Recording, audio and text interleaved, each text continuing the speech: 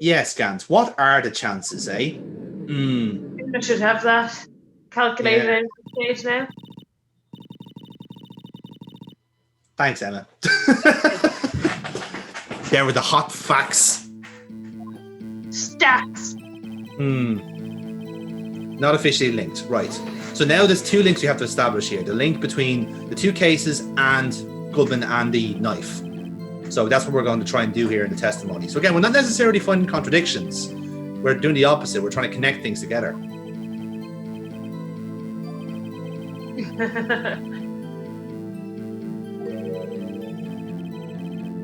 Maybe there is.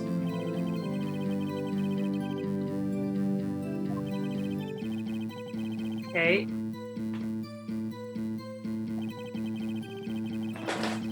So it has to be related back to this SL9 or whatever it is. Yeah.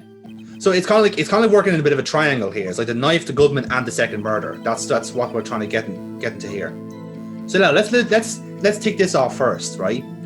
Look at this note from Goodman's paper here. Notice anything about it? Yeah. Wait a second.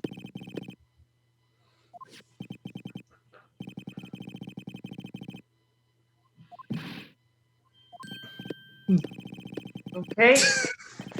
Gant's loving this.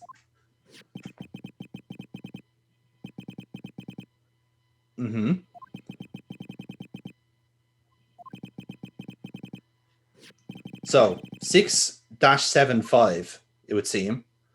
But that's not what the note actually says, does it? It's SL9, the second. It is. The 21st of the second. 12 to. Well, let's flip it upside down and see what it says. Boom. Woo!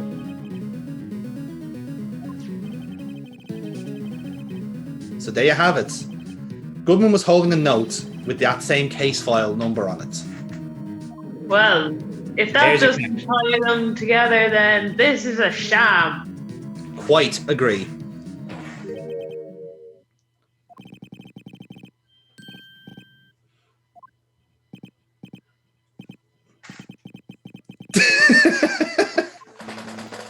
Now that we've proven it, now we can go back to the previous part. The knife was evidence in a case. It was stolen from the evidence room. When? And we know already about the evidence room previously. Yes. It was where the second murder took place.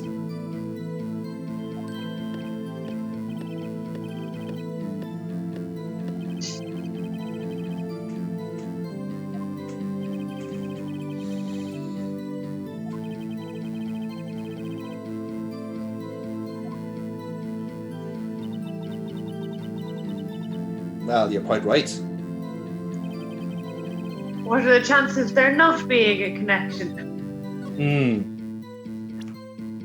So this is where it gets a bit confusing because, like, you could have presented evidence to say, like, well, this was found in the evidence room, whatever the fuck. But no, you just have to press him again, and it'll work out then. Right. Okay. Yeah, it's a bit confusing.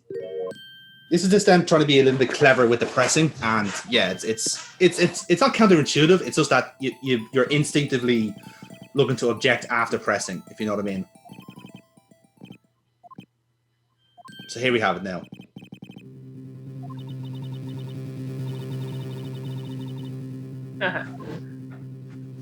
Yeah.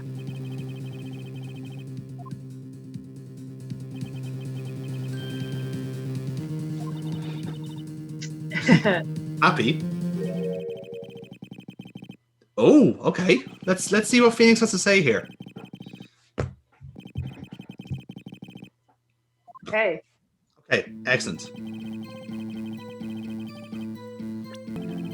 So again, another problem. It's you don't have to present. It's just pressing. We're not trying to like catch the chief out here. Okay. So again, just a bit of break down the logic there, but it's the kind of thing where when you're so used to playing the game, you're kind of used to objecting. Okay, here we go. The connection.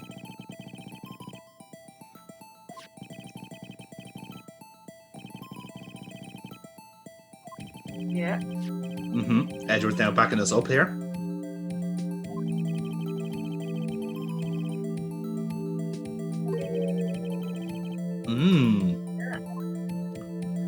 So that's what ties everything together.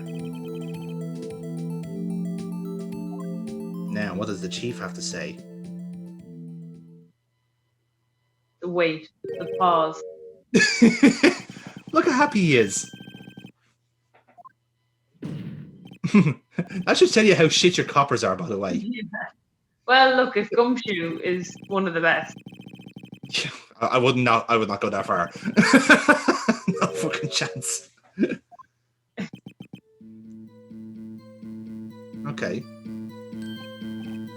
Unofficial. Okay, he's gonna throw us an olive branch here. Let's see what he gets. I can't reveal the name of the victim at the department. Right, so we can't get the victim's name. Right. What can we get though?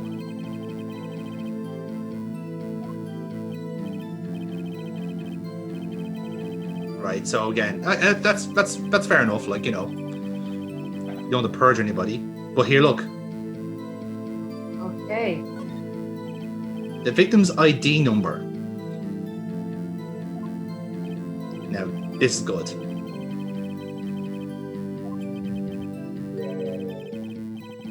And stuff like division and gender don't actually, like, will matter a bit. And because we don't know ID numbers, there you go. It should mean nothing to us. Okay. Or does it? Did you see it? Yeah. Dun dun dun. So, we've got 2 murders, 2 suspects, 2 locations, and 1 victim. This is weird. Very, very fucking weird. Because according to the facts as we know it, Bruce Goodman has died in 2 different places at the same time. At the same time. Yes.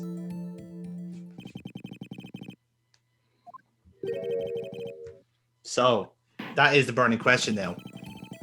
Is it that they actually think that the parking lot is the evidence room and they are just really careless with their evidence? Considering that, like, it's on the opposite side of town, that would be a hell of a blunder to be making. Like, okay, here we go. Oh, shit.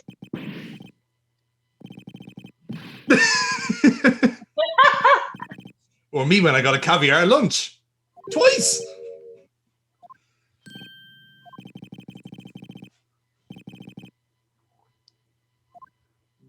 Here we go. This is it. Shit.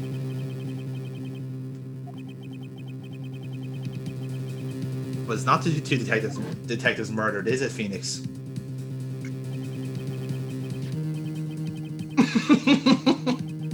I've just been keeping this. Maybe I should give it back? I don't know.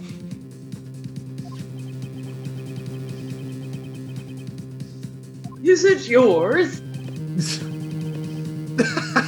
I love that Ganda's taking this well. You stole police evidence! I'm going to kill you!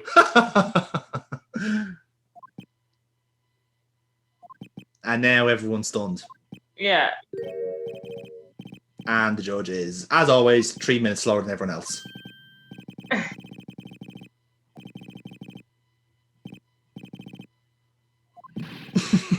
Good old judge. Such a silly old man.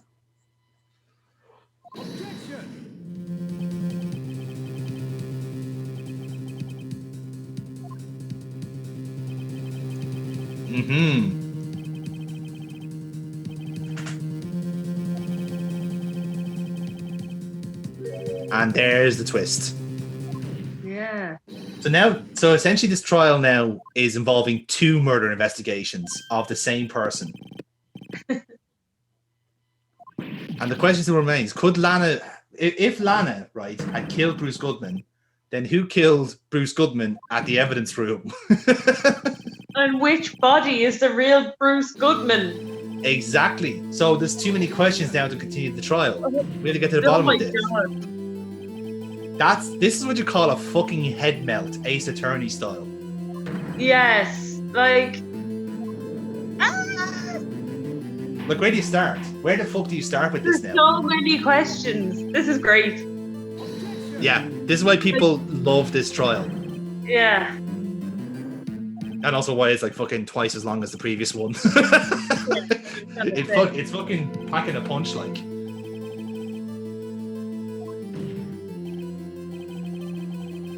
Oh, Edward's kicking off again now. Oh.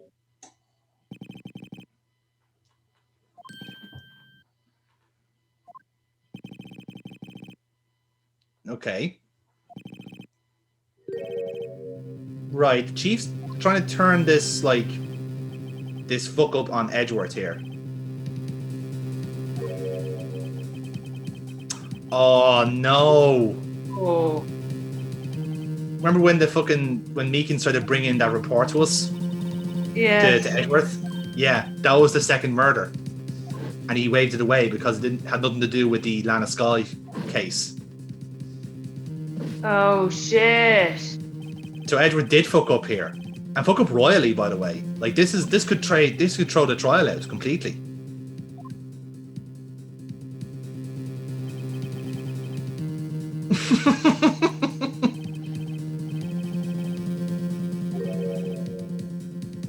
Oh dear.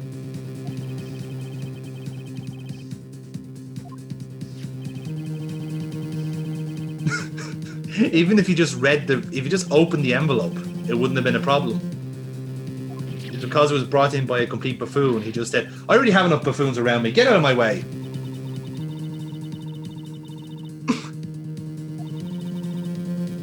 And was saying that's one way of calling him a fucking simpleton. Yeah, fucking go for it. Oh, shit.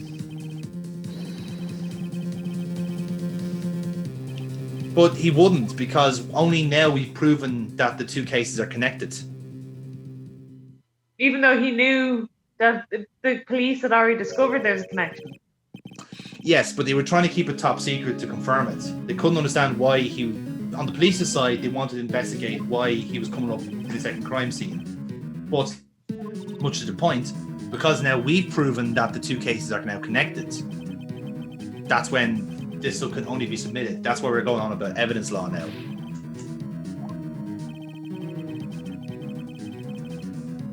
Okay. Yeah. So that's the reason why I just kind of explained it there. Fair enough. So essentially, Gant has used us to deliver a massive fuck you to Miles Edgeworth. It's almost like they're against the prosecutors.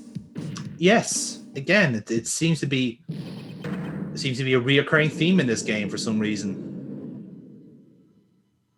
So.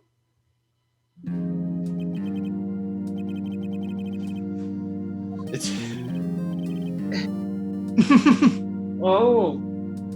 He's bringing these up now. Yes. Must you bring that? That was 2 months ago, Gant. Come on. I got better.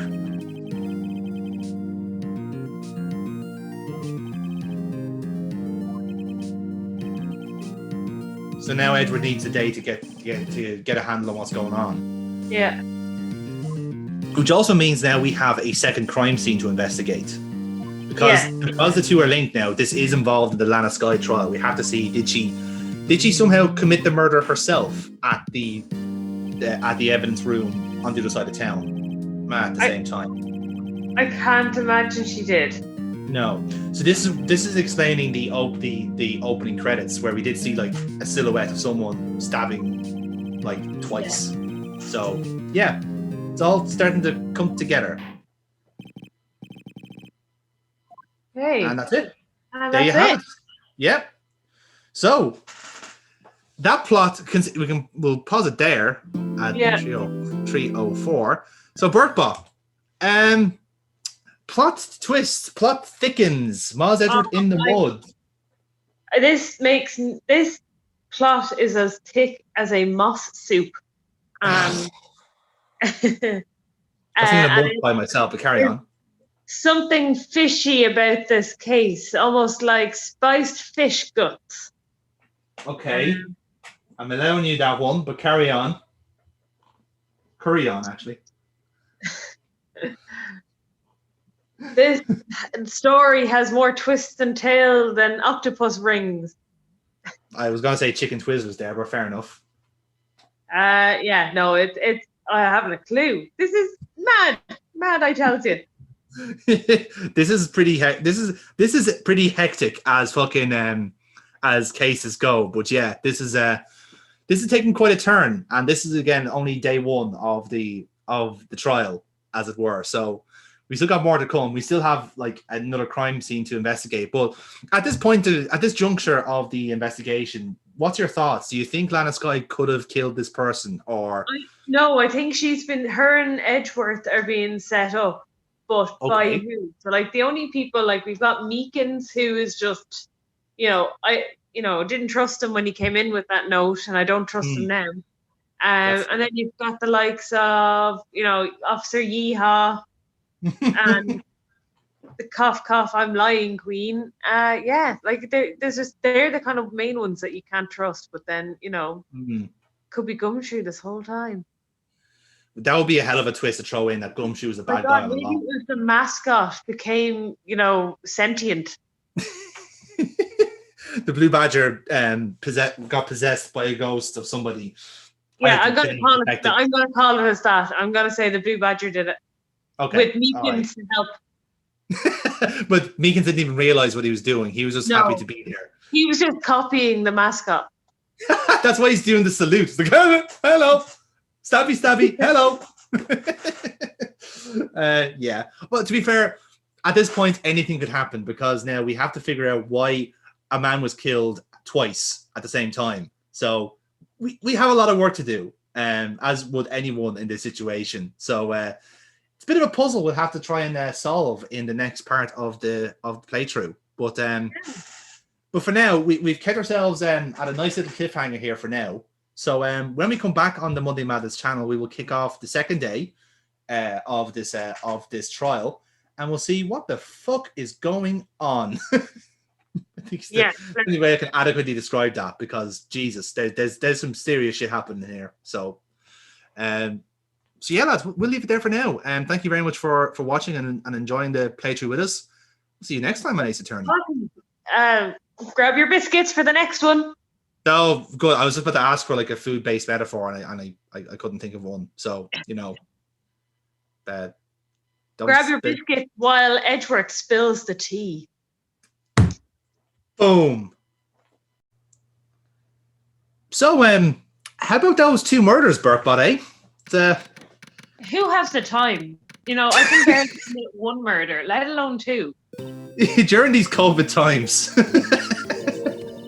Honestly, who throws a shoe? You're a little confused.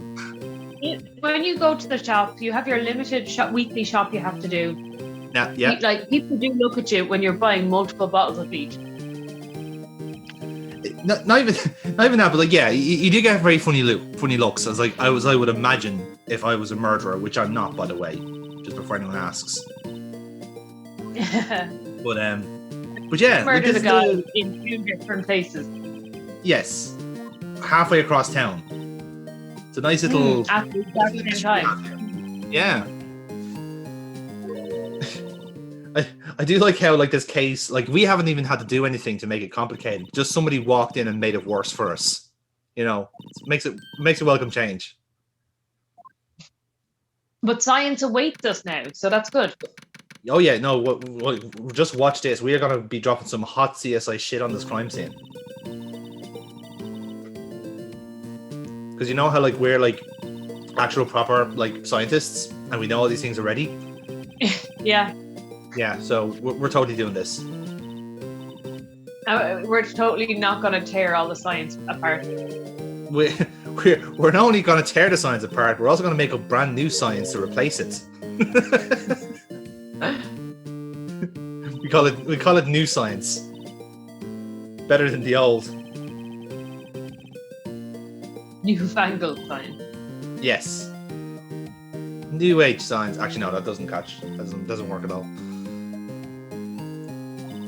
So anyway, so Emma is like obviously not exactly agreeing with the theory that her sister is a murderer. As I suppose you'd understandably sympathise. Yeah. Although I would fully, believe anyone who told me my sister was murdered. That says more about your sister, to be honest, but nevertheless, that's somehow a plausible possibility. Fucking hell. So yes, luminol. Yeah, it's very sticky. That's the one thing about blood. Sticky. That's definitely a term I would use to describe it. I would, yeah. I mean, especially if it's like, fucking. Maybe Emma's confused blood with honey again. Yeah, too viscous.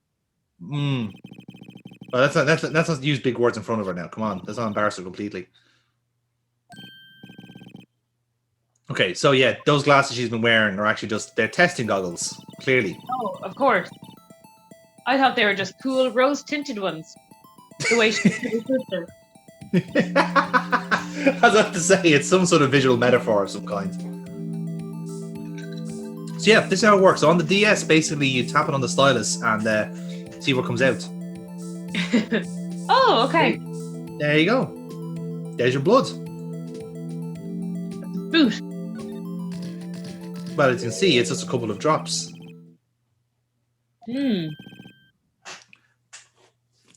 Now, what is now, again, using our actual science brains here, what's unusual with the fact that it's only 3 drops? Well, if someone was murdered there, then you'd expect there to be, a lot more than like splatter around the face. Indeed, that is the thing, because if you remember back to Angel's testimony, basically all of the blood was washed away, but as you can see, there was fuck all to wash off. Yeah. If anything, you could have plausibly said, "Oh no, I broke my nose here. That was it. I was fine. I slammed my finger in the boot." That's it. Yeah, exactly.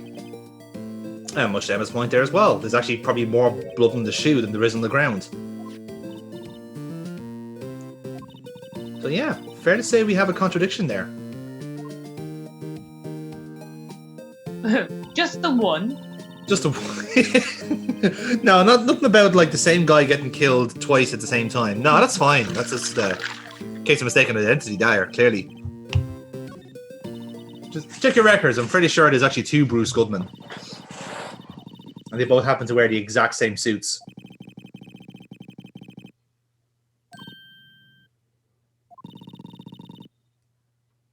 As opposed to at any other point you've been investigating a murder? Oh, hey, look who it is. Our favourite lunch lady. Our favourite lying fuck. I bet you she doesn't even call those jelly-filled donuts on her hat. I guarantee you not. I say she calls them rice cakes, the freak. I love as well that she does the backhanded compliment of giving us a day-old lunch. Bearing in mind that was very clearly fish and vegetables. So yeah, she is actually trying to poison us there.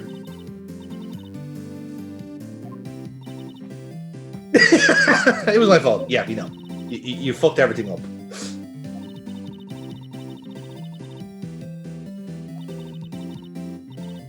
Bear in mind, this was a police detective, right? So she knows what perjury is. She doesn't care. She gets much better wages as a lunch lady. In fairness, yeah, and probably better perk to the job as well.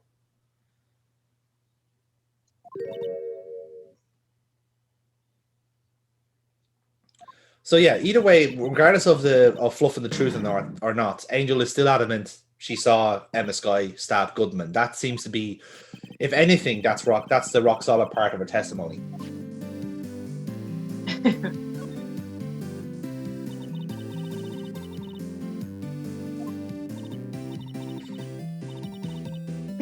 A long time ago, 2 years. Well, 2 years ago. 2 years is a long time for this lady.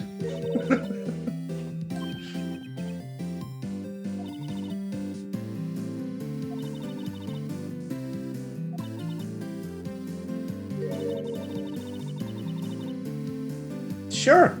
That's definitely what I was thinking there.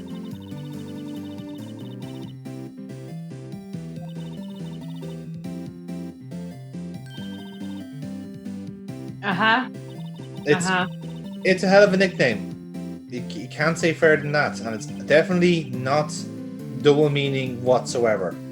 No. Not at all. And the fact that she has so many boyfriends also has nothing to do with this either. Total coincidence. No. Please move along. Well, it could be also that her lunches are terrible. That could be a 2, actually. Yeah, there's probably like chunks of metal still in the fucking fish.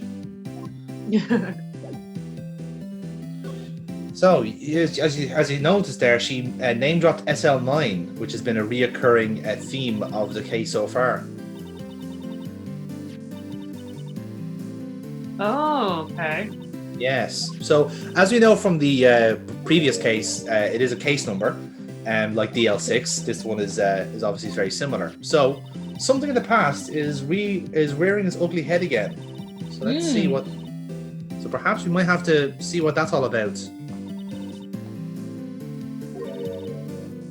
And indeed, the angel seems to be correct. Oh, it's ongoing. Yeah. Right. Let's see if she's gonna spill the beans. Do we believe anything she says? No, she doesn't say anything. She's gonna make us wait.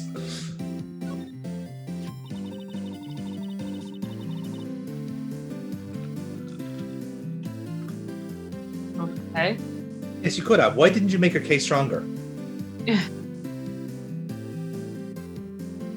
Like, I just love this point. It's like, in hindsight, maybe I should have had more incriminating evidence. Oh, that's why I'm a lunch lady now.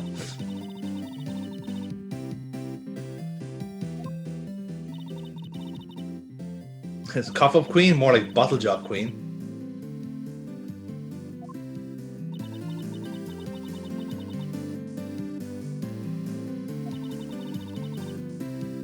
It's a pretty fucking gaping hole, if you don't mind me saying, Star.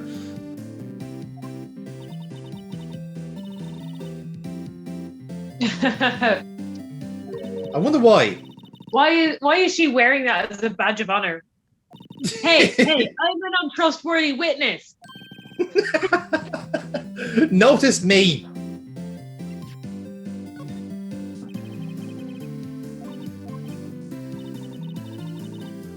I didn't. No one. Maybe Burkebot wants some tea, but I'm fine. I'm okay. I'd be partial to a cuppa. But You're is always she talking about spilling the tea in terms of giving us the goss, though?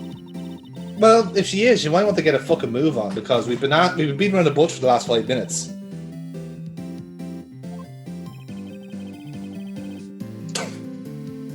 I wonder what wasted time smells like. Old socks, probably. Tottenham Hotspur jerseys? Yeah. Just whatever Harry Kane smells like, really. Yeah. The life and times of John Joe Shelby. That's what wasted time smells like.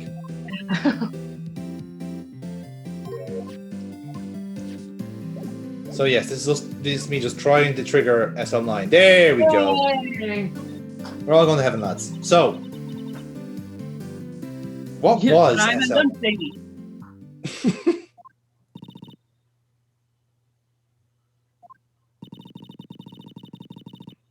Okay.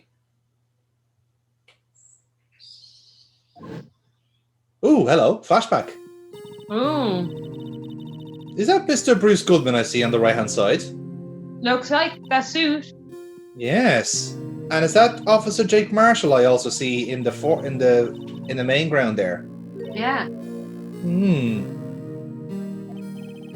Interesting. Okay. All right.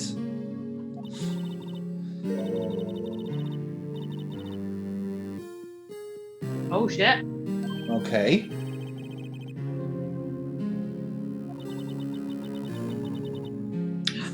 Oh fuck. Right. That's a pretty serious allegation.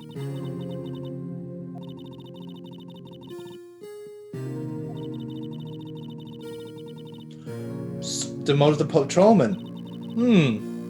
That's funny. Yeah.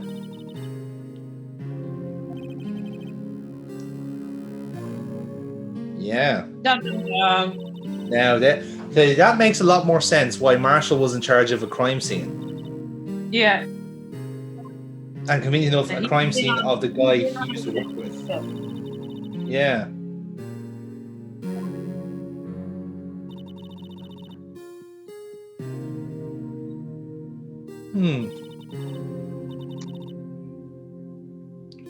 But again, I suppose the point that Star's going to make here is that she got the sack, Marshall got demoted, but nothing happened to Goodman because he's still a detective here.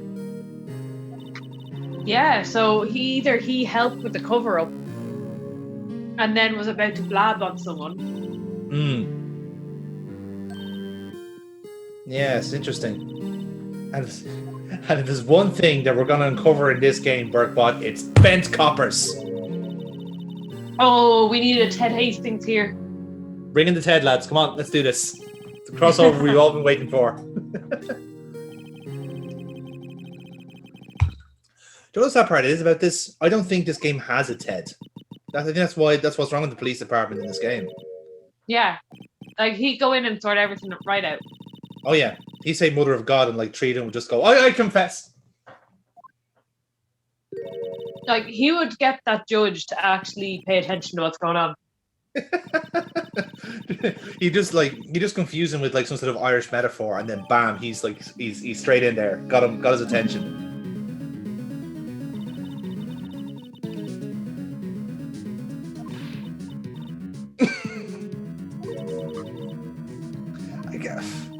I get the feeling that Angel Star goes out with everyone. Yeah. You know?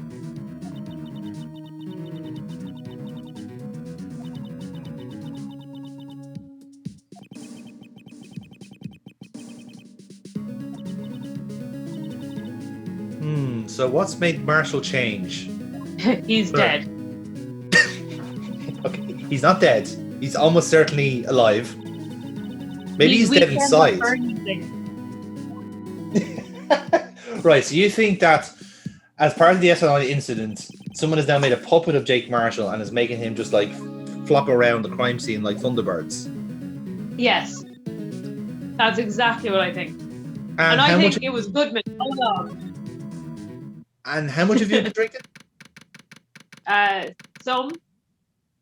Some. Okay. That's all I need to know.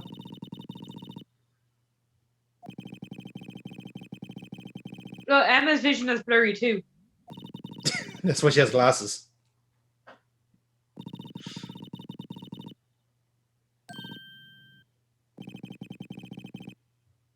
I mean, to her, it is an amusement park. Yes, because murder is amusing. I guess it is. 2 murders is double the fun. Well, you can't spell writhing around. I'm not gonna lie, like the Blue Badger is perhaps one of the most traumatizing things in this series. I genuinely am gonna have nightmares of that. The slow-mo waving flags, writhing around in pain. And it's the happy music to go with. That's meant to be happy? Oh my god.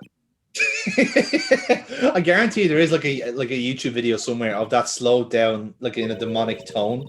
And like everyone just goes, do you know what? I actually believe this more. I actually find this more comforting than the original.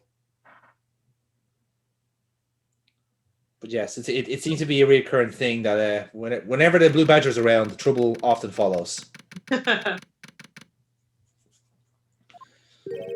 So, hazard to guess whose office is this?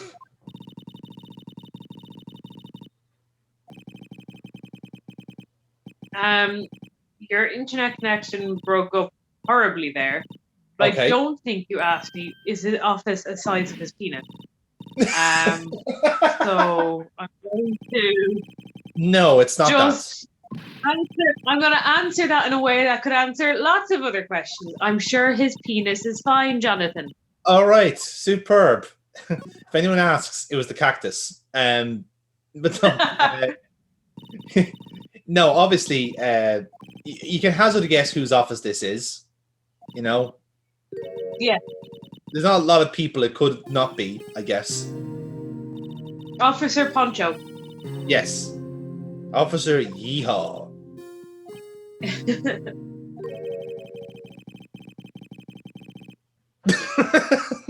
God damn it. So, God damn it, this cactus has more pricks than the prosecutor's office. Am I right, guys? Huh? High five.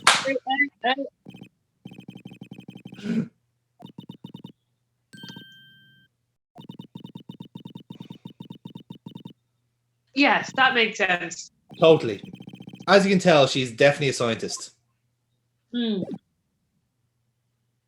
She is sciencing very hard right now. Oh, you have no idea how science she is right now. She is like maximum science. To think a bull in a guard office. you gotta admire the hustle, you know. Why isn't it open? I'm here. It should be open.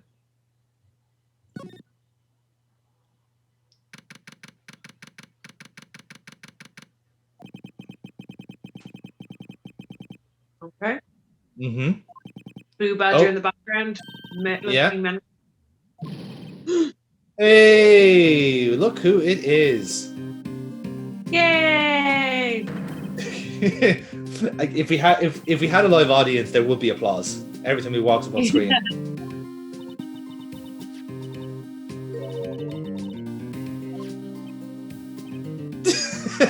Oh, he was so hungry.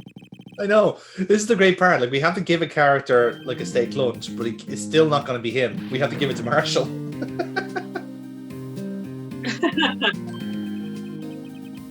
It just so happens he wanted the exact same lunch from the exact same lunch lady. Ah, the irony.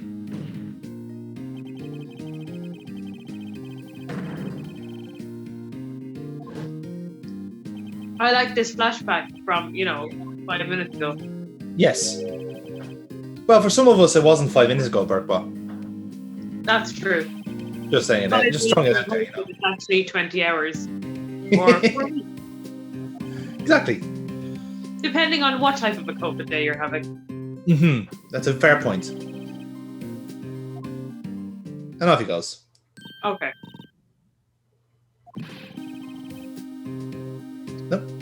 Oh, okay.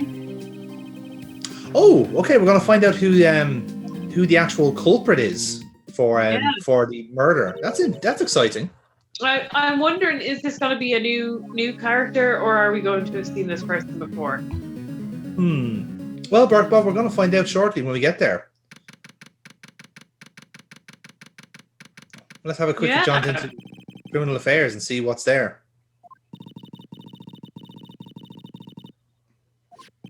Yeah, fair. Yeah, I like that. This is everyone seems deadly serious here in the criminal affairs department of the police station. Highly unusual.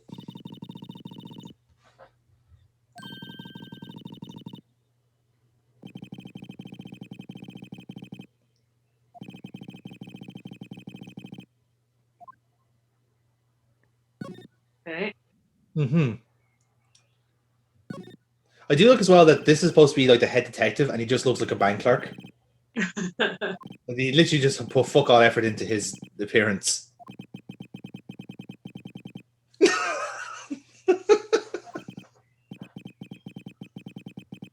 Now I have to kill her.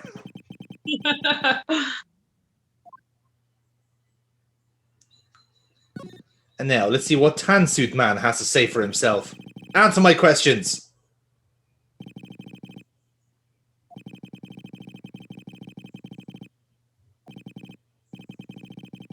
Oh, for fuck's sake. Oh my god. Right then. So you can kind of see that like policing doesn't really happen in this game. No, because Ted Hastings isn't around to kick everyone up the arse. Exactly. Mother of God. Now, so this is the person who definitely stabbed Detective Goodman and is going down to be sentenced to death. Okay, just bear that in mind. Okay, just want to confirm that. Okay. Right. Oh. Mm-hmm.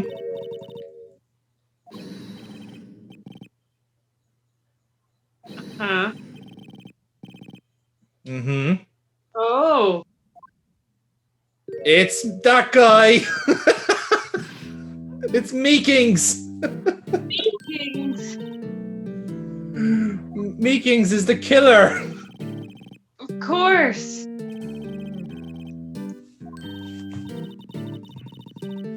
I mean, who else could it be? Really?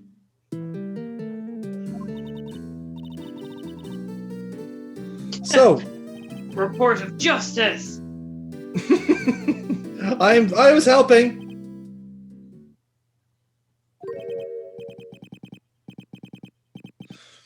So, I actually have some trivia about Mr. Mike Meekings here, by the way. Oh, okay. If you are interested, yes, there is. This is a funny one, right? Basically, Meekings is Goodman. Mm-hmm. I know that for sure. Yes. So this is a weird one, right? Essentially, Meekins is based off a Japanese comedian, okay, and like pretty much like for like. Essentially, he is kind of like very similar active. You know, like if you know, like from that era of like Charlie Chaplin and like Laurel and Hardy and stuff like that. Yeah. Something like that, okay.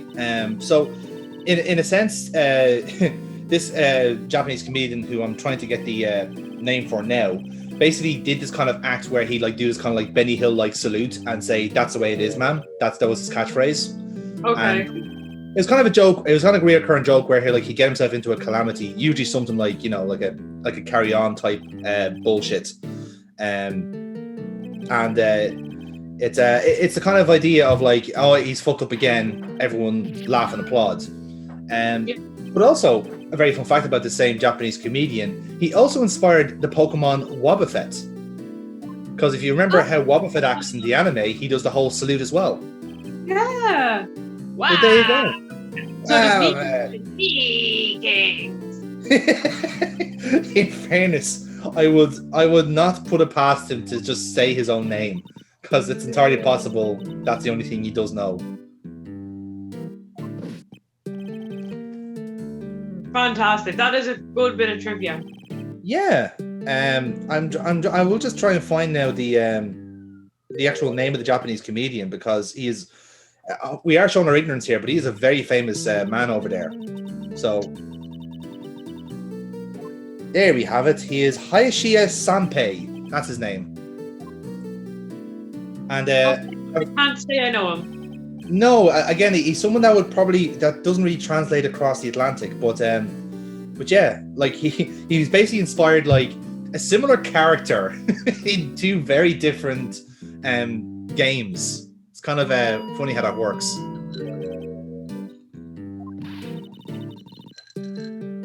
So yeah. Now, I know we've been kind of talking over this and listening to this guy like pour out his life story here, but no one actually believes he killed Goodman, right? like this is horseshit, surely.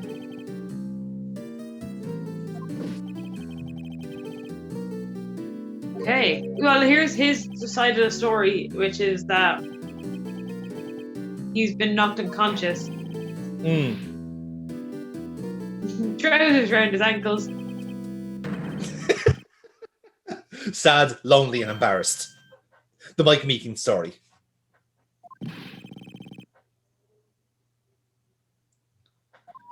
Right. So we are to believe that essentially he was so good at killing Goodman that he also cut himself. Yeah. Cool. That definitely makes sense.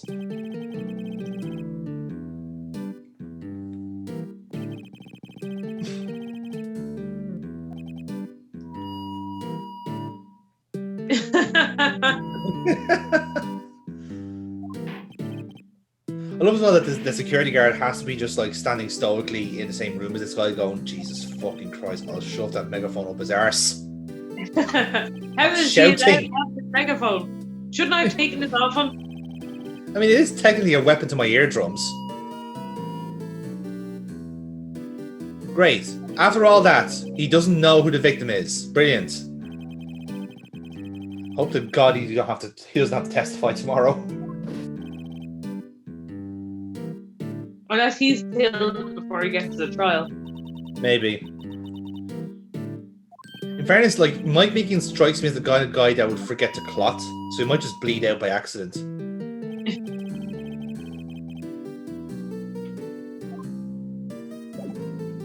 So, yeah. This is more confusing than anything.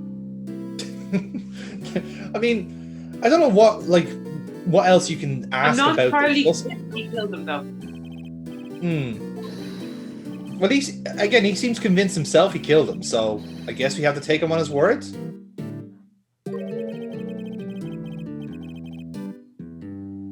Okay. Right.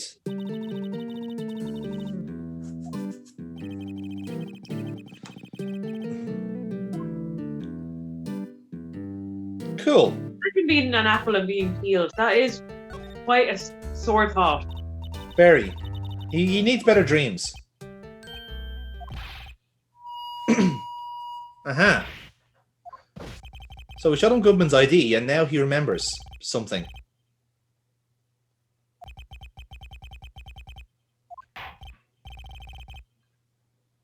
Oh. Okay.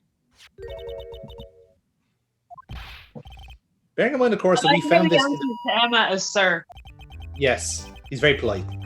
And sir, as we all know, is a very gender-neutral term. Mm-hmm. Now.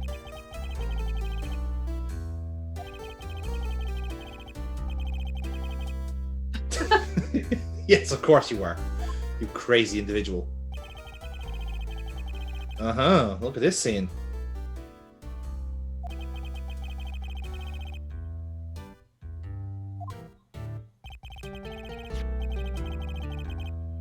Uh-huh. Okay.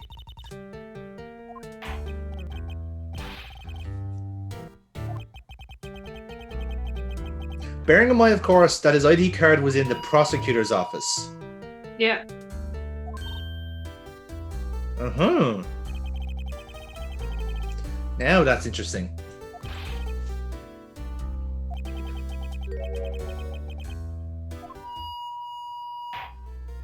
But okay, Sure, right. okay. That's not how it goes, but carry on.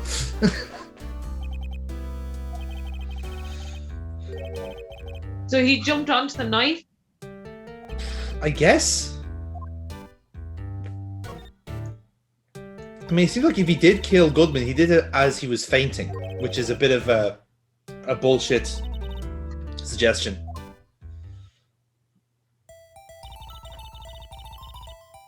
Yeah, we've established that. Although then again, I don't think there's many things Meekins actually knows.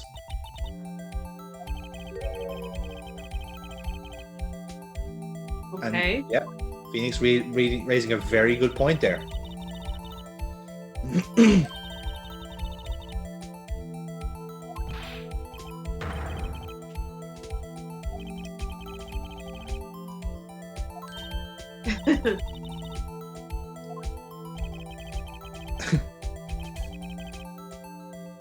It had to be him, sir. On this day at this time, he was definitely in the evidence room. Exact. That's a weird one. Uh-huh. Now, that makes things a lot more interesting. I think it'd be really funny if like the clip in the video is just a Wobbuffet.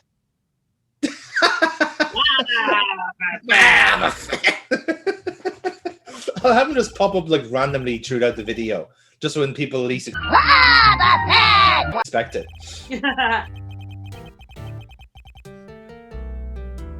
I mean, now that I pointed it out, you can't unsee it now, can you? No. It's a bit, yeah, it's a bit jarring. It did remind me of something. Like, there was an inkling of like, what is this reminding me of when I saw him the first time? But now it's like, oh, of course. And again, all based off the same comedian. It's funny how that works. Does he get rights? I think he's long dead, but I'm sure his family do. Okay. So, Chief of Police is here, and he seems to be having a lovely time. Look at him with his grin.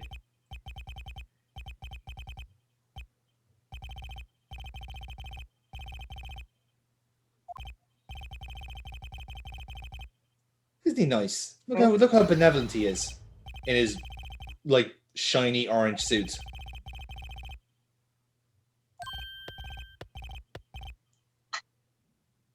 I'm very uncomfortable. He keeps asking us about if we like swimming or not.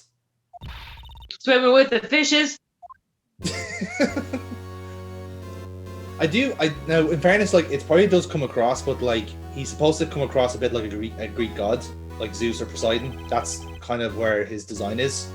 So I'm not sure if that has anything to do with swimming, but maybe with the whole Neptune aspect of it.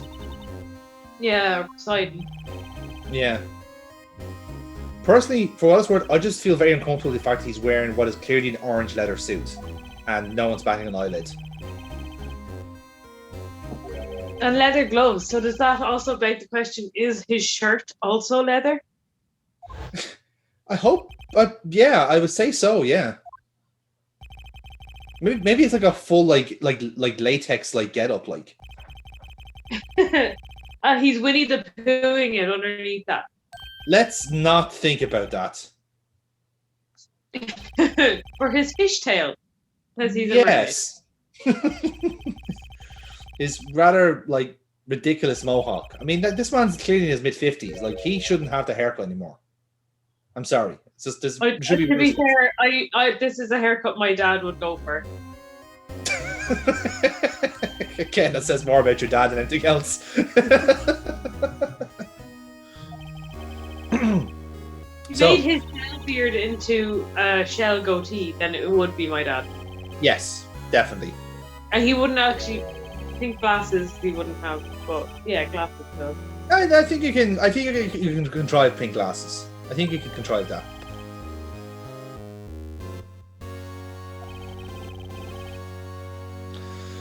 Oh, Chief of Police being so coy when we're trying to find out the truth.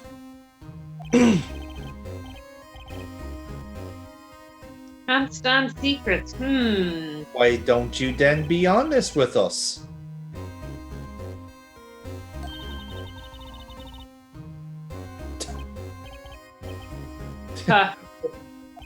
You weren't here for the beatings, were you?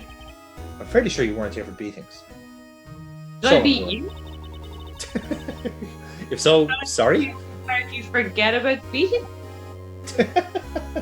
Can I perhaps entice you with my 4 like cross tie? Perhaps that might distract you.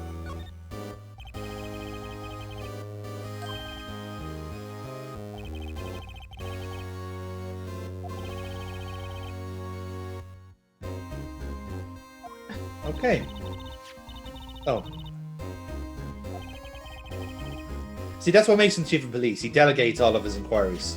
Yeah. Sign of a good manager.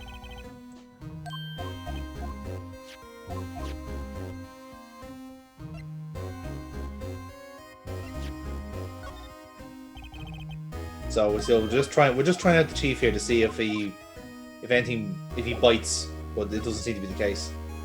Fair enough. So despite hating them, he will keep secret. Yes, absolutely. Because I mean, as I said, like there's absolutely nothing suspicious about the fact that the chief of police is getting involved in this particular case. Yeah. Everything that's completely above board. And if anything, we should stop asking questions about that, or else we'll break his knees. Oh, hello. What's this? Oh.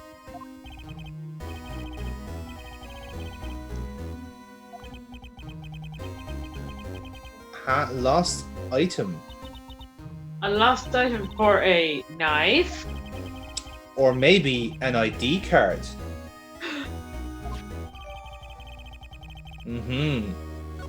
Now, that does not make things interesting.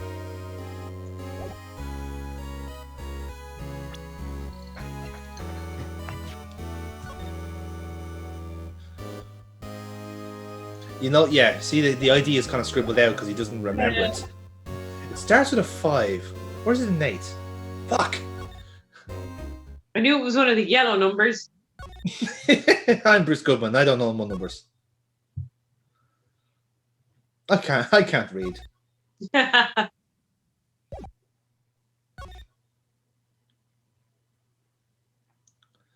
So.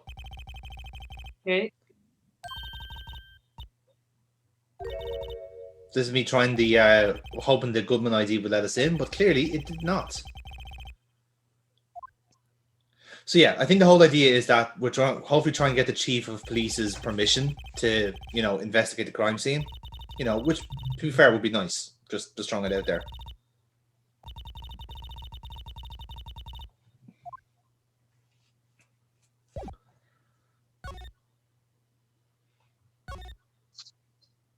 So let's see, round 2 with the chief. Can we get anything out of him this time?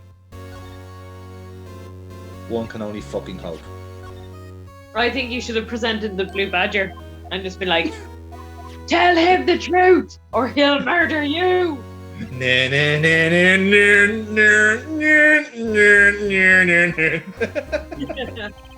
No. What we had to do, we had to just look at the ID scanner, and then that triggers them. So. Oh, okay. Yeah, it happens a few times in this case where it's just a simple thing you need to click on and it's fine. So, yeah. Oh. Uh-oh. Uh-oh. Are you gonna make him angry? The music stopped. Oh. Oh, okay.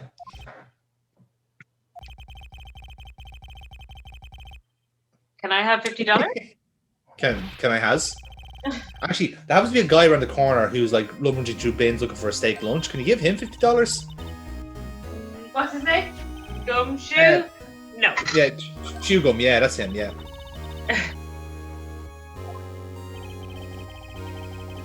Oh, nice. We got a guest card. Okay. Yeah. And off he goes. Okay, I feel like he knows something we don't about his firm. Now, Burkebot. Are you saying that the chief of police is sus? Yes.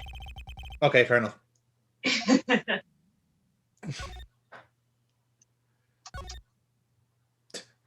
So, with that in mind, now we can have a look at the crime scene in giant quotation marks.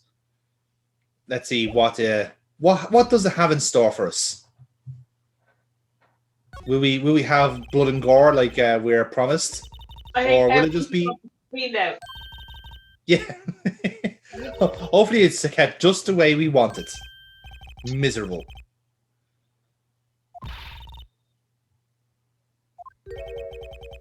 Oh, here we go. I mean, we couldn't pass by this land without seeing the proprietor of it.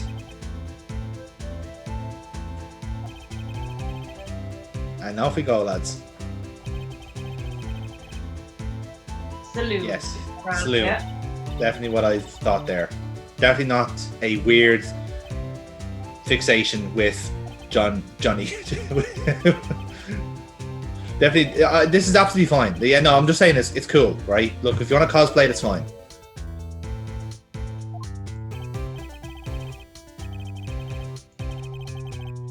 Oh, he's what? Why are the police so nice all of a sudden? This is very weird. Nice. Very. Did the Blue Badger threaten them? That's a true mastermind here. Oh yes, you think he's all cute and wholesome, made of plywood, doing a little dance outside. You have no idea of the true power he wields.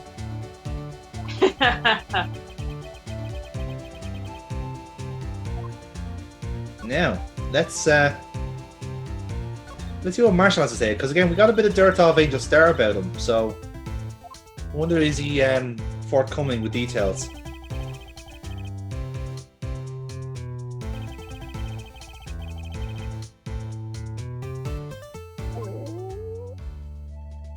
And he did a hell.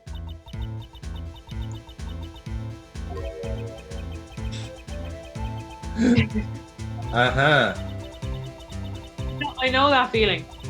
It's quite literally every time we record.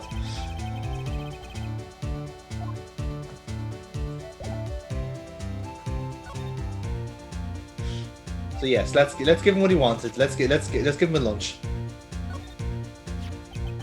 Puts Officer Marshall in a good mood because of the added barbiturates in the steak.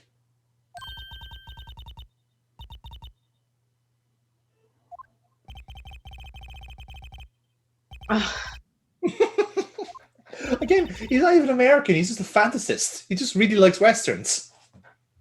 I love that. Oh. It's a message of some kind. I wonder what it is. Don't tell the newbies about SL9. It's written in the steak.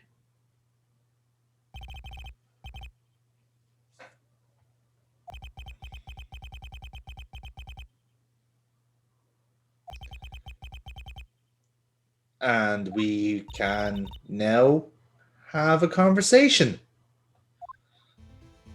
This is absolutely not like pulling teeth. No. Not at all.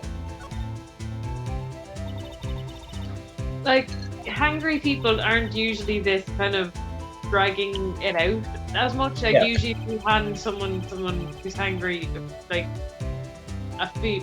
a meal, they're like, well, okay, that's just me. That's what to say. Try and compartmentalize for a minute, okay? There are other hungry people in the world than you. And they all may behave differently. Like, some people get cranky and annoyed and whatever, fair enough. Some people like talking cowboy metaphors. You know? We all behave differently when we're hungry. Will he turn into a normal person now that he's eaten? Oh, no. Oh, no. You don't understand. You see, he's been living on steak lunches for the last 5 years. That's what's keeping him in this cowboy mindset. If he switches to something like sushi, for example, he just bam, samurai. You know what I mean? Oh, okay. You know, he just has that kind of like the leprechaun. Yeah, he literally is. You are what you eat.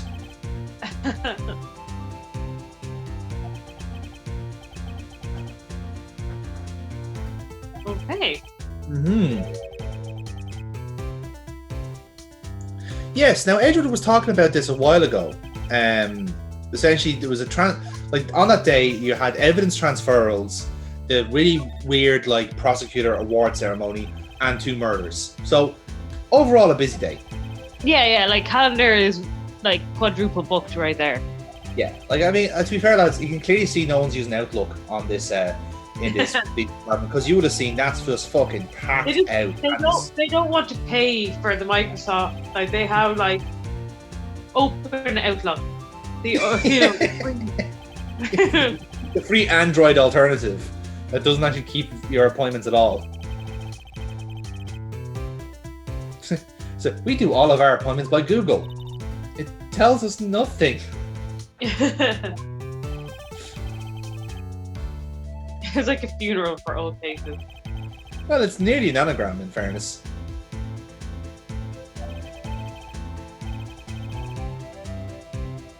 Never to be seen again.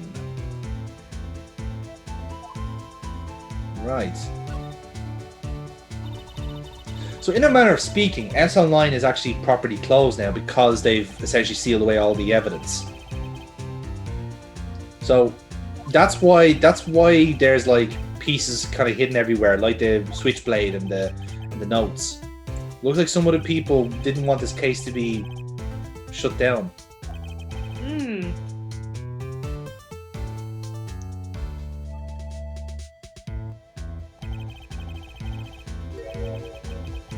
Ooh. Oh shit. He did say that. Could you perhaps have been distracted by, a steak lunch? Or maybe eating out something else? No.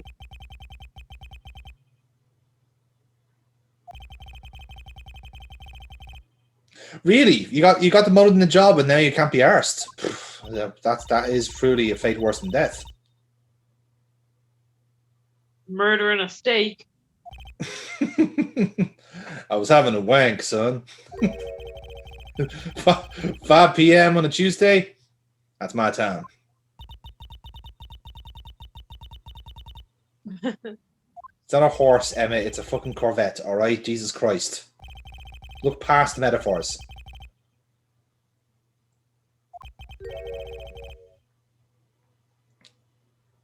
Newfangled machine. Oh, I totally know what you mean. Like, it's exactly the same. Although I'm now feeling a bit sick at the idea of stewed day-old broccoli. Yeah, let's not talk about that. In fairness, you actually lost me at broccoli. I don't even care if it's one day old. Cauliflower. Marshall, why do you keep making your own lunch worse? Stop. You're too beautiful for this.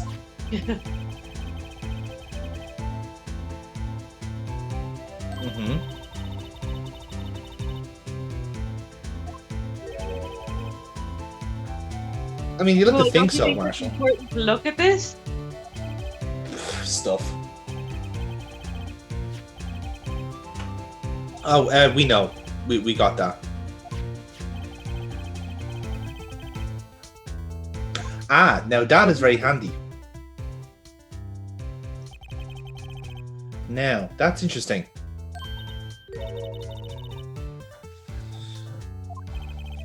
So, there's one number there we can recognize, Burkebot.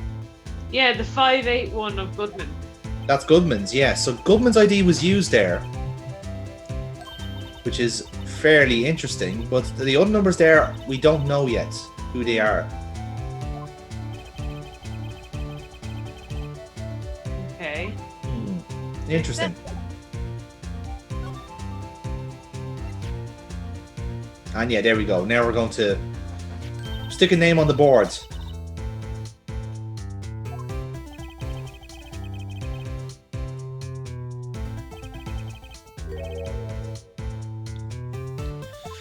now the crucial part here now is we're linking the ID to the crime scene. Yeah. Like the second crime scene, obviously. 5:14, a minute before the murder. Halfway across town. Yes. Again, the plot thickens. So how zippy is his zippy steed? You'd have to be able to break through time fucking quantum leap style, I think. Can horses do that? Well, if you get them toward to 88 miles an hour, anything's possible. Okay. To be fair, don't take my word for it. I am not an expert in horses. Right? So...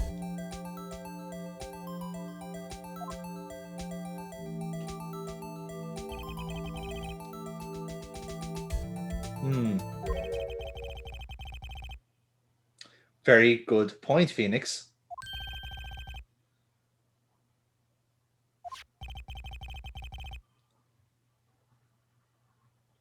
What did he win? Just by pointing out that this could be important evidence? Shouldn't the detective have done this? Oh. Like, okay, I get that Marshall is trying to be acting like, oh, I'm no help, I'm an old cowboy who doesn't know how phones work. When clearly he's just being really, really elusive here. Like, surely you know how a form works. You can write stuff down. Anyway, crime scene time. Here we go. Woo!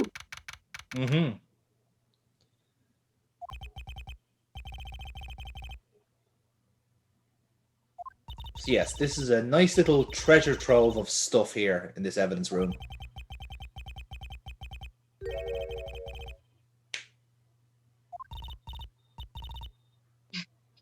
Yay! Graveyards! Ooh, morgues. Suddenly gumshoe. I love when that happens.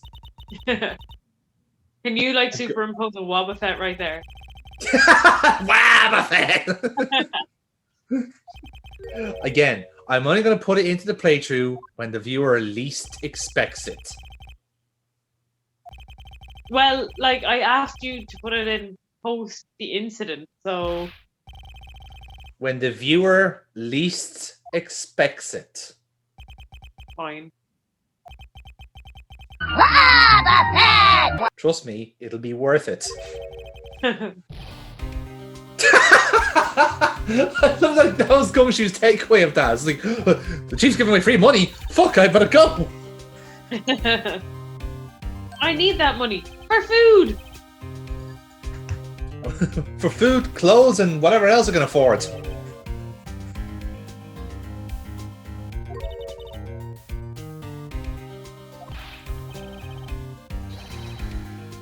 But hey, I can deal with that responsibility. Oh, okay. What's this? It's floor plans. Because as we all know, we all love a bit of floor plans here on Ace Attorney. Indeed.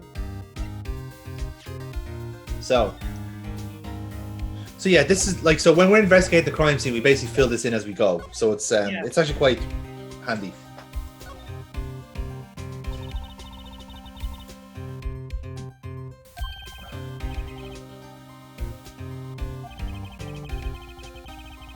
Okay, so his job for today is to guard the crime scene. Isn't that nice? Okay.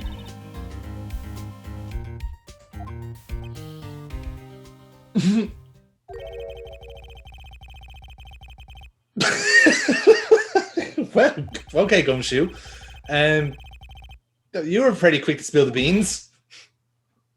So he's not actually boss for the day. He's being put away. He's been sequestered to an empty box for the day. That's really what's happening here. Oh, poor Gumshoe. I like how they played it off as like, oh, it's a promotion. You get to watch the corner flag. Yeah, that's exactly what he's doing here. He's literally minding like whatever the police equivalent of a corner flag is.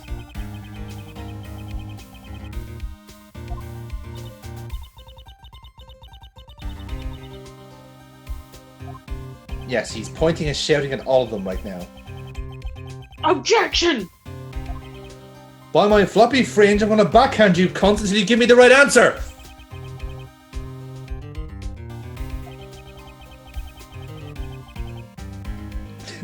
I do want just a cutaway of like Edward having one of them in a headlock going, answer my questions!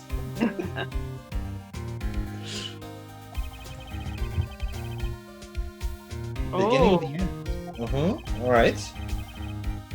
So now Edward's been wrapped up in this case as well. Everyone's in on it. Yes. Except for us, because we weren't an attorney back then.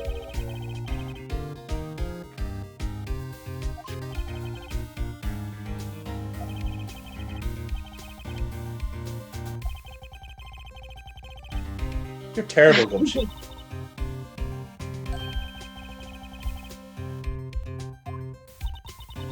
Oh yes. The sweet, delicious, and totally reliable field of biometrics.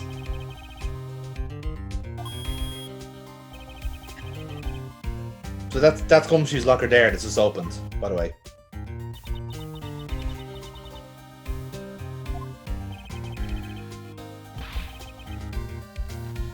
Almost like the handle is the sensor, Gumshoe? Have you thought of that, maybe? There you go. He's a smart one.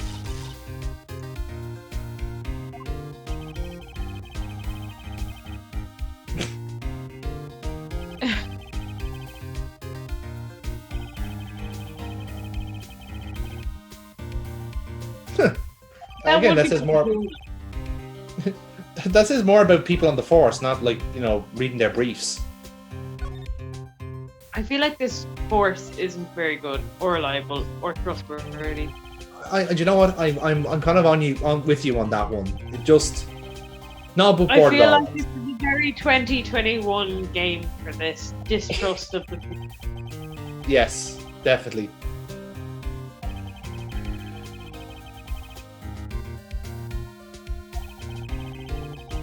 In his pink suit. And his ruffles. Just maximum ruffles.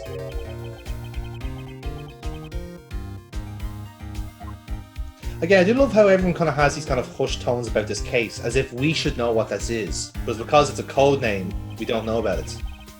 Okay, here we go. Gumshoe's gonna spill the beans. Ooh. It was a murder. Oh, shit. Serial killings.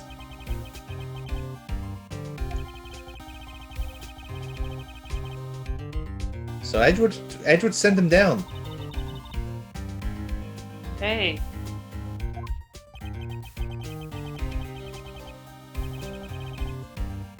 Right, because Starr did say that there was forged evidence to send him down.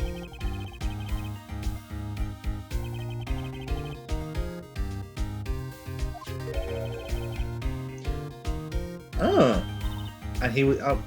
now, isn't that convenient? The detective who was in charge of the investigation also ended up doing the evidence transferal as well. Funny how that works.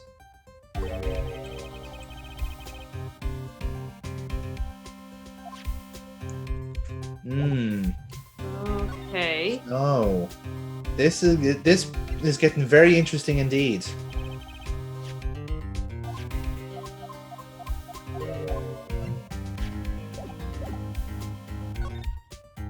So let's have a look around the crime scene, shall we? Sure.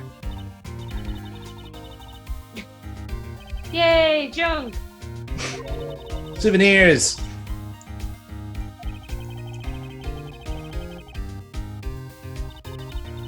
No, they just got the door. They arrested the door, duh. hey, that door was a serious criminal, okay? Oh, hey, look, a fishing pole. Okay. Oh, that's where I left it. Yeah. And a metal detector. Ah, like from the monster area. Yes, the one that we used to take down Von Karma. So yeah, I did like the remark from Gumshoe was the fact that like because we never picked the rod, he goes, never got to use it. Oh right, okay. And that radio locator will be more will become more apparent in a later game. Oh. Yes, remember this was made after the trilogy, so foreshadowing. Oh. Oh.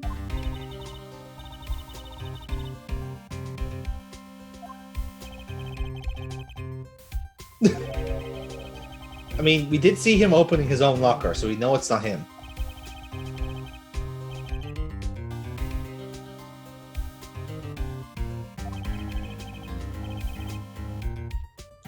Right.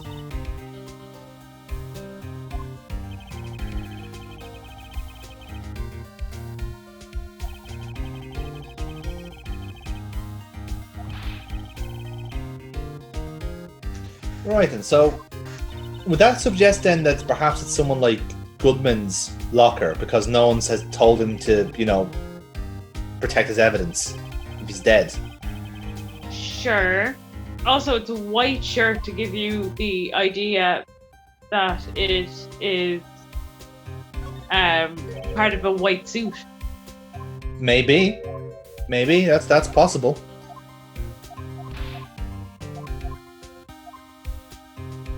Because as we all know, there's no white shirts in the police force anymore.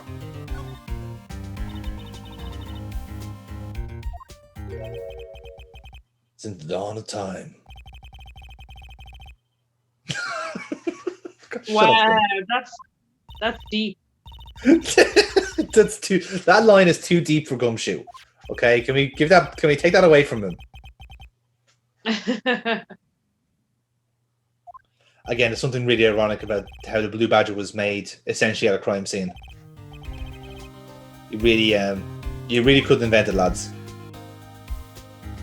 Like that is one way of cursing an object is, to create it in an area where lots of dead people's things are. Definitely, yeah. I mean, as an origin story, it makes sense. I mean, the Blue Badger now is pretty much on the same level as Skeletor here, so yeah, I like it.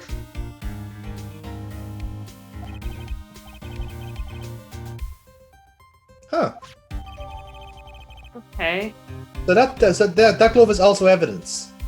So what's now it doing here? You can smack Edwards with it later and declare a duel. Challenge into a duel. And you know what? He would accept that duel because that's the kind of man Edward is. I challenge you to the duel. Objection! Wrong anime.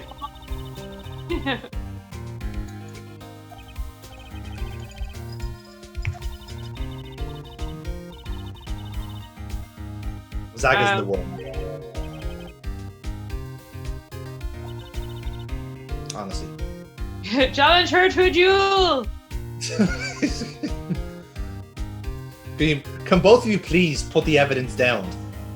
It's tagged. You can't Stop use it. hitting each other in the face with it. Great. Now the case will forever remain unsolved. Yeah, Burkebot, is that what I think it is? Blood. A handprint. Mm-hmm. On Gumshoe's locker as well, by the way. Use the luminol. Oh, hell yes, my boy. So yes, we can do that anytime we want. We can just basically douse this place in luminol and see what we get. Woo, do we have an unlimited supply? We do have unlimited supply. Here we fucking go. There's one. So that handprint is almost certainly blood. We can confirm. Yeah.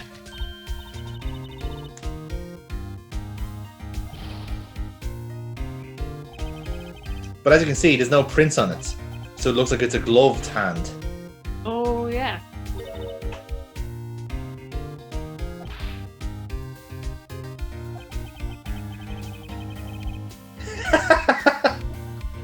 Oh, Gumshoe. Will you ever learn?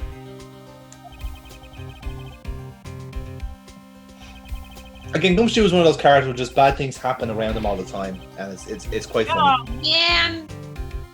Oh, man. Aw, nuts. Oh, jeez. Now, is there any more blood? Nope. Not for that we can see, anyway. What's on the floor there?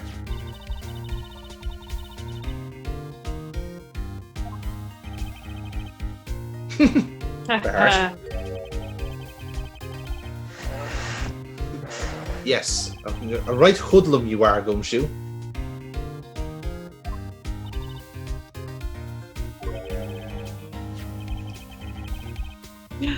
Oh, of course. Yes, interesting.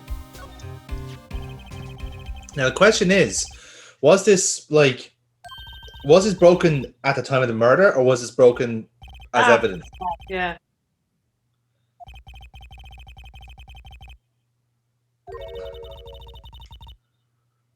Emma Sky, why do you always have a tube of glue? For science. And sniffing. Sure.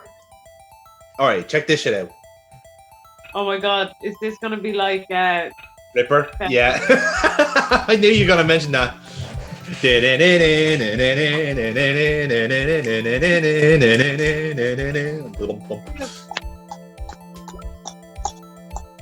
oh, my cowbell solo.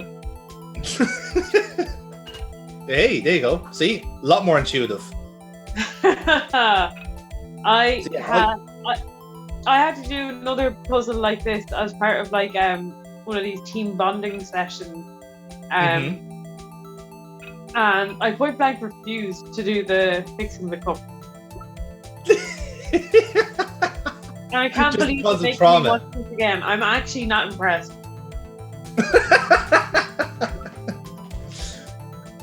So it reminded me of when I did the Ripper playthrough for the side channel for Nerds Are Us, and I showed you the fact I did it the second time around and aced it, and you just were not fucking happy at all. You just No, just no. You're a cod. I mean, I will accept that. I mean, there's no shame to it. So it looks like there's like some blood splatter on this thing. Possibly. This is the thing. It's a very odd piece we have here. Like, to me, it kind of looks like an urn. You know? Yeah. Because that's a piece there with a handle, for example. So it's a very weird. As an ornament, no. Just fucking, why would you do that?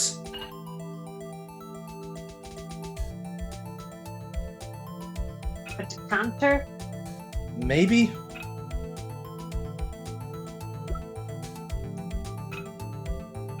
Like, it's a strange enough piece, all right.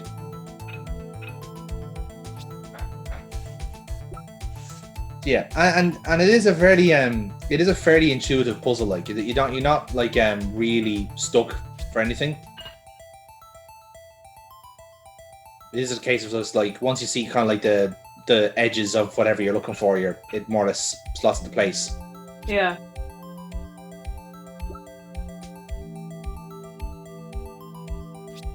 There we go, and nearly there. Perhaps you are right. There does seem to be a bit of blood mark on this.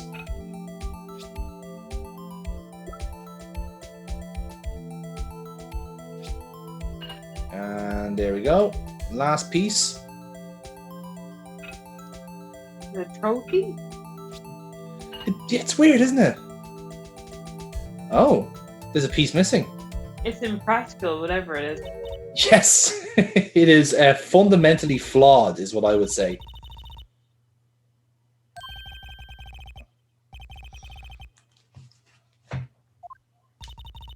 Ah, okay. So Gumshoe is not as useless as I thought it was.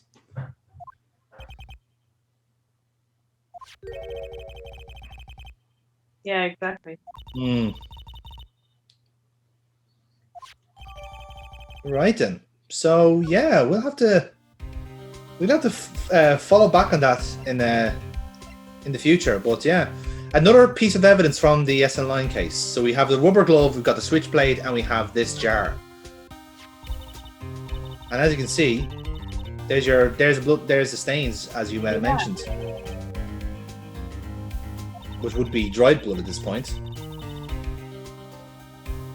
if it was indeed from the case.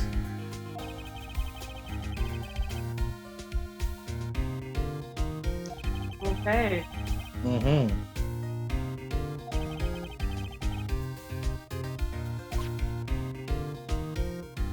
So there you have it. And yes, the fucking state of it. Yeah, no, I wouldn't really go with, the decor of my place. I can't imagine a decor where it can go anywhere. Museum piece. Maybe. Or just maybe the mental breakdown of a glassware.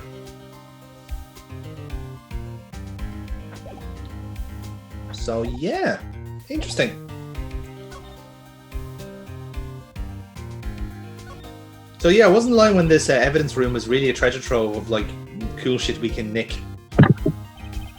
Yeah. Ah, okay, so that's Goodman's locker. Interesting.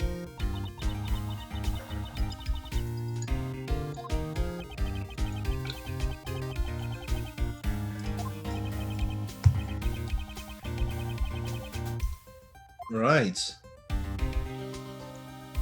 So the locker's been emptied out, which is interesting.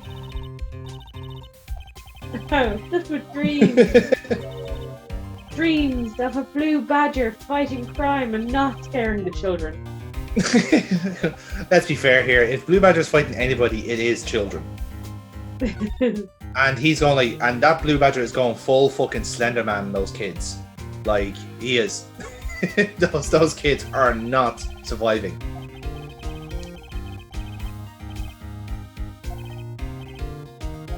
It's like it's meant to look like a flag, but actually it's a hatchet. Yes.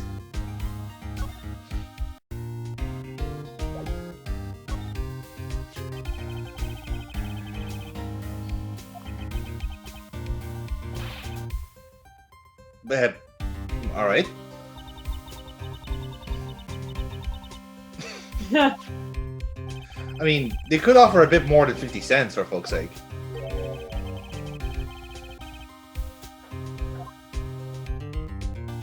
Yeah, so this is the weird thing. Like, considering that, like, as Gumshoe was saying, you kind of need to be there to open the locker. which would indicate that like it's like if we're trying to place where Goodman was, it's more likely he was here than in the parking lots, even though he was found there, you know. But again, it's trying to figure out like what, if anything came first, what could it be? Did they have an imprint of his fingerprint on the rubber glove? It's a bit of a stretch, isn't it? Like to me it sounds like you have to actually like the way they're kind of describing it is like when you actually grip the handle, that's where the actual fingerprint scan happens. So it would need to be an actual like. So even if you're wearing gloves, it wouldn't actually work, you know.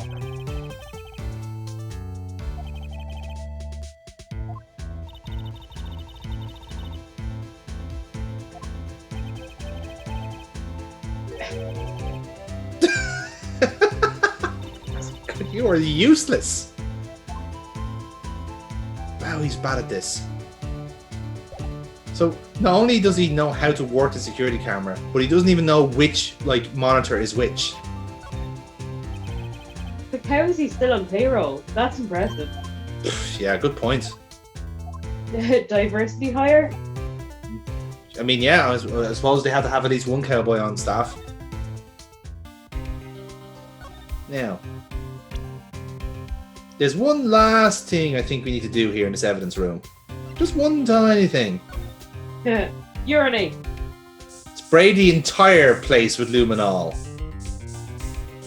Now look at that. Holy shit, got a load of blood there. It's a shit ton of blood. Again, cooling of blood. Is there any blood splatter?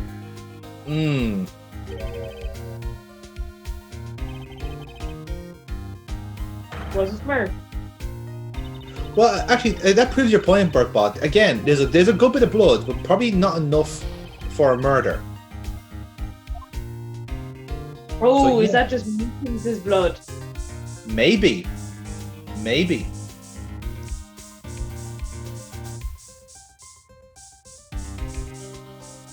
All right, Okay. we're just spraying the place around. Marking your scent. Oh, what's that? Now. Well, now.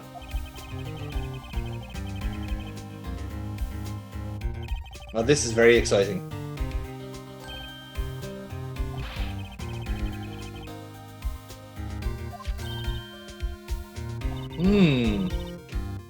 I'm surprised the detective doesn't know this.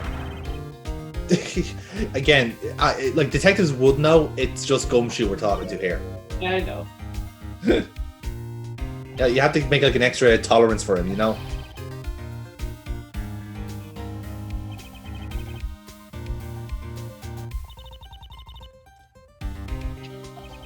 You build your own CSI kit.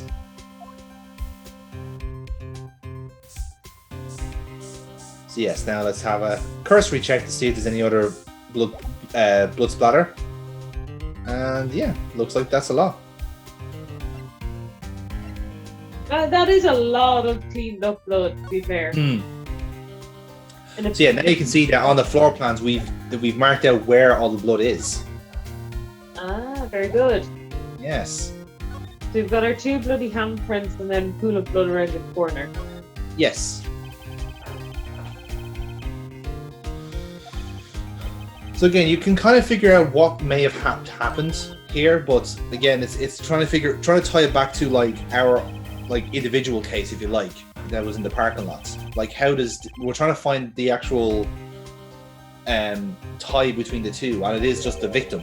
But like, surely there's like something else at play here, because even the blood we found isn't enough to say definitely murder happened here.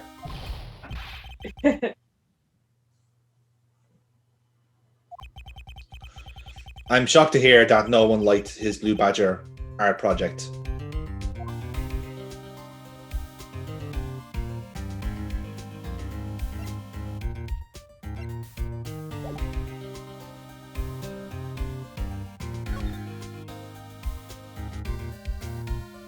So I feel like I think I'm waiting for a trigger here, but it's just not working out for me. Okay, right. Maybe. Let's see if anything happens here.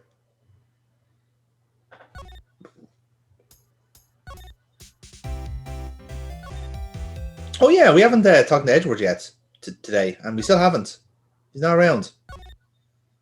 That's a pity.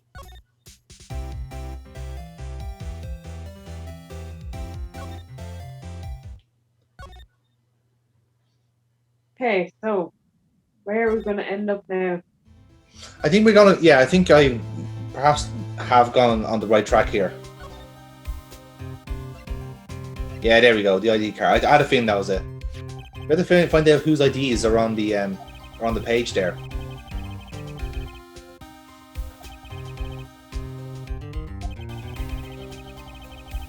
Okay. Oh. Oh. He's just been shot. The second number.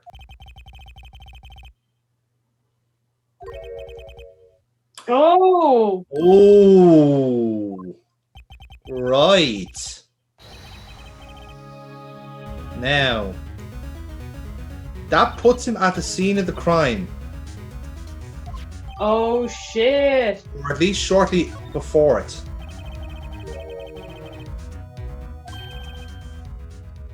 And there's a trigger.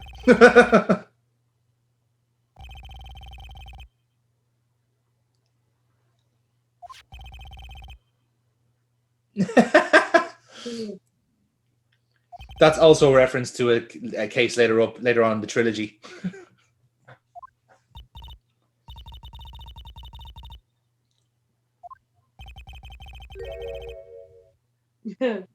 Oh. See, you see, everyone needs a gumshoe. You know, everyone needs someone that just like objectively believes in them. You know. Imagine how empty your life would be if you didn't have a gumshoe in your life.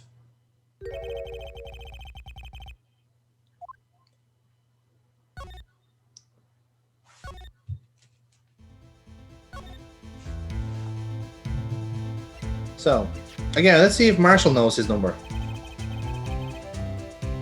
And as you can see, he does not.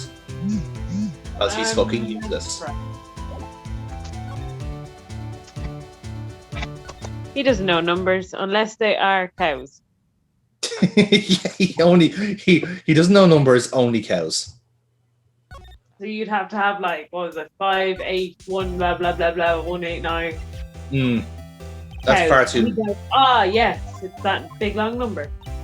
Yes. Oh, you mean that number, or do you mean buffalo?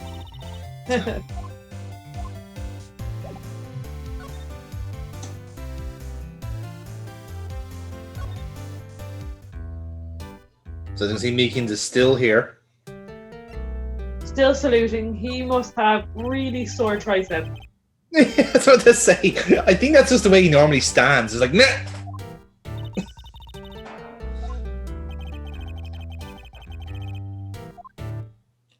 Okay, so Meekins doesn't know his ID number. That's great. That's helpful.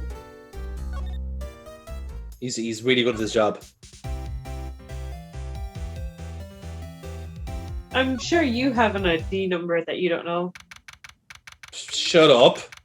Ha! How dare you? Gotcha. Hey, Bellboy. We know him. Yeah.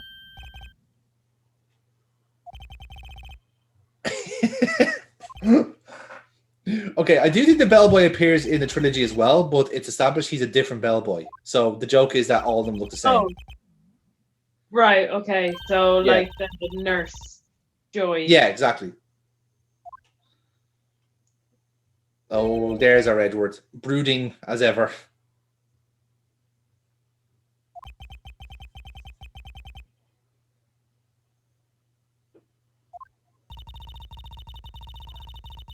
So, he looks pretty happy about it, to be honest. Like, he looks like they've got some, good work done,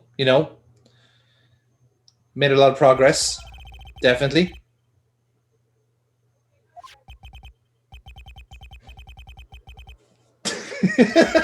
Yes, crucial information.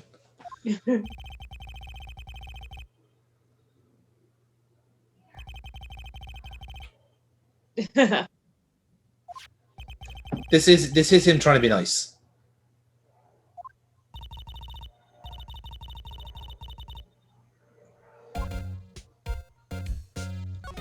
So let's chat the shit with Edgeworth. Let's compare notes.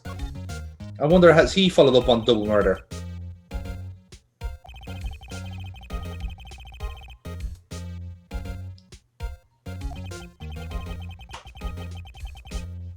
Oh, That's better?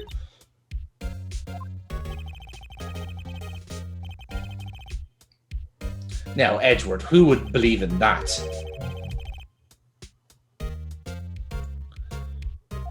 I mean, you're such a heartwarming soul that you would never be like that. okay.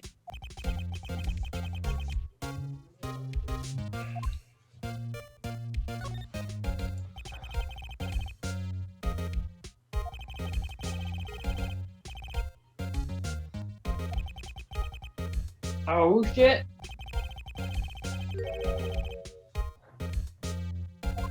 Ooh, right, that's interesting.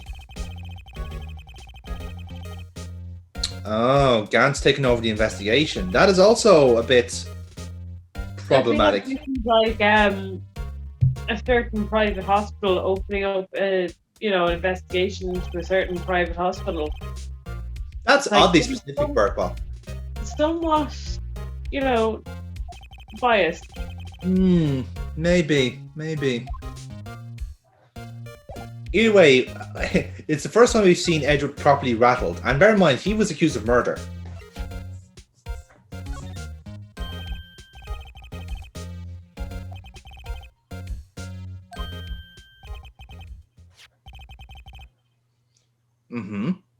So now let's see if he did indeed go to the crime scene.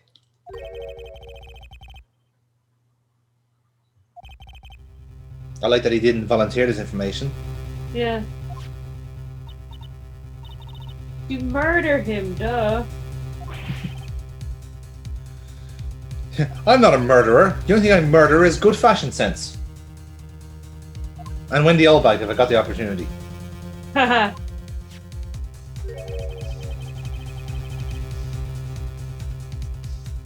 Okay.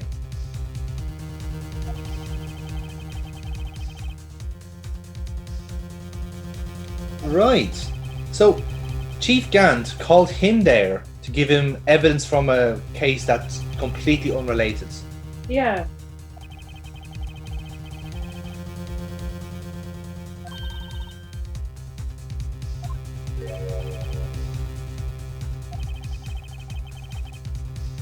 Right.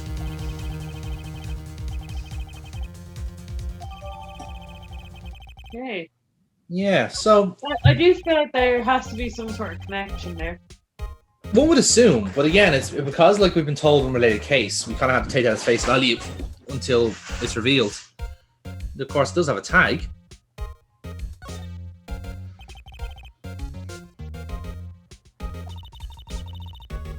Oh, don't you mean a zag? No. I think you're reading it upside down. It's actually 91. Ah. And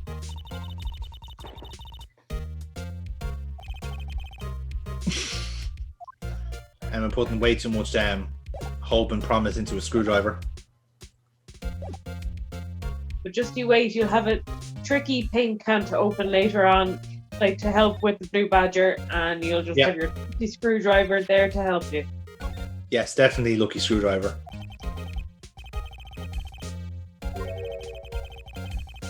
You don't expect me to sit here and discuss our trophies, because you have none. I have one. And I don't even like it.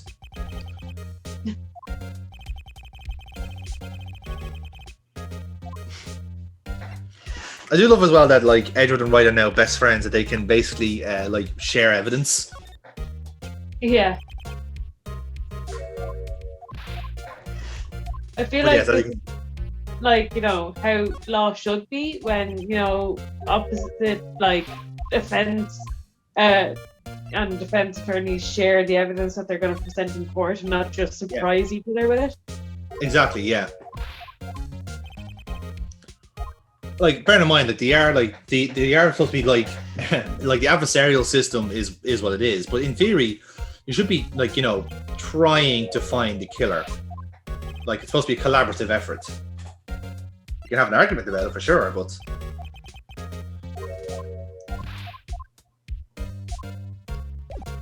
so yes, Edward not exactly talkative at the moment.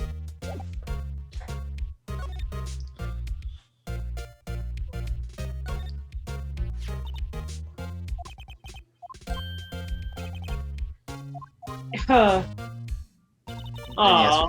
we had this spiel before about how he just used to always have trophies and had no sense of accomplishment because he's a boring, dull bastard. I know, but it's a cute picture of him as a kid. I know, right? He has a little bow tie.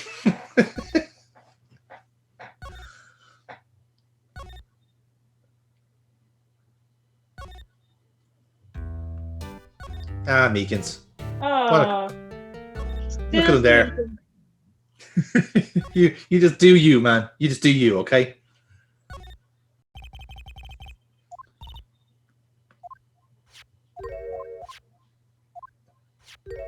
So yeah, we're just kind of trying to find like whatever kind of like other business we've missed on this case. Because you need to open some paint cans in the evidence room. That's what needs to happen. Yeah, I think what we need to do next is to finish off the Blue Badger. Oh, Marshall's gone. He's on the runner. Mm-hmm.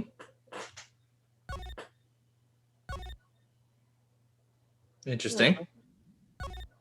Yeah.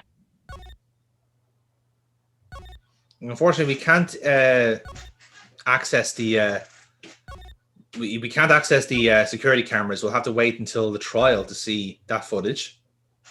Of course. Unfortunately, but let's see what else we can discover.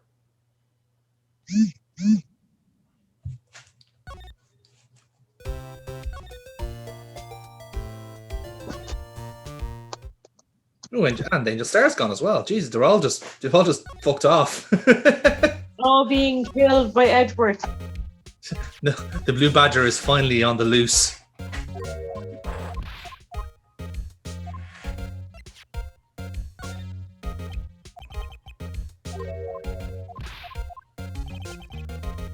So again, we're just trying to find something to upset Edgeworth.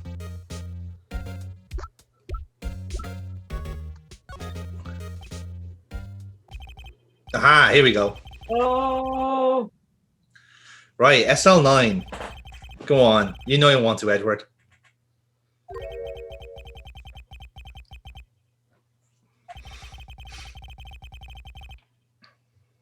So let's revive the second worst memory of my life.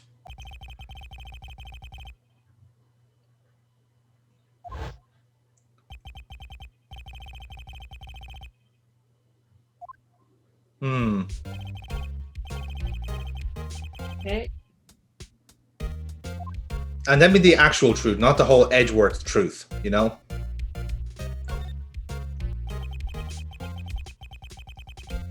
Okay.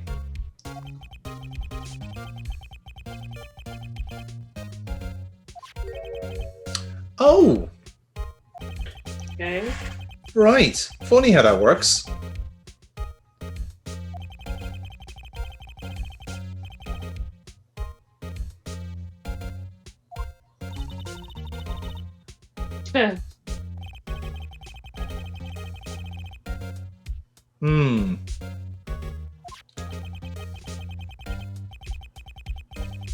Oh. I sipped tea angrily at them. I don't do that often.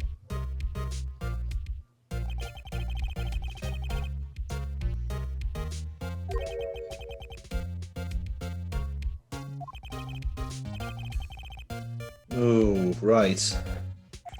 You can see why like it sounds dodgy. Yeah.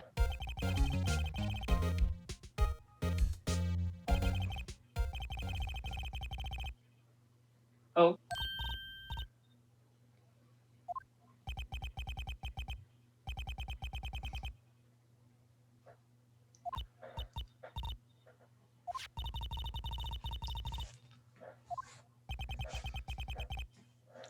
Even Edward knows about it. Oh, look. We know what that is. Yay! Oh, yes. Fingerprint here. Woo! We have gone full CSI here. We have everything we need now.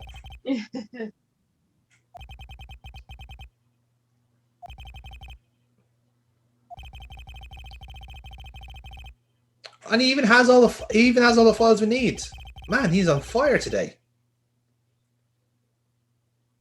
Literally? Now, is there anywhere in particular we can go to that we can just swipe down for fingerprints non-stop? I wonder. Well, like everywhere. Yes, totally everywhere.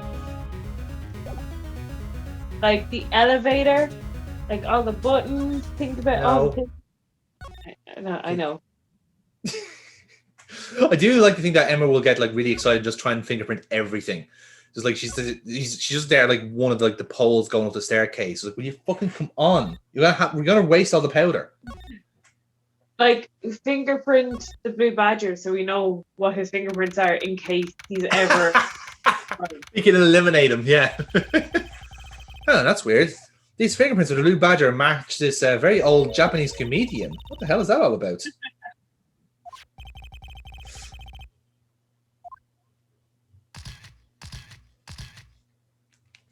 Now. Okay. So let's choose a finger. As it looks like the index has the best surface area, so let's go with that.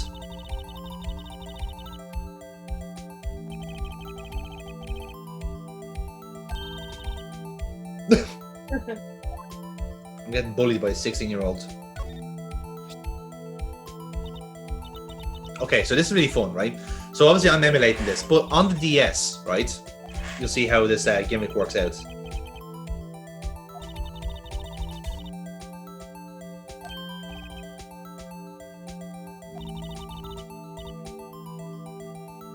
Okay. So yeah, this all uses the touchscreen.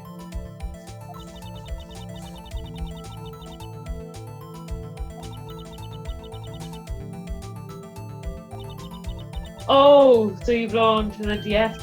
Yeah, you blow into the microphone.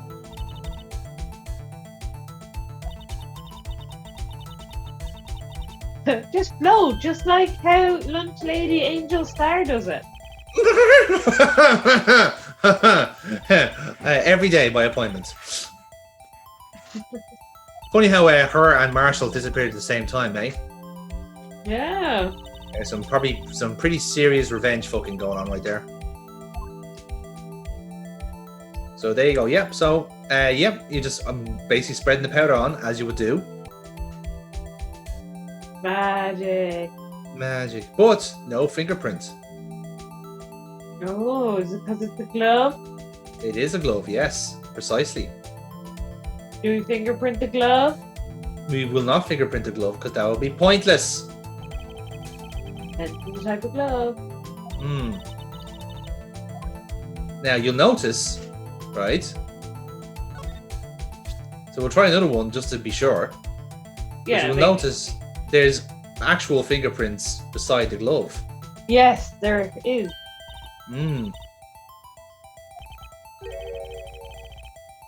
There we go. I mean, it doesn't look nothing like a fingerprint, but it does look, it's not a print. No.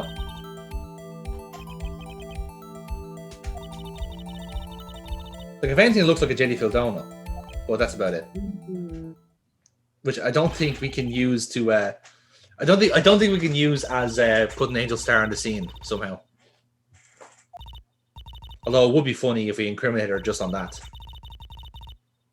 I feel like the judicial system in this game would allow for it. I think so too. To be fair, like the judge just strikes me as the kind of person that you can convince, you could literally convince like a rice cake did actually kill Bruce Goodman and he'd believe it. He'd be like, how highly unusual. It's highly unusual, but you're Phoenix Wright and you're fucking crazy, so guilty as sin. Oh, look at that fingerprint. That's a gorgeous fingerprint.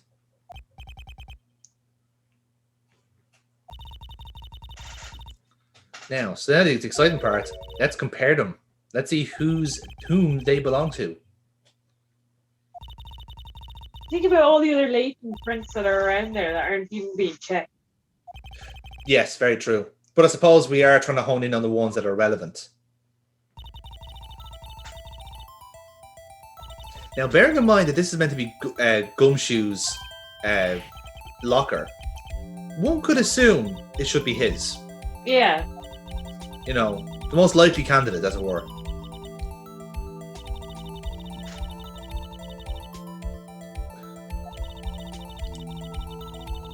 There you go. Emma giving you the answer there. That looks pretty. That looks like a pretty decent comparison. Yeah. There you go. Ding fucking ding. So yes, that's a nice elimination there. So Gumshoe definitely had smudges there. Yeah, he definitely used his locker. Good. I'm glad. I'm glad he does some police work.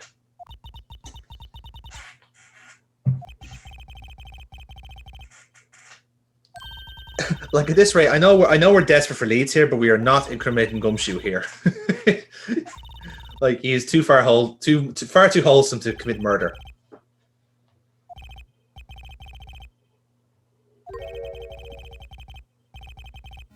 Yeah. Yes. Now, so this one's more interesting. There's a little bit more of a trick to this one. So here's a latent print.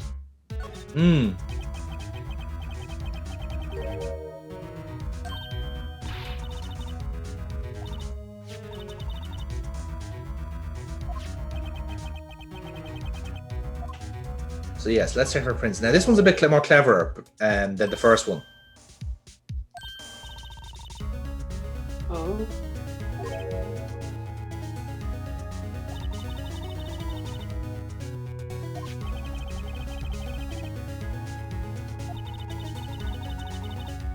Yes, very fair point.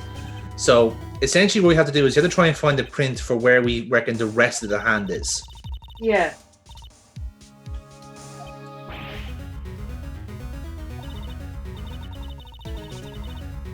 Yeah, there you go.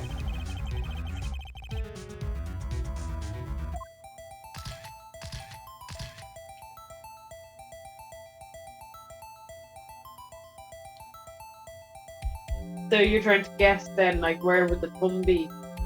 Yeah, exactly. You're kind of doing it like that. So if you're kind of going by the hand span and then honing in on an area, but the game does help you out there. It doesn't like have you like fingerprinting something for no reason.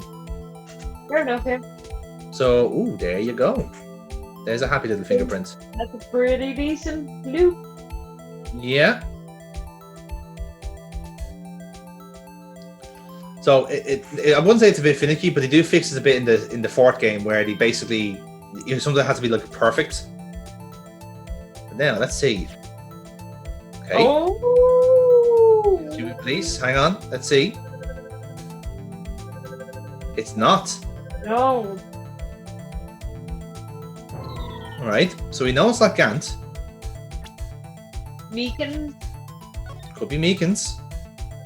Oh no. It's not Meekins.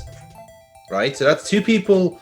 Meekins was at the crime scene. We know it's not him now, which is very interesting. Oh shit. Oh shit. What? Yeah. Oh hell yes. A bloody hand. Oh, that with is a locker. actually quite accurate with the 16 matches. Oh yeah. No, this is nailed on. That's his. Those are his fingerprints.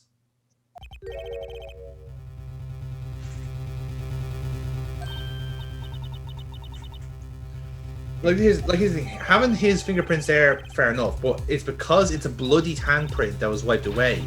Yeah. Got something.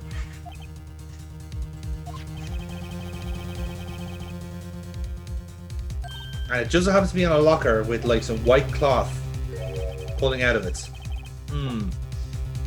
Very interesting there. Dun dun dun. Very dun dun dun.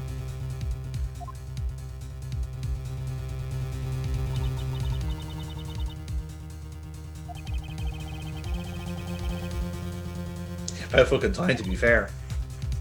But again, the burning question is, what does this mean about our case?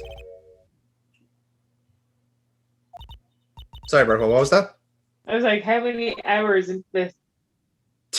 Well, we're actually, not even at the halfway mark, for fuck's sake. Yeah, it's a lot. It is a very long trial. But yeah, there you go. Bit of a plot twist to end the session. So we'll leave it here for the minute.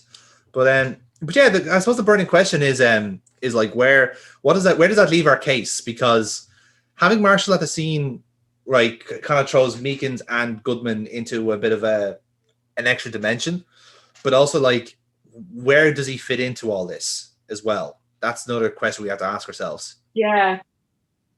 So like it is. I have to say it is very well done. The twists and the turns have got me. As is typical with Ace Attorney, to be fair, that, I think there is still time for the Blue Badger to be implicated in this murder. I totally agree. I'm not going to give up hope that I'm right there. No, I don't think you should. I think that's a perfect plausible thing to want. Perfect. No, like obviously Angel Star has been very dodge and sus, if you will. Very much so. And this guy just seems so off the wall, batshit crazy, that maybe he'll do anything for her, including fix a past mistake that, is trying to be dredged up that she made. They're all very sus. Like, I don't trust this police department at all. Gumshoe's probably the only somewhat reliable one that you can trust, and that's only because he seems to do anything else. That's it. We know we can trust him because, like, he's not being involved in anything. People rate him so badly that he's not allowed anywhere near the actual policeman. So yeah, I like that as an idea. But yeah, no. Going forward, I absolutely am looking forward to seeing how this plays out, because it could be anyone. It could be all of them. It could be a stitch up. You don't know, and we'll only find out more when it's time to go back to trial, because we have a trial coming up right after this part. So we will leave it here, and when we come back, we're going back to court. Wear your best court shoes. Yeehaw, I guess. We're off to do some prospecting, partner.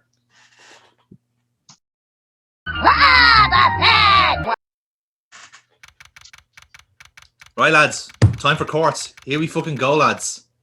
Oh, I forgot my court shoes. Why do you always forget your court shoes? How long have we been doing this? I know. More than one pair. I'm just wearing slippers. That's not court attire. And here's me hoping you get like a brand spanking like white pair like Goodman, but no, clearly. Oh, that's a Halloween costume incoming. No, it is not. It is fucking not the case. I mean, I don't know if you've seen all the female characters in this game, Burkebot, but a lot of them have massive norks. I mean, it would just give out the wrong signal, you know? Lana's very suitably dressed there, the neckerchief and... she's actually quite restrained, to be fair. It makes a welcome change of pace. Brown suit jacket like that, though, in fairness. And the murderous glare. That's a big one. Actually, no, that's perfect. No, you got this, right? You can have Lana's Halloween costume, and your sister goes as as Emma Sky. The irony of her being the scientist. She does like pink goggles, though. So. Well, there you go. Then problem solved. I don't see what the problem is.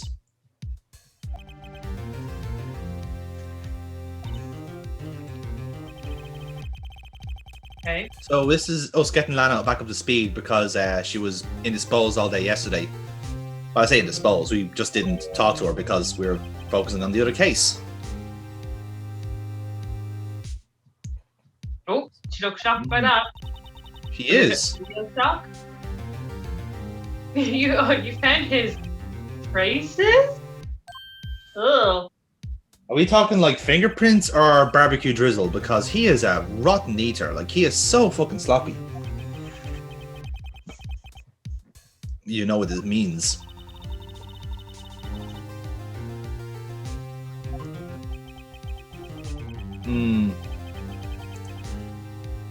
See, Phoenix doesn't often deploy shithousery, but again, like, this is more of a case to try and delay the trial more than anything else. Yeah. Particularly now, considering we're kind of like dealing with the second Bruce Goodman murder, if you like. So, in order to kind of like, not necessarily buy his time, but to try and like get another avenue of questioning, we have to get Marshall into focus. Yeah. He's gonna be an absolute fucking nightmare to interview. Partner. Yeehaw! Oh, Edward's smirking. You don't like it when he's smirking.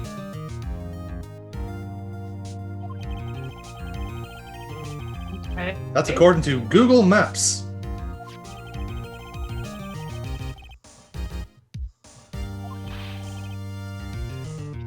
Is it? No, it's not. Shock.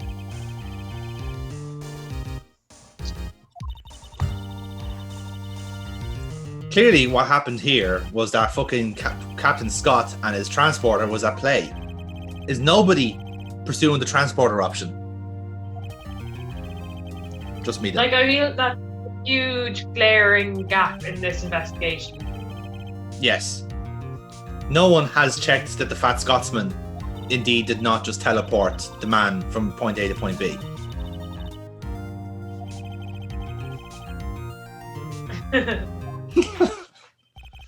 Again, it's quite endearing that Emma is a Edward fangirl even.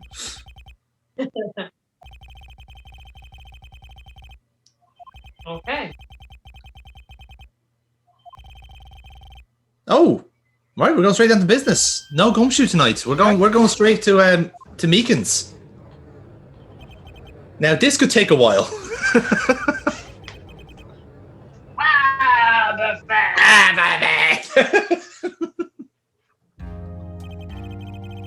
Oh, here we go. There he is. Oh God, he's terrible.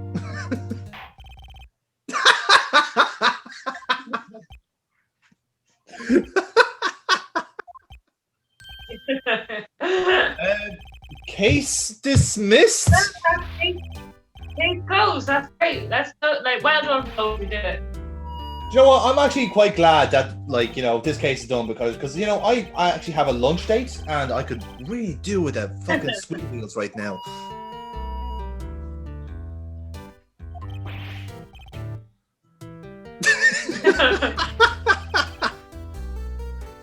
Listen, Meekins, even though I'm the prosecutor, I'm going to ask you to calm your tits, please, before we question you.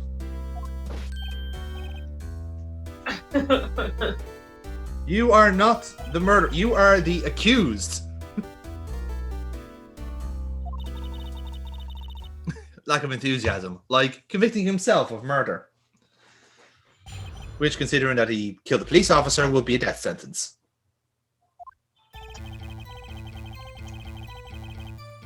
Okay. This was apparently Bruce Goodman.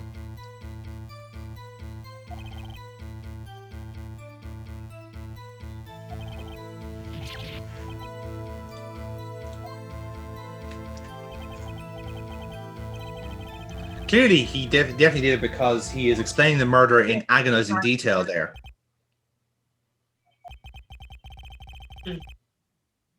He did it, and then he passed out. Yeah. He just got so excited by the initial thrusting of the knife, he just fainted like a goat. Pure excitement. I bet he screamed too. I would imagine into the microphone, into the megaphone as well, just to drive home the fact.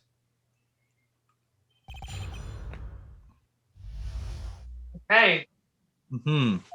Now, where do we start with this one? Is the question. I can't fit every single statement there. Yes. I literally like what, how, where, when. Shut up, Meekins.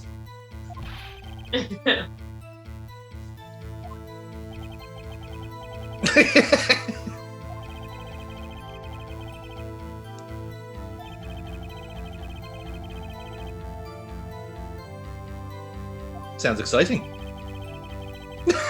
That's definitely a different task, that's for sure. No doubt about that, boys. Like watching the corner flag levels here. Bearing in mind, of course, that Gumshoe was doing that the day before, so you know he's in good company. That's what I'm trying to say there.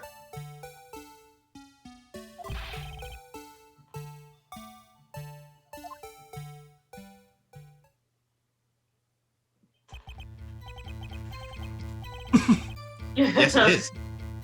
You don't want to let the blue badger down, do you, Judge? Because he can eat your family. He knows where you live. Judge.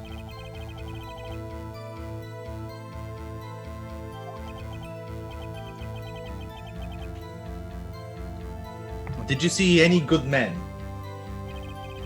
Particularly anyone called Bruce?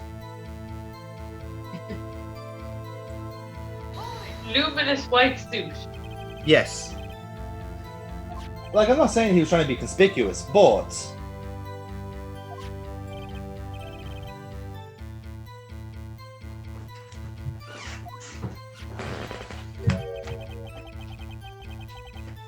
good point, Phoenix. Good point.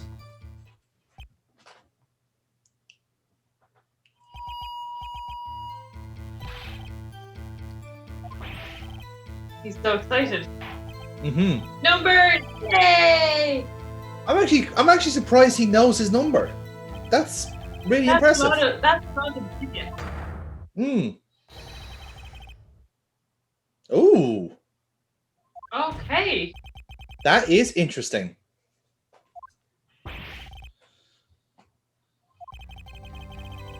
So he saw someone looking suspicious on the camera, but he actually got in there before Bruce Goodman did. Yes. Yes, that does sound quite dodgy, doesn't it? And Miles Edwards was in there before him. So had Miles. Well, I think that's perhaps a question we should ask Edward himself. Did he find anything unusual in the room at the time? Like, once again, I want to state that this is very much a conflict of interest here. Yes. I mean, I'm not saying anything, but like, conflict of interest is the middle name of Ace Attorney. Like, it doesn't quite keep with the whole, like, you know, the spirit of the law, if you like.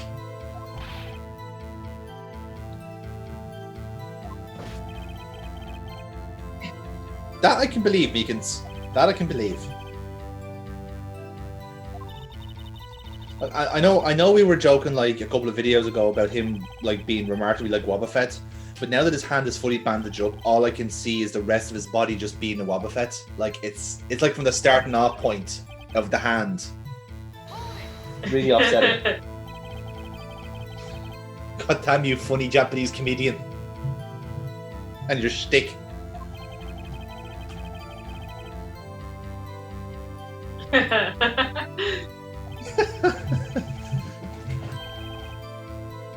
Because being a fan of Kung Fu movies immediately makes you a Kung Fu master, as we know. Yeah. Like, we've seen Fatal Deviation. We know this. This is true, yeah. He closed his eyes like a man.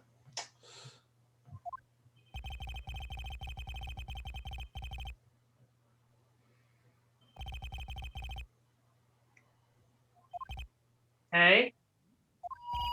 What? Right in my face. Right in the face. But again, as we know, like this is where like everything clearly isn't fitting, because if that really was Bruce Goodman, you found Meekin's blood on him at the crime scene. So you know there's some bullshit going on here. Come on, Meekins. Don't you have any other senses?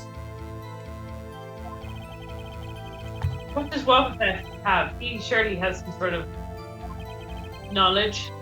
But he's clearly not Wobbuffet because the thing about it is he would have counter and mirror codes. So if he gets hit in the face, he'd be able to immediately counter it. Yeah, that's true. So maybe that's how he killed him. That like Bruce Goodman did it himself by punching. Yeah, that is entirely possible. Like that is not without the realms of possibility.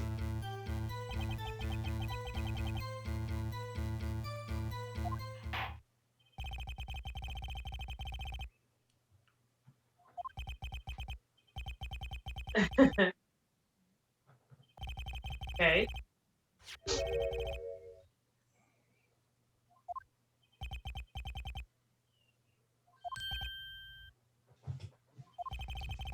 I like how Edward has brought this up. Yeah, like I said, like this case is a lot more collaborative than our usual cases. Because remember, we're friends now that we got him acquitted. Oh, now this is the exciting part. Yes, to his cell, which is really unfair because they don't have VA players. Very true. Well, unfortunately, we can't play it because VA just died out with the dinosaur. So, case adjourned. Get this tape digitized and talk to me tomorrow. Hey. Ooh, right. That is quite a mistake. Aww. Aww. Will anyone please love Meekins? No, they won't. No, he's too annoying. He is very annoying, to be fair. So yeah, now we're going to have a look at the videotape. Let's see what happens. You ready for this, Burkebot?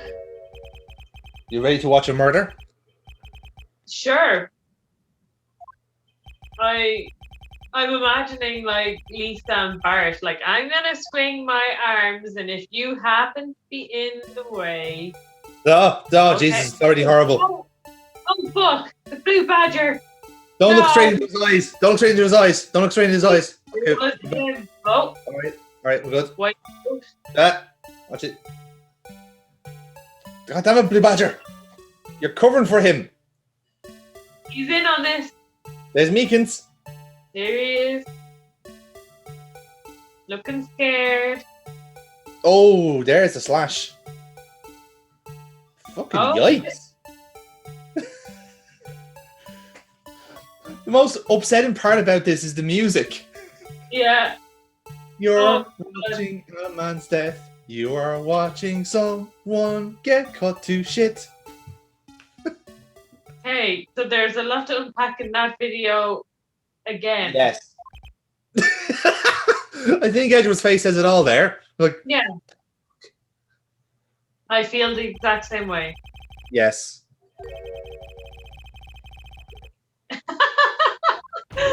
Yes, Judge. Yeah. I've never actually seen a proper murder, you know, just what happens on Columbo.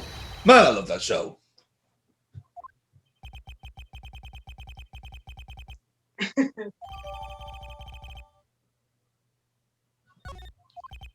Again, allow me to be mildly shocked as this case has taken another weird turn.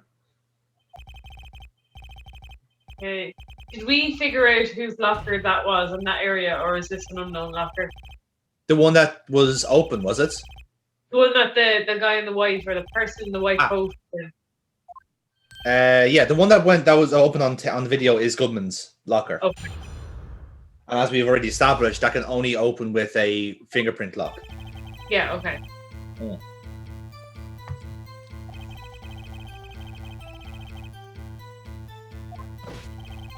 And there you go. Meekins proved me right there.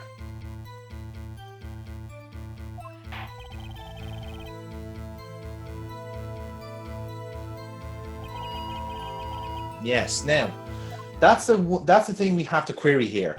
Like, considering it's a fingerprint lock and there's no other way. It's supposed to be cutting edge. There's no other way around it.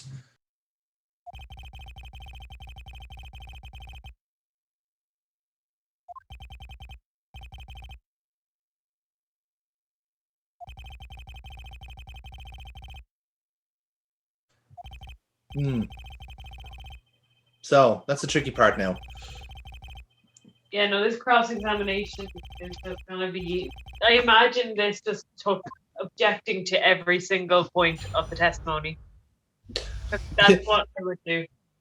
I think like at this stage it is a case of like Phoenix just shaking Beacons until the truth like pops out of his pocket, you know.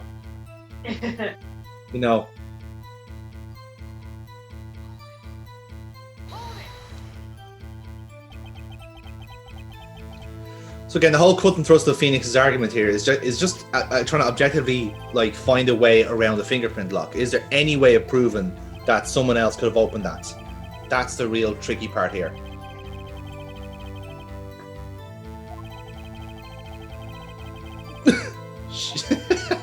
Yes, only him. Why is everyone looking at me? You're in the witness stand. And you're accused of murder. Which you've already admitted to. And now you're backtracking on it because you're an idiot. Yes. Complete. In fairness, I've seen funnier shows, but this will do. This will do.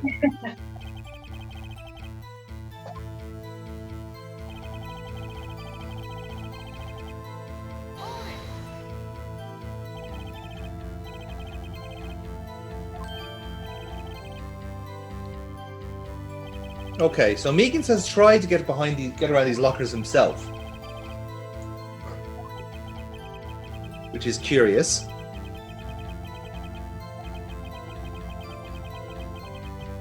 Okay. One more thing. What? I just got one last question. Did you do it? No. Damn it. Thought I had him. Oh. People in the ITKs, is Meekins part of football Twitter? Does he think Erling Haaland has gone to Man United? It's asking the real questions here. No, jeez. No one wants it. Like, how long is this recording? Also that, not even that, because can you imagine Mike Meekins' Tinder profile?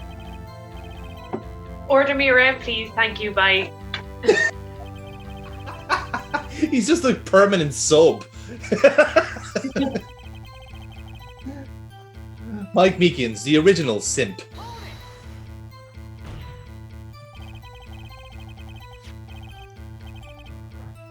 Now, fair point.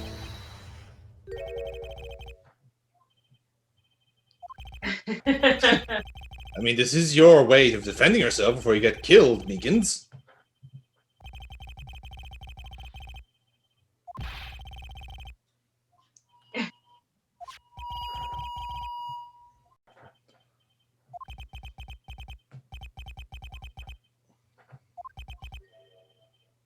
Oh. Oh, Edward, like, challenging. Is Edward inviting us to try? So again, it's a beautiful thing. We can watch back this tape anytime. Over, yeah. Again, do not look directly at the blue badger. He will steal your soul. So, what are we looking for here, Burkebot? Let's have this second look. Is there anything unusual? Oh, something fell out of the locker, first of all. Mm-hmm. And there's a light over it. It could be just the shine of the light, but it also could be that the locker is already unlocked. Yes. Well spotted. Well spotted. Hey. So yes.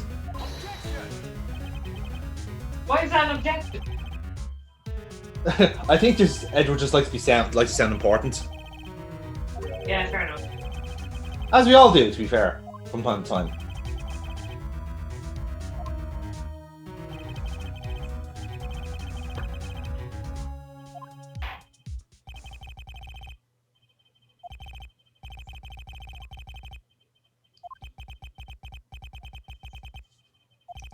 It says a lot about Phoenix Wright. That's the first time he's had to use a video to prove contradictions. Well, it is Steve. We're living in the dark ages here, folks.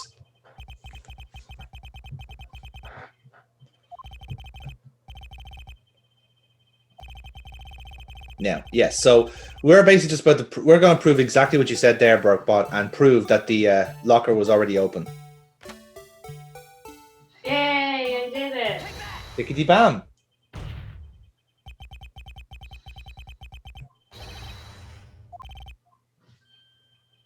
I like that he automatically salutes whenever he hears his name.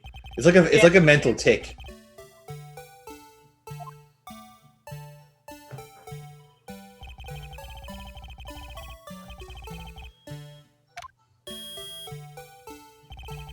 Oh, the music is so bad. It's just so upsetting. Like Nordy is triggered by the ice cream van, but I feel if he watched this now, he would be triggered by that, and I may never get an ice cream in my life again. Like, bear in mind, he's still yet to play this case, right? Yeah, exactly. So I'm not Yeah, going to say anything. Maybe just tell him there's only 4 cases and the 5th case was an April Fool's joke. Would he believe that?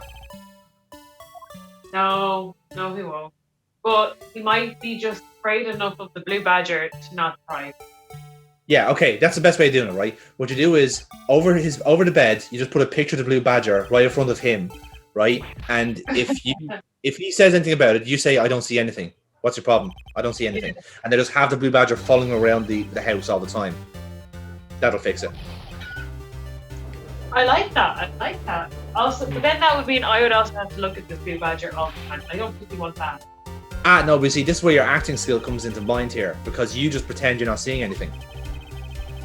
But I do have to see it, and then pretend I don't. True. Okay, anyway. Yes.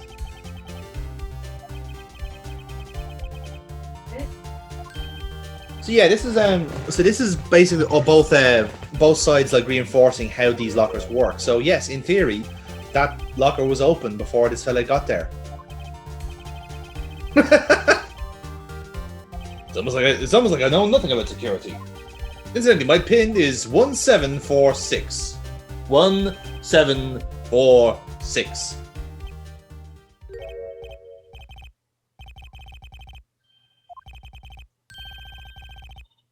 Do you know anything about locks?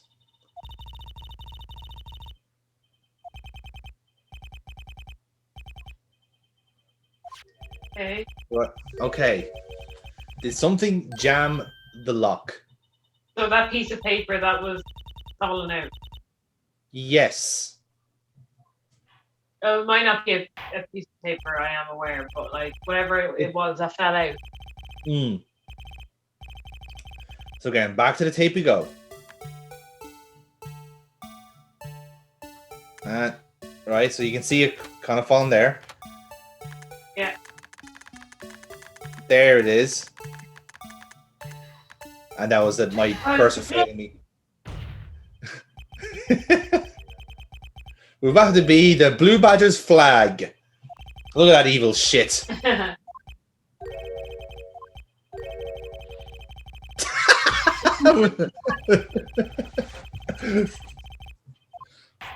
Right then, so let's just ignore the defense attorney being a complete div and continue on with the case, shall we? What you really need here is the Johnny Giles circle gimmick from the football panelists. That's what you need.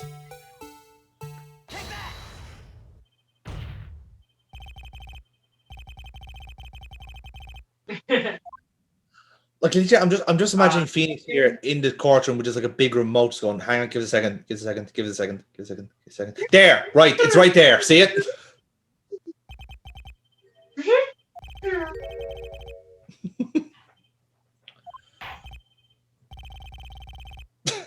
No, Meekins, I think Mind Gravity just thinks you're a prick.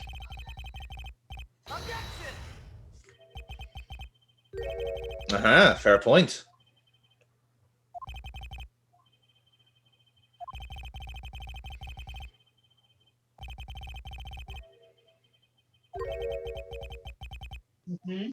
Therefore, blocking the sensor, the old elevator door trick. If you block the sensor in the elevator, it doesn't close or open. It stays exactly where it is. Right, Nick. There you go.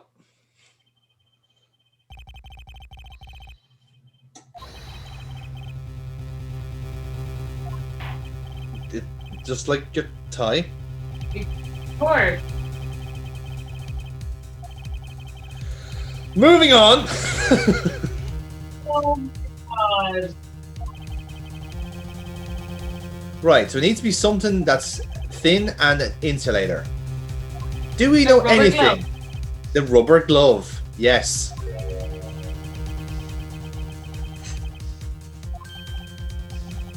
A rubber glove, incidentally, that was, you know, a piece of evidence from that case. Yeah. So everything's all connected.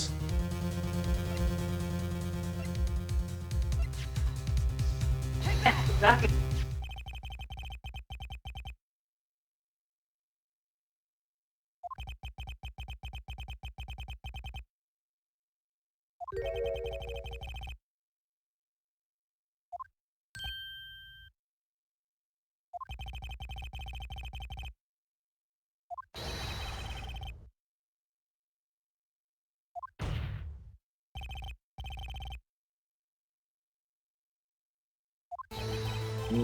Ding, ding, ding.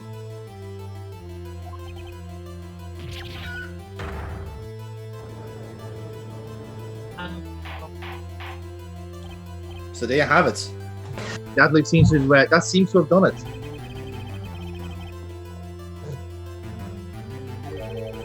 So essentially, with that rubber glove, we have now introduced the possibility that this couldn't be Goodman, and that is exactly what we needed. Yeah.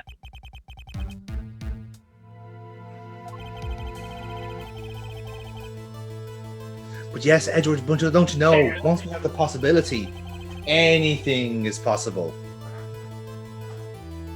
It's like a whole new world of, you know, possible suspects, including you. Just throwing it out there, lads.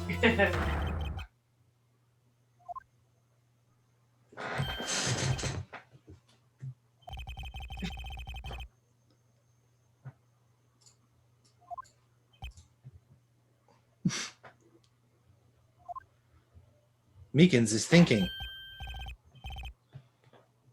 It's not very effective. No, I don't think anything that Meekins does in his life is very effective. Except for, you know, Okay, get here this we go. car. Okay, this should be good. Okay. ID card. Oh, Yeah. well, gee willikers.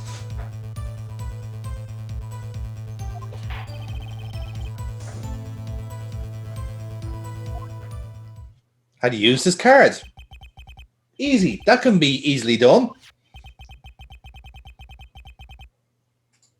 Okay. And indeed, Goodman was there at 5:14. Same time as Meekins. Hmm.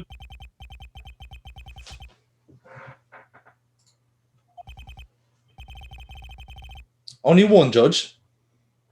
Yeah. Several, by my last count.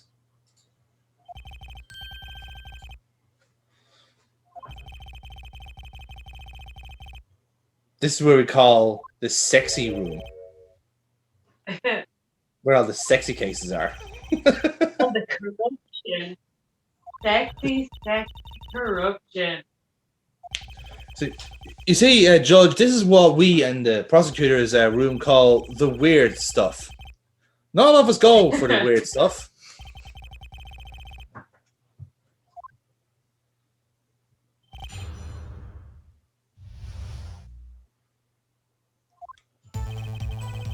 Right, and so now the next part is to try and trick our way around the ID card trick. Because we know where we found it, but we have to try and disprove that there's like one card at play, essentially.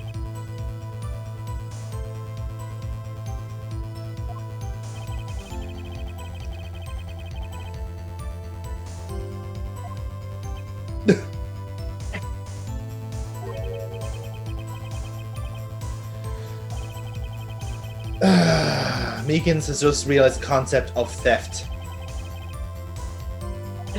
He's a police officer, I just want to point out, by the way. An actual officer of the law that can arrest people for theft, even though he doesn't know what it is.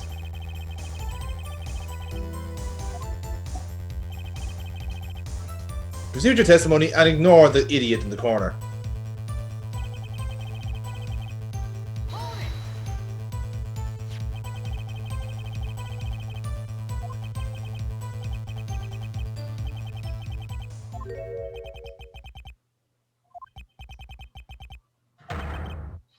And the judge has just realised. Finally, twigged it. And to which he bows. He's like, yes, I was at the scene of the murder. Hello. Yes, stop booing. Stop booing. Why are you booing me? I'm right. What? Leave Phoenix alone.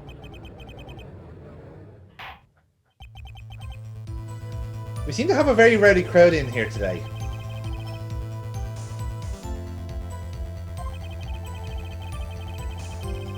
Although, in fairness, if you've just been told, like, as the court, that one man has been killed twice at the same time, you probably want to see what's going to happen next, to be fair.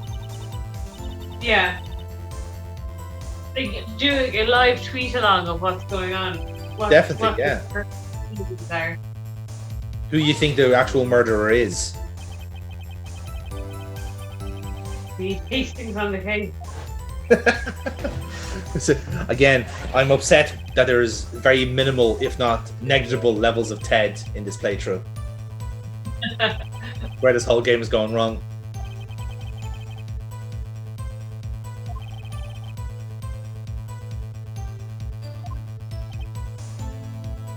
Very true. And now Megan has realised the concept of identity theft, which is a bit more complicated than when we were beforehand. But I think he's understanding what this actually means.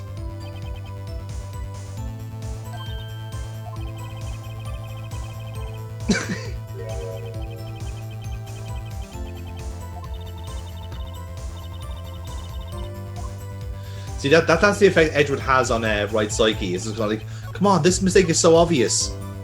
This clearly has to be a trap from Edward.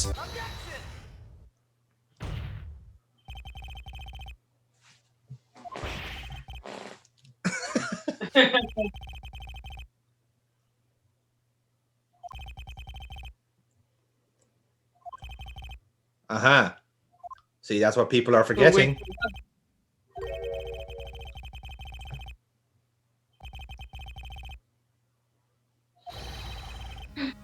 And there you have it. Edward going, yeah, I knew that. What of it, bitch? Now, again, this is one of the handy things where you could have also submitted the lost item report as well. So 2 pieces of evidence would have worked on in this case here. Okay, sure. Yeah. Makes sense. Because you're kind of going in the same train of thought here. So it's a kind of, that's handy enough because like you don't get those kind of weird like gaps in logic where like you only pick one item is the solution, you know. So it's a bit more obliging with later games.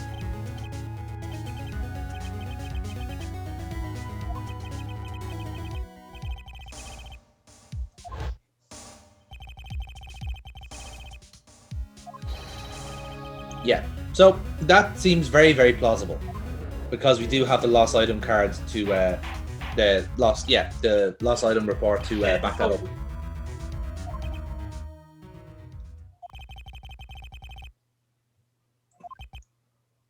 He who smelt the deltas. I mean, what? Ah, this is a trap, isn't it? I fucking hate when Edward is smug. Yeah. That's when he's at his most powerful.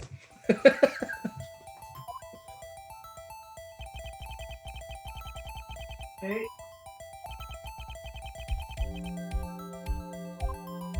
Right. Again, interesting enough. Edward is agreeing with us. Yeah, but I'm just like, he's gonna pull the carpet now. That's what you think. But he is right. Well, let's see now.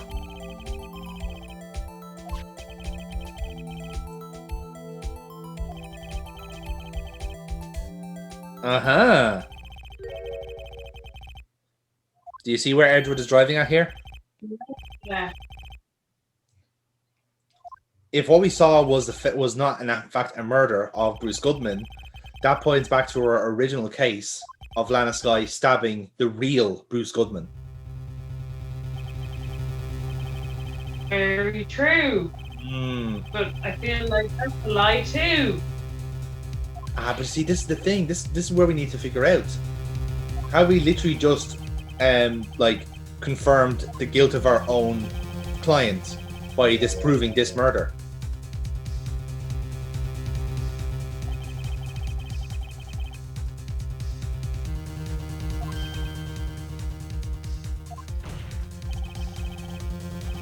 And there you go. That's a pretty hefty blow from Edgeworth there.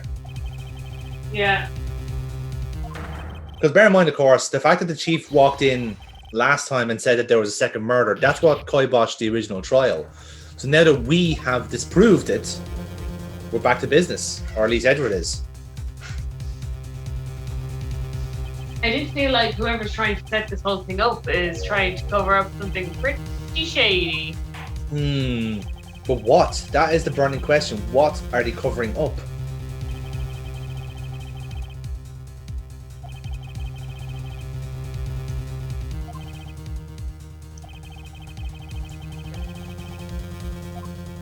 That also means that Meekins is off the hook.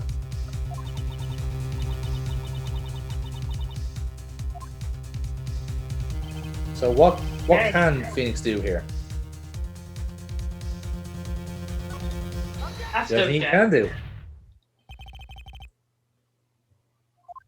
And then desperately clutch at straws as to what could be considered breakthrough. Yes. I mean, when has waffling never worked for us before, Burkebot? Come on, like, this is clearly a strategy. This whole playthrough. Yes.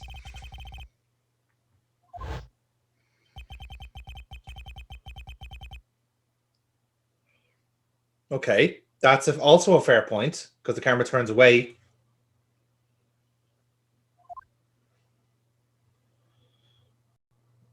And it also shows Goodman disappearing. We don't see where this guy goes after this. Yeah. They're very definitely right. Yes.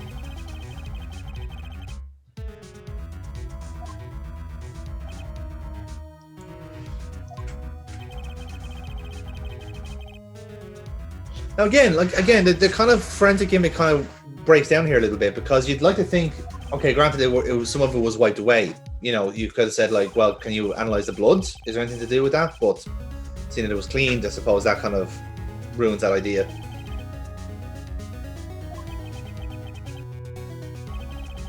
Oh. Oh dear. Has Edward slipped up a little bit? He's doing old turnabout again. Yes. But that, again, because Edward never looked into that other murder, that's given us a chance to attack. Yeah.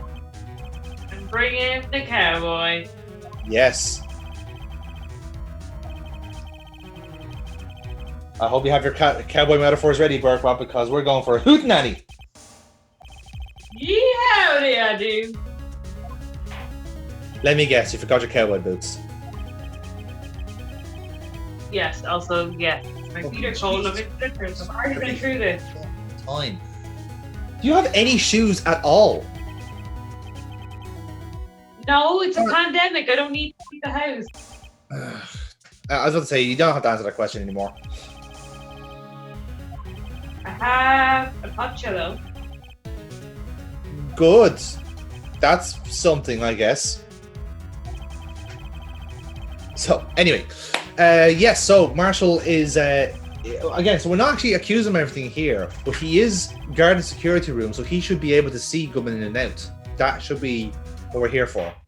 Yeah, and he should be able to agree with or deny the testimony. Exactly. And if he is involved, he'll presumably fuck up and lie about something, which means that we can blow the case wide open again. One can only hope. So, Oh. So Meekin's seemingly off the hook for the time being, but again, a lot can change in the next couple of hours in court time.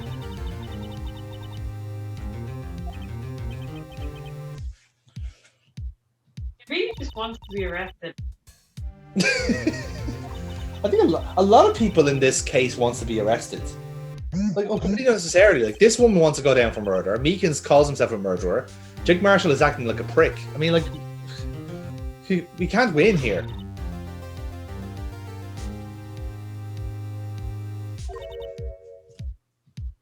And now the little sister's kicking off, which is just adding more into the mix here.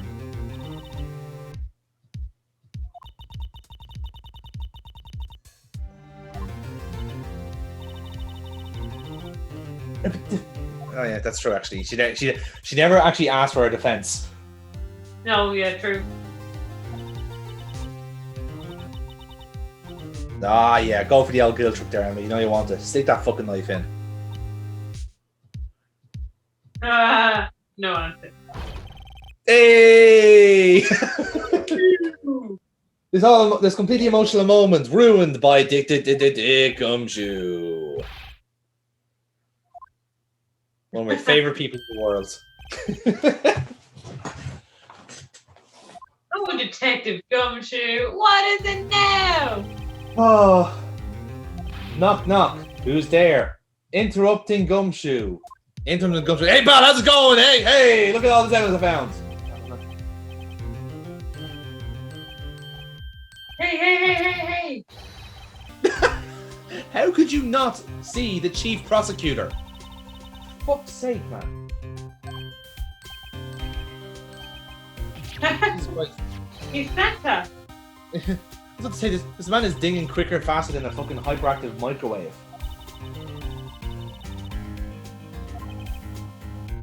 Oh shit.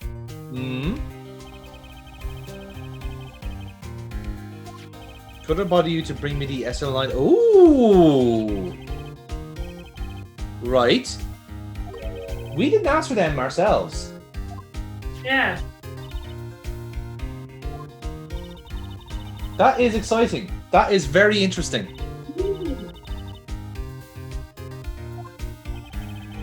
Find out what this SL9 thing is all about.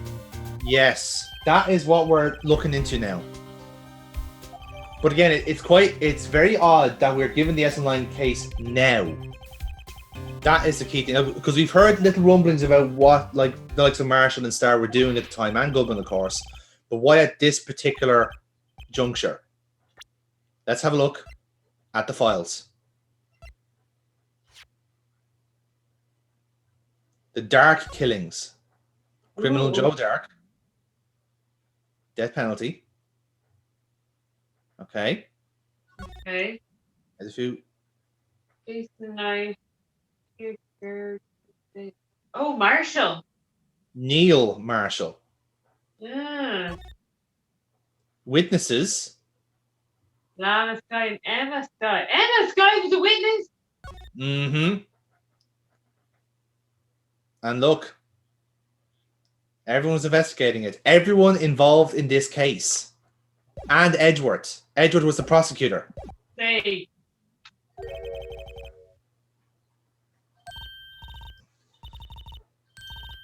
Uh-oh. Oh, no. I think Emma's has realised.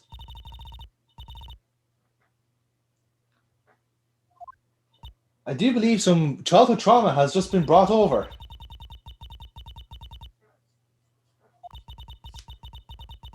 Well, it was only 2 years ago. The Joe Dark killings.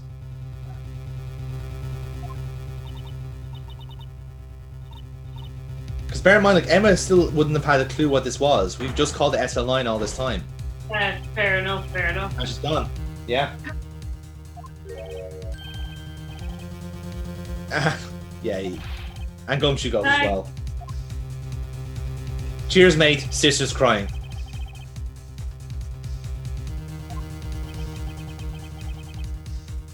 But yes, look how interesting this is. Look how interesting this has got now. Ooh, this has got very interesting. Yes. Now, if you wanted a little bit of like sizzle and spice on your Texas steak, Burkebot, you got it.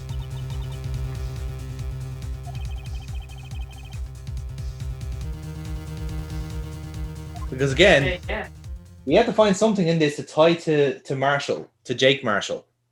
That is the fun part. Coming up next on Ace Attorney. So you gotta keep the people going in here, you know. Yeah.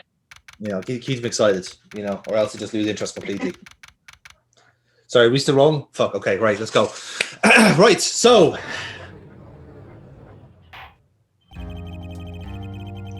Yes, here we go. Fun times coming right around the corner. Oh, Emma's disappeared. Yep, we've got no backup now. Edgeworth and Phoenix are finally on level pegging. And the witness is drinking on the job. That's fine. Sure, who doesn't have a tin flask nowadays during lockdown? I know I don't.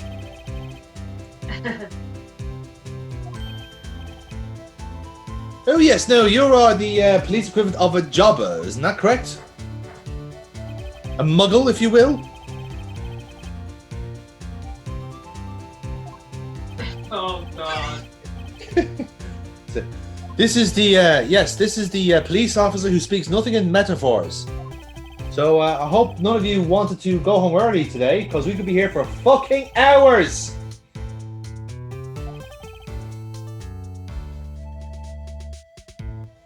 Simple yes or no question here. Yes and no? I don't reply to these words. All I reply to is yeehaw and meehaw. Oh God. I was even joking there, but to be fair...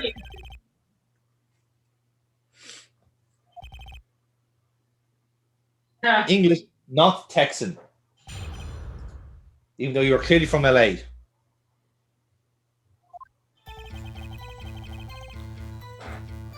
Right, here we go. Right, we have to take a drink every time there's a cowboy metaphor. We got bone orchards. How is that a cowboy? That's just nonsense. Street Side Saloon there, take a drink. Hit out of ammo, hit the trail, double drink. I'm gonna be so drunk. Mm-hmm. Hey, don't diss the judge's beard. That's his most endearing trait. That and his memory loss. His inability to judge. Yes. That's also an issue.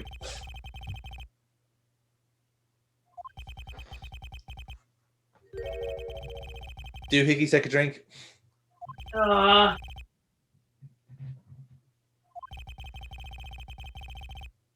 Or understanding the whole concept of his job.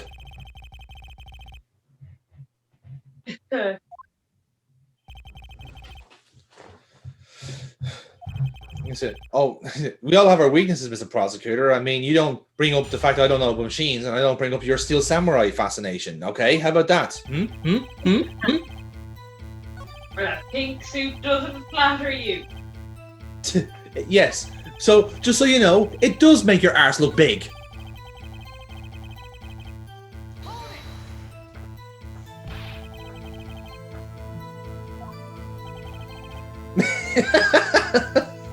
Spaghetti Western. Yeah. Yeah, see, I like you got the reference. Clever little wordplay there from Ace Attorney.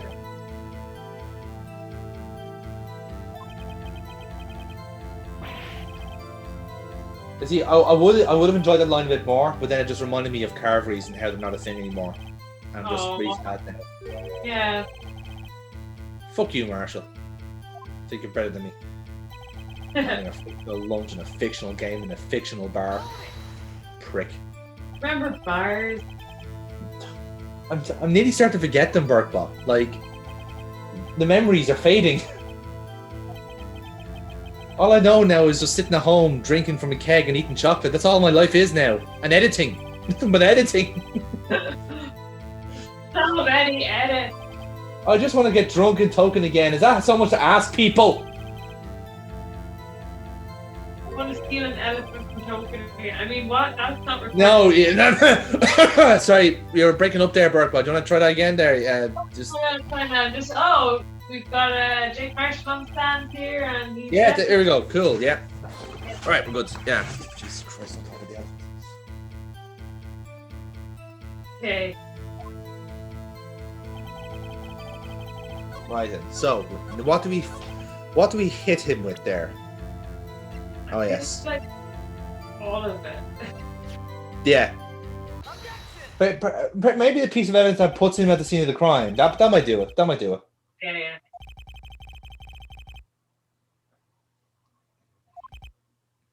Oh.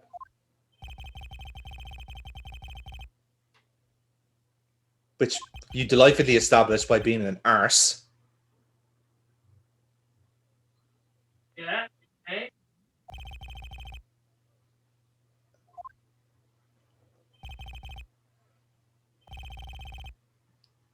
Is it an Oregon Trail?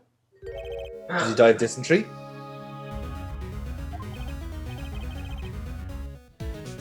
Okay. It's been very hard to herd the evidence, that's all. Again, if he's so like desperate to be the cowboy gimmick, it makes sense that he knows nothing about forensics as well.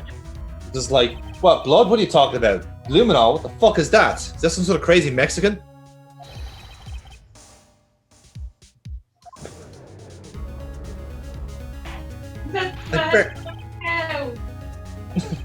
And to be fair, he's wearing a poncho. The amount of fibers he's shedding on a daily basis. Good God.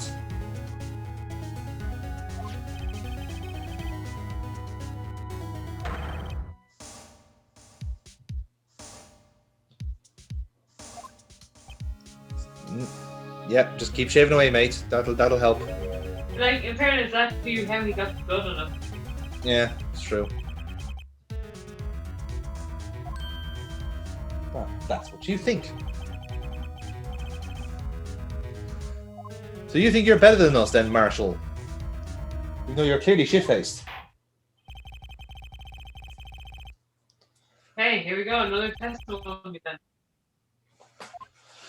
What could the possibly be the excuse is this time? I'm gonna say put himself shaving. Oh, it's actually not blood at all. It's just barbecue drizzle. Sorry, lads. False alarm. That luminol test, that chemical test is wrong. Like it. It wasn't actually testing for blood. It was testing for bourbon. You just got the wrong fucking reagent, you idiots. Oh. The murderer was wearing gloves. Cool. That's solid reasoning.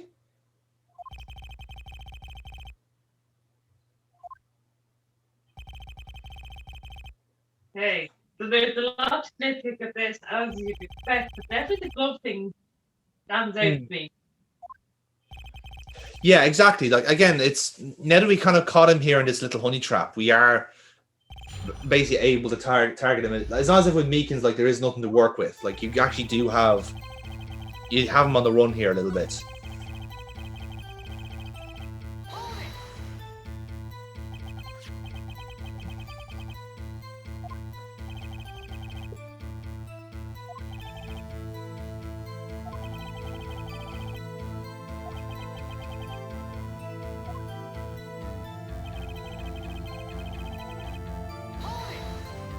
Now, you mentioned this the last time, Burkebot, about the little white, like, rag that was hanging out of that locker. Yes.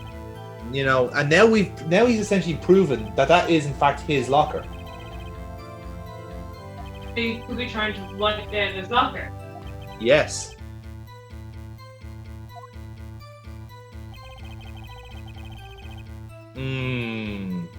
Now that is the statement we're going to have to try and poke a hole through.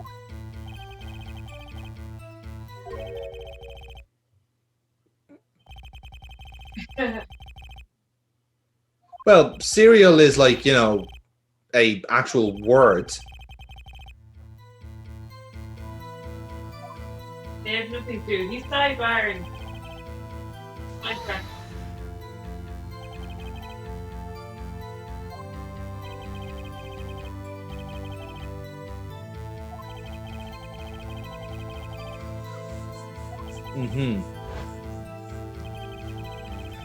Yes, that's also true. We have established that. Blue Badger's gone, thank God.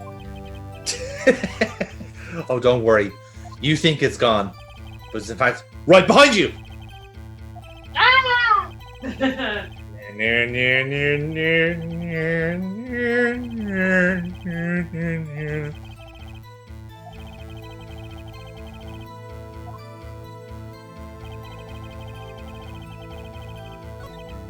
So yes, now completely unrelated. That's what we need to hone in on. Too bad it's not me in the video.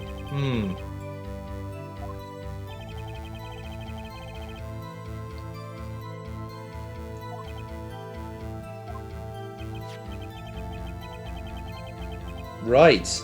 That's another thing now we have to try and prove. He's challenging us now to put him actually at the scene of the crime.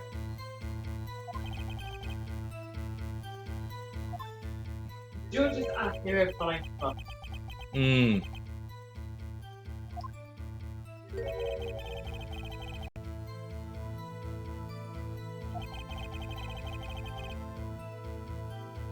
Yeah.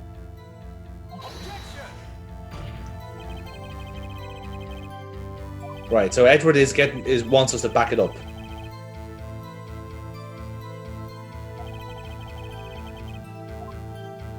Nah.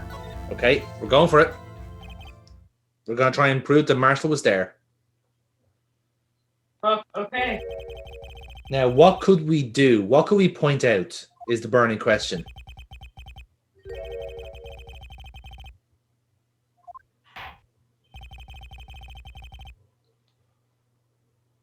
Yeah. Have to watch the Blue Badger again. I'm afraid so. Cover your eyes. No! But what are we pointing out here? What are we pointing out about Jake Marshall? Ooh. Okay. Now, bear in mind, we can't see his face, so that's not an option. The bloody coat, also not an option at the minute. Meekin's knocked out. Have we missed something here? I keep getting distracted by the Blue Badger, sorry. Oh! There it is. Oh, the rag! Yes. It wasn't there the first time. It was only when the coat got bloodied.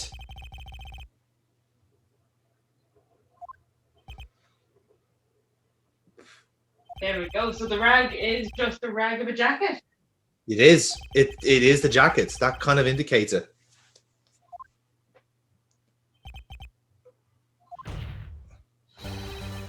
Ah, nice. Exactly 8 words. Yeah. I love that as a gimmick. It's just like, you seem to have a case here. I want you to say with 8 words and more vowels than consonants. Action. That's like university challenge question. It's like, here's your double. Here's your double, and if you get this wrong, you get the withering contempt of Jeremy Paxman, which will last you for the entire life. What's the capital of Argentina? In fewer than 8 letters. Buenos Aires. No, it was Buenos Aires, you fucking tit. Get out of my face. A ghost. Clearly Ghost. Casper. Casper's hiding in the fucking locker. Like, bear in mind, like, this sounds far-fetched. Unless you played Metal Gear Solid. Where this is something you could literally do because the camera does, like, pan exactly as we saw there. Yeah. So, like, this is absolutely doable. But that is also implying that somehow Jake Marshall played Metal Gear Solid, which is also very doubtful. Yeah, he doesn't believe in console. He only the newest console he has is pontoon. Sitting in the bucket. Yeah, that's it. Marbles.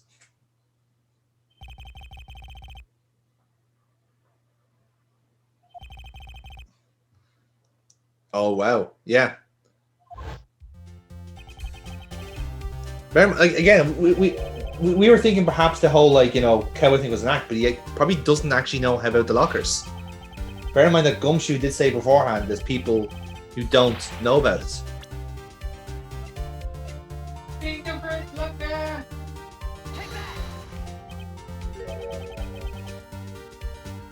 Aha, there you go. He's rattled.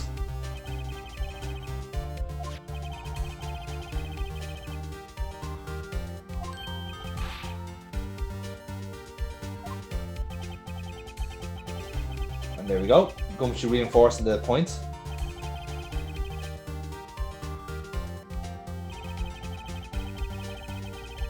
Yeah, fair enough.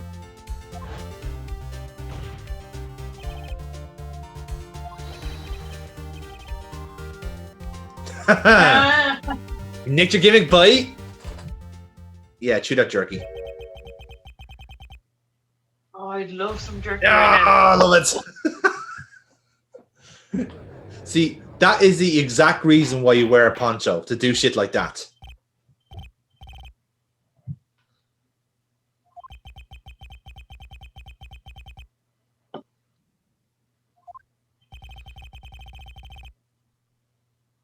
This is no laughing matter.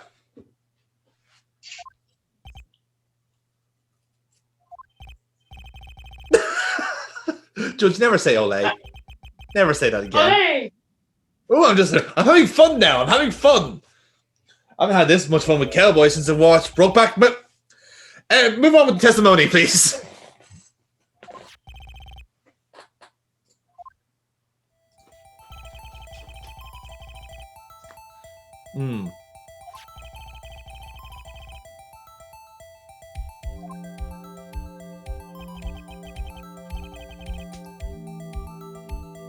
Right, so this is still trying to explain on the floor plans how Marshall could have dodged everything.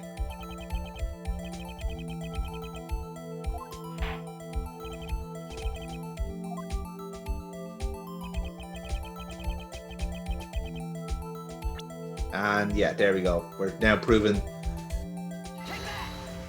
the case here. Yeah.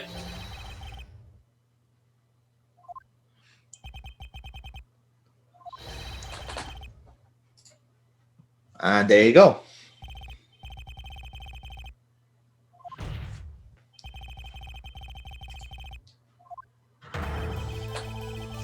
Again, the curious note here is that Marshall would have had to be Goodman in disguise. So did he just happen to have the exact same clothes as Goodman? Or did he just nick his outfit? And how much persuasion did Marshall need to get into the clothes that aren't cowboy clothes? See, this is the thing. Again, we know his gimmick. He seems pretty dedicated to it. How far would he go to do it? Why would he get rid of the cowboy guard for this special occasion? And it shows why he got a bandage. Mm-hmm.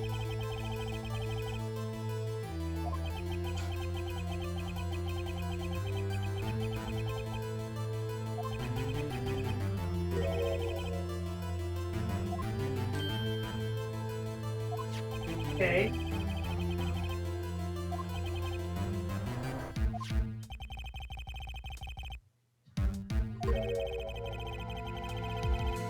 Would he though? Would he have realized?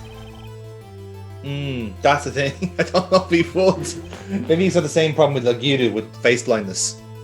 He's like, is that Marshall or Goodman? I don't know. They both have stubbles. and pale blobs for faces.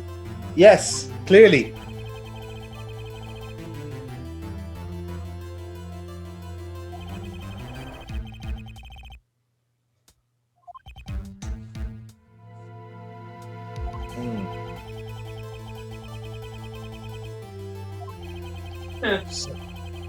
get the feeling that the judge is not a fan of spaghetti westerns.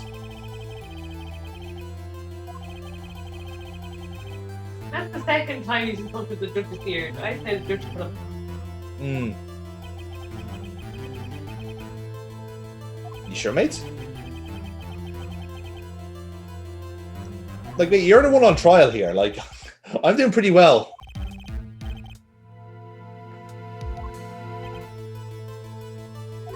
Uh-oh. Edward's sticking his arm in here again. Oh.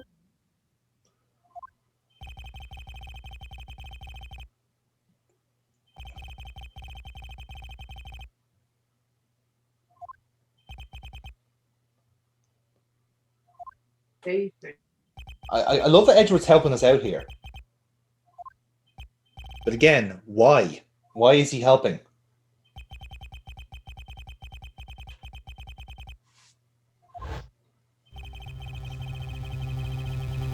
Ah, right. So we're doing a whole thinking outside the box gimmick here again.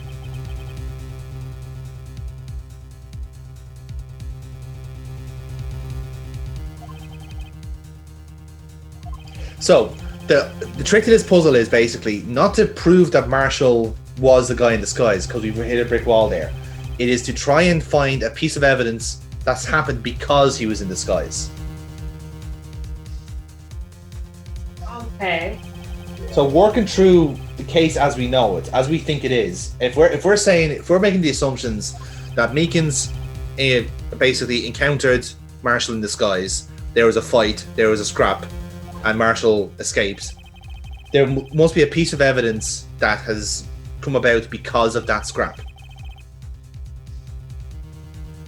So what is that piece of evidence? On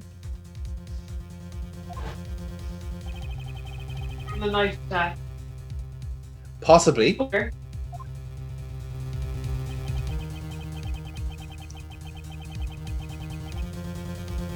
Yeah. Yeah, so Edward's making the point there about the cloth. And the thing is, from that angle, we can't prove for sure it's the white coat from that Goodman would wear. So now it's up to us to try and prove that it is. Oh, we should watch the video again. Yeah. But this could be the last time.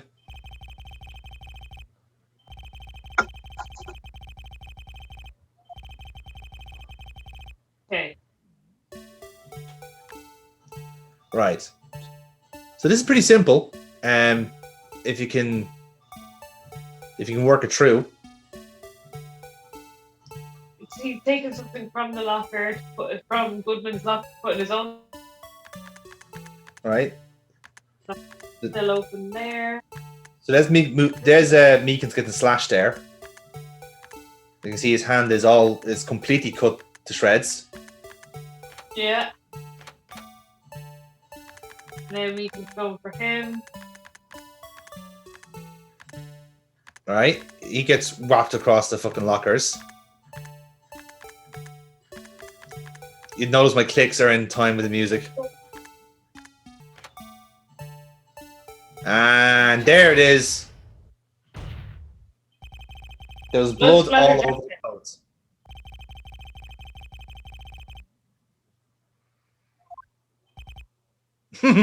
Yes.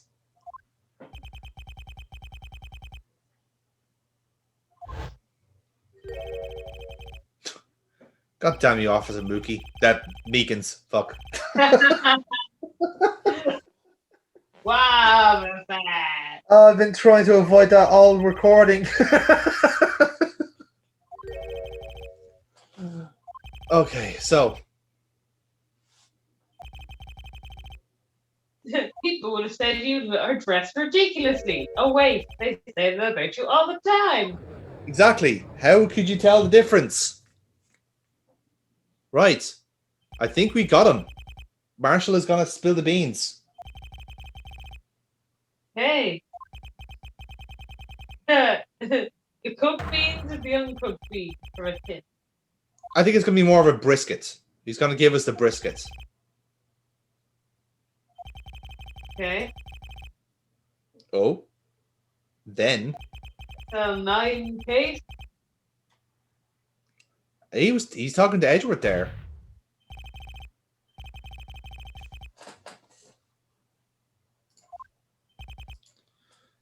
Right then. He's gonna tell us all. This should be interesting.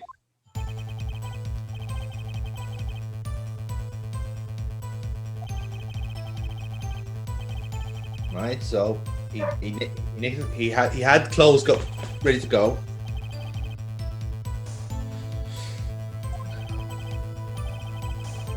Okay. Fair enough. Right. Now again, let's stress this here. That is bad news for us. Yeah, that means the murder must have taken place. If it did, at the prosecutor's place. Yes, exactly.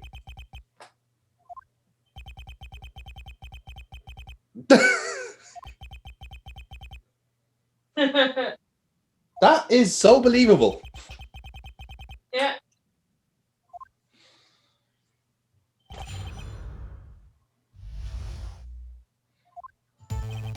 So now it's a point of stressing, finding out why. Why today?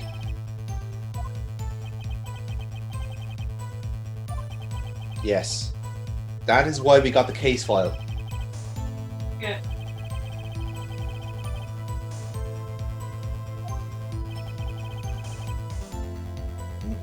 Okay. It's like blatantly the incident's not over.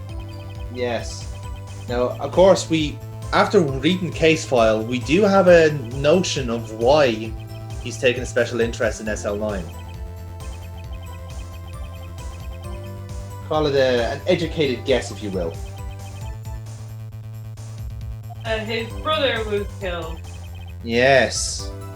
It would seem to be the case that he was either one of the victims or the last victim of Joe Dark.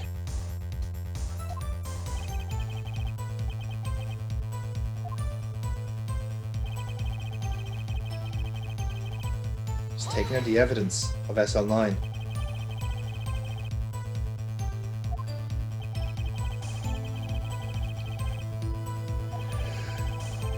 Okay.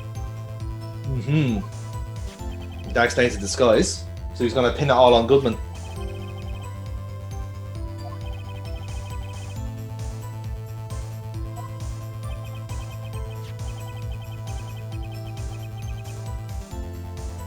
Okay.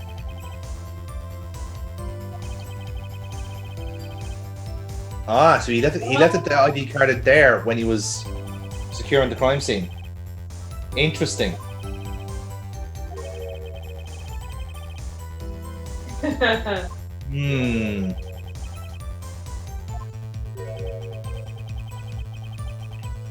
There we go. Bringing that old chestnut back, Arby.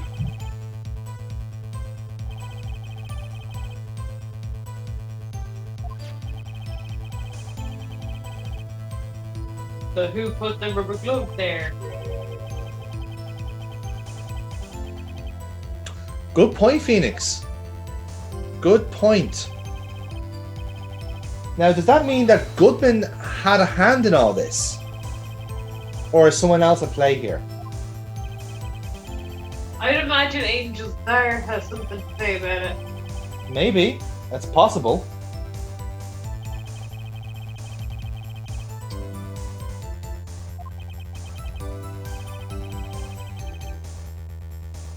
You know who'd solve this case in like 1 minute? Columbo? You better bet your biscuits if you old. Ah, no, we can't have her here. No. She just, like, dry hump Edward's leg and we get nowhere. She'd be like a fucking horny victory bell if we're going to continue this Pokemon metaphor.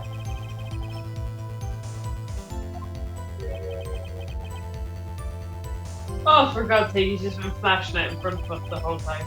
Yes. With his weapon like that.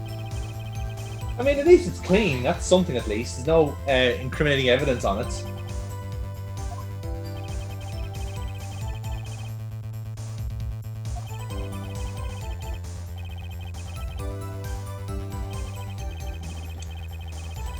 Aha. So Marshall knows a lot more about the cameras than he was letting on as well. He knew they were raising every 6 hours. So he had a time frame and everything. Which doesn't go with his technophobic previous statement.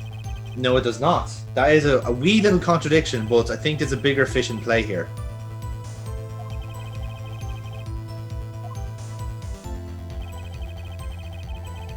And there's the kicker.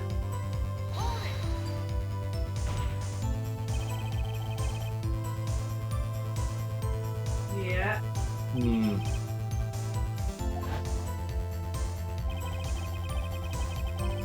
Now bear in mind, we did find blood at the scene, but as we said at the time, there's probably not enough to say an actual tangible stabbing happened. Yeah.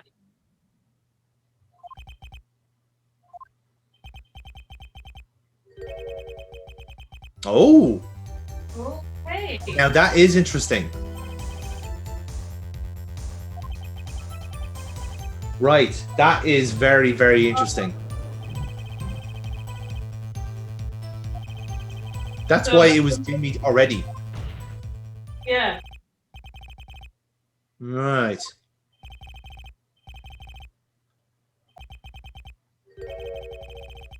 Oh, goddamn Republicans.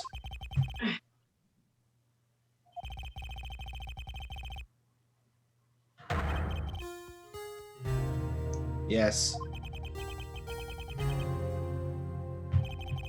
You've broken the officer's code.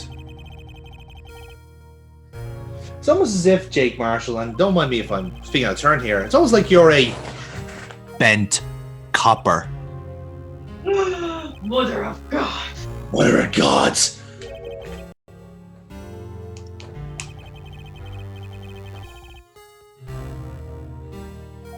Hey, he's going to, for any evidence of back his theory. Yes. Yeah. I think we know why. I think we know why.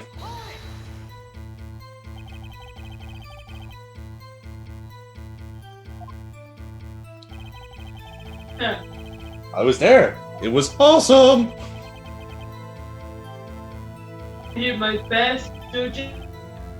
You should have. I even put in beard oil for that occasion. I always trim my beard for the big cases.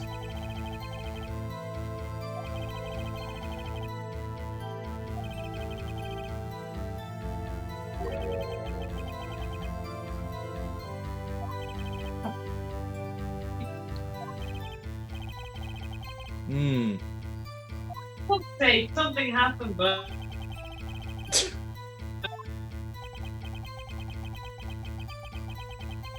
Yes, I think that's the best way of doing it. If he's gonna talk in metaphors, let's just cut through the whole skedaddle.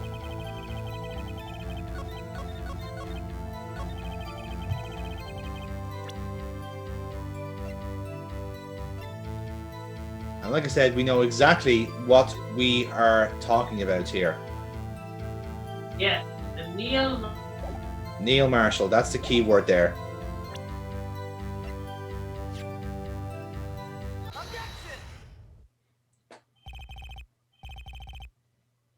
I see clearly now.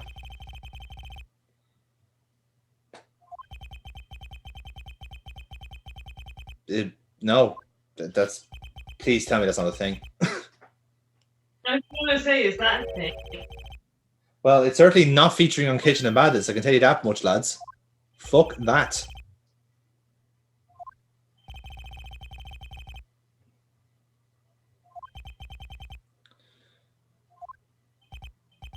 And Edward answers the question as well. Oh, hello. Oh, okay. Now that changes things. Neil Marshall was a prosecutor.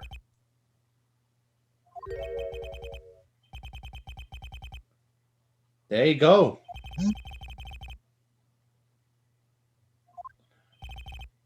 Even more interesting.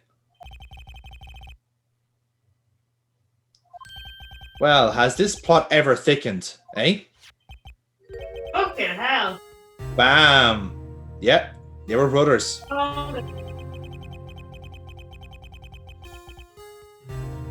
Okay. And that's why there's a little cowboy in the corner there. Ah. Explains everything. Oh, making sense. They were collaborating to try and find the killer. And that's Joe Dark there. Doesn't he look like a nice man? Trying to figure out who he reminds me of. He kind of has a... Yeah, I was thinking Spike myself there initially. But I don't think he has that sort of sultry British accent you're looking for. Although I can imagine he looks wonderful in leather jackets.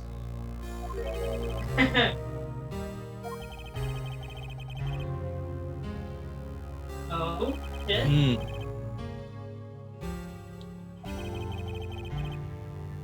Even for a prosecutor, he was a bare-knuckle boxer in his spare time. He kept going on about something called Fight Club, and I don't know what the shit he was on about. Right, so essentially he's in denial that Joe Dark killed his brother. That's another aspect of this.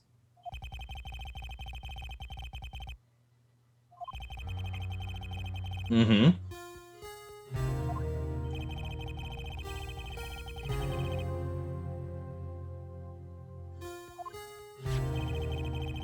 So now this is all starting to come together. Yeah, I still don't know where he got Goodman's clothes to disguise himself with, so. True. That's maybe he just like had like a trench coat and just like dyed it white. Like he just bleached the whole gimmick. Yeah.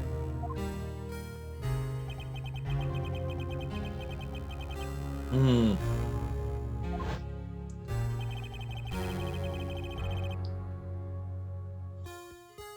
And yeah, exactly. Raising the point there, Edward is bringing it back to the original case as he's entitled to do.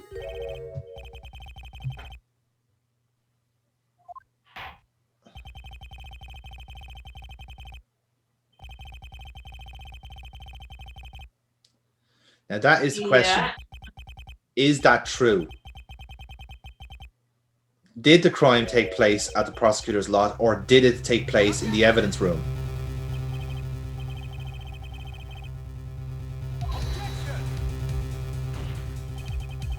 Oh shit! Mm-hmm. Frenemies. Yeah.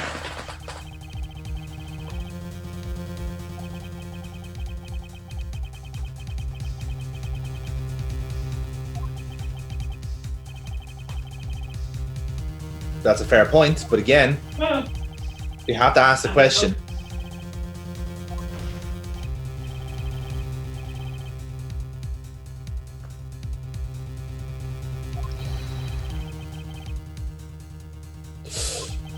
Well, I wouldn't go that far, Edward, but you know.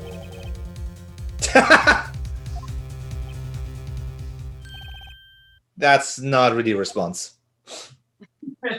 That's a noise, Phoenix, not a word.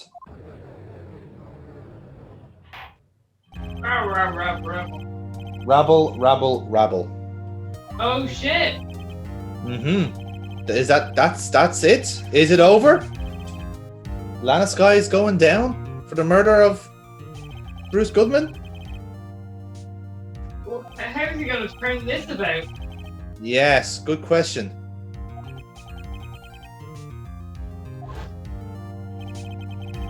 I mean, to be fair, Phoenix, if you did read the room, you could tell that. It's very obvious. Oh, in my pursuit to solve crimes, I seem to have solved the wrong one. Oh, who's that? Who said that? Oh, the teenage girl is back! She's been watching CSI again. She's got her dramatic timing perfect.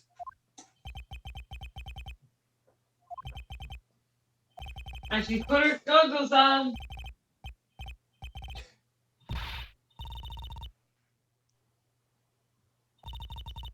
She has seemingly calmed down from the histrionics earlier on.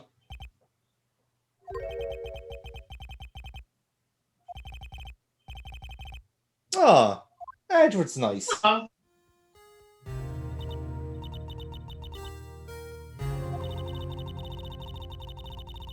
Okay. As you're entitled to be fair. Yes, they were the two witnesses.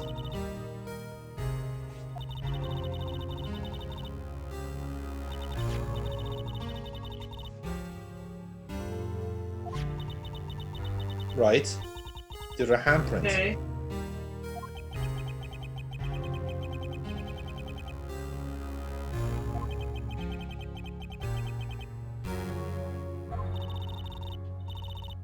Okay. Did you find anything? Did science find anything? Well, oh, she's got her Nintendo. Well, that's great. That's super. That's great. Thanks, Emma. You know, fuck's sake. Oh. Past your bedtime. Oh. Fucking bottle job.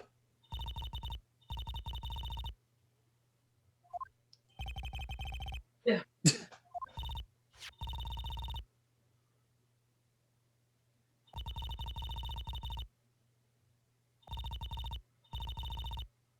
I'm a professional shithousery. Like I'm not a scientist. Right, we've been trying a lifeline here. You have to find something wrong with the bloody handprint. Right. Okay. Now, is there something wrong So- with the handprint? It's a right hand, and Beacon's left hand is cut. Right. That's a fair point. It's a fair point, but I don't think that's what we're querying here. Now, the handprint is on Gumshoe's locker, right? That's one thing that's been established. But is there something wrong with this? Why would the handprint be on that part of the locker? You can't open it that way. Good. Keep working on that. Why is it on that locker in particular?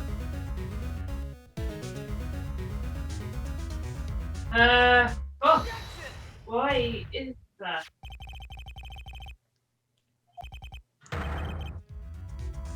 Okay. Can you get there before Phoenix? Why is that a contradiction? Remember back to the videotape. Do we have a clear shot of No. Gumshoe's locker? No, the badger's there. Yes.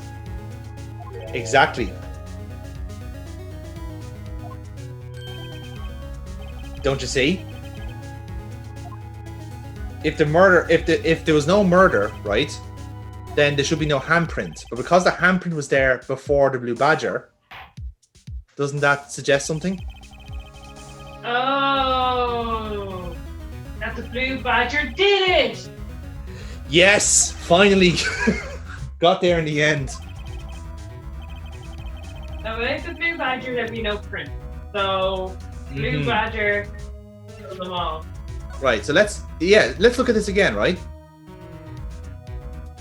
Blue The bear in mind badger. that Meekins was the one to put the blue badger there, right? Yeah. So now, watch this beauty play out.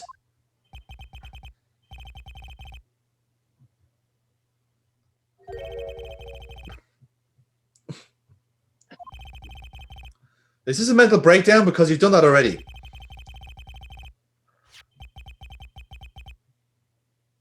Which is true. Why would a movable object be included in floor plan? Exactly. Ahaha. Checkmate. Edward sees it. Yeah. And print couldn't be put there while Yes. that murder. Well, that fake murder happened. Which means it must have been there before the blue badger was moved.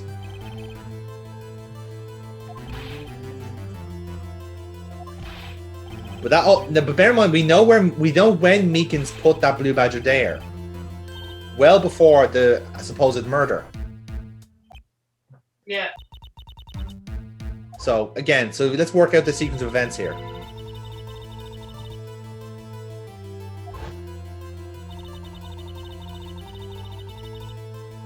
Yep, exactly. Therefore, it has to have happened before. Or possibly after, but, like, that would be ludicrous. He was so close to saying bollocks. Balderdash. Balderdash, indeed!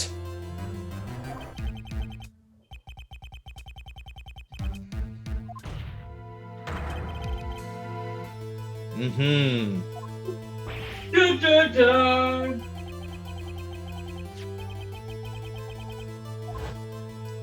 Now, again, that is a pretty steep accusation. Do we have anything to back it up?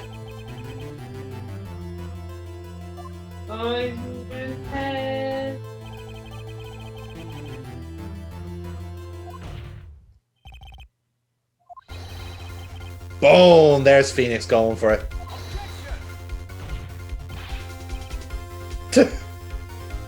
How dare you?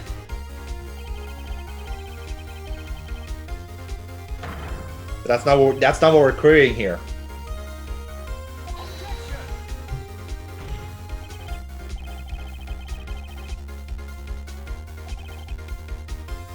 Yes, when?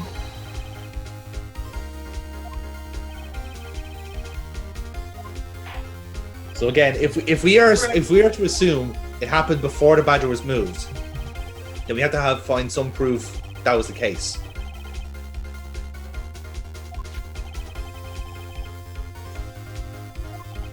Yeah. There we go. We need proof. Have you got proof? We've got the. Oh, this. Yeah. Stress with.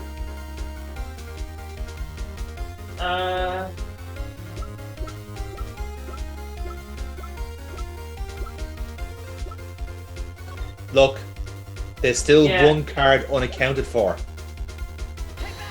at 420. And that is further supported by the autopsy report that says it could have happened an hour and a half before. Yeah. So it all works within the same time frame.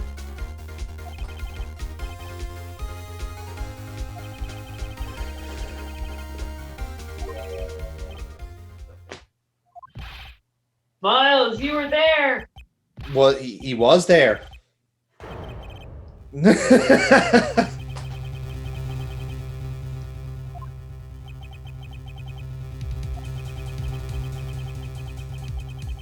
Yeah, I mean, like 10 minutes to kill someone is a bit like, you know, cutting a fine, like.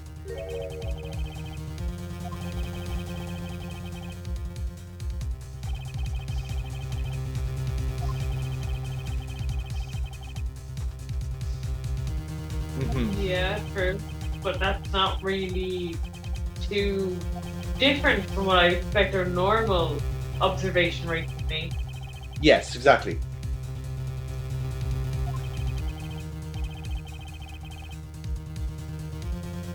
Yeah, so yeah, that covers that as well, because like it was cleaned away and the luminol brought back, showed you where the blood was. We are back to where we were here.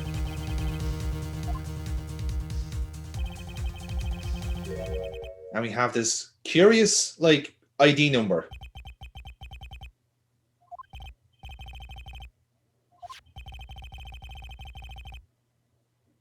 Yeah.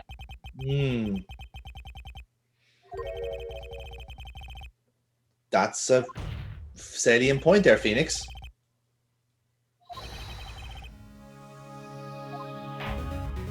Hey. Bear in mind, like, Goodman didn't have an ID, so he would have had to go in with somebody.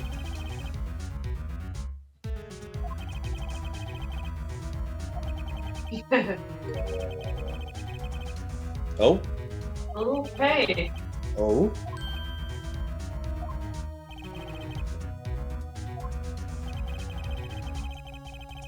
Of captain or higher? Oh, that's the brand. Yes, that is very true. So it's not a garden field cop anyway. It's someone higher up in the police. Oh, it could be Hastings. Could be Ted. Could be H. Mother of God. Mother of God. Well, we didn't flow down the lagoon in the barrel, that's for sure. Well, this case is now sucking diesel. Sucking diesel, lads.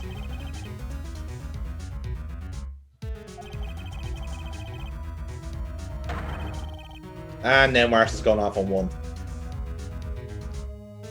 Isn't it weird how both Marshall and Angel Star hate prosecutors because of SL9?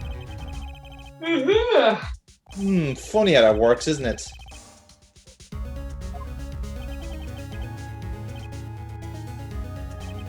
Oh.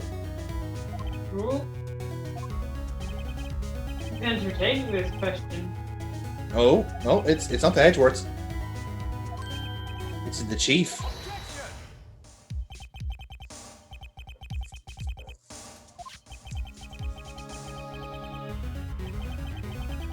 Alright, that covers that.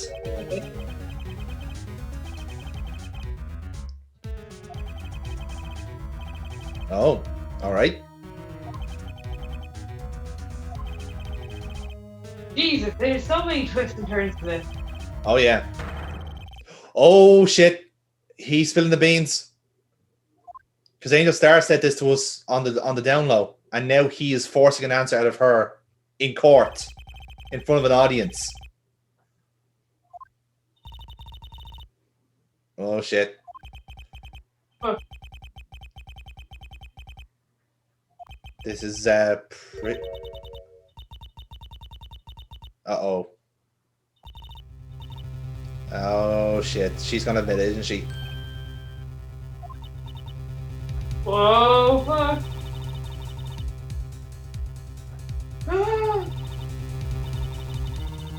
Okay. I don't like where this is going. I really don't like where this is going.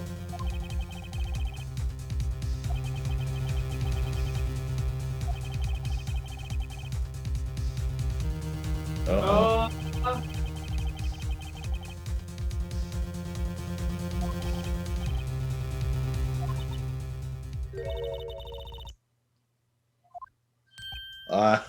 Edgeworth is rattled. She did. That's admission. Oh, fuck. Oh.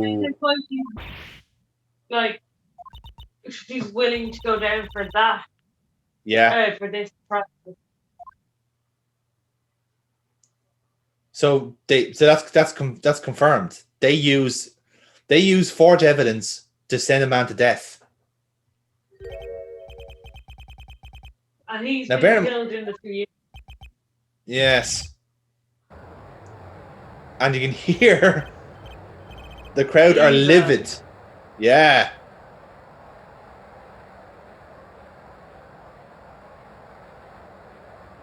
Fuck, Hey, the trial was dissolved. Fucking hell. Fuck. Hot damn. Like, I mean, oh, fuck. Yeah, so we'll leave that there for now, Burkebot, but that is quite a way to end on that one. So essentially the serial killing where this is all based on, they fubbed it so he would get sent down. And this is what's basically it's all kind of like rearing its ugly head again 2 years later by people involved, no less. That is like, there's obviously so much to uncover now in this next trial. That was it a case that they had concrete evidence that was inadmissible in court and that they forged evidence to kind of push it through that he was, or like, is this cover up something deeper and darker? This is it's very good, very good. I do not know what to think other than we need Old Bag. we need Old Bag and Ted to team up together and finally. God, what a crime-solving duo! Yes, exactly. That's what we need here in this court, right here, right now. But yeah, that's the fascinating part, because, like, again, there's so many little threads being pulled here because you've got an old case from 2 years ago. You've still got like essentially still a murder case on the go here, but you're proving where it's happened as opposed to what's happened at this stage. It's still a mystery murder. Yes, exactly. And it's all supposed to tie up in the last day of a investigation and trial. Ooh. So, yeah. Intense day ahead then.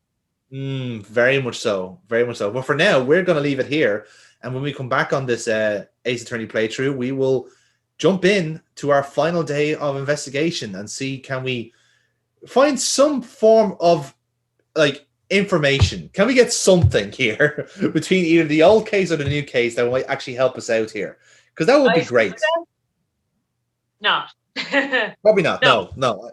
I expect us to I expect us to be like flying blind until the end, until we realize, oh shit, not guilty. Woo. We did it. Pretty much. Yeah.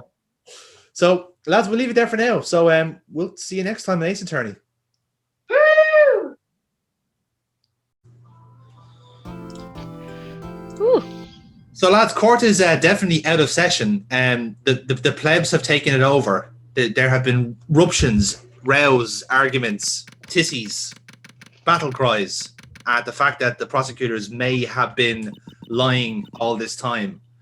Like, I'm surprised there hasn't been riots, to be fair. There could be riots. I mean, we're not seeing them, in fairness. Like we're focusing on the job at hand here, but there's nothing to say that like shit has picking off like outside of Phoenix's window here or something, you know. Is his office on South William Street? Do you know what? I'll have to check.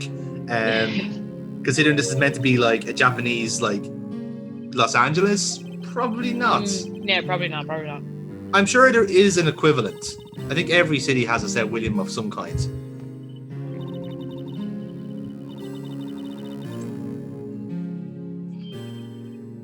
So yeah, we heard a little bit about this beforehand during the trial. Basically, yeah, Joe Dark. Yes, so the Joe Dark killings is in actuality the SL9 case that people have been kind of mumbling about in behind closed doors. And it turns out like these two sisters have quite a lot to do with that case. Oh, that's a very menacing looking David Bowie. I mean, Joe Dark. Yep. Yeah, no, it's definitely he's definitely a tribute act of somebody, and I can't place him. It's like a cross between like Boy George and fucking Tears for Fears, you know, that kind of way. Oh. Or if Nice and Hot was in an electro 80s band. Oh, that's a mental image I'm gonna have trouble getting out of my head. Although in fairness, we did go through Ripper, so you know it was more or less the same thing. But yes, and again, as we found out in the trial, Captain Officer Yeehaw, as we've rechristened him, did have a brother. Yes. Who was a prosecutor, indeed. And yeah, Officer Yahi. Officer Hot Diggity, call him that. Prosecutor Hot Diggity. No, actually, no, I've got one. We got Officer Yeehaw and we've got Prosecutor Hootenanny. Okay, yeah. Yep, change approved. And yeah, it turns out he was the blonde Jules Holland. Oh, maybe. Like he's meant to have white hair, so that's possible. Maybe. But there he is there now, so that's Neil anyway, Master. We're getting sidetracked from this murder case, which is obviously quite sad for these characters. I would hope so. I mean, like, it's 2 years ago. They should have gone over, to be honest. But holy shit, she was almost killed by Joe Dark. Well, it does seem that she was the intended target, or at least that's what she's kind of alluding to here in this conversation. So this is what she saw at the time. Lightning struck. Yes. Convenient. Quite indeed. Well, again, just a horrible weather in this universe. It just ruins everything, really. It's hard to get. It's so hard to get witness statements when the thunderstorms are out. You know.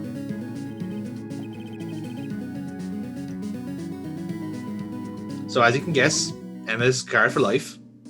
Yeah. nice. Blonde Jules Holland. That would scare you.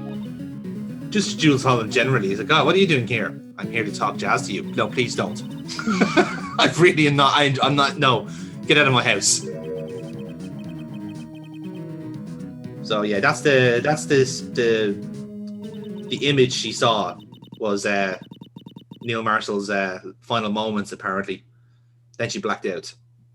Like, I mean, that seems legit. Oh, Oh, look at this. does she have a heart? I mean, one would assume that like biologically she has to have one, but it doesn't necessarily have to, do everything a heart does. Yeah. Pump blood, yes. Maybe it hasn't been Emotion, located yet. Yes, maybe. Because the heart is in a different location for every human. Yeah, exactly. That is true, actually. Like my one's in the fucking, mine's in my stomach, which is ridiculous. Like, it's a stupid place. Yeah. I'd say it's like in her baby toe, like the last place you check.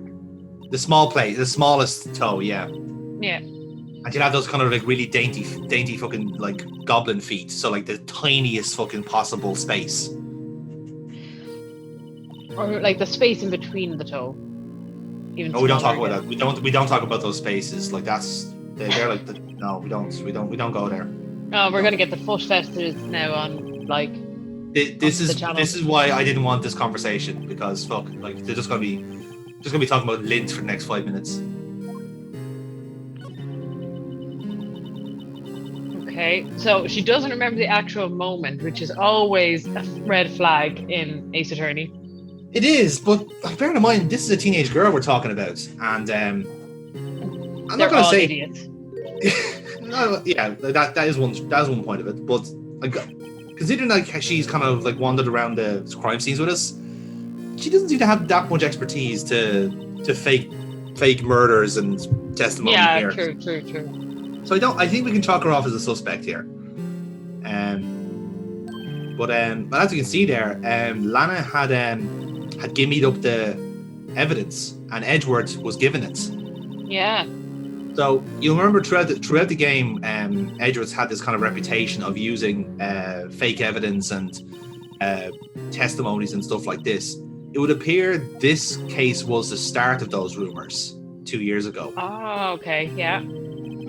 So, and granted, of course, he was trained by Von Karma, so that like stink was never going to clear. But yeah, that's kind of what we're leaning towards here. So pretty much everyone involved in this like Bruce Goodman murder is also involved in SL9 in some way. Yeah. So it just appears to not just, it just won't shake for these people. Now, what about Phoenix here? He's a newcomer to this.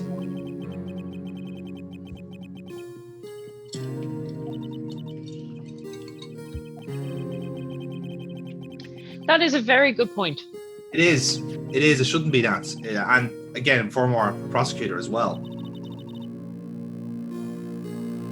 Are they all in this together? High School Musical style? I mean, I don't recall the High School Musical where everyone gets stabbed to death. Although I imagine a lot of people imagine it's my favorite one. I think it's number 5. No, sorry, it's number 6. It's 6. Okay, right. I think I missed that one. Sorry. It's on Disney Plus, yeah? Yeah. Gotcha. Makes sense. So, Phoenix has noticed something. That seems smart. Yeah. The layout of the place doesn't seem a bit flawed. And there's a contradiction.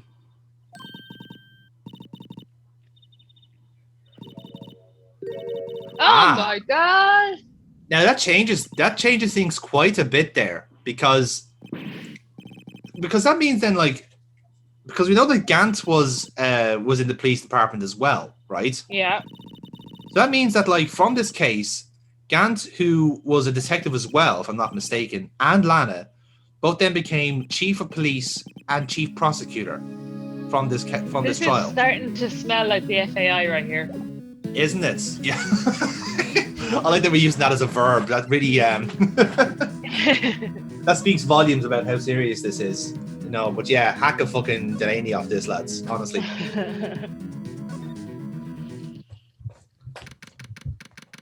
Okay, Wait till you let's find go out now talk that to Gant had a Lana. fucking James Bond themed birthday party for his 60th.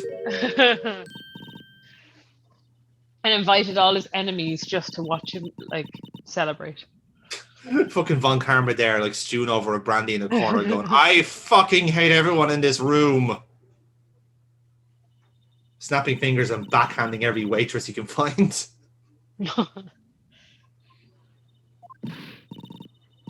So again, here's Lana Sky, the big sister that is almost certainly not a robot. He has emotions, she just can't show them.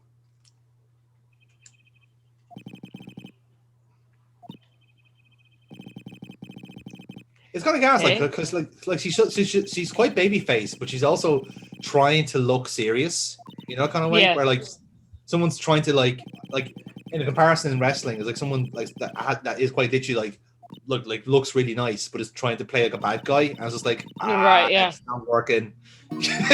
you're too pleasant looking to be the bad guy. No one's gonna take you seriously.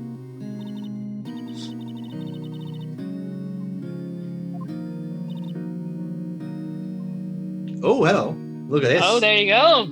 There's the dream team. The gruesome twosome. Indeed. Looking like the TV promo for their own detective show. Oh, what would the name of that be? Sky's the limit. Oh my god, that's brilliant. Come on, man. Come on. This is basic stuff, Burkebot. Come on. Basic stuff.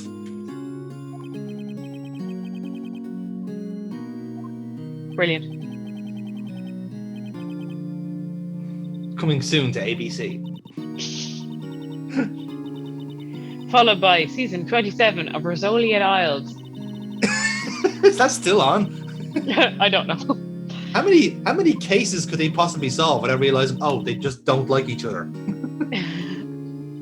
This passive-aggressive woman teams up with this passive-aggressive woman, and they both don't like each other. Yes, that sounds like something we can get 250 episodes out of.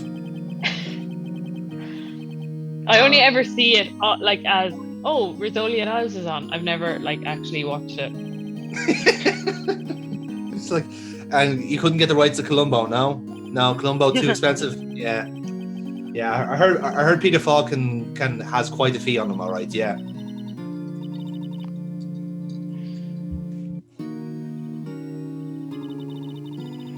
Okay, so she's throwing Officer Marshall, throwing him under the bus a bit. But I mean, they all worked on the same case. Like, again, if we're going by the pictures we saw before, if they were all working on the Joe Dark killings, you had Officer Starr, Officer Marshall, Officer Goodman, Officer Sky, and Officer Gant. You know, and then working with the prosecutor, Houghtonati. So, like, they were quite a comprehensive team, and they seemed to get the guy, but whether they got there through correct means is what's up for debate here, you know.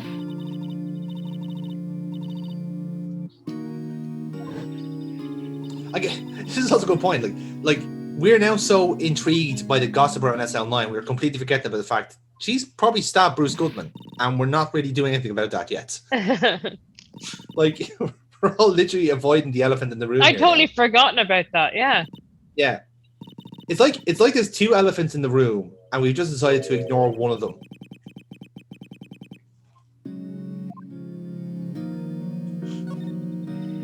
Okay. Right. So this is the actual investigation of Joe Dark.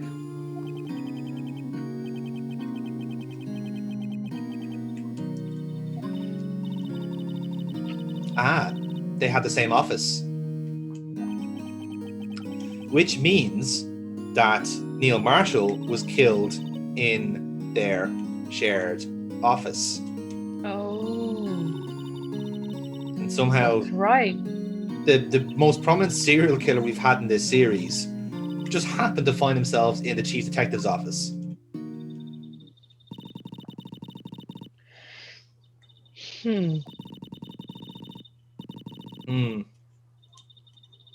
I would say for a serial killer, he's well turned out. Like, he's got a good tailor. I'll give him credit on that.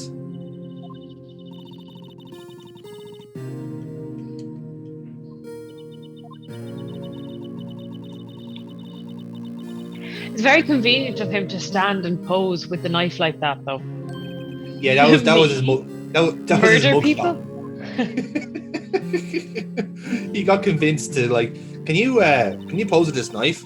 Why? Oh no reason. We're just checking something. Okay. Pose slightly Like- up. Stare at the camera. Yeah, that's him. Guilty. We got him, folks. I heard he has a tattoo of "Die Emma Die" on his chest. No, it's the Emma, the.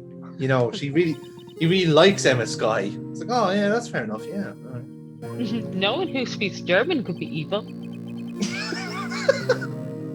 True. I mean, ask Manfred von Karma. Like, he's heavily implied to be from Germany.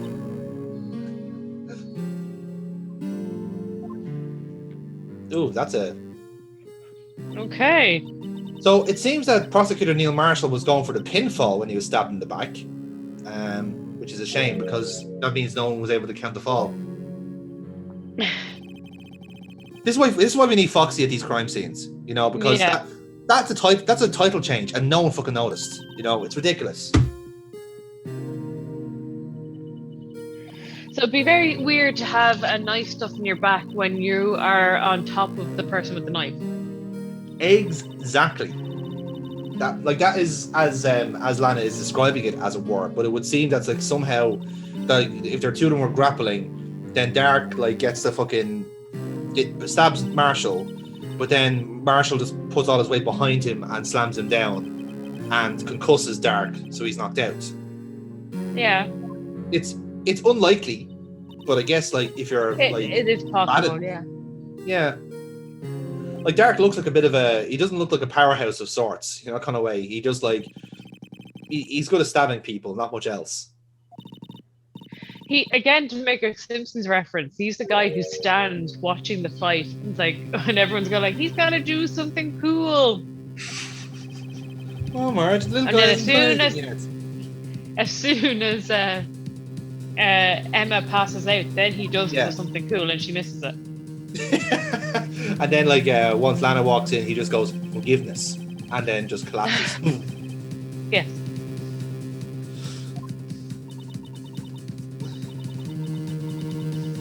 Yeah, it's almost as if like he's not happy that his brother's like death hasn't been solved.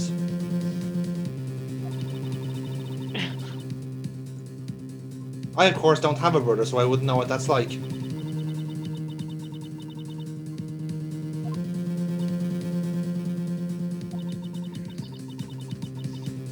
Okay.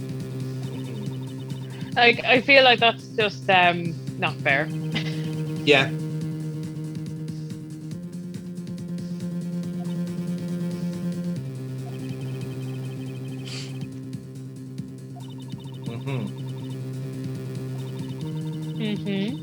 Ah, so it's now the chief's office. So that's somewhere we need to go now to have a look at the crime scene, if we can get in there. Now that's a thread we need to pull on now. Will we be allowed access? And then also, will the access allow us to find out? Like, surely the chief detective would be good at hiding evidence after years. I think his strategy of asking people if they want to have a swim with him tends to put people off. You know, like I'm not saying he's dodgy, but I'm not going to trust anyone who wears an orange leather suit to work. All right, that's a red flag. You know, for me. Yeah.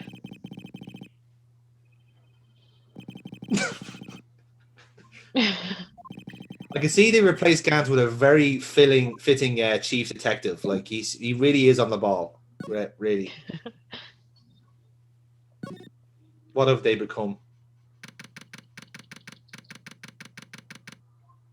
Oh hey! Look who it is. Hey, it's himself. It is. He's on his last rodeo, it seems. I don't know why, but every time his music plays, I have to do this kind of like horse, like bridal motion. Like, it works perfectly with the rhythm of the song. Okay, you do you. This game has conditioned me, Burkebot. Oh God, what's Billy? This, fuck's sake. I like to think it's his tin flask. Just heading over to the prosecutors because I'm gonna get the fucking shit kicked out of me by 10 people in suits. Of course, cat. But bear in mind, like, we don't have any business there. Like that case is a red herring.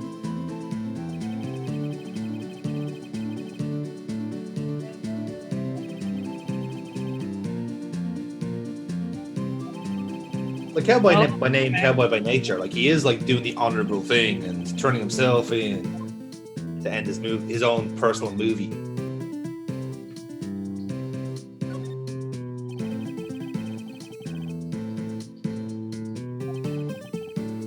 Okay. I mean, where would you like to start?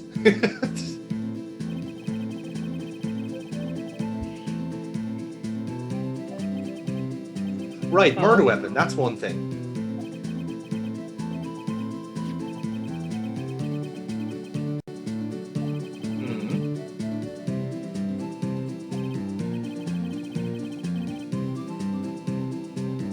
Oh, was it the wrong blade?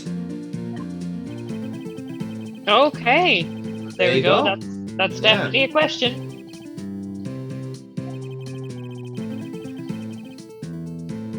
So if that's the fabricated evidence, they basically just like found a knife on his person that he was likely to use, but it wasn't necessarily the one that killed, say, Marshall or other people. Which means that is technically forged evidence, and they have illegally tried him. And again, even in the magical world of Ace Attorney, that is a big no-no. Yeah, that is not very stable for the cowboy. you just wanted to say stable when Yeehaw was on camera, Yeah. didn't you? Yeah, it's fine. That's fine.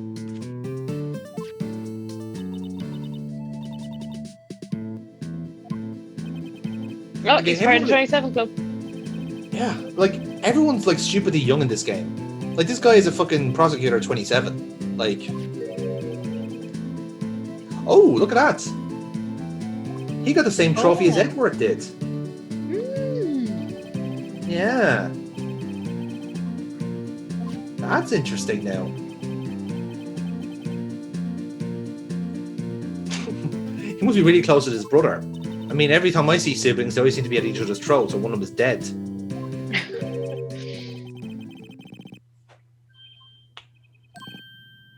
Oh. Oh, there's a... Okay. So yeah, it was 2 years to the day of Marshall's murder.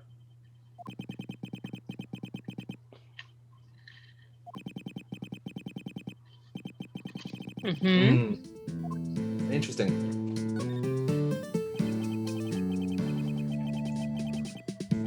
Okay, yeah. Well, since seeing that everyone got the sack, yeah, I think that will raise suspicions.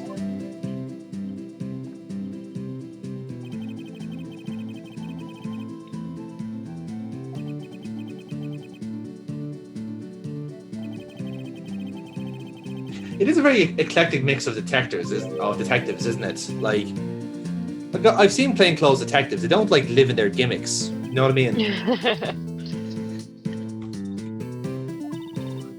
like one guy does like is in there and like in there because he's not getting mastered with the synth wave, so he's just there with a mullet and fucking like shades all the time. Like he looks like he'd be great undercover. He looks like he's already trying too hard to be.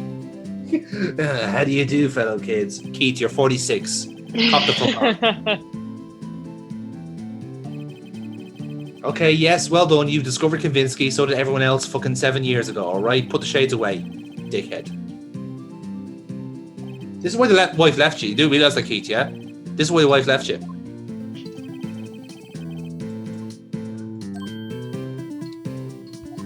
Okay.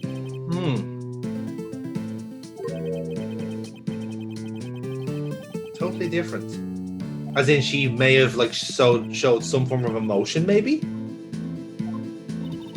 Did she seem to care?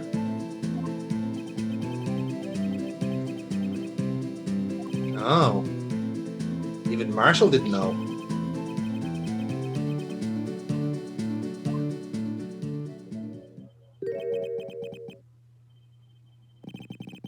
Yeah, I rated 4 stars. Could have done with more s'mores. More s'mores, more cowboy metaphors, and a little bit of Clint Eastwood. Just because. Okay.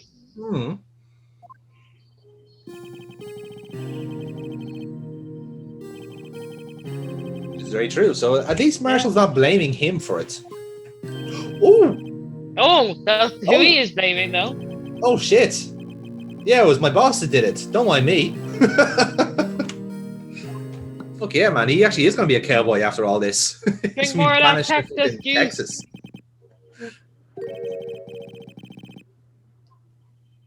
Oh. And off he goes.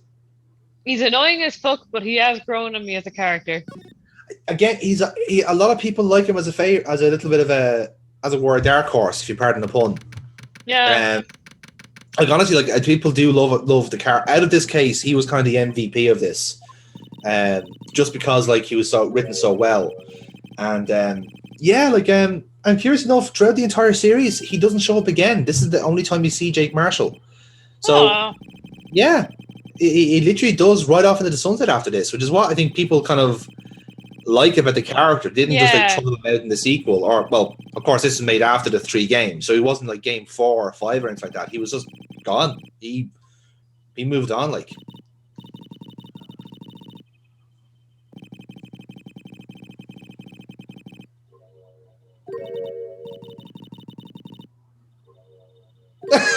Yeah. God, this. Oh man, I do love the police in this game. Like they are just like genuinely just shit at everything. Like it's a real, there's some real cutting commentary in this. Fucking hell, that's an office. Is that an organ? That's a massive organ. Oh, we can hear it. I mean, supposedly this is the chief's office. Like, it seems a bit extravagant, if you don't mind me saying so. Is he a pope? Maybe he thinks he's the pope. But again, I'll point out the point. Like, popes don't wear orange leather suits, so maybe they do under those robes. And Emma pressed some keys. Oh. And there he is. There he is. Hello. Yes. What the fuck are you doing here? Look at him. Playing the organ badly. Yes. Ooh. I was reading something. Yep. There we go. No, I haven't, you horribly shiny man.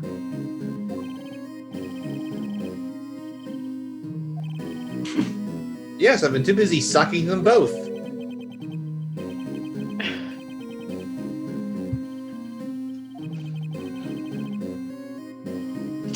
Two years have passed since that, and I feel absolutely nothing about it. His colleague murdered by a serial killer, but you know, time. Oh, hey, look at that. It's a picture of Neil Marshall with the trophy. Yeah. And Now, C-3PO? looks like a knight. I think it's a suit of armor with a decorative blade. Ooh. Now, there's a few things in that picture that's very strange, Burkebot. Yes. What have you noticed so far from it? Well, the thing is in the background in his office still. Yes, The the suit of fact that the armor picture is is there in the background. first place. Yes. Mm.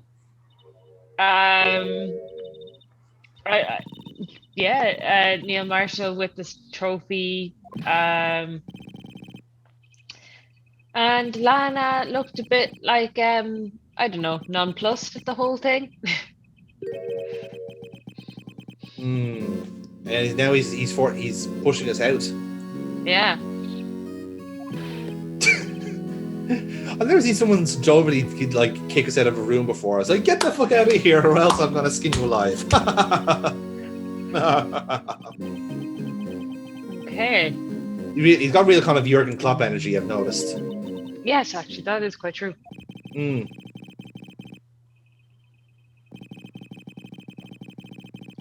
That's very true, Phoenix.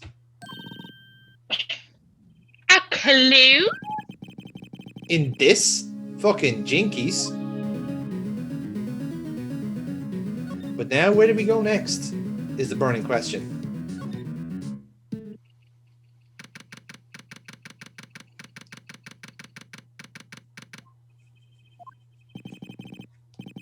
Oh no, what a pity. She must be out,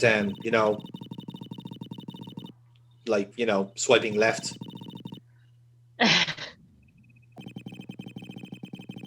I've done him twice. Done him.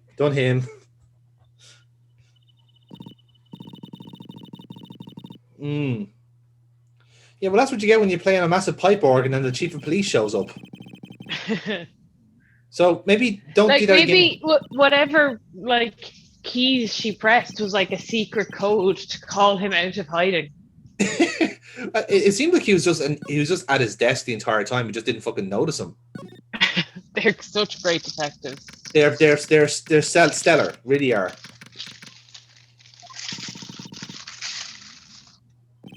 Bit of interference there. It's all right. So now Edgeworth's getting cross-examined here as well, which I'm sure he's loving. Edgeworth seems like a good man for an argument. Indeed.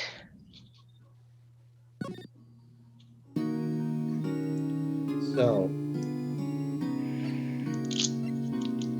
Right, what else? Oh, we've got this photo. Yeah, let's look at the picture again. So there's a few things odd in it that you may see. I wonder if anything is. Well, you can forge evidence. That's fine. Yeah, we can't have teams collaborating. That's just stupid.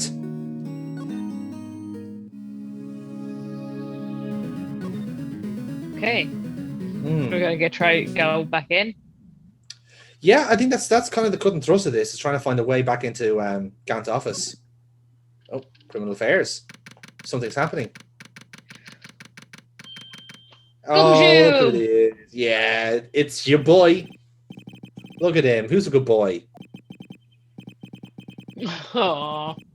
Look at him.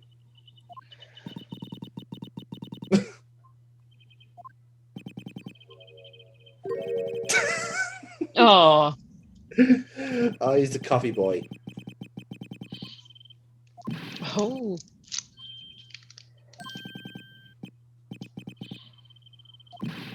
Oh, everyone's out to get him.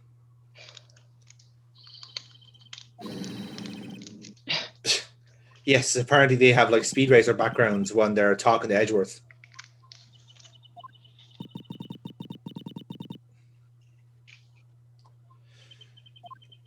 Like, I'm not going to say like people are going to be annoyed at a potentially like forged evidence being used, but yeah, Emma, I think people are annoyed at that. But it's not like he knew. No, but again, people are not aware of that point. Like, as to the public, it just seems like Miles Edgeworth's, like, the rumors of Edgeworth being like a dodgy prosecutor are true. Like, it's just been proven, it's been said out in court.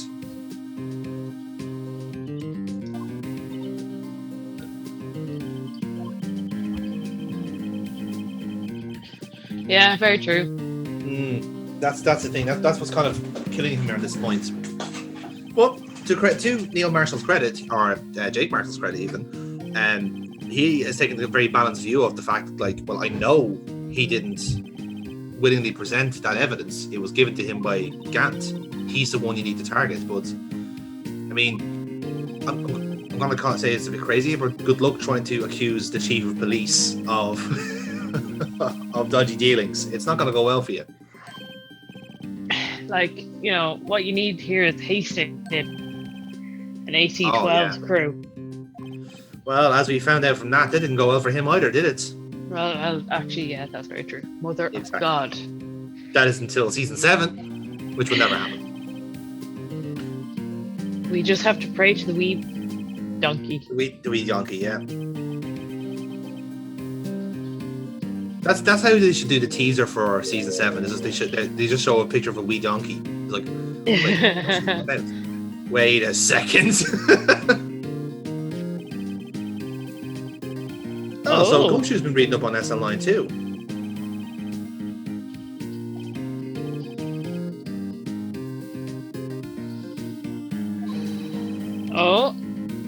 Pause. Now is the final attack against Marshall. Some girl. Well, that's not specified in the file, so I don't think.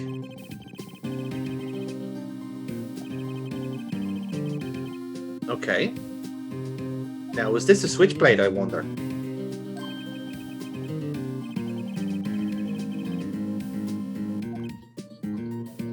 Oh, for God's sake. He's great. He's good, isn't he? He's really good. Let's have a look ourselves then. Because I don't think we've actually read through these. Or maybe we have, but we need a reminder.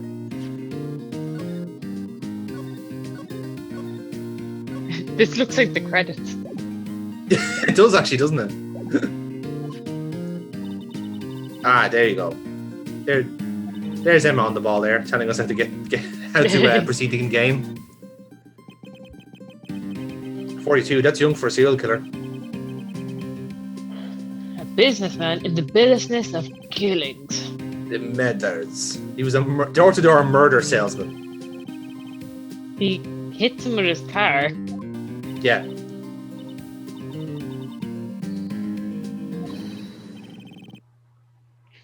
Uh-huh. He discovered a thirst for murder.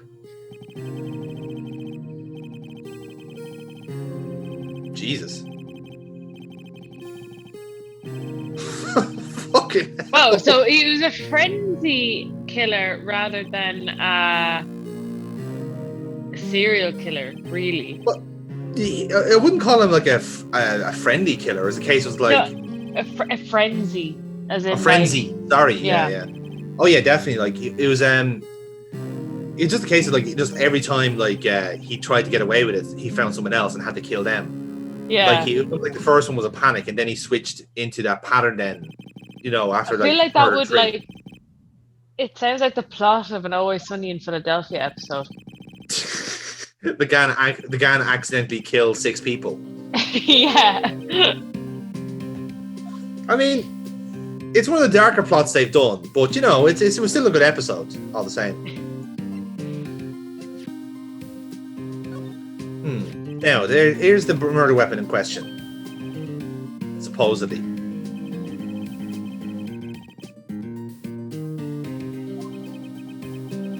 Okay. Yes, of course, Gumshoe didn't realise that we had found that at the original crime scene. It was hidden in the exhaust pipe. In fact, it's perhaps the only piece of evidence from the SL9 case that was, saved, because the rest of it was gone out of his locker. Of course. Oh, hey, a memory, my goodness. You should use it.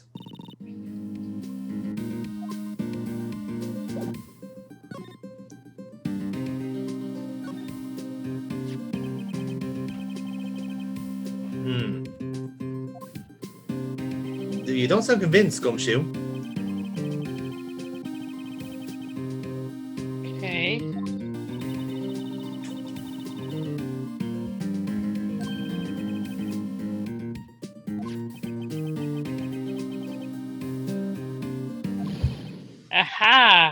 Yeah. Yes. You need good luck for that.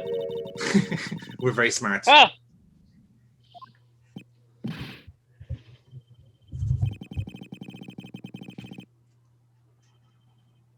Oh. They found it in Marshall.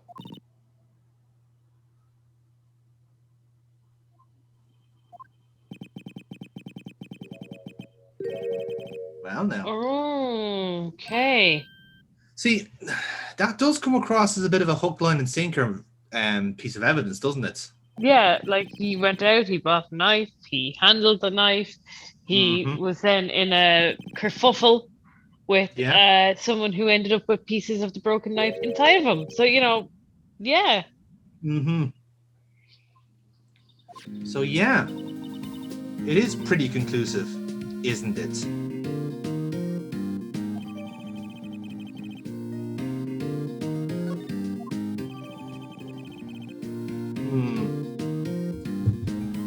So yeah, how about that? Well, it's fairly helpful, to be fair. He is. He's really doing us a favor here, Gumshoe.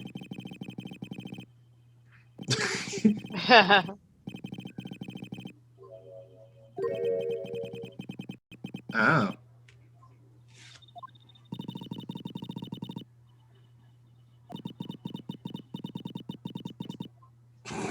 We're asking Gumshoe to break into the chief's office.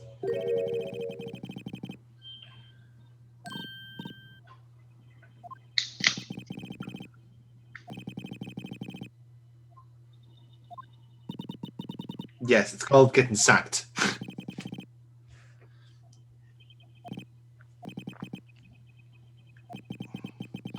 I mean, to be fair, Gumshoe, if you did get fired, you'd probably earn more money.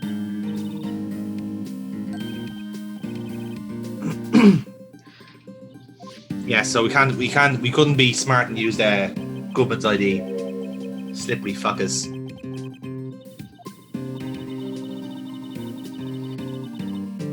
Right, so we have to, if we're gonna try and get into the chief's office, we need Blue to find Badger, tell him that he's going to kill him. I mean, possibly.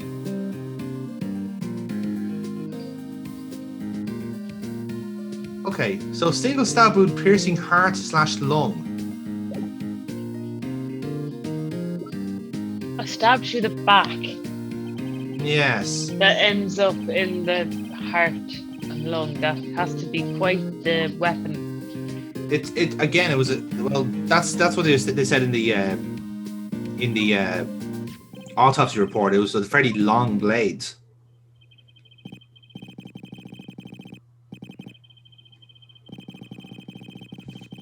Oh, we found him this. Oh yeah, the ID trace, executive officer number.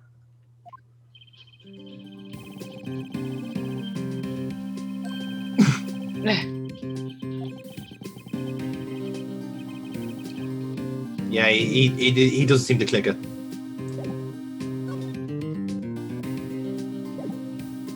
So yes, we're trying to get him on our side here. Come on, let us in. Do your job.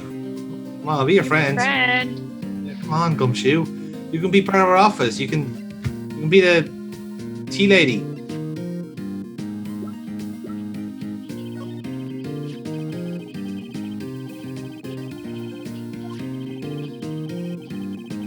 I mean, who would do that? Like, definitely not us.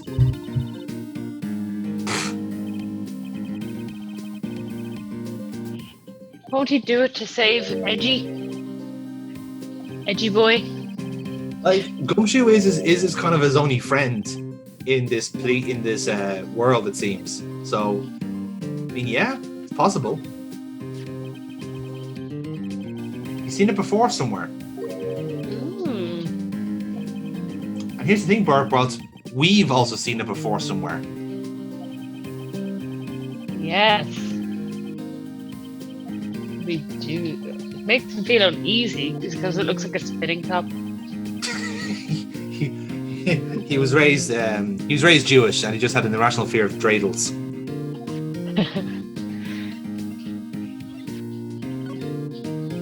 So yeah, so I was trying to be clever there, but But yes, we have seen that jar before. Oh. Mm-hmm. Okay. So yes, Again. now we now need to get Gumshoe on side here. We need to try and find a way to help him out here. And yes, Lana's still not budging, not helping us at all. It's almost as if she's completely unhelpful and wants to be sent down for murder. Like, you never know, like, her fancy office might be all nice and whatnot, but, like, she might just be happier being around people in a prison. Yes. All those people she helped convict. I was about to say, like, yeah, no, I decided, like, at the tender age of 31, I was going to take a vow of poverty. And, but no better way to do it than get sentenced to death. He's writing something, eh? There he is. Look at him. Happy as ever. There he is. So happy to see us. Oh. The paper on the floor. Not every day we get an actual like mob to kick us out.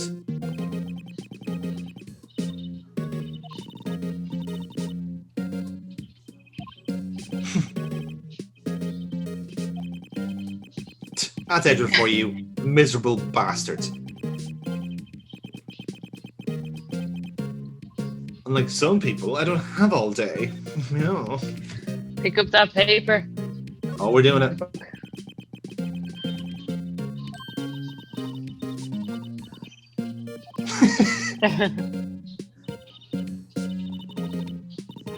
Okay.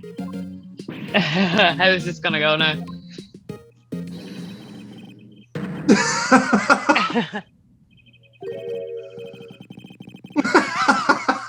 Uh-huh. It didn't work.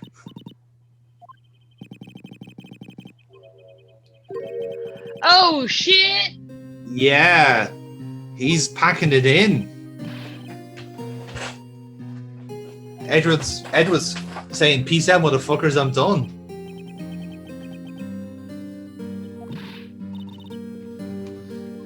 Now, like again, in a sense, I don't blame him because not a couple of months ago he was accused of murder and nearly got sent down for it. So he's had a bit of a rough time. Yeah, like in fairness, no, who would want him to be in a court with all of those allegations flying around? Exactly, that's the thing.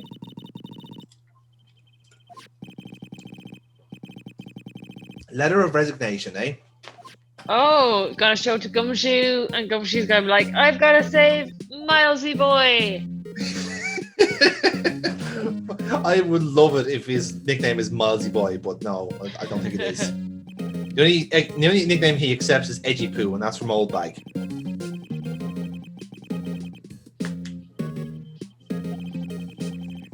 So Edward's also lamenting his past, his mistakes. Oh, did you?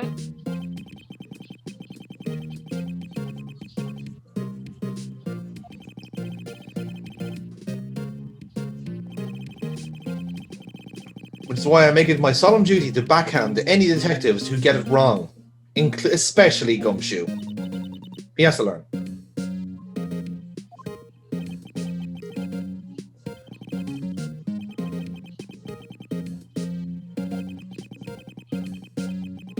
Gonna start crying. I get the feeling Edward's like tear ducts were surgically removed, so he couldn't physically cry.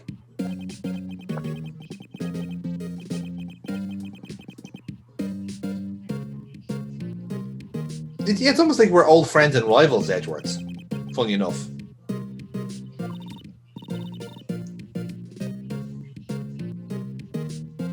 Who's next in charge as the next prosecutor then? That's the funny thing. Definitely not Meekins. Like again, bear in mind, we've only seen two prosecutors like in this game so far, if you're excluding Lana Sky. It would be Edwards and Winston Payne. And I'm gonna go in on a limb here and say it's not gonna be him that's gonna get promoted. Like, no chance in hell. But obviously, like Edward is the only prosecutor in the series. Like he does tag in and out whenever necessary. But yes, even for the second game, he is not the main prosecutor. So he does get replaced. He gets a wee bit of a break, so He does. He actually follows through with his because again, like this fits in timeline wise between the first and the second game. So when you play the second game and you hear what like Phoenix is talking about when involving Edgeworths, it's very very very vague, but it's grand here because they can fill in the blanks here with this case, you know. yeah. Okay, so he's okay.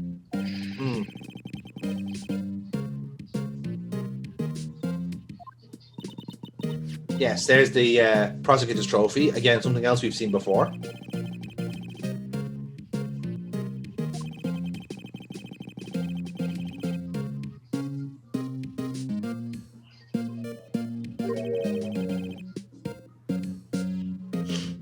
Yes, it's called Working Phoenix. You should try it sometime.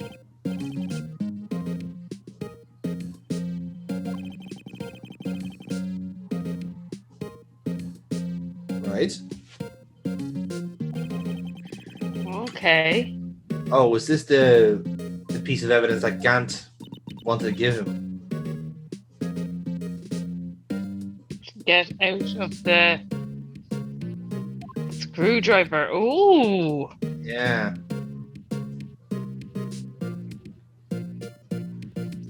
So this was you remember earlier on in the case then, the reason Edward's ID was tagged at the crime scene was because he says that Gant basically asked to come here.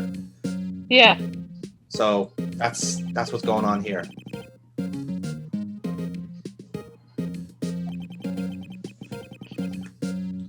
Which in of itself is quite unusual.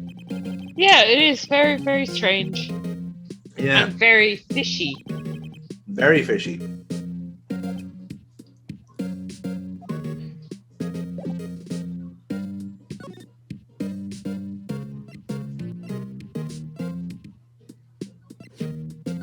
So let's read here's the letter itself.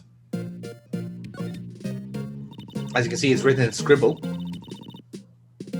I like writing my resignation letters on crayon too. With crayon too.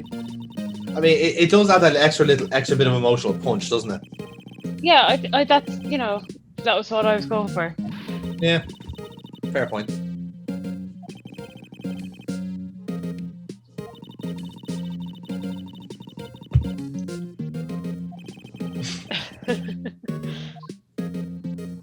Phoenix ever very much proven there that the world is a shit place.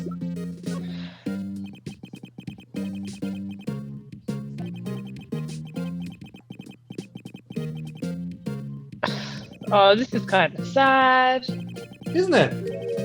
Like again, because like from the cases we've had with him, like in the first case we had with him, the reputation kind of like painted a view of him, but we see ourselves in the other ones afterwards. Like he's not that bad, you know.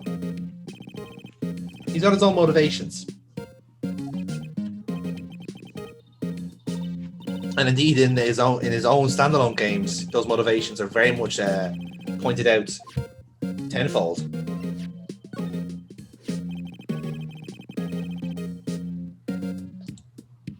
Oh, is this going to trigger anything? Possibly.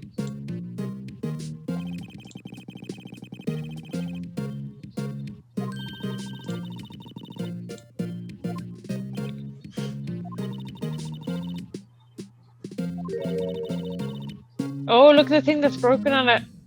Yes, there you go. So yeah, that's what the deal is with this fucking trophy. Like, there's a bit more to it than just the old just a big ass K on the side of it. Yeah, it's the broken shield and sword. Yes, but again, the critical thing is the sword is gone now. It's just a broken shield.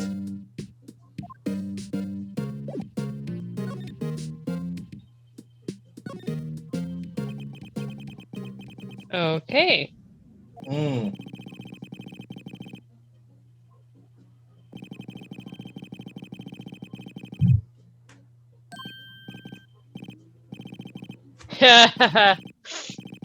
That's good, isn't it? Nice little touch that. Yeah, I like that because you know, I also know this story, but I think it is probably better told through this medium. Yes. I mean, he did get us to tell the story anyway, you know, because we knew obviously ourselves, like we're very well educated.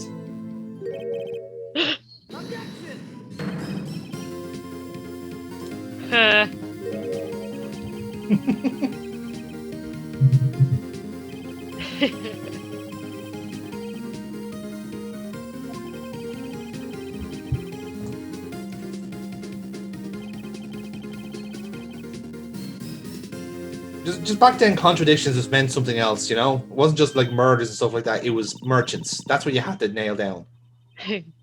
Capitalism. With capital K. That's capitalism.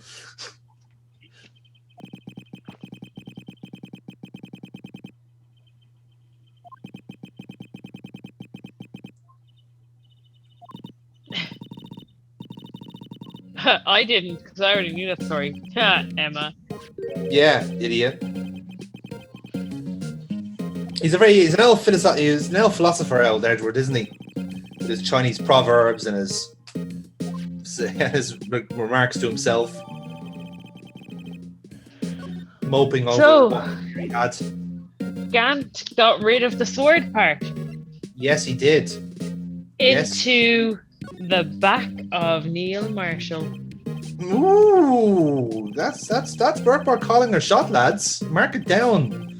Mark it down your bingo cards, lads. We're going for it. She's going for it.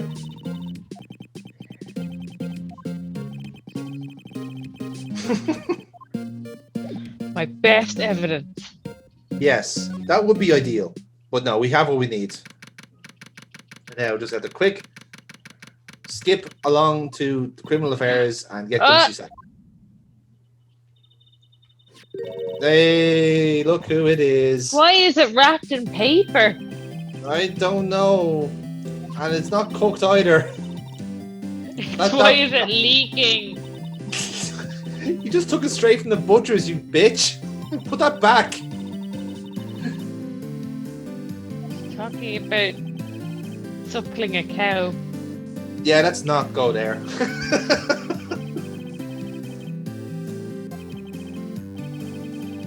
I mean, look, I'm not here to judge, but she's on several fucking different types of watch lists. She does have a jelly-filled donut in her hat, and for that I am jealous of her. I'm upset that she's nicked her gimmick, to be honest. Yeah. That's ridiculous. Like I get it, we haven't done the podcast in a while, but like fucking don't rub it in, you know?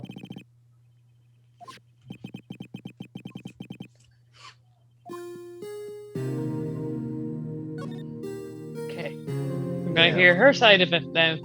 We are. Yeah, bear in mind, of course, we have not actually spoken to Angel Star about SL9 itself.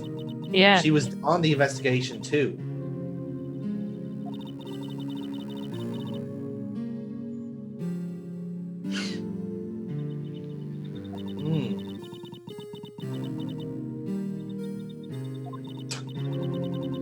Just gravy, nothing else.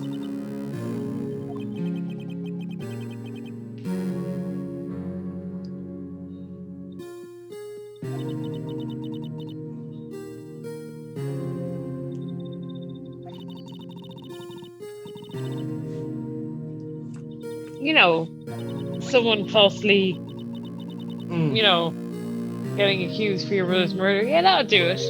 Yeah, like, that's the thing, like, you're naturally going to get obsessed. And unsurprisingly, Star is leaving all this on the door of Lana Sky.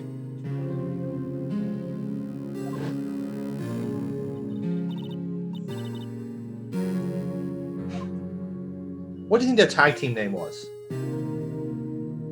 Like, I know we've got their sitcom name, but they must have had like a catchy, like, what other detectives would have called them at the time. Demon Sky. Ooh, oh, that's nice. I like Sky. that. Sky Swimmers. Ha.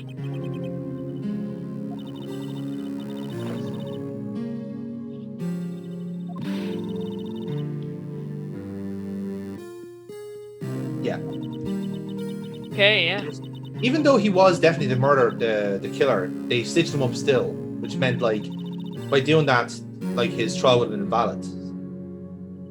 And bear in mind, of course, again, like they have specified in this case in particular that for crimes like that you are getting the death penalty, which means that like Joe Dark is now dead.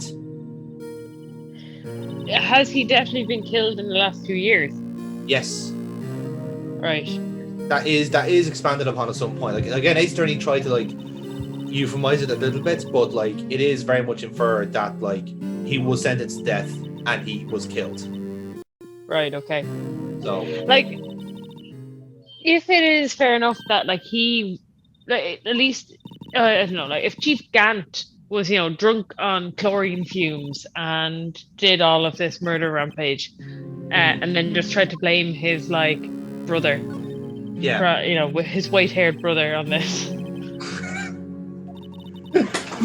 I'm gonna go on a limb here, and I'm gonna say Gant and Dark aren't related. Okay. For one, No. Like for one, Dark. I wouldn't be surprised. I wouldn't be surprised all the twists and turns in this. It's like an episode of Coronation Street. Like, yeah, Gant was out sea swimming as he normally does every morning. He saw Joe Dark there in his togs and went, "That's the man. That's the guy. That's the guy I want to be my murderer." And then taught him everything he knew. But let's be honest, lads, sea swimmers are psychopaths. Like we are all agreed on that, yeah. Oh, okay. Again, she's saying Lana's not been the same since that case.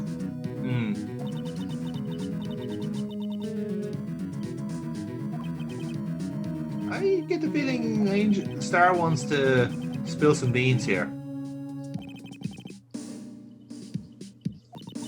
Rookie. I think they were still called. I think they were still being called Rookie, even though we've taken down the biggest prosecutor in human history. You know, just throwing it out there. Sky Demon.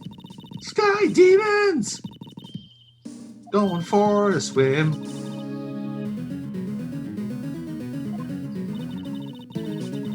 Yes, and only half of them they actually faked it.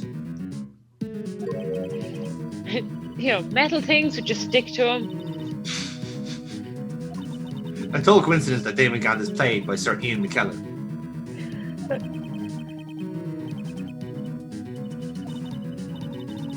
That wouldn't be a bad shout, to be fair.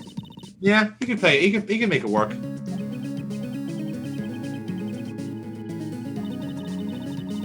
So Damon Gant apparently had this like incredible ability of finding critical evidence. You know, we've all been there, lads. Just magically finding what we need at a crime scene.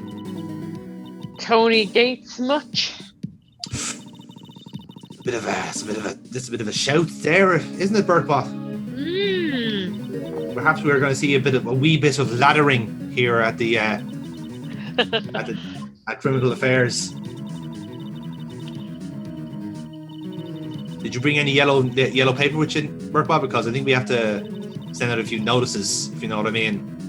Some Reg 15s. Oh yeah. Oh, we're going all the fucking way, lads. Here we go. If we're not going to get Kant through proper means, we're going to get him through the only way we know how: paperwork and technicalities. All right, mate.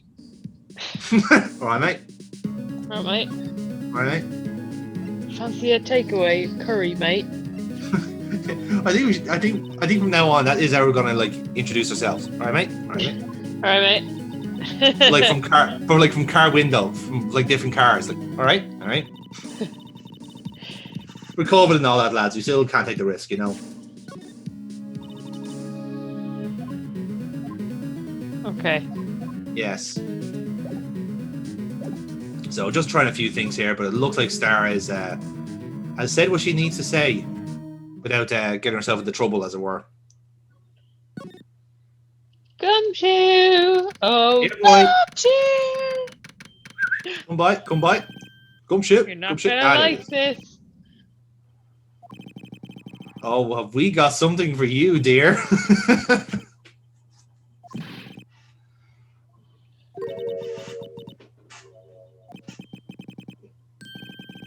I would pay good money to have Gumshoe as my DJ. Just saying.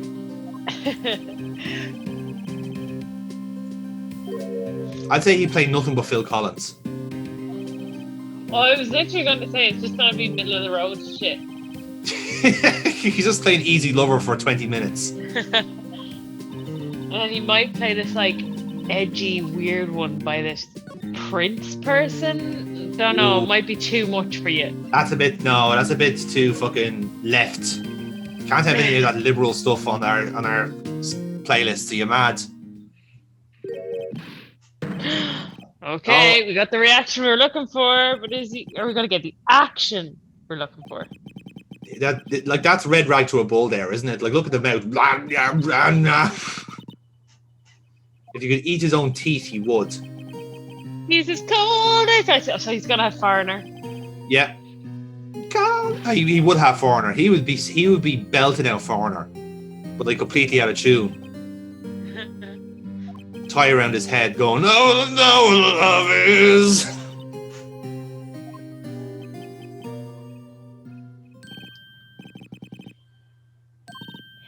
Oh.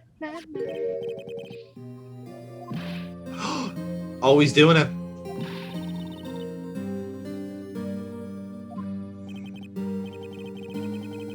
I'm now seeing these as like 80s rock lyrics. Yeah. As good as Terminator! Dun.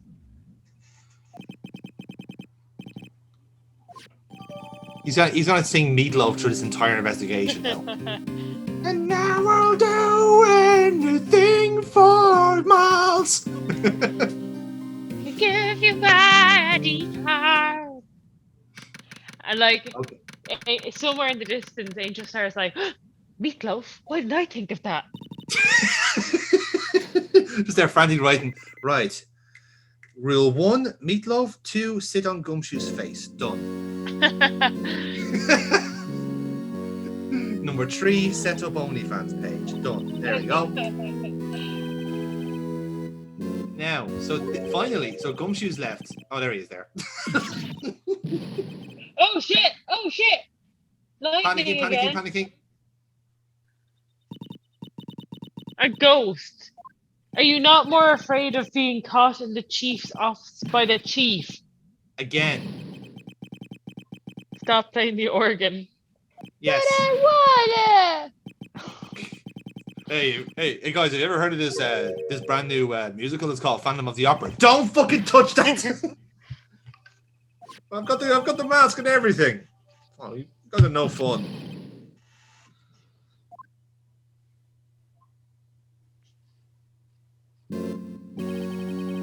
What with all this evidence? Yes.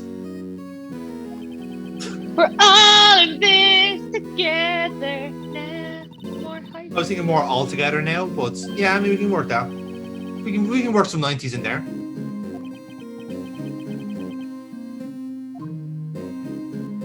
Now let's have. This is the chief's office. This is where shit went down 2 years ago. Let's have a goosey gander.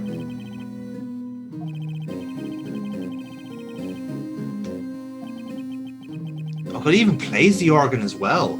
Yikes. That's awful. Oh my god. That is punishment, to be fair. Yeah.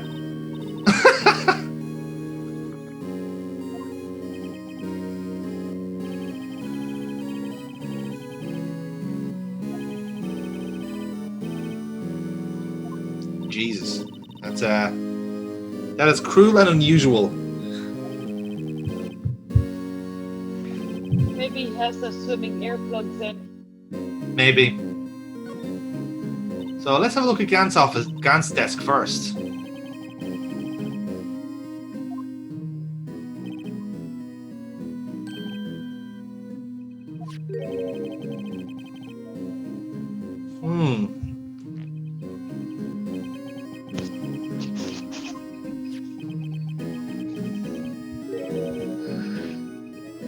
But that's not suspicious at all. No, not one bit.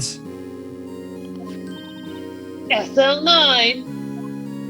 Oh my god! I guessed it! Yikes! It's happening!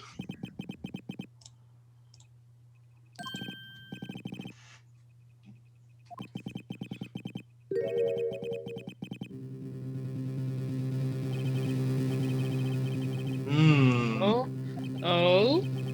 Half-size list of evidence.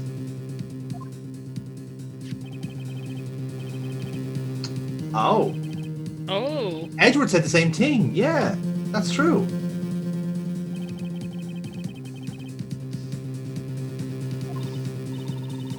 Really? You just figured that out? Well, You don't say. So, let's have a look at that piece of paper. What is the additional stuff we're gonna find? Oh shit! Look at that. Is that a crayon drawing? It is a crayon drawing.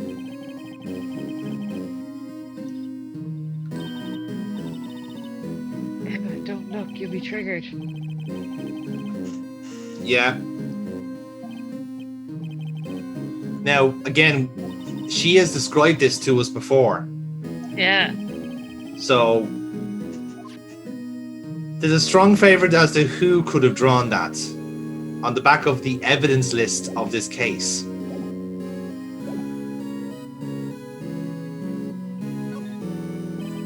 No, it's a safe. Nice. We always love safes here.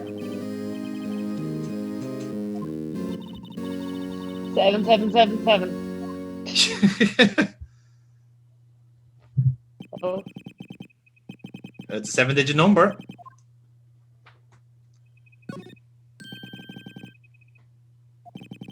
He does have a hunch.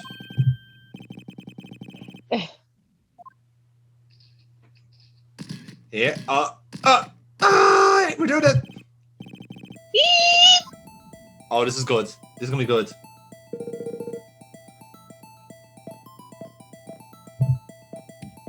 Oh shit! Yeah! There we go. Now that confirms a few things, but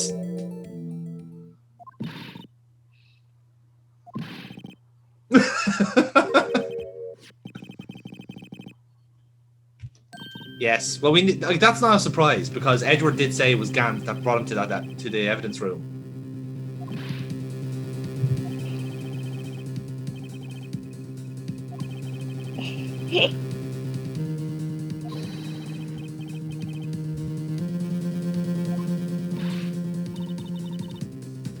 Oh yeah, let's do the whole investigating the safe thing. No, let's just congratulate ourselves on guessing that number. Patting ourselves on the back. What? A shard from a broken cup.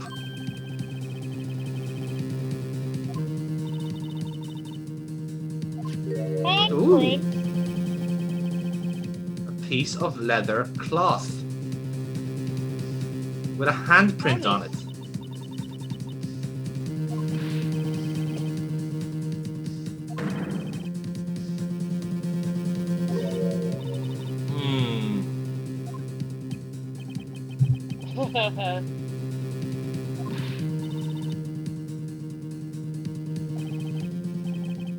So that was the only two things in the safe. Well, that's very unusual. Yes.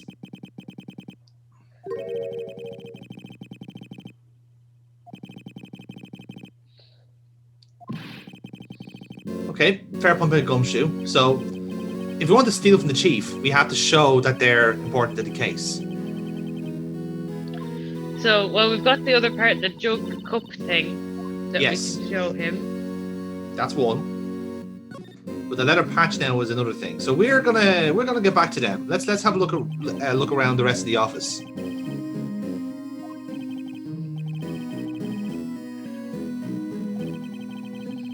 So he has a mighty fine suit of armor there.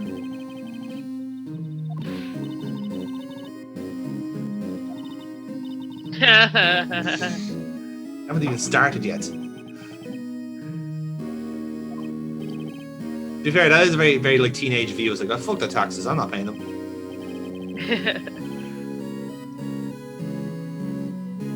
Oh, that would be great, wouldn't it? If it just pops up in the armor. That'd be hilarious. Just like the Scooby-Doo episode. Exactly. Damon Gant, it was you? And I would have gotten away with it too if it wasn't for you meddling attorneys.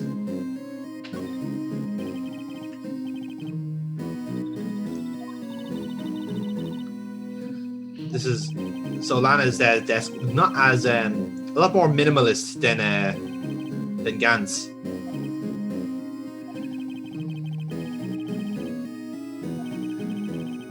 Oh. That's an interesting line from Phoenix there. Yeah.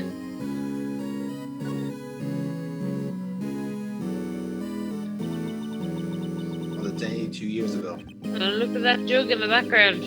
The jug in the background, yeah. There's the trophy with the knight with the sword in it, the broken sword.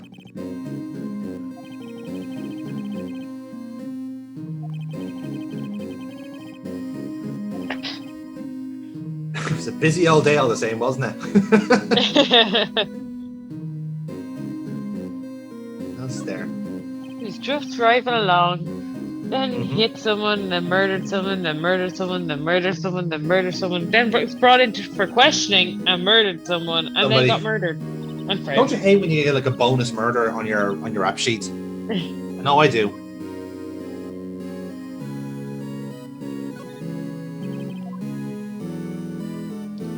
So nothing apparently on the desk. But again, we are looking for evidence here. So let's combine some evidence.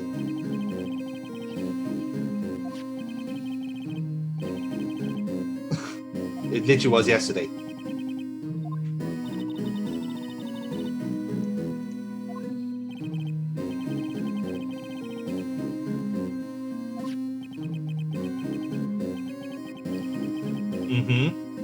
Yeah, connect the dots. Come on, he's gonna get there.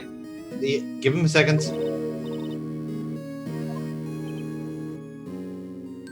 Oh my god, he got it.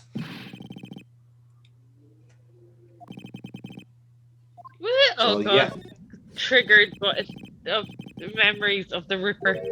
This one isn't as bad. Okay. I can sing Don't Fear the Reaper if that makes you feel better. Sing the instrumental version. Done.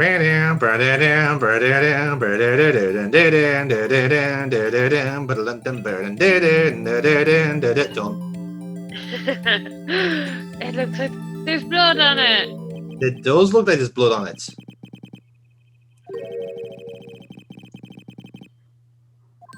That's kind of like trophy-esque. It is. And he has concealed a piece of evidence from the investigation.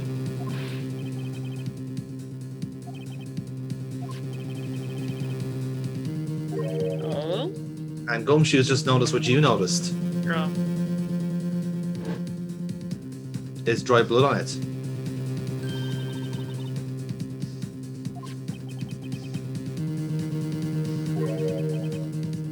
It is blood. Dried blood.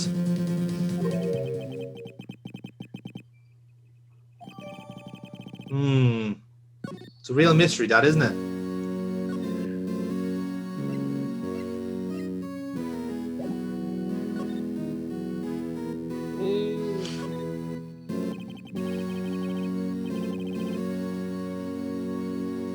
Not Gumshoes, obviously.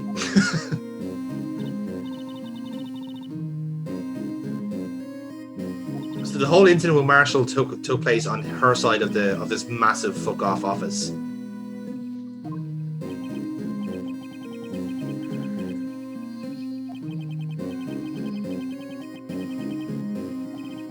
That is very weird. That is, yeah.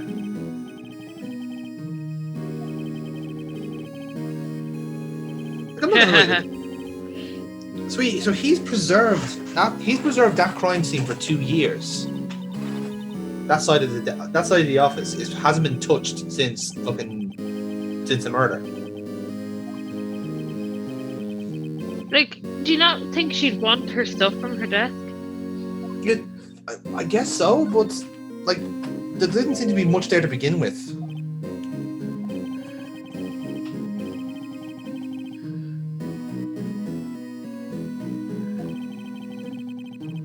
Oh, Gumshoe, alas.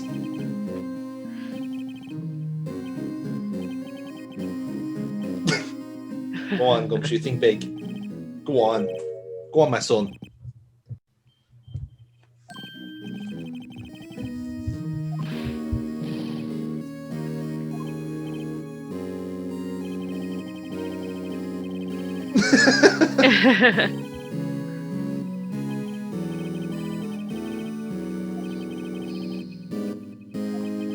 Oh my god, spit it out, man! Say the words. Dun, Might? dun, dun. Oh.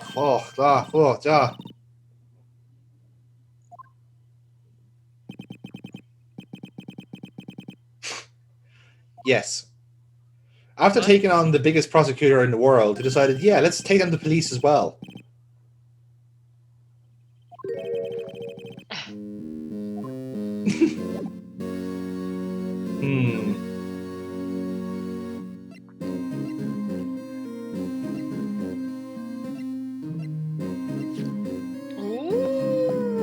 Oh yeah. Oh, we're doing this. Bear in mind, Gumshoe just said that the crime scene has been preserved.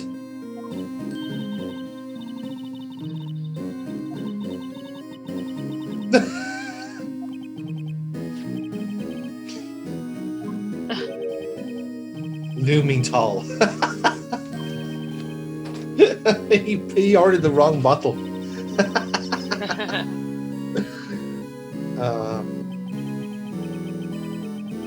Oh, you thought we had it. Poor boy.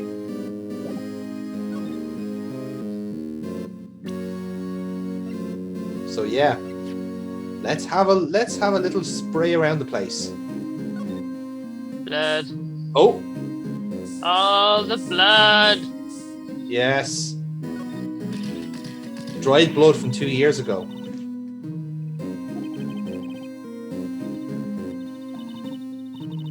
So this is where supposedly the murder happened, as you can tell from the rather large pool that's there. Yeah, it is. It's quite a lot of it.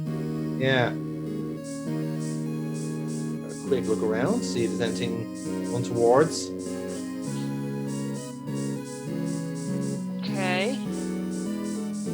Right. So Lana's place is clear. I am expecting some on the sword. No. No. Nothing. Oh. You were wrong, Burkebot. I was wrong. Fair enough. Happens sometimes. Yes. There you go.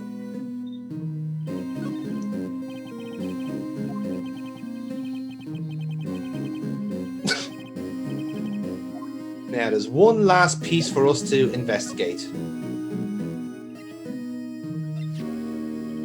The handprint on the leather. Yes. So again, the key thing here is we've got one piece of evidence, so we can keep the jar piece, that's fine. Now we need to find the leather patch. What's that all about?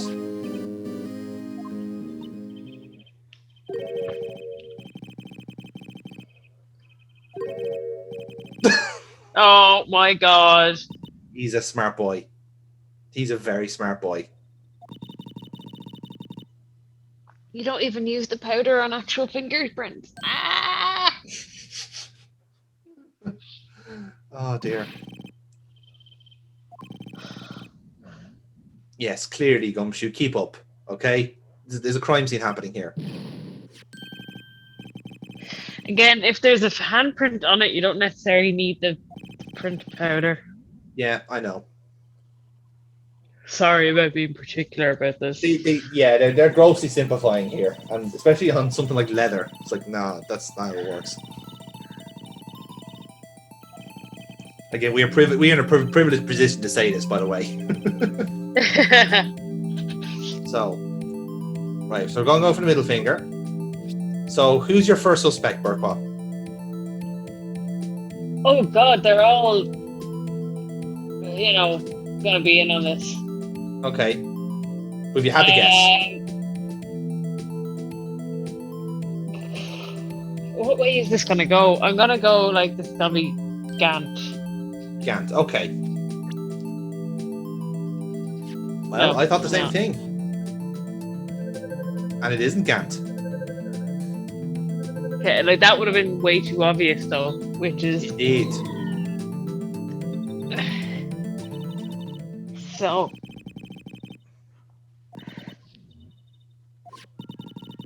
So, yeah, still trying to find... We'll have to try and find out whose fingerprint that belongs to.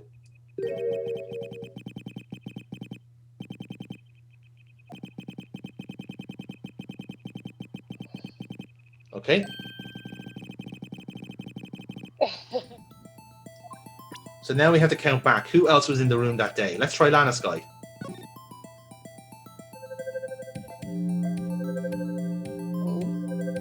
Don't think it's a match. It doesn't. It is no. So it's not Lana's either.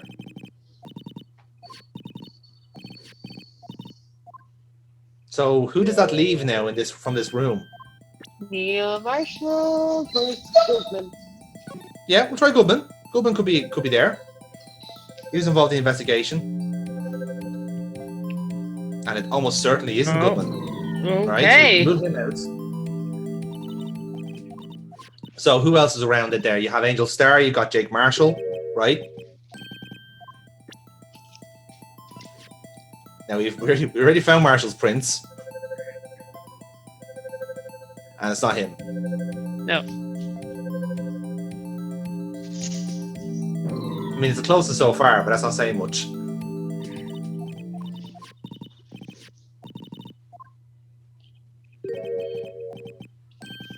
Okay.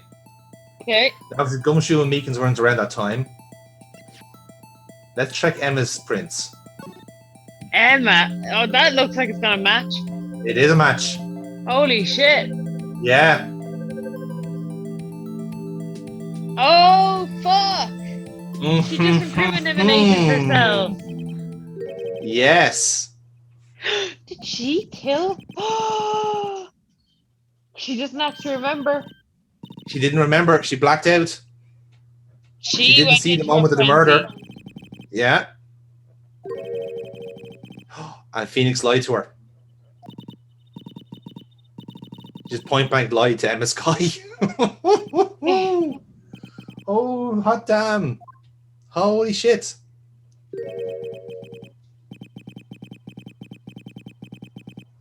Gumshoe saw the results. Emma didn't.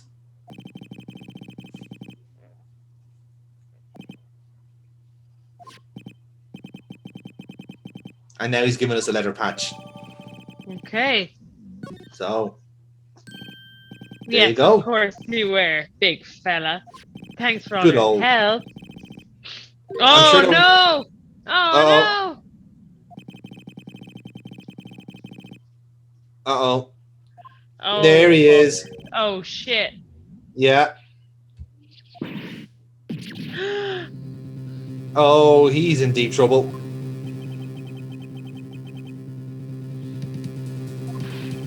Oh. You played my church organ, didn't you?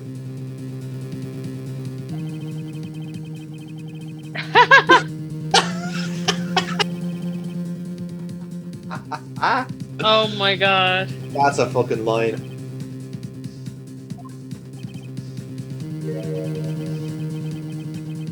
Mm-hmm. That's not a surprise, really.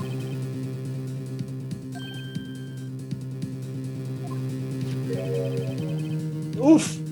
Oh no! Oh, he's gone.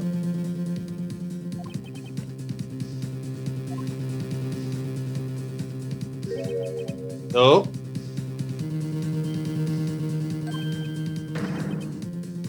Yeah, Oh, Gumshoe. he's gone. Heh. Oh, he wants to talk to Emma, She doesn't have spiky hair. the woman that doesn't have a spiky hair. Oh.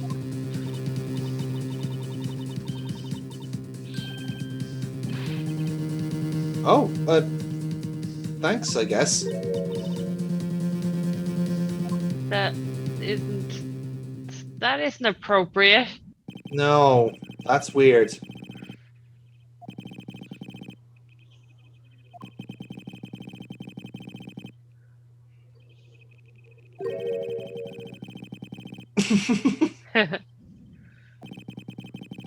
Like, I didn't think I'd mind getting fired, but like now that I've been fired, I don't like that.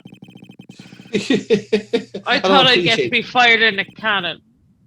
Like, yeah, that's exactly what it was. He felt like he was literally getting fired, like fucking like the Garibaldis. So Gumshoe's gonna try and get his job back.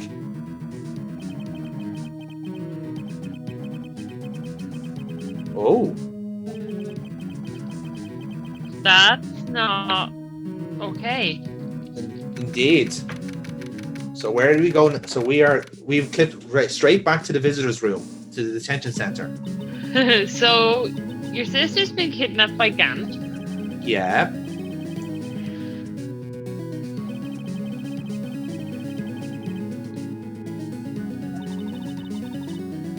You literally have not. You really haven't. You've said fuck all. You've literally tried to get to pin this murder on yourself since day one. Someone told, oh, what? Now what do you mean?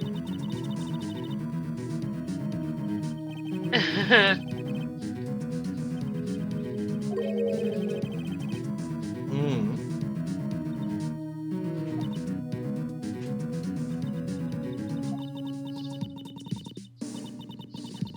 Okay. Secret lesbian confirmed.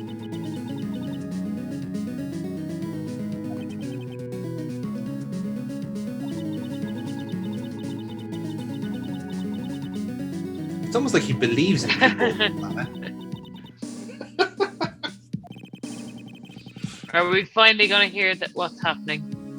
Please, like, you only have a day left to live.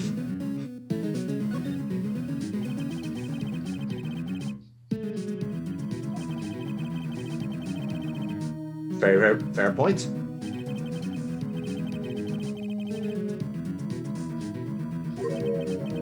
No. Oh. Do I sense her being rattled?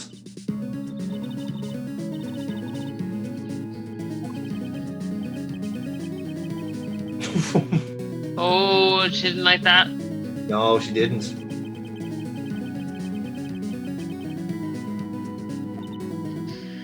Oh, so Emma did kill. And he's using that as blackmail. evidence. Blackmail, yeah. Yeah. Yeah. How about that? Oh.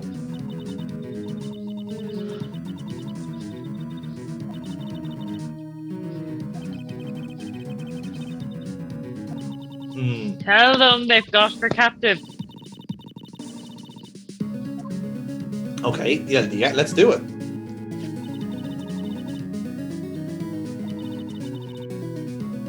I mean, I guess. If you're into that sort of thing.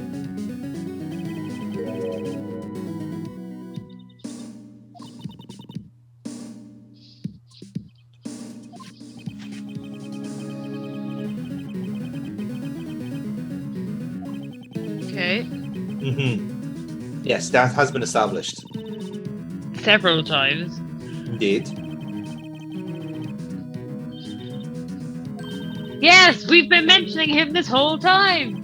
Who? Chief Gan, the chief of police, for fucking pay attention.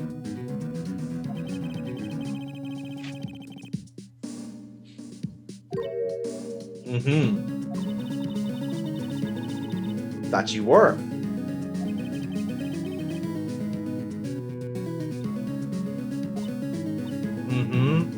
Come on, Lana, fill in the blanks.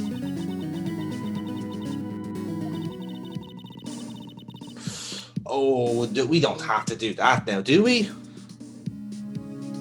You want us to show our hand? But you're not allowed to see all the evidence. Yeah, there's a few ways to go with it. There we go. Jar piece, strip of cloth, evidence list, all of them.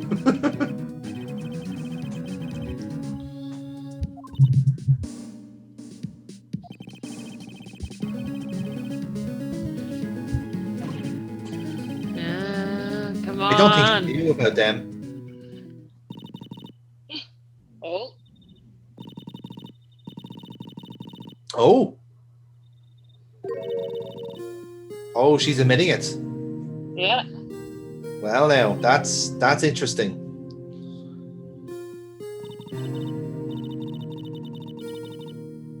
So does Lana think that Emma was the one to kill Marshall? Yes, I believe so.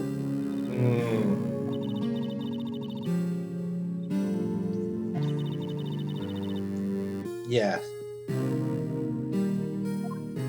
Well, now.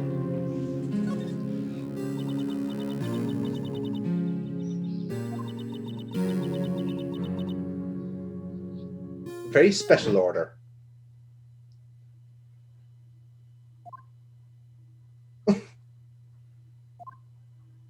Wow. So he was dead already. Yeah.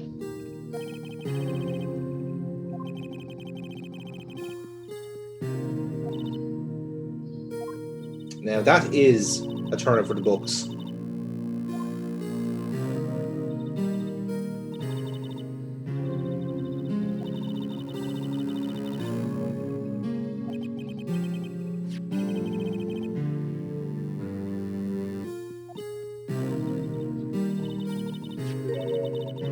Oh.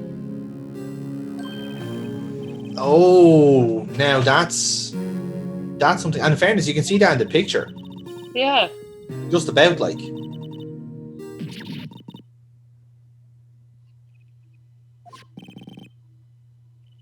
So that's what she was told to do, right?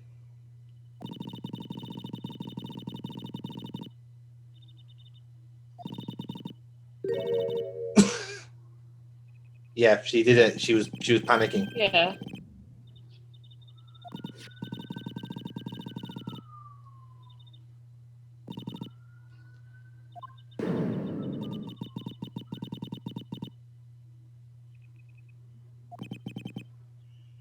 So Okay, not this only starts did to make sense. yes, it is, isn't it? Because not only did like did she fuck up the actual like the operation, but then she also got caught in the act. Yeah. So like in a sense, half of this was meant to happen under the radar, and essentially Lana would be in Gant's pocket for the rest of her life, rest of her career. But in a very bizarre way, because Stark spotted all this, it's now starting to come out in the open.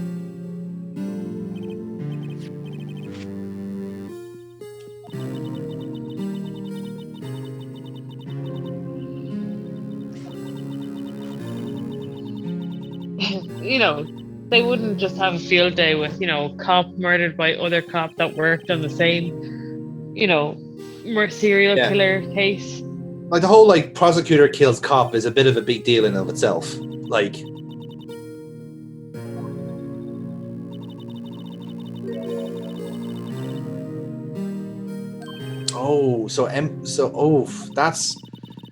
that's a lot of responsibility on a 16-year-old.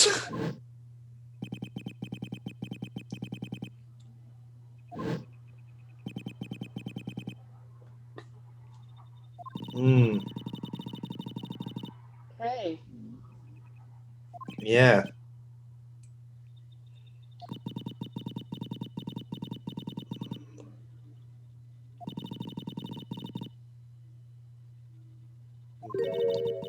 Oh. Oh, now the plot's thickening.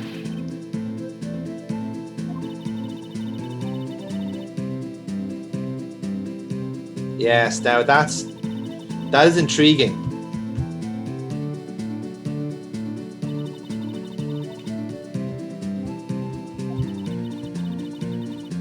Yeah, because he went fucking on his own little quest, didn't he? Exactly. Did. He realized that the SL9 case was going to get closed up, and Gant took advantage and killed off Goodman. Because bear in mind, of course, Goodman was the only person to survive the cull. Angel Star got the sack, Marshall got demoted, Lana's in the pocket, but Goodman was still a detective. And with the evidence transfers that day, he could have took a stand, but he got killed off. Yeah. So, in essence, like, Goodman was the loose end here. Everyone else had been dealt with to a certain extent. And it would have been too obvious if he had done anything to him too soon. Or even Fighting to, his in time. particular to Marshall. You see, like, he couldn't have killed off Angel Star. He could have, in fairness. But Angel Star was not on the police force anymore. Marshall was, but if Marshall got killed off, it was too obvious. He couldn't have killed Lana because that's too high profile. But a random detective like Goodman, yeah, that's the one you could take out.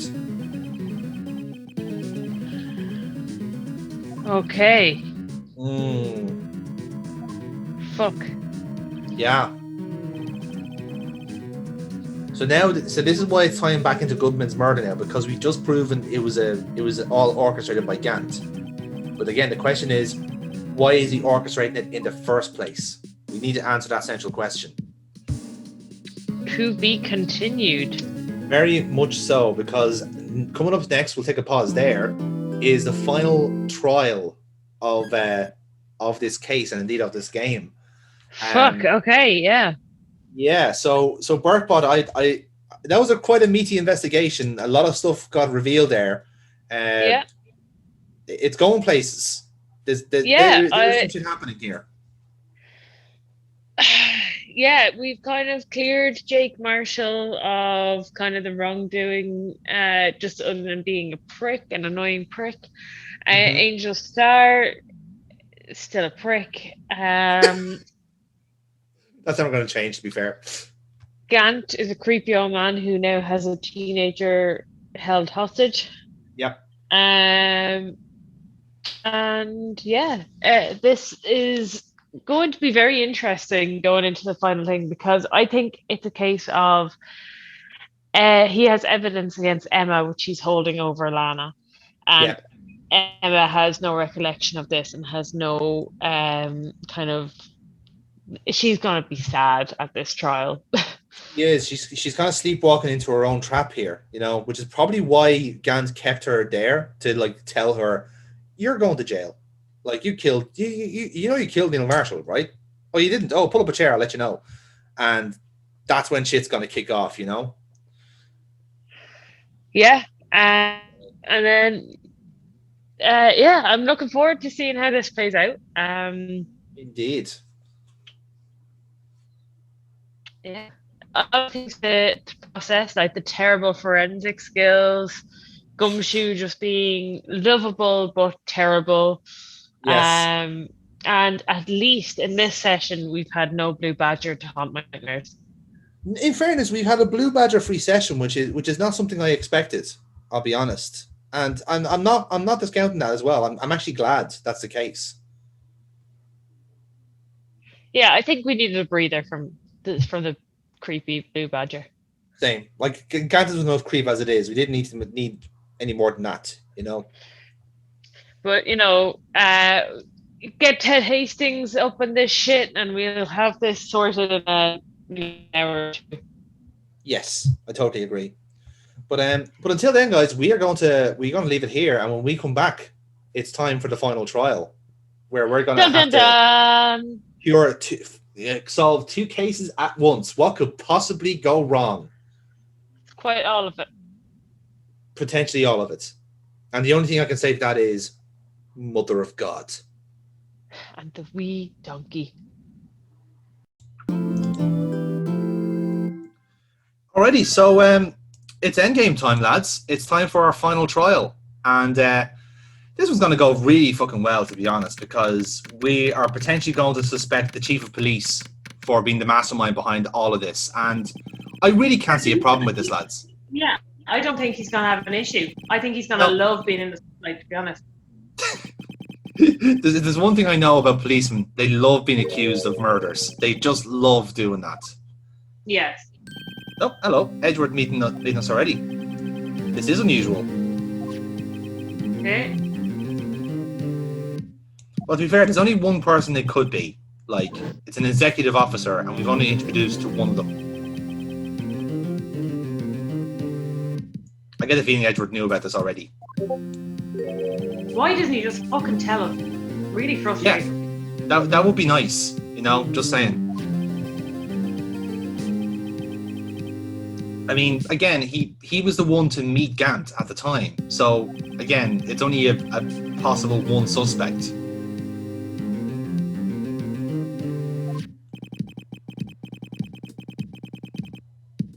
Yeah.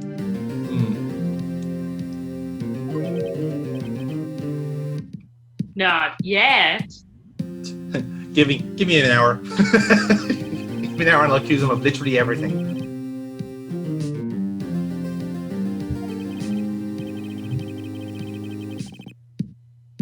Oh, it's predetermined. Oh, that's handy. That makes our life a whole lot easier.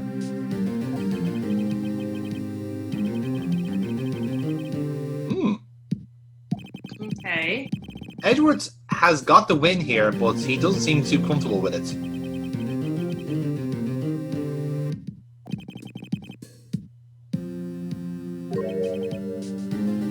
Aha. That's Edward's special word, the truth. That's all he cares about. As you remember from the last case. He wants that big W, or does he? I get the feeling our experiences with him has changed him as a man, and now he really does just want the truth, the whole truth, and nothing but the truth. And maybe an objection every now and then, but apart from that. Yeah. But if that comes with a win for him or his new best pal, Phoenix, then he's not happy. Well, that is the key word. I mean, one would argue that if the two of them are a team, then they both win, and the truth does come out. Even though Phoenix Wright will absolutely go loser after this trial, regardless, because that's what type of man he is. And here we go. The rabble's a lot quieter than the last time we were here. The mob has been diffused.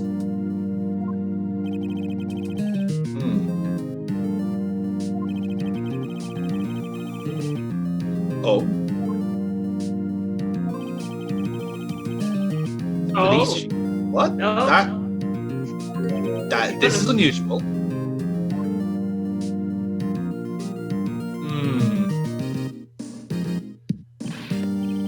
Oh, look how happy he is. He looks so chuffed for some reason. That was an actual joke from the judge there. Holy shit. Witty. Fair play. It's all those lunches. He's grown a sense of humour out of it. What's my proposal? You're all under arrest.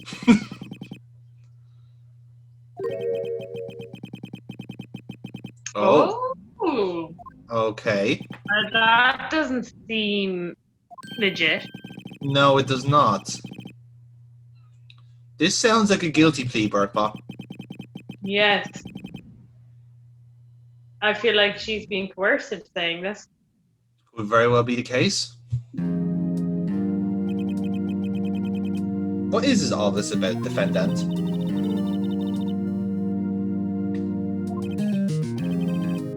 Did he be sentenced to death, please?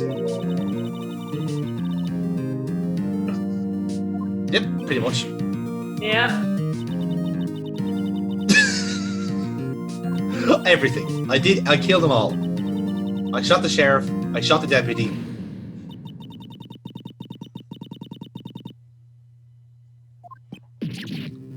Again, this is not necessarily a surprise because she has been like constantly saying she did.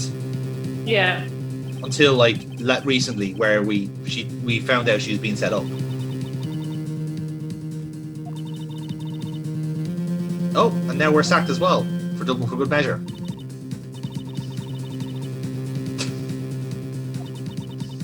Oh dear. You'll notice that Emma Skye isn't in the room yet as well. Because bearing in mind that she was being talked to by Gant last time we saw her. So she's probably being held captive, and the only way she can get free is if Lana. Maybe. That could very well be it. She's been legally valid. She's been coerced, you fool. Well, I'm her defense attorney. Yes, I would feel otherwise. Oh, well, there you go. That's the end of the game. Oh! Oh, that was not the person I was expecting to object there. Now that is a surprise.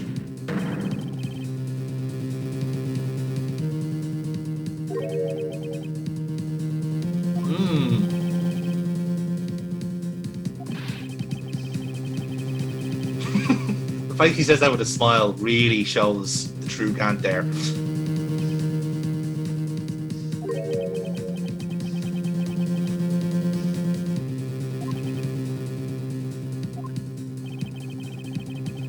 Oof. And you're going in hard. Ball strategy, Cotton. He's all grown up. He is. He's got a longer cravat now. He's evolved to have Yes, like long it's hair, awful. longer cravat, slightly darker tones of pink. Yes, that's it. What's Edward got here? Oh. Oh.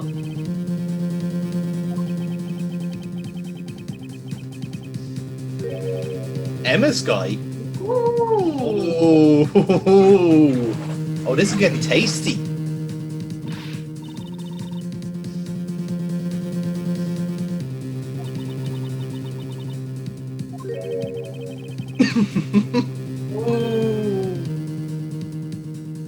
So, yeah.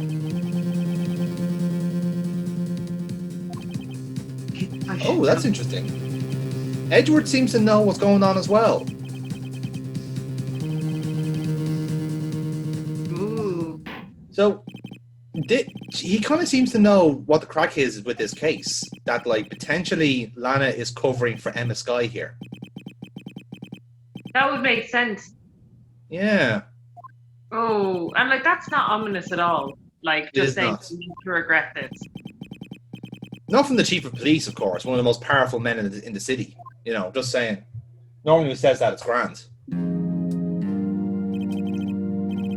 And here she is. Emma is back in court. She's alive. Well, that's a start, isn't it? Yeah.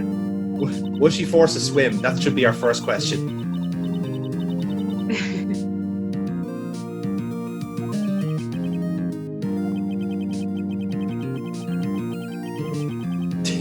Self-titled Joe Dare Killings. I like that. In case anyone was unaware of his work.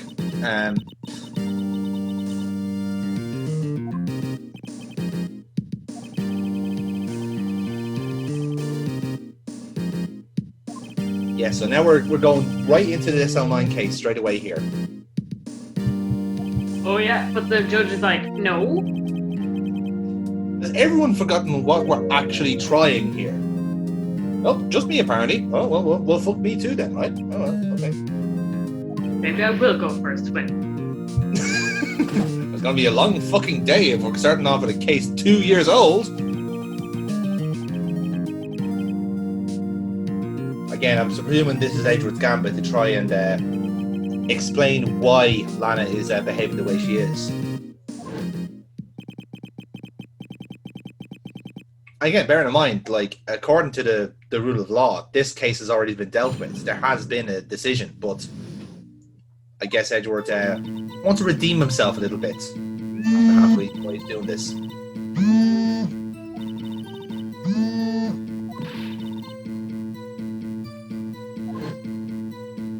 I think that was Gant calling Burkebot to try and stop this recording. Yeah. It's okay. Comes for us all. He's using the code name "Going for a Swim." I think it's a couple here. Oh dear, that's a real predicament you have yourself in there.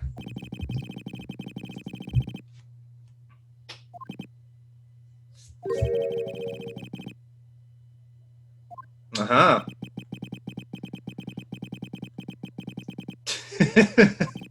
I like that. Like, literally, Edward has gone like, he's gone to us and said like, now it's time for you to prove what I'm saying. Hint, fucking hint.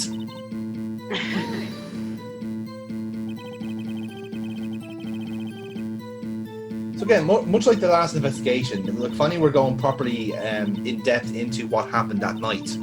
And again, courtesy of a lot of the things we found in the chief's office, we're going to hopefully find out everything that happened, and not just little implications and hints here and there.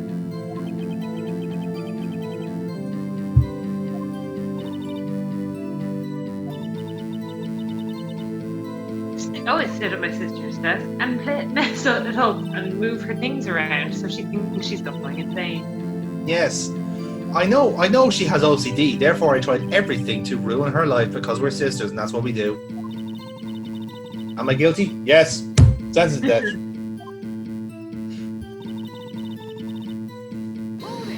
Yes, now of course we know this to be Joe Dark, of course. Unless it was fucking Neil Marshall, Officer Marshall in another fucking disguise.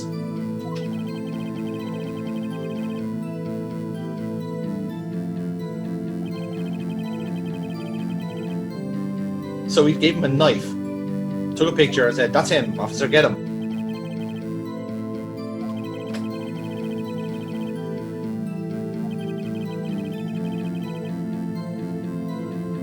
In fairness, like, again, the logic kind of falls down here a little bit, because if he's in a rush, he's probably not going to wait for an elevator. Yeah. Like, if there's stairs, he'll take them instead. But yeah, here we are.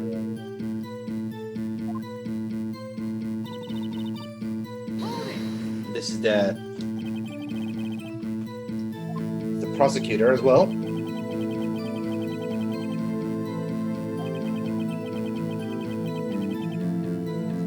Okay.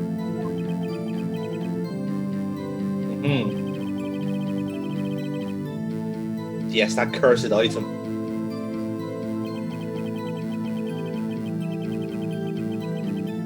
Young and dedicated, but a weird fascination with Clint Eastwood. Apart from that, he was really good. Kept shooting like six shooters into the fucking court. It was very distracting. Yeehaw! But I didn't say he came running in. He came galloping in. Does that count?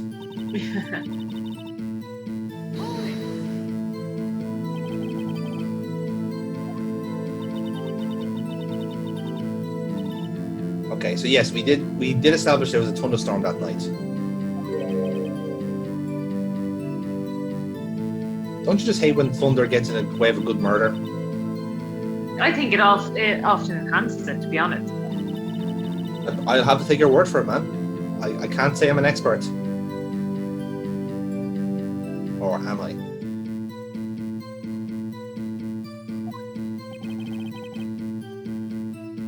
So the elevator wouldn't work if the electricity was out. Potentially.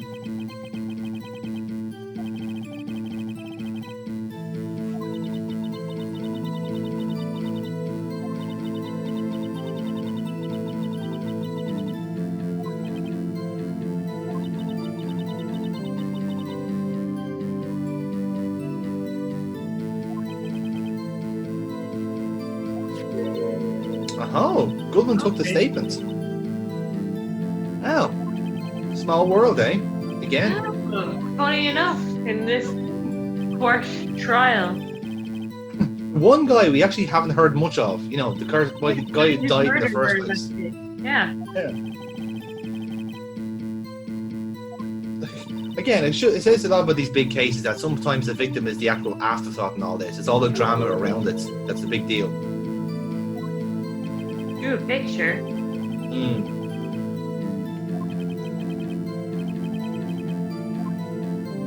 What stationery did she use? The stationery Yeah. from the desk she moved around? Now, again, there's cutbacks in the police, so don't be surprised if it's just black crayon. Ooh. That's a good spot from Edgeworth. And here's the thing, we know where that evidence is.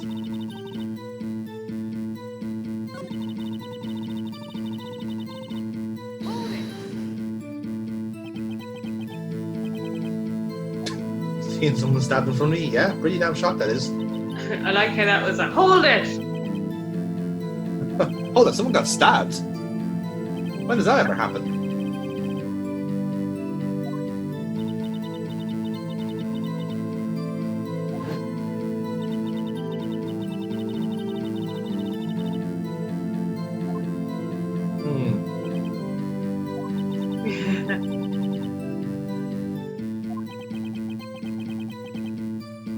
Yeah, so this is the key thing here, from Phoenix's point of view, that we're not necessarily disputing what Emma is saying. We're just trying to see, is she perhaps remembering something, or is there just an inherent contradiction in what she's saying? You know, so she's not coming from a place of malice. We're trying to actually just find out information. So, slightly different court case here, in a sense.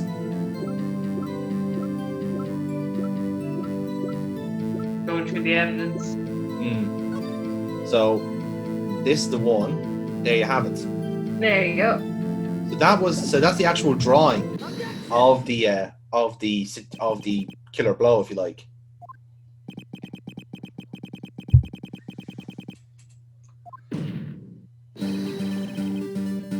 I love the gamesmanship here from Phoenix.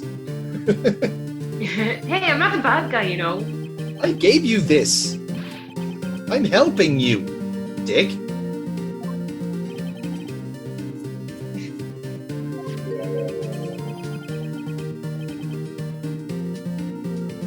Behold, a piece of paper.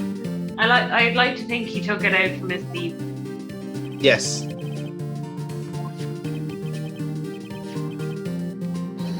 Turn it over. Turn. I imagine how slowly he's turning out. Turn. Oh my god!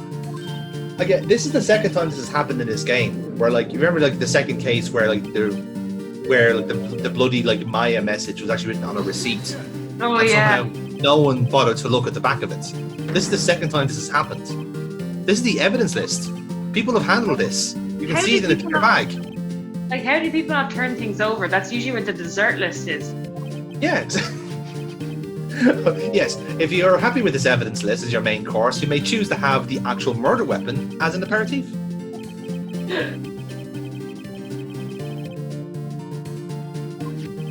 Aha, yes. That's the key thing here. The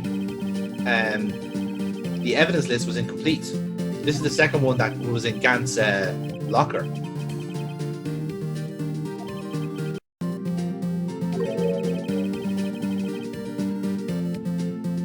Now, that is a bit of a big deal in and of itself. Because I don't think even Edgeworth knew about that himself. Perhaps he set us up to give us the to give the breakthrough, but I don't think he knew about the actual evidence list being torn in half.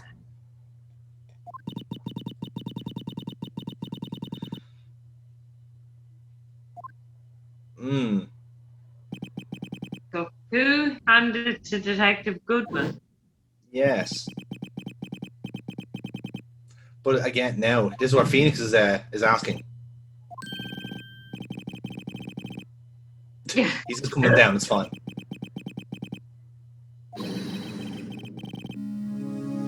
Oh, fair point.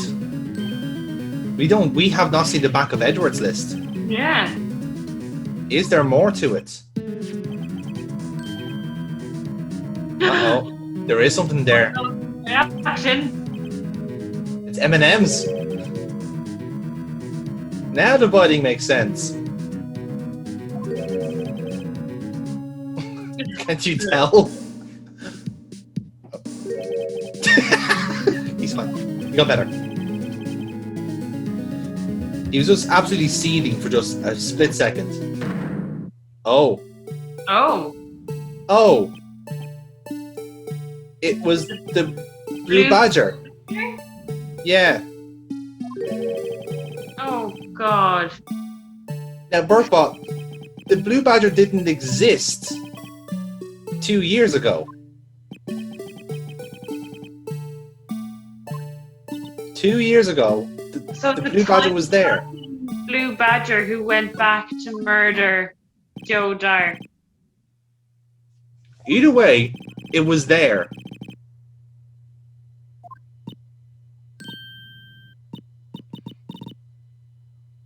Emma's seeming a bit distracted there.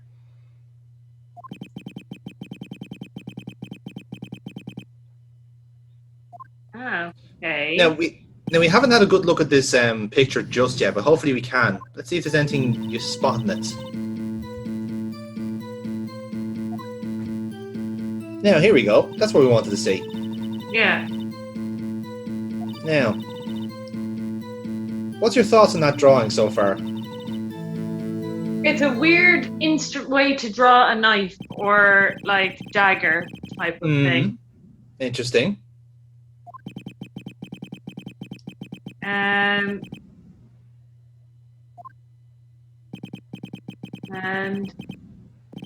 okay. The judge seems to be bought by it, but I don't think we are. Yeah. Again, interesting you pointed out the murder weapon there. Let's see if you can pull on that particular thread. Two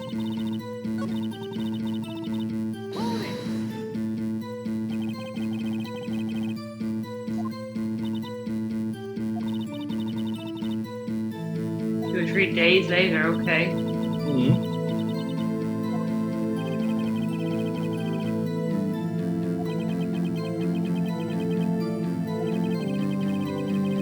That's quite handy. Yeah.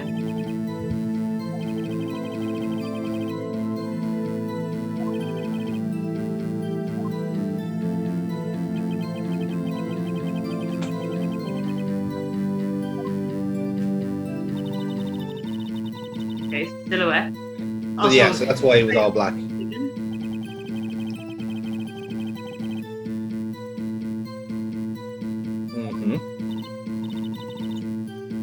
Oh, couldn't. Oh. So that's interesting. So it mightn't have been him. Might not have exactly. Wouldn't Marshall have been wearing a hat? You'd think so, but again, perhaps because it was so dark, you couldn't have even seen that. Or maybe the lightning hit it, blew it off his face. And that's what actually killed him. Was a force of nature. After that, she must have fainted.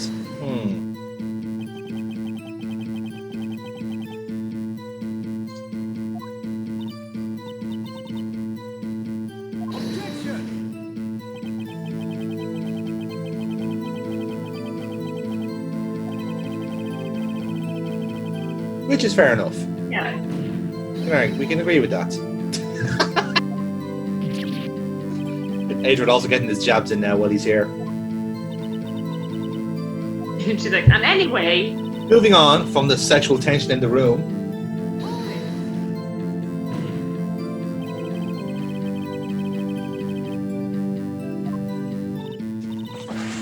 Yeah, so Emma's confirming this is exactly what she saw.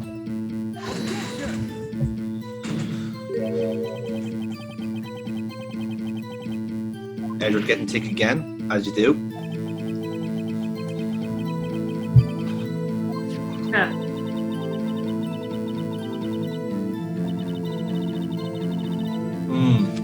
Okay.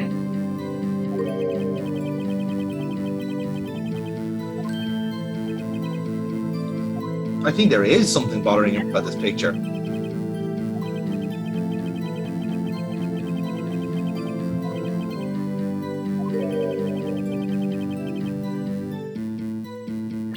Yes, there is a contradiction here.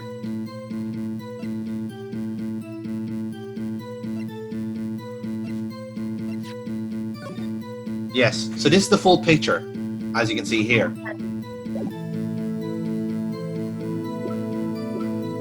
That's also, again, we haven't, that's the first time we've seen that. Now look at that there as well. That's the autopsy report, which we got yesterday. Yeah. So, there's a few threads to pull on there. Let's see what It doesn't look like it. Whoever's being stabbed is, it's not the angle to be stabbed in the heart. Yes, that is also one point of it. But let's see how this plays out.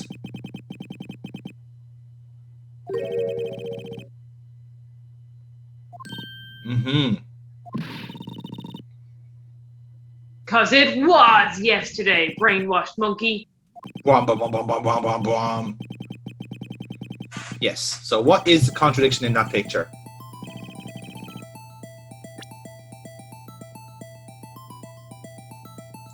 It's the murder weapon itself. So again, if this is the exact instance of how this happened, as Phoenix said, the tip is broken. It's not a sharp instrument. Yes.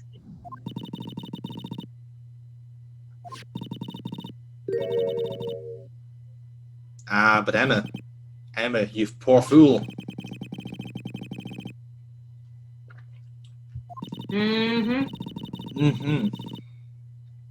She's getting her numbers wrong here. Yeah. Yeah, slam that desk.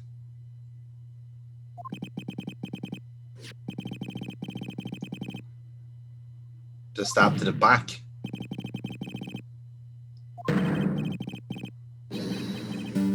There you go. So, yeah.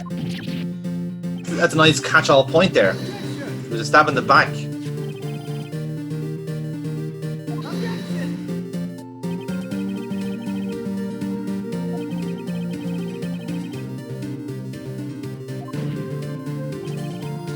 Okay. Yeah, exactly. So Emma's literally just explained this, but okay, let's reiterate her point as a man, and everyone will believe it. There you have it. Yeah, exactly. I mean, the word of an adult man is far more conclusive than a teenage girl, and that's always been the case, and that will forever will be the case. three cheers for the patriarchy.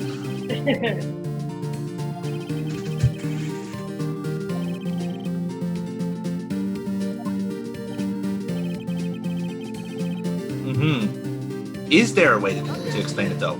That's the question. Dun, dun, dun. Again, if we're saying that it can't be the murder weapon, it has to be something else. Oh, Phoenix is playing that card now. Oof.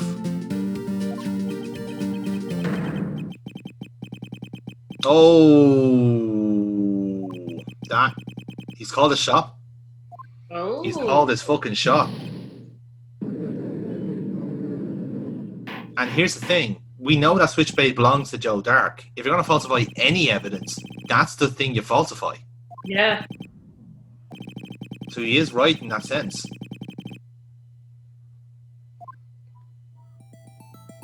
Right. So this is according to Phoenix what happens. Right. So, first off, award ceremony, King of Prosecutors. An unusual looking statue. It is a very unusual looking statue. Then you have Joe Dark, who was in the building at the time. Smart boys.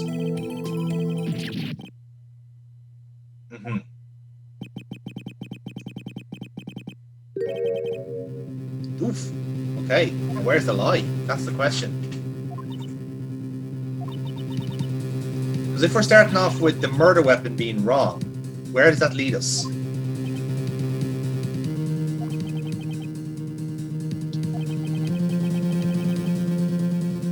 Okay, what does Edric think? Okay, he's on board. Okay. He's The switchblade was not the broken knife. Was there another broken knife? Oh.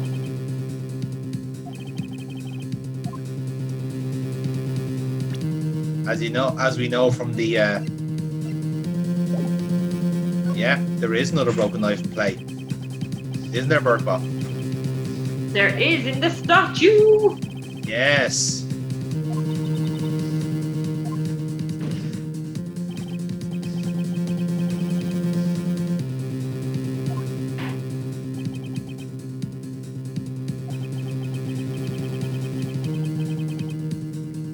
Okay, that would be correct. Yes, I do.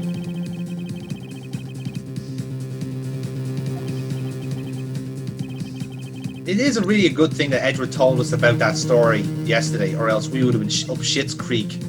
Yeah.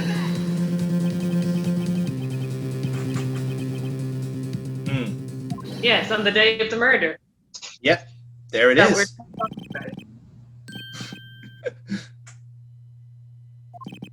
And again, bearing in mind that the shield that Edward currently has doesn't have the sword anymore. Yeah. It's gone.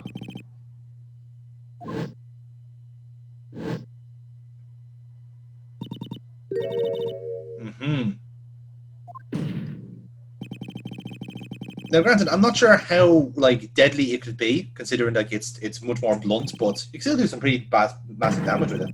Yeah, it's fairly heavy, and there are some pointy bits to it, so... You could probably bludgeon somebody with it, but stabbing someone is a bit of a stretch. That's the question we have here.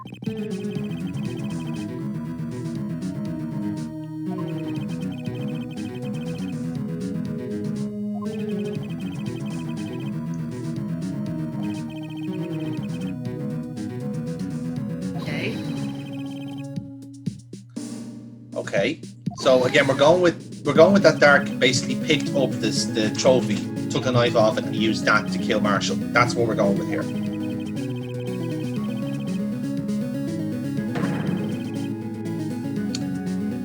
Oh, fair point, Edwards. Fair point.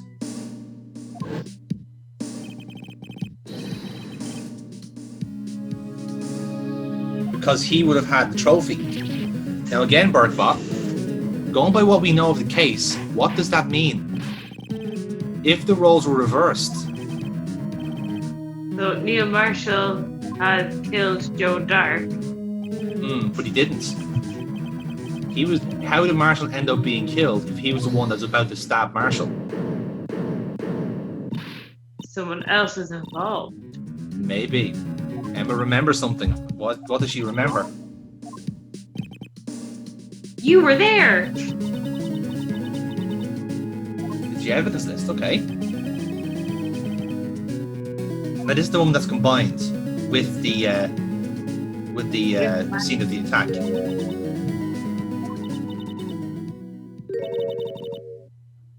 Alright, she definitely drew this.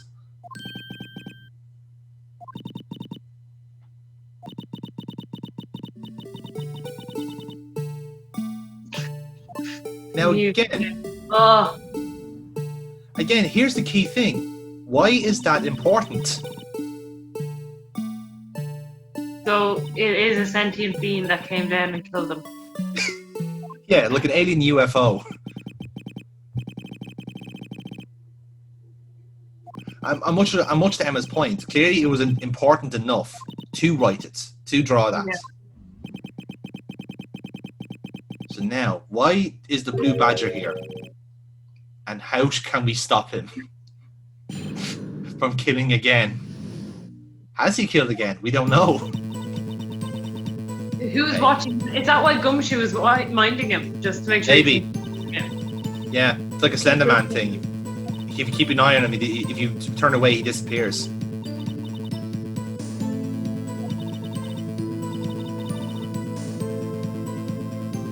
Okay, right. That is very interesting testimony.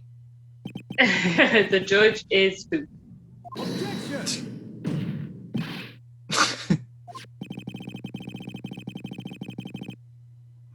And look at his cold, unforgiving face.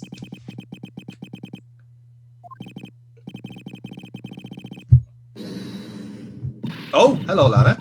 Oh, Oh, why is she stopping this? what? Why not? Why is she stopping this?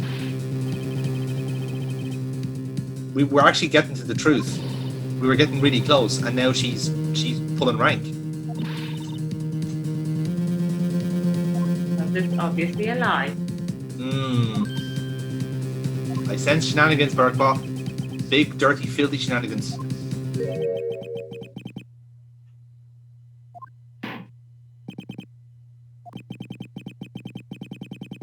Well, Lana didn't get what she wanted. Which means that whatever happens next is going to be the truth. Dun dun dun. Okay, right. So a man raises a knife, panicked and rushed towards both of them.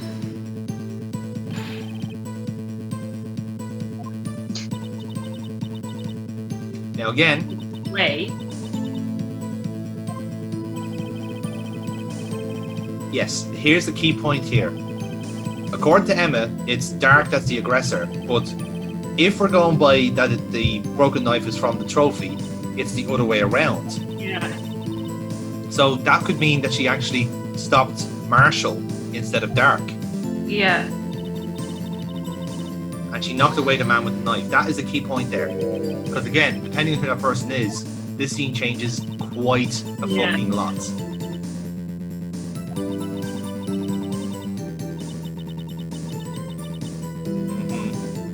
Okay.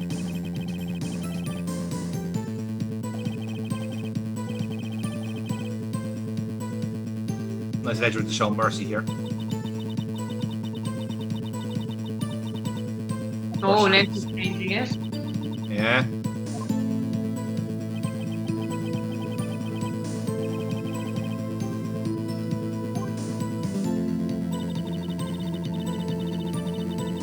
You saw the blue badger. Right. Again, another weird point there.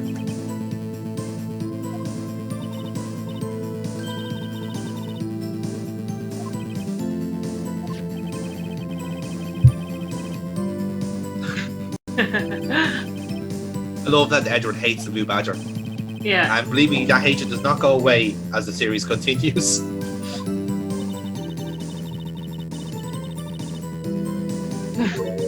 What is that murderer doing here? Why does he keep looking at me in particular?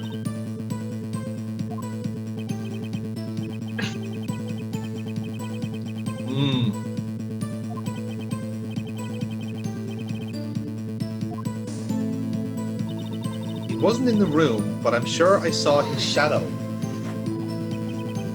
Now, that is an interesting point there. So a shadow or a silhouette?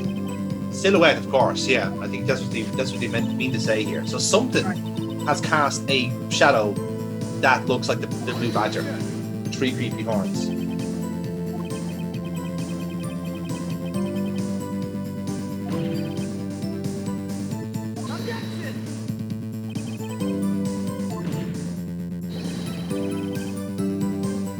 Okay, valid point by Phoenix. Something made us think it was a blue badger.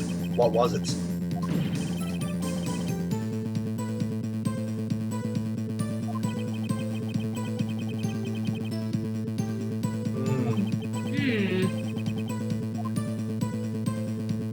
Now, have you got a guess, Burpa? I'm gonna say Gant. No. Did you see it? The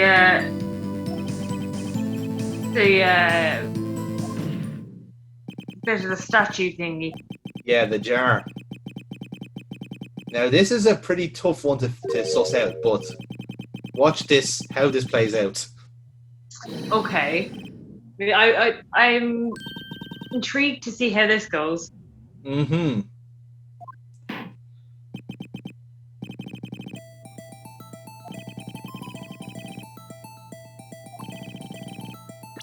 Does Blue Badger look alike?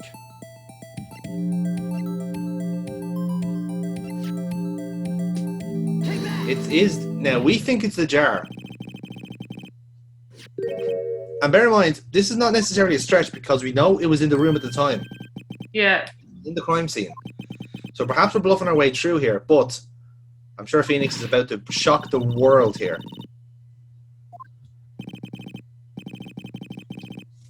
A plain and completely unconventional jar.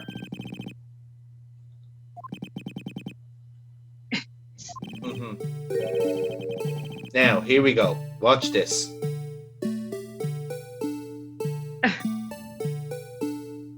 Not upsetting at all, by the way. There. Oh.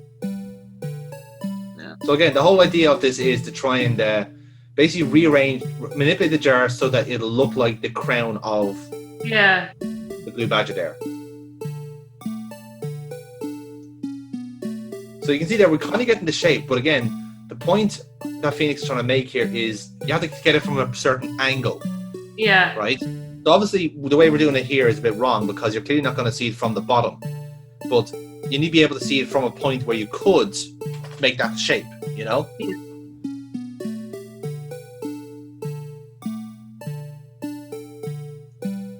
Controls are so smooth and not clunky at all.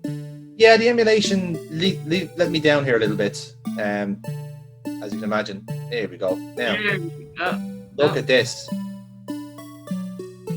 Look. Oh. There it is. There you go. That's the blue badger.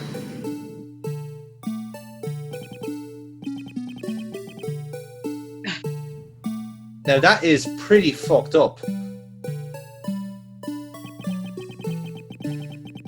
That's like a fucking optical illusion you see on fucking Beyond Belief, Fact or Fiction, like. That is in fact true. A similar event did take place. Now then. So again, now that we've proven that this shape can look like the blue badger, how does that tie into the drawing and Emma Sky?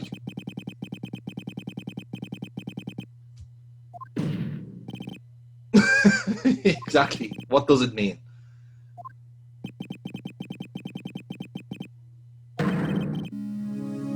That doesn't change anything. Are we sure about that?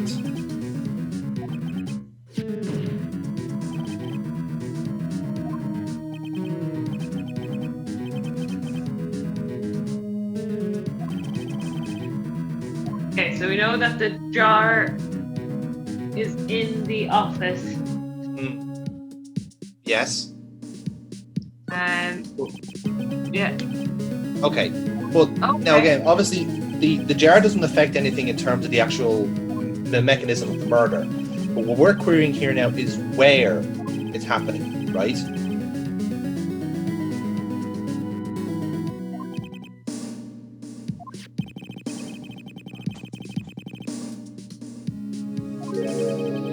Yes, there you go.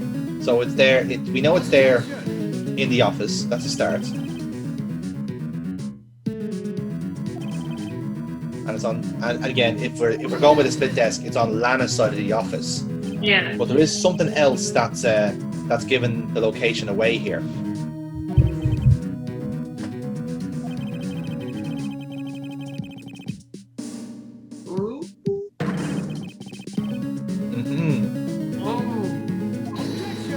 Chief Dan's office instead.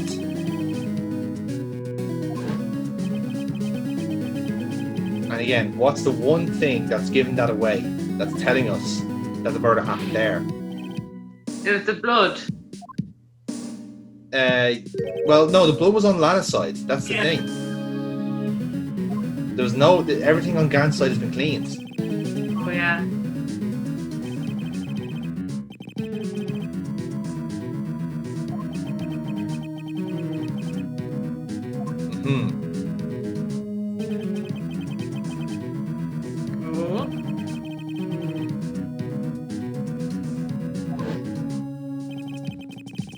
I think Phoenix may have figured out what's happened, and I don't think he's going to like it.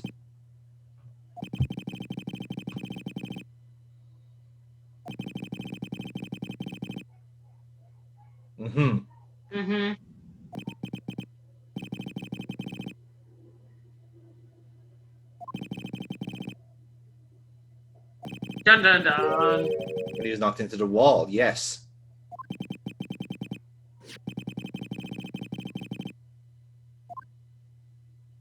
Again, the reason that's important.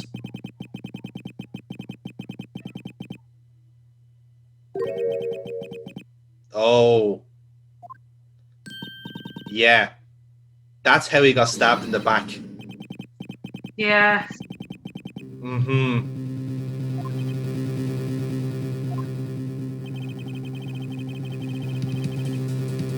And we've just established, because if it's a broken knife, we know who is holding that. Yes. And if we've established that Emma knocked back the person who had the knife, Then she is the manslaughter. yes, that is according to this theory. Yeah. We are just about to accuse a teenage girl of manslaughter. As you do. Typical work day. Mm-hmm.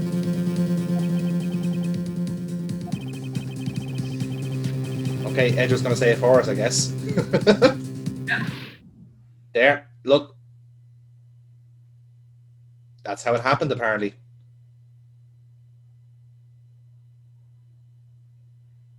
He literally got pushed back and impaled on the suit of armor.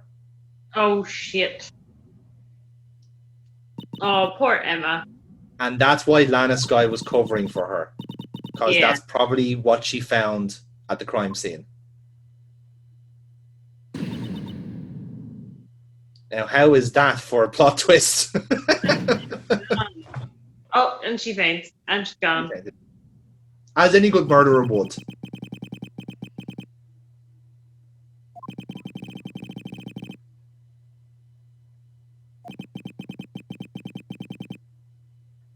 Hey. But again, this has nothing to do with the current trial. I was just about to ask that question, Burkebot. Does it relate to this trial? Oh! Mm-hmm.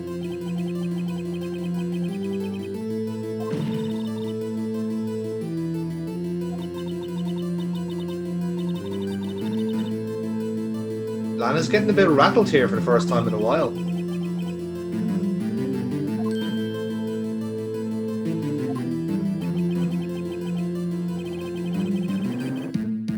Uh-huh, yes. There you go. Edward has caught her in the trap already.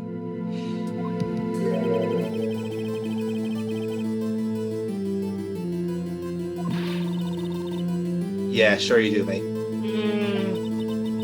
I don't believe you.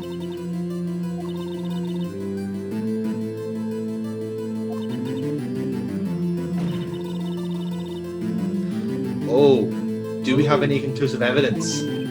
Well, as it turns out, we have an actual safe's worth of evidence. Yes, this trial could do with some actual evidence. Yes, that would be nice, rather than just theories. Conspiracy theories, no less.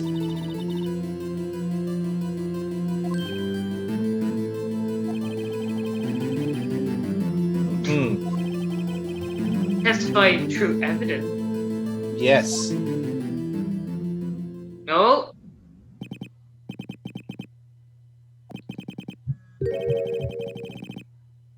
With one possibility. Oh.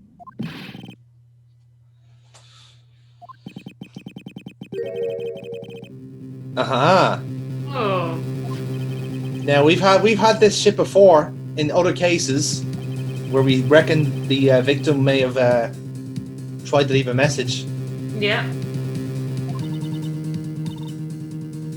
And yeah, in fairness, like the last time it wasn't possible, but let's see, maybe this one might work out better.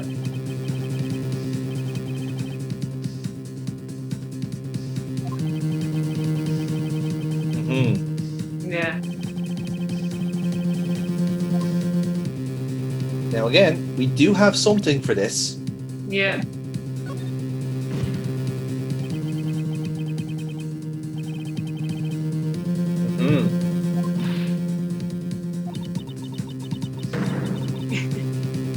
Lana's getting very stressed out here. But we're acting in self-defense, to be fair. So, like, Yeah. you know, she's not a murderer. She's not, but again, they're establishing in this Ace Attorney universe that manslaughter is still counted as murder.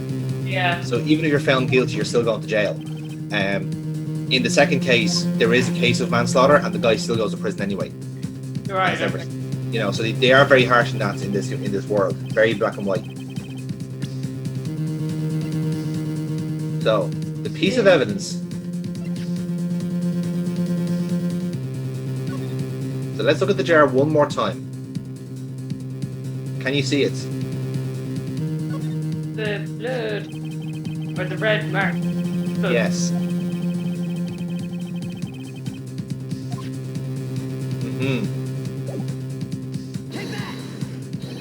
Now, as you can see, that blood is wiped away, Yeah. leaving a few like little dry spots here and there.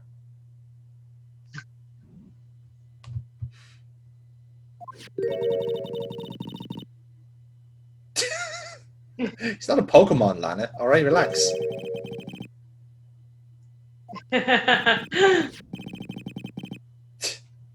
I like that now because Phoenix is so convincing. Now everyone just sees the blue badger in this. Faint trail of blood in the jar.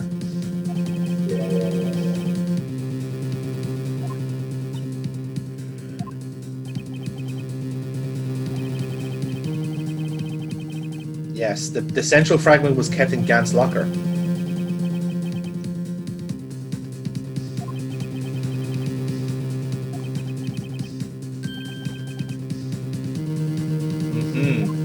We're gonna have to connect the dots. Yeah. And what do we get if we connect the dots?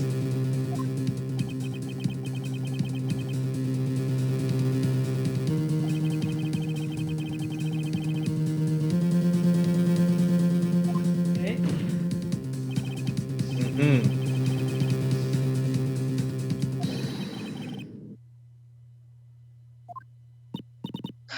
This is gonna be like the Ripper puzzles, isn't it? No, thankfully not. Thankfully not. So let's connect the dots. What is it going to spell out? So Let's try that. we've got Oh, an E, yeah. an M, and an A. Yeah. Spells Emma wrong. Yes, that is how that's how Emma's spelled in this game. That's how Yeah. Emma Skype spells it. So yeah, that's why. Like no one would like deliberately misspell that name in their lifetime. That's the thing. If you know who this woman is, who the girl is, and how she spells it, that actually makes it more convincing.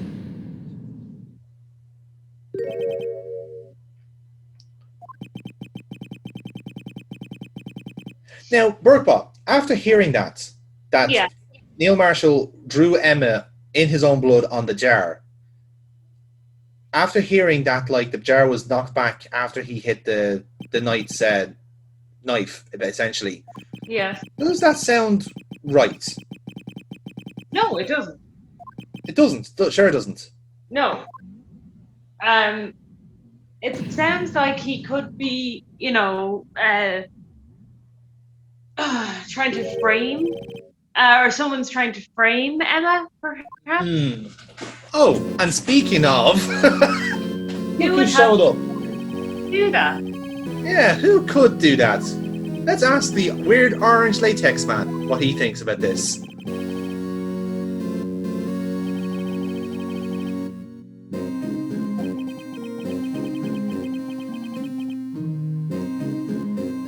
Gant's very much confirming there that Joe Dark was indeed executed. And he's now blaming Edgeworth for the entire thing. Which seems a little bit harsh, if you ask me.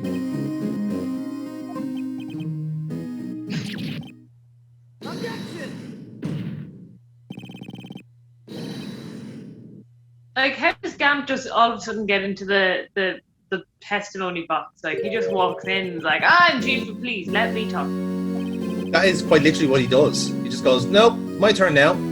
Fuck all of y'all. Merely keepers of the lie.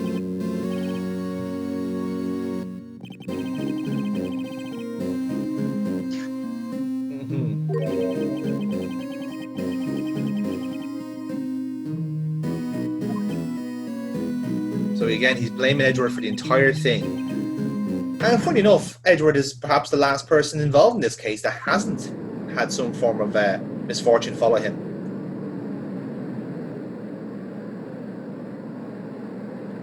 And now the people have turned against the prosecutors. It's the one thing they didn't want to happen. Total anarchy. What again? Oh. Yeah. Again, this is the final day, so we can't go for another retrial. It has to end tonight. It has to end. So we need to find. Oh shit. Mm-hmm. So what's going to happen? It certainly is. This is the final battle. So now, after trying to find our defendant, our client innocent, we've just suspected her younger sister instead. And the chief of police is going, blame him. It was all his fault because he shit at everything. Also, the little girl definitely did it. I was there.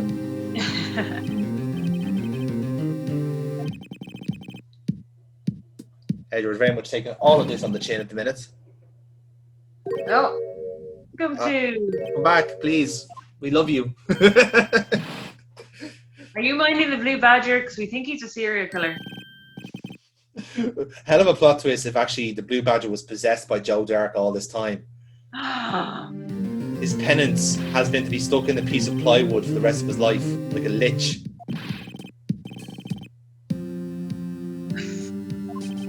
You can't tell me that is incredible writing if that happens. It's all set up, lads. Just connect the dots. Literally. Mm-hmm. Oh. Okay. Aha. Yes, now we heard a bit about evidence law, I think, in day one of the trial. Yeah. Right. Again, Phoenix should know about this.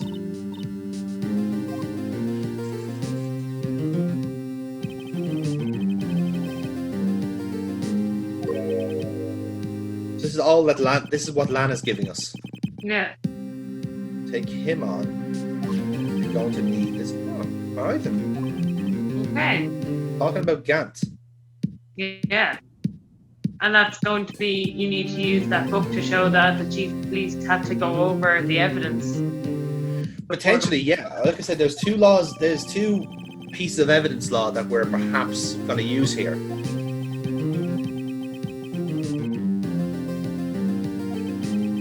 Oh, you have little faith, don't you? Oh, Gumshoe. When have you ever been a pessimist? It's not like you.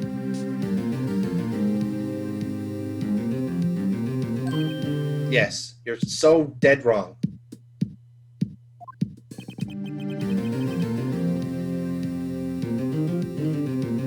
Here he is now to fix it. Mm-hmm. I'm a stubborn cunt. That's why. I refuse to listen to the people. Mm-hmm. Oh.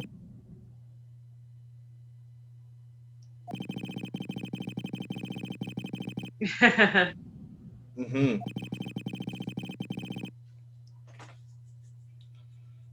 But that was just all the pre-show, Gumshoe. The main event is yet to come.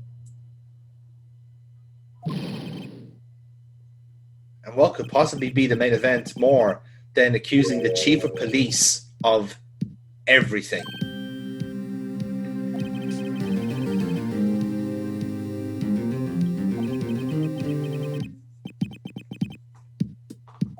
Mm-hmm.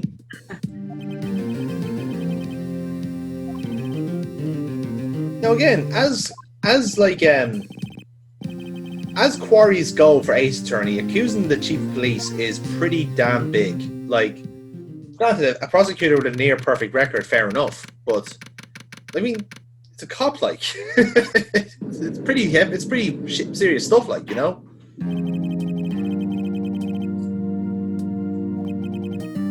So now that everyone's settled down, we've all got our shit together again. Let's try and power through this trial again, please. You're getting suspended in the morning. Cool. I wanted a holiday anyway.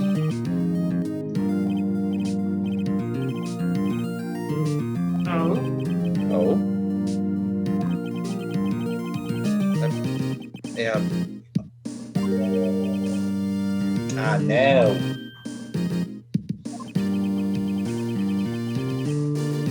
Now, when have you ever done that, Edgeworth? Or more specifically, who's been telling the judge this? Yeah.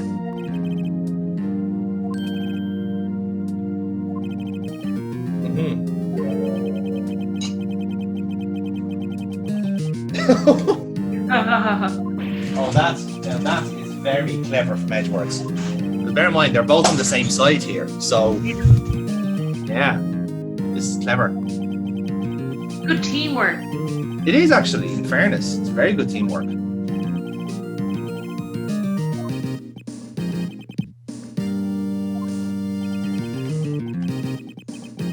He's good, isn't he? All the same, our Edgeworth. He's smart. He's smart.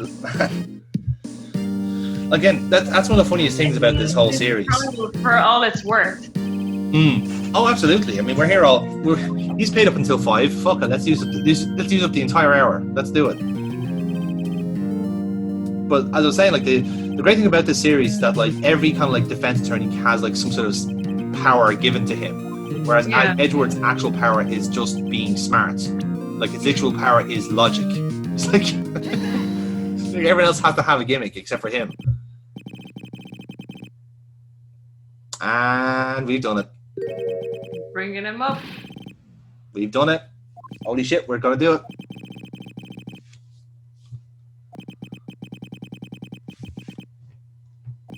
Yeah. Fair point, to be fair.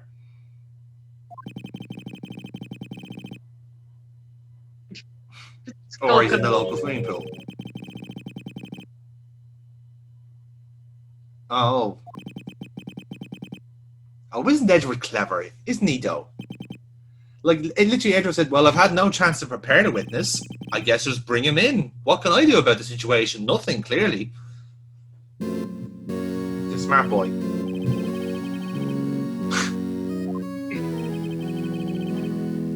Look at him tossing his hair, looking like he doesn't give a shit.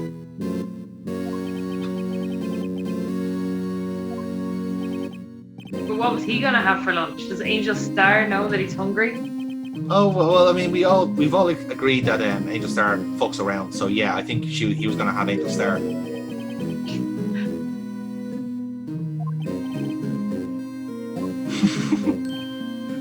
I refuse to give my name.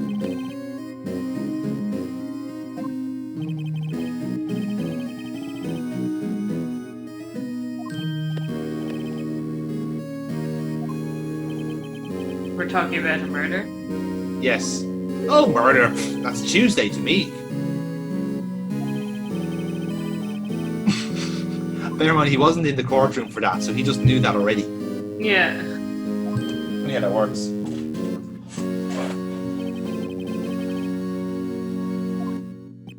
No. Who, me? Oh, I do love how the tone changes.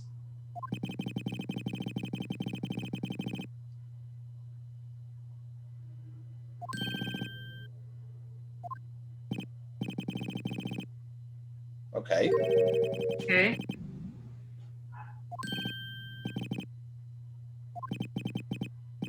What the fuck?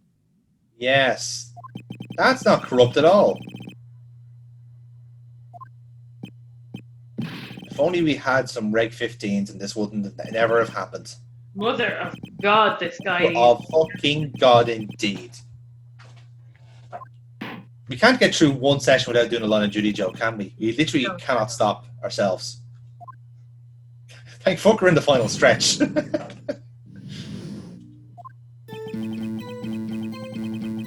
Yes, you were.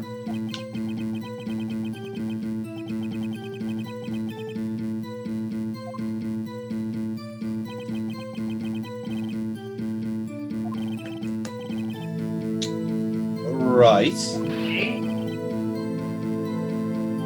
So essentially, the moral here is that she's blaming Lana for absolutely everything. Yeah. They were so busy. They were so distracted by the power outage. They just nope, not our fault. Sorry.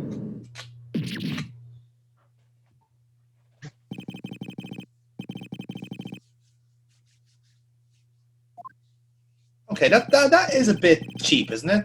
It's like, oh yeah, she took out Dark as well. What a brave girl she is. It's like, no, stop talking shit now.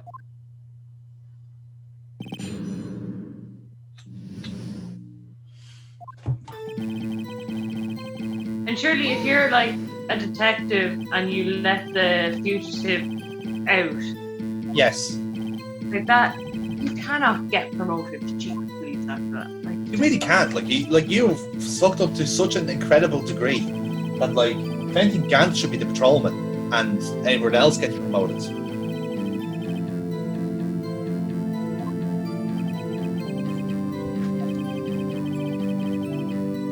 Right, that's good to know. I can only imagine like a real kind of Keystone Cop situation where like Marshall and Gant like bump into each other and Dark scrambles around the room. Like, he's there holding the knife up in a stabbing motion. that's exactly what I'm imagining is here. Yeah.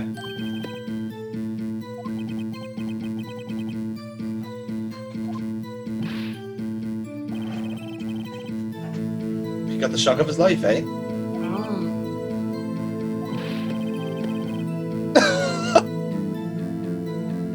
Dude! Like, just the smile. Like, I get trench humor. I really, really do. But like, That can't be looked up in court when you're on trial for murder. no, that's the thing. It's like, if you're literally being accused of something now and you're making jokes about it, that's not good. Like, it's a real case of he who smelt it dealt it,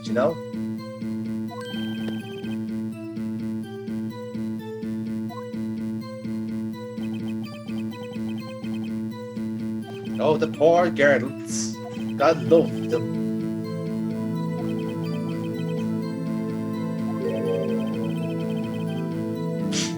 Embarrassed, Gant? No.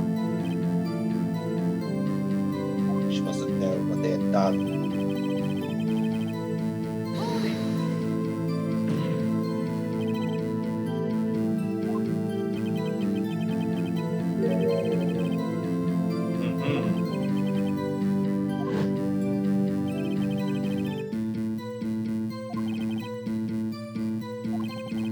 Okay. Well, that's what we think.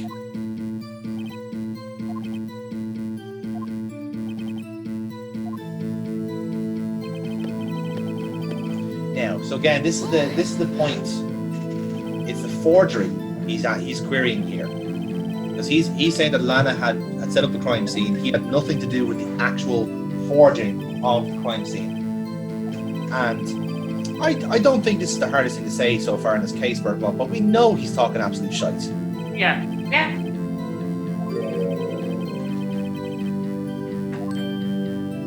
And there's Edgeworth edging us to actually like show evidence. Yeah, clap away, Gant. Stay. Clap like the seal you swim like. He probably does have that kind of like wobbling.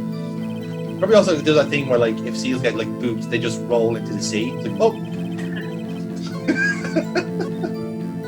You're a bad chief of police. Boop. Oh, okay, to jail. Oh no. Oh, I'm falling. Yes. So we know he took evidence from the crime scene.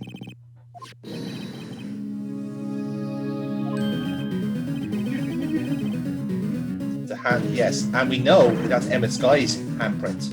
Yes.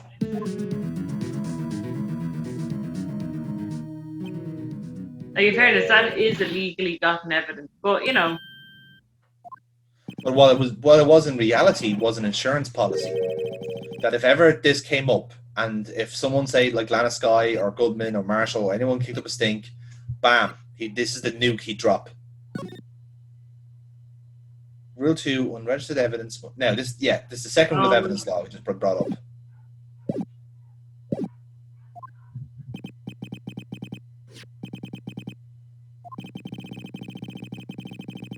Like, that has not been applied to lots of this evidence.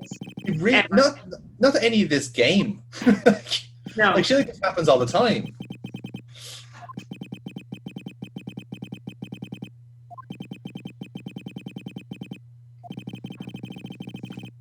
Okay. Yes. So essentially, we've just shown our hand to Gant here.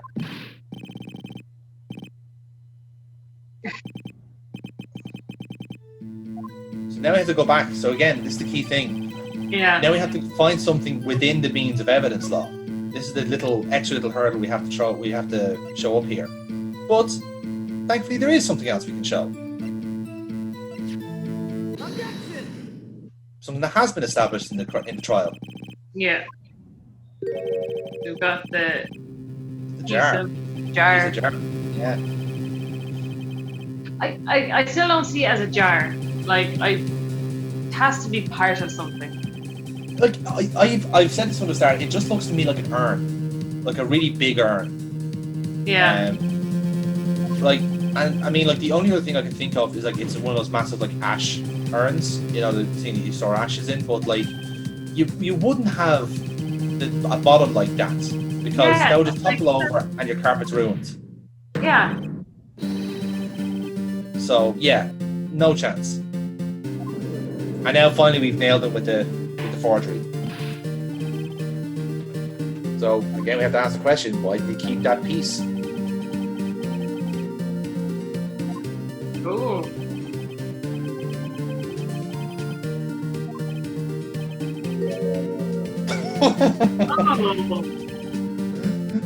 Because we took it illegally. That's the thing. Yeah. And it was Gumshoe's fault, no less.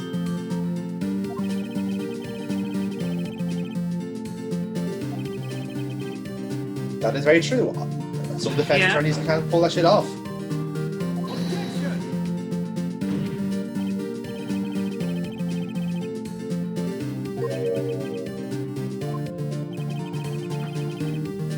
Objection! Definitely not Gumshoe. Fair to say Dick receives his punishment on a daily basis.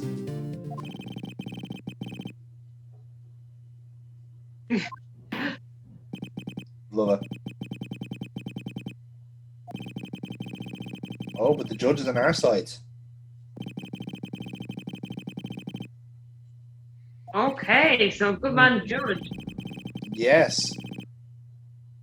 Because, and again, that was the key thing. Because the detective was present, we did it on his watch. So, Gumshoe kind of saves the day here a little bit. Yeah. So the list with the drawing was also in Gant's office. So yeah, we picked those two. So if anything, there was 3 right answers to that testimony.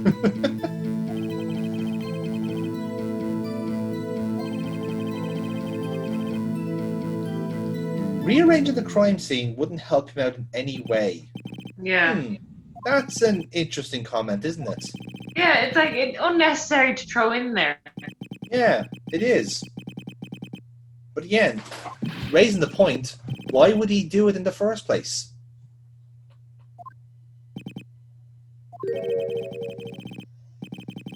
Oh. That's just an idle threat from the chief of police. It's already 1 o'clock and this is nowhere near finished. I know.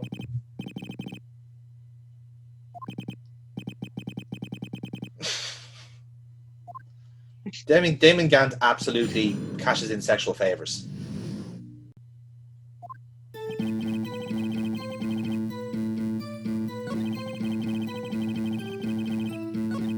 Okay, can't prove when, according to him.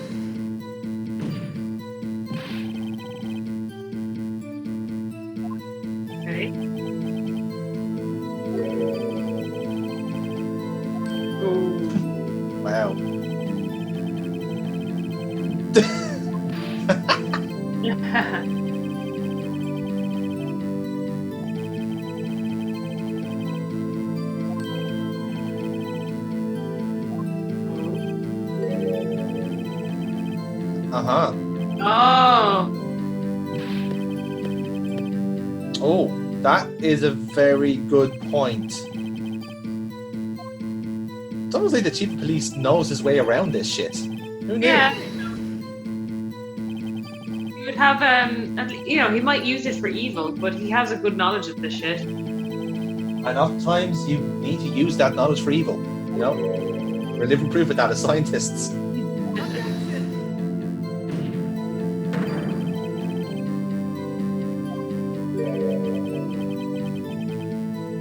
Well, that's not what the text said.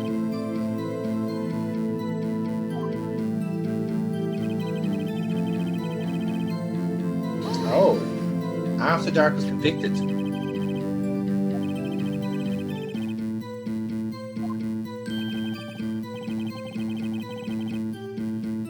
Oh, for fuck's sake.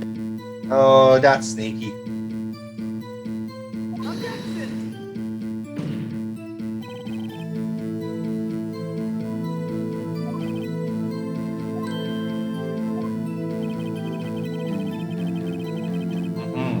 Yeah.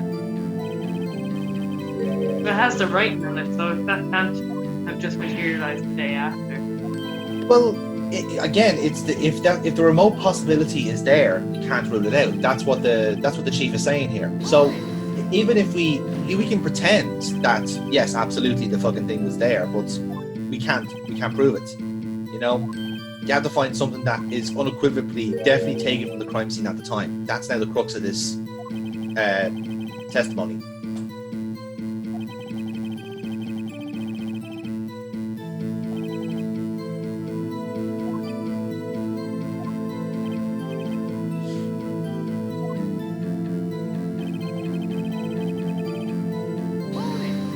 Yeah, that's so.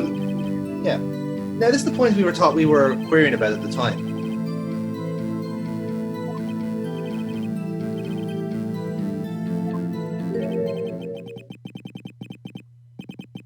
Mm-hmm. Fair point.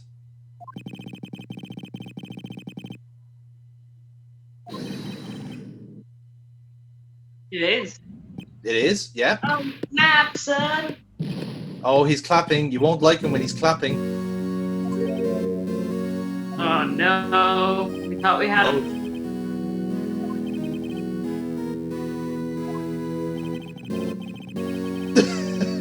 Sure, mate. Okay.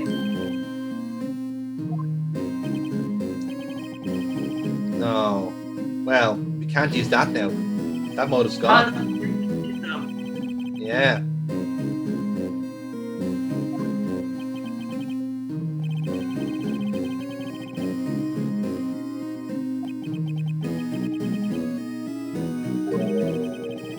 Ooh.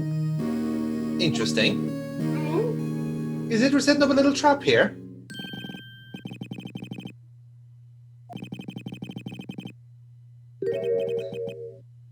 Hmm. Mm-hmm. A selfish man by trade.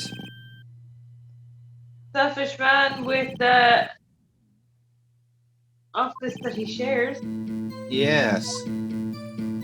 I wouldn't be anyone's accomplice if there was nothing in it for me. What an interesting statement that is. Yeah. Again, this is the point. Now we have to prove that he's doing it for himself. Why would... And again, what's the point? He wouldn't help Lana in the forgery because he doesn't care about the two of them. So why would he bother? Now we have to tie him personally to the crime.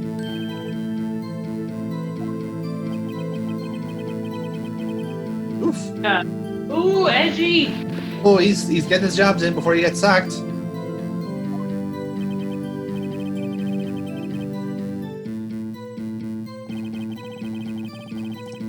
So, would he have helped someone out? This again. Now this is the tricky part.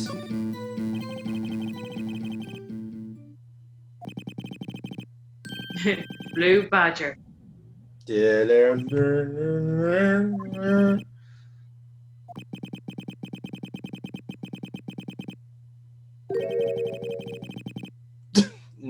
Judge. Wrong answer.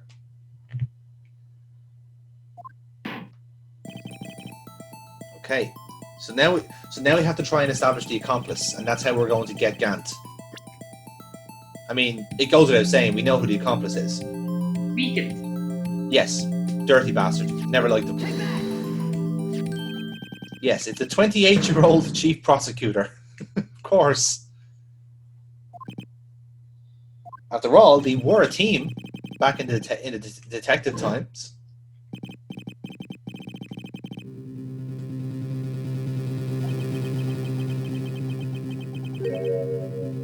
Fair point.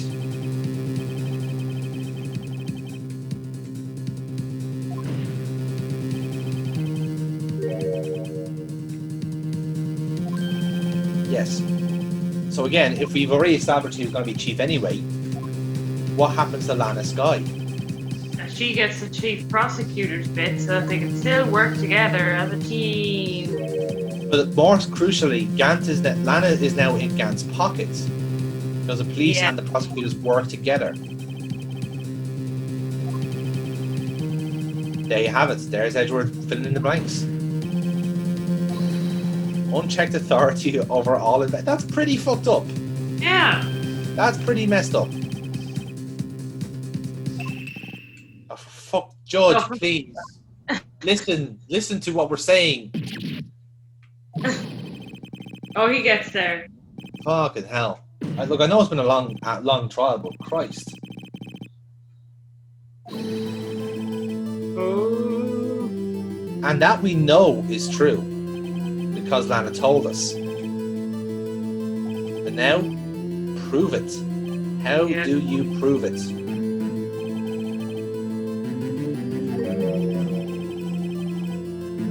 Very true. Lana isn't testifying, and she won't testify.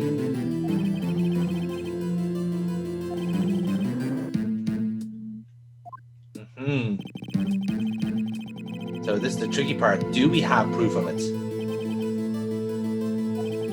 Oh. And she's got it. Yeah.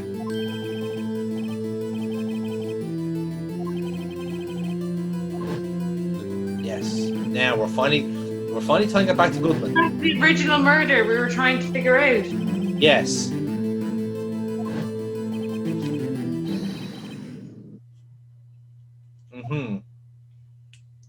Again, can we explain that away by just weird behavior? That is another weird point to throw in there.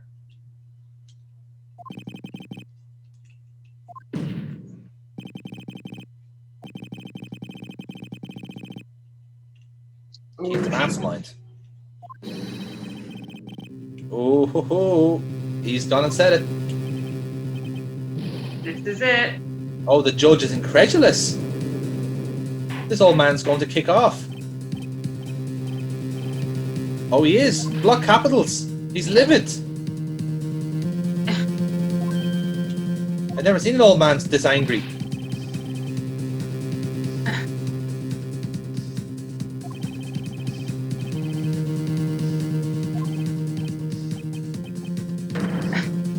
He's just going to storm out of here with his gavel and just go home. Have a lunch. Maybe he's hungry.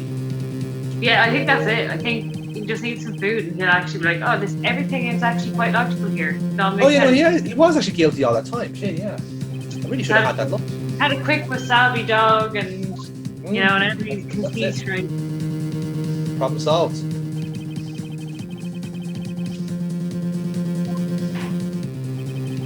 Right, can we prove it? Can we prove it?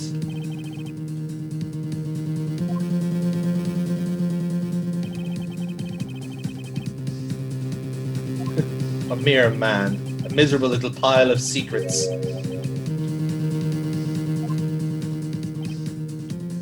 Right.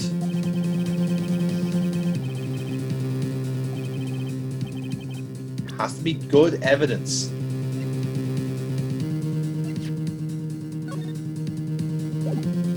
Take that! gone for it. The ID records. Never got to the bottom of it. 777777777. That's too many sevens. That was that was seven sevens too many. That could be a new tongue twister. I'll shut up. That was 7 sevens too many. Here's your number. This is why you don't use the same password for everything, Gant.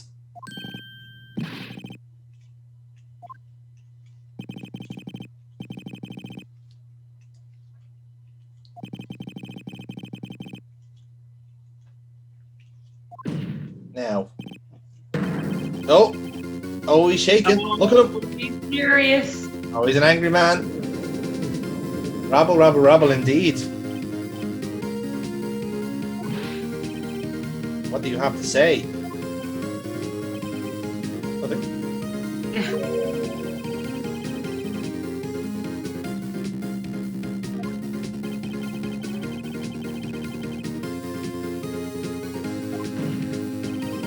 But first, let's get to the juicy parts.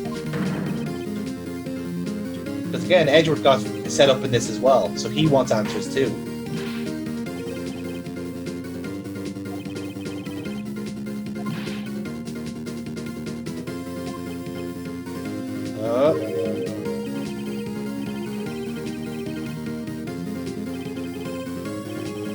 Did you shit in the evidence room? Just so happens it's at the time. A harsh man, come on.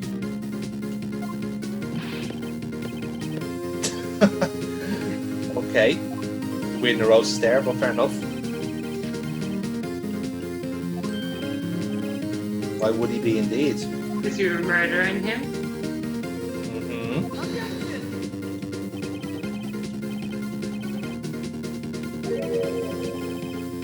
Uh-huh. Oh.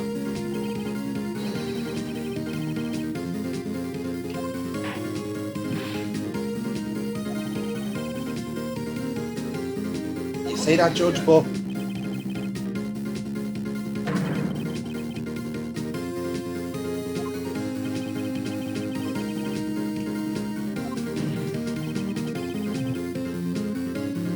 what transpired? Speed racer mode.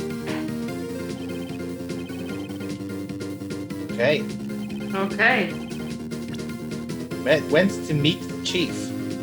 Do we know? Do we have evidence?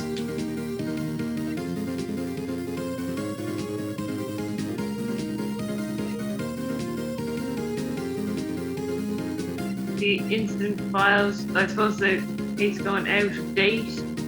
Put it on. And then.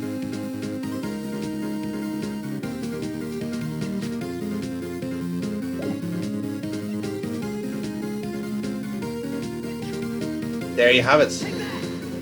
He needed a new ID card, and it has to be given to the chief.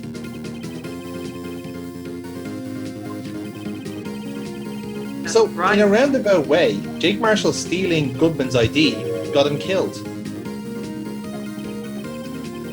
Oh shit, so Marshall not only lost a brother, but then also contributed to the murder of a co-worker. Goodman, maybe, yeah. Maybe he did.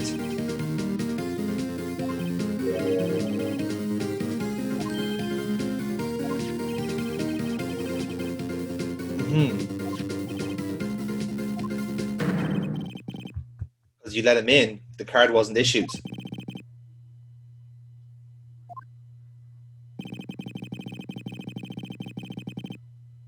You need an ID.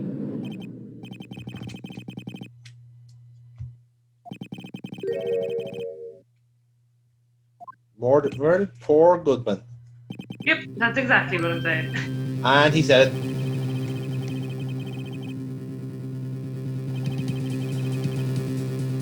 Yeah.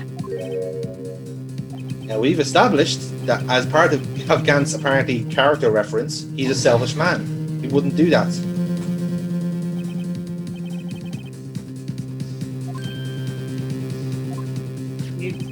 Fingerprint. Only used once.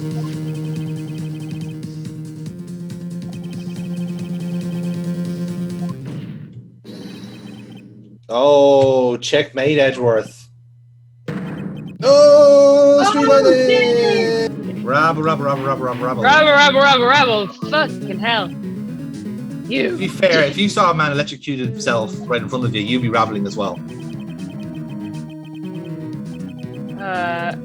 No one in the right mind would choose the police department. Yeah, to be fair. It's the one place they would at least suspect.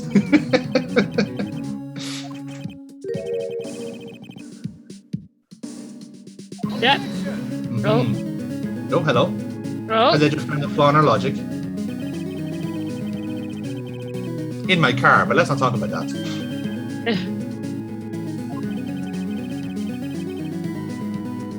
Okay, so Gant thinks he has an alibi here. Which is interesting. Phoenix like, shit, did I do it? Am I at a touch? No, it's the murderers that are wrong.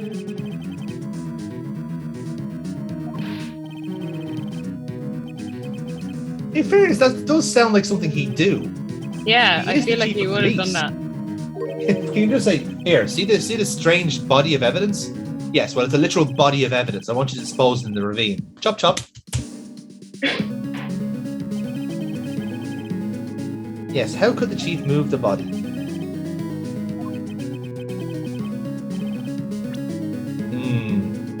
Blue badge. So yeah, this seems like a bit of a cul-de-sac, but it's actually not. Because again, you have to think about it, like how exactly, like literally, how was the body transported to the prosecutor's office? Yeah. You know. So it is a case of like, well, I guess we can. We know how it was transported. We just need to show the people.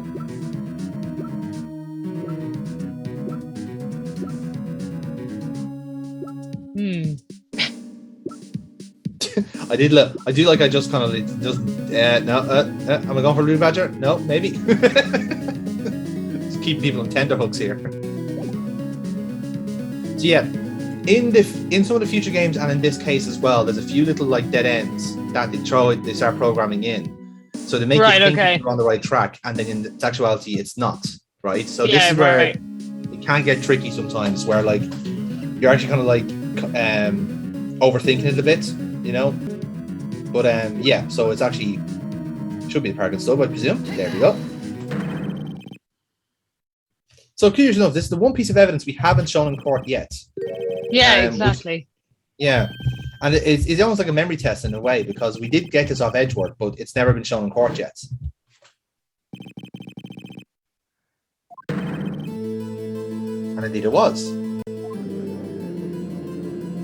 Yeah, that's just like so obvious that like obviously it's just so obvious you kind of forget that you need to re-establish that fact.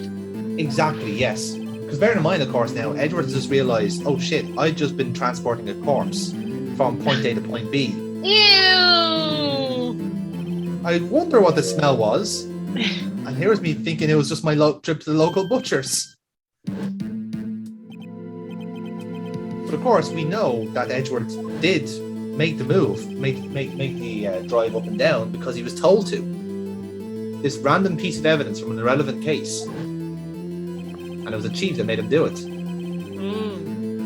That screwdriver that had nothing to do with anything. Aha! Exactly, yes. So we could have presented the screwdriver there as well, I think. Because essentially like they seemed like two complete red herrings at the time. But no, this is actually the evidence you need to nail Gant, which is kind of ironic in a sense. We still haven't said how we got Detective Goodman's body into the car.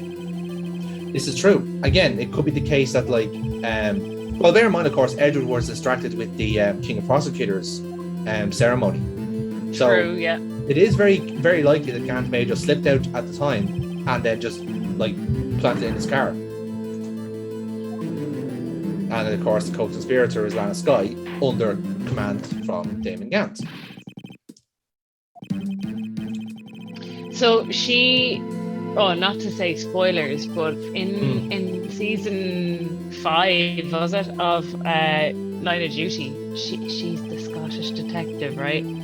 under the control. Ooh, No you see, comment. it's a really good comparison, in fairness. No comment. Yeah, she's a bit of a Joe Davidson, yeah. No comment. No comment. And now, again, I'll have to double check, but I don't think Lana Skye is lesbian. But you know what? It's a free country. You But never know. maybe for her undercover, like witness protection. I Like, always sorry, say- you're going down in the witness protection as lesbian, but I'm not. Like, well, your new identity is. You are sorry. now. You get a dog out of it. Yeah. Yeah, a dog in a lovely country home. Can't say fairer than that. Spoilers for anyone who hasn't seen that. Yep, sorry guys, she was a lesbian all along. Sorry to disappoint you.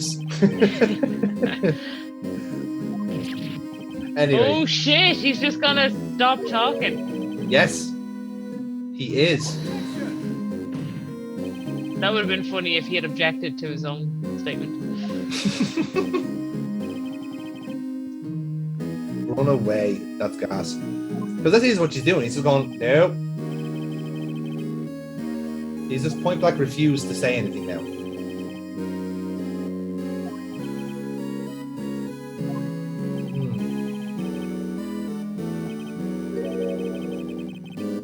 Right, there's the tricky part. You see, this is where he knows he has it by the balls here, because there is, in a sense, no real evidence of him committing the murder. It's all circumstantial.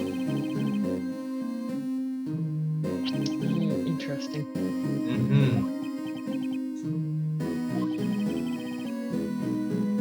Now And he's the asked for trouble is- concrete proof. Do we Yes. have any slabs?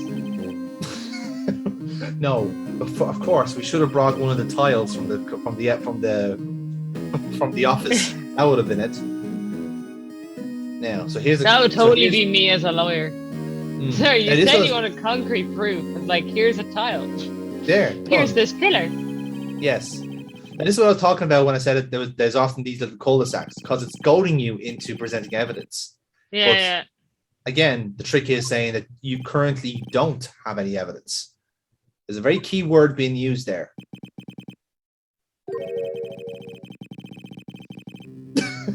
Oh, Of course, it's just perjury now.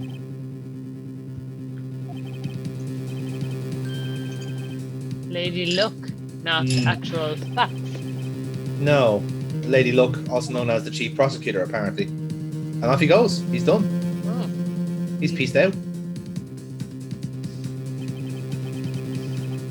Now the judge is going to get all uppity on us. Look, see? Look, we're getting a strike on our name. Oh. I don't like getting into trouble. Oh! Look who saved Oh. us.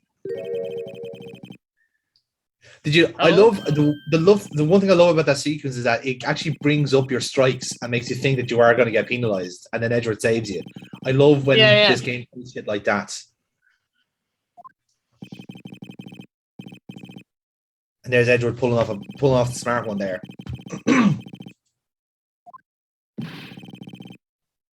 Okay. So Emma or Lana or both? It would have to be Lana, because Lana hasn't testified yet in this trial. She's made her position clear about that she's been guilty. Definitely. Yeah.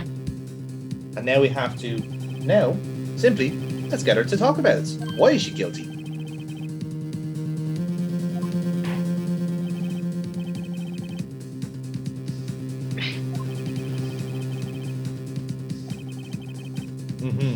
Yes, now the key thing is putting Lana on the pressure so that she'll actually,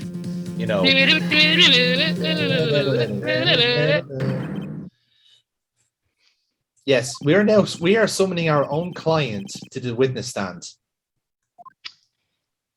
Once again, being unorthodox. Very much so. Well, in fairness, we're the one calling the witnesses, so this is as unorthodox as it fucking gets. Oh, hey, there you go. Right then, it's time for my third lunch break because I am fucking starving. Honestly, since I ate those squid wheels with the extra tapeworm. Oh, hello. Oh, he's back. He's back. Hello. Listen good. Oh.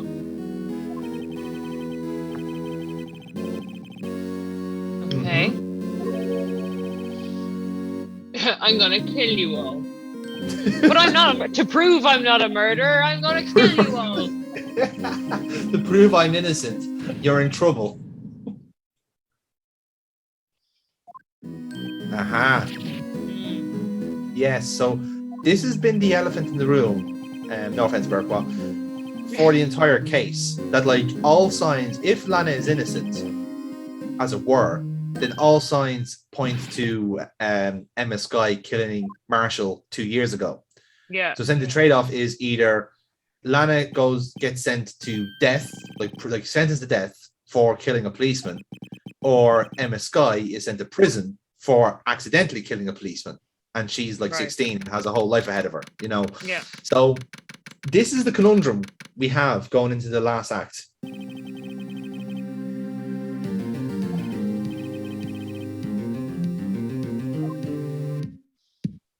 And there's Gumshoe. Surprised he's still here and not sacked. Oh, there he is. There. Oh, no. Now he's just plain old-fashioned dick. Dick. Oh, nice. Okay. You're gonna be a spirit medium? Is there a John in the room?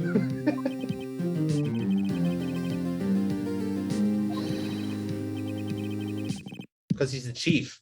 Like, that's how he got there in the first place.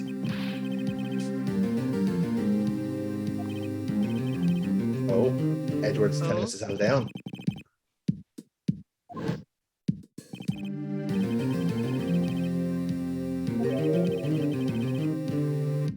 That's true. So if you can't defend yourself, then, you know, more chances you're found guilty. Exactly. It's the key point there is if you refuse to defend yourself, you know, as Edward's going to explain. There you have it.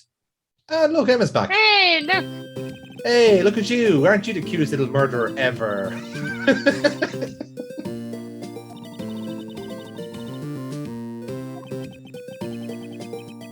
She seems really cheerful for someone who's essentially going to be accused of manslaughter in a couple of minutes. Okay, so she seems okay.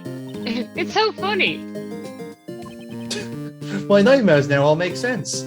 There's like this strange Tanai system that keeps saying, you killed Neil Marshall. And I just couldn't understand what that meant. Dreams are weird. It's such a nice feeling having someone do all those terrible things for me. Exactly.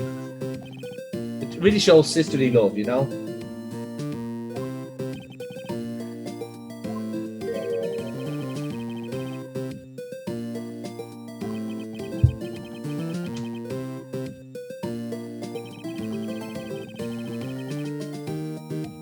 Oh, that's grim. So. Ah, there's the kill. There you have it. It was bound to happen. Don't go blaming yourself for all that killing you did.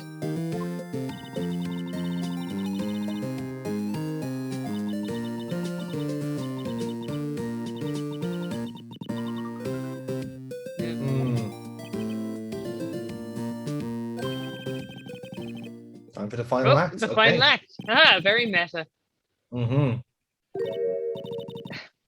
Oh, she's going to be on the bar with us. Handy. She can deploy some science, I guess. Yes. Science of sisterly love. Because now it's at this point in the game where you could really rely on some good old-fashioned chemistry to get us through this, you know?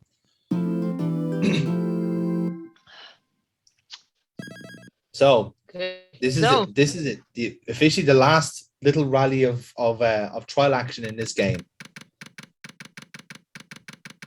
And 2:20 in the afternoon, no less. It's far too late for this. It's a third lunch. Yeah, right? Like, poor bastards. They wanted to try and get shit done before the first day, like.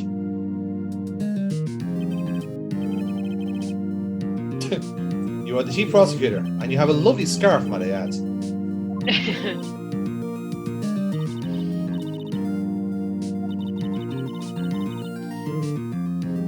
Yes, but the people don't know. Tell the people who you are.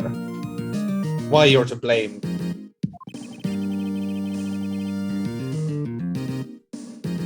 Now again, we kind of have an idea of what Lana is going to do here. So the idea now is essentially to try and crack her own client to tell the truth.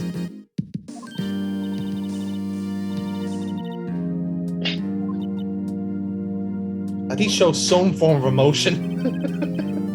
Show something. Oh, you. The reason I've destroyed my soul. Yes, that's great. You'll always be there as a reminder of my soul I used to have. You were quite literally a reflection of my youth and energy. God, I hate you. Right, here we go. First testimony. No truth at all. Okay, well. Right then. Okay.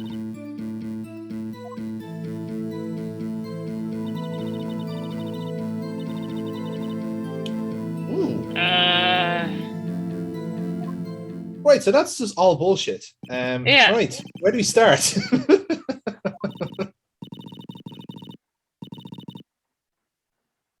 Okay. It really says a lot that she's willing to quite literally die so her sister is innocent.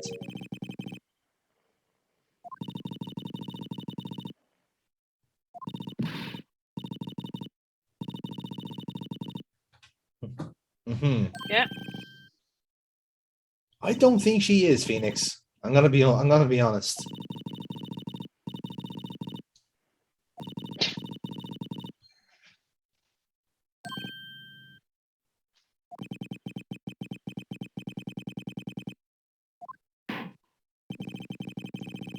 Okay. So let's So where pull do on we some start? threads.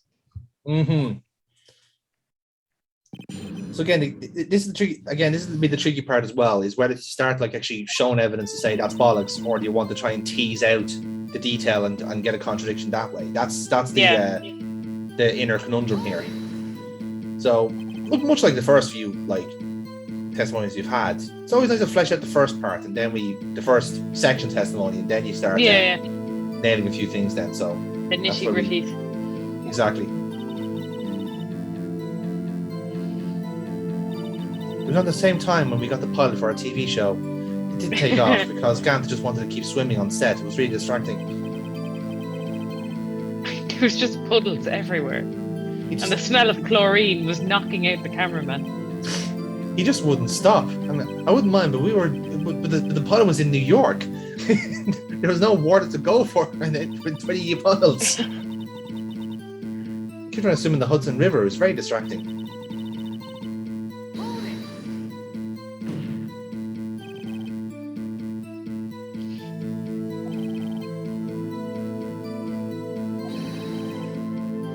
Yes, with no one to say it, no one to hear it.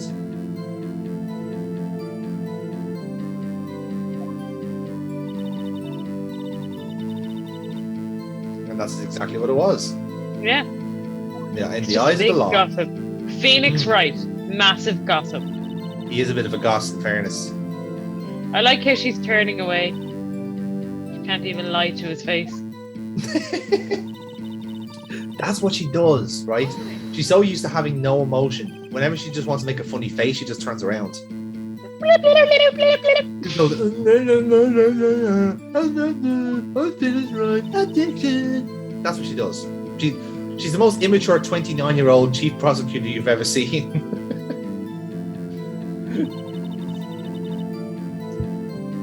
And yes, this is all her motivation. She doesn't want Emma's career to be ruined. The woman does have a heart, after all.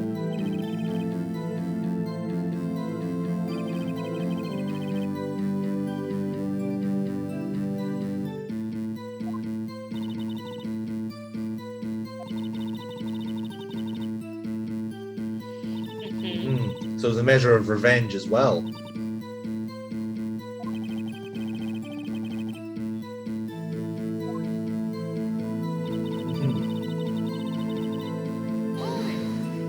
So again, let's get a bit of a refresher here. So when Lana Skye finds the crime scene, she sees Neil Marshall impaled on the knight's armor, Joe Dark knocked out, concussed apparently from the crash, and then Emma Skye passed out. This is what she has seen here, and I think it's nice to have a bit of a refresher for the next part here, because I think it's a big deal to get these in the right order.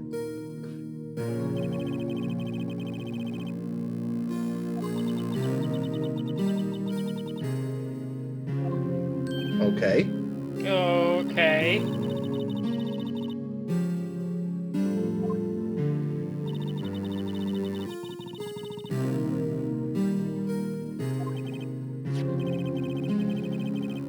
Oh, now this is a departure. Yes. Fair point, Edwards.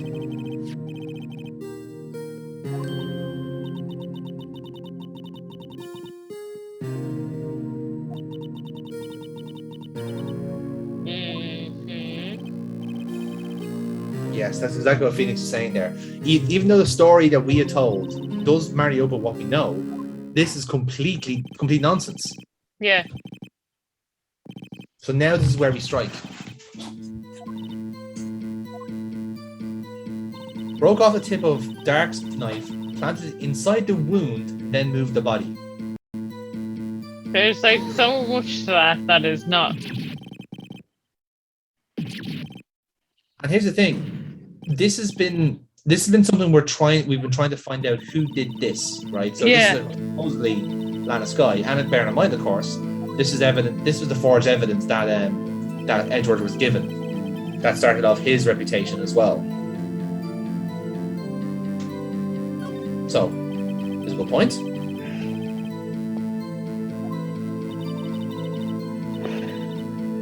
Okay. Yeah. Right.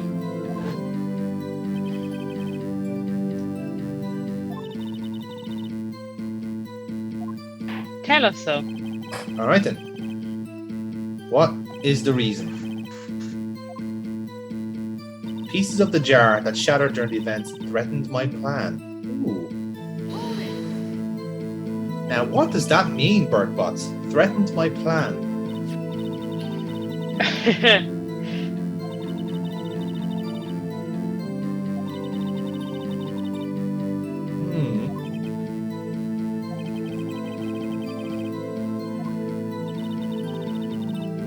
Yeah. Right. Okay.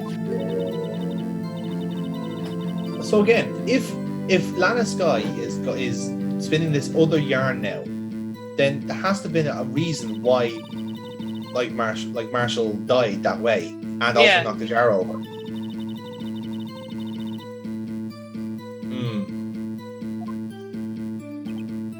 Okay. Like plausible. It is, but again, no way of proving it.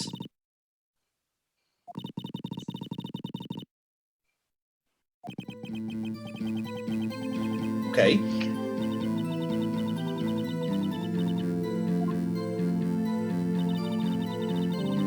Right. Okay. So that's interesting. Okay. I think Emma's clue there was trying to figure out, if the jar was broken at the time of the murder, or was it before or after. So that could be a thread we need to pull on later on too. And again, Well, it's drawn fully in the drawing that Emma did. Yes. Very true. Now, what significance does that have, though? It means that it wasn't broken beforehand. Yeah. Could it have been broken after?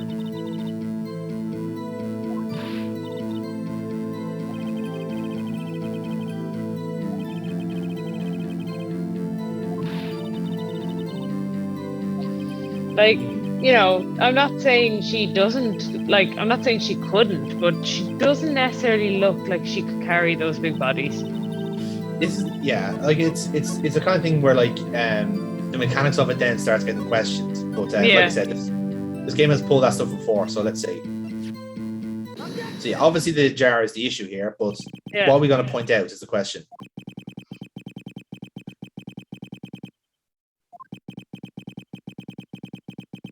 Well, of course, I suppose it's actually one way of saying it is that like, I suppose one way of saying it is that like, well, there was a piece missing, and Gant kept it. Yeah. So either you put it in Gant's safe, or he found a piece and put it there himself. Yeah. What would be the benefit of that? Mm-hmm.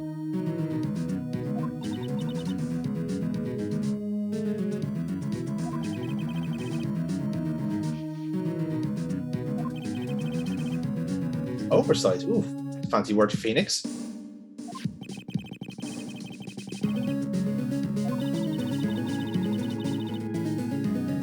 Oh, that's a good point then, Phoenix. There, like she said, like the pieces threatened her plan, not the fact that like her sister's name was written in blood. Yeah. It's like, okay, that sounds a bit worse to me, to be honest. Yeah. Yes. Oh, there's your contradiction. Dun dun dun. That's a pretty big deal. That's a pretty big deal.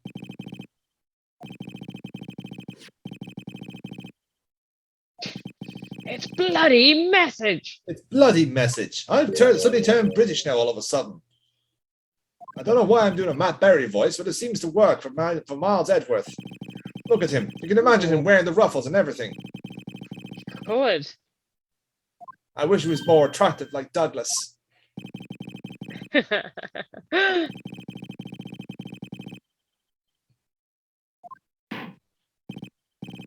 Right then, more testimony. This time we're honing in on the jar. Was there whiskey in it? More on this story as we get it at 9. Oh, when you piece together all of the pieces, like if it was a puzzle, it should get the music in terms of the Zelda. Well, I know what I'm editing in at the end of this video.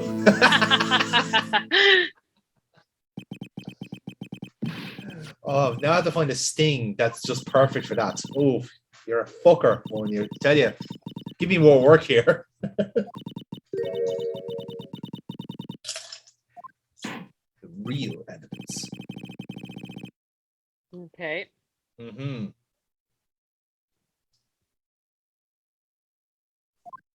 All right, then. So let's run down this again. So again, the premise is that essentially the jar is broken beforehand, but we are proving here that is complete horseshit. Okay. So she reckons she may have missed a few pieces, essentially. Yeah. Which I think it's fair to say is bollocks.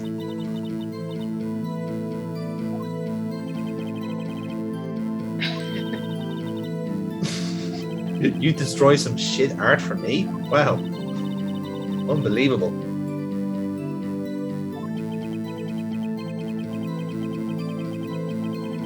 Yeah.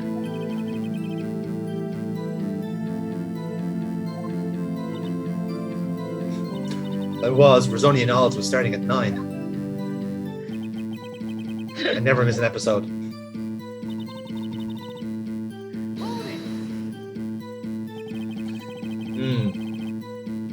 She wiped away the blood.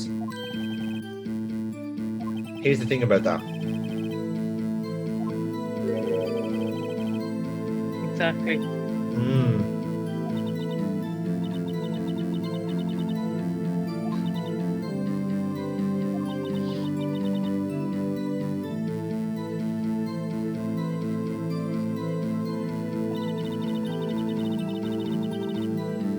Okay, so she is insisting that she cleaned up the blood.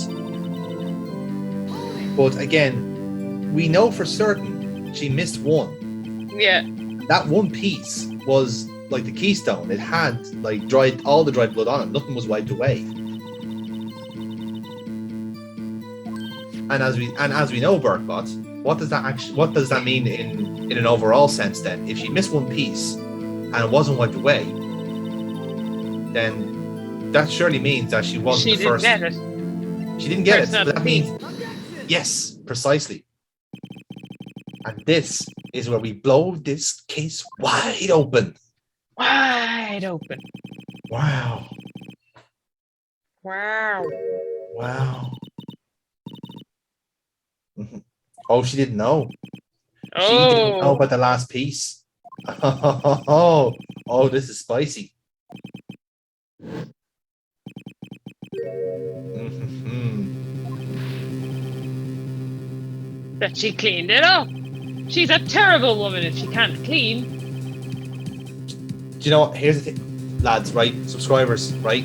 I would have gotten the trouble, actual tangible trouble, if I said that, right? There's literally no justice in this world. Can't fucking win, honestly. Now, so yes, there we go.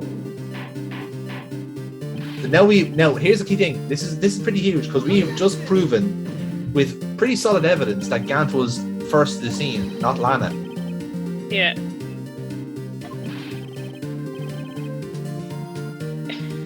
Oh god. Oh for God's sake. Oh Judge. my god. You should not Please. be a judge. Judge, we're in the middle Have of you a forgotten your 2-year-old teeth are there? Judge, we're in the middle of a 2-year-old murder case where the actual assailant could be a 16-year-old teenager. Can you just fucking not be old for a while for a change? Please. Oh. Well, obviously they are. Objection. Do you like how the judge is now arguing for the defense here? Yeah. This is great. I love the sequence. Look at the judge. He's cracking.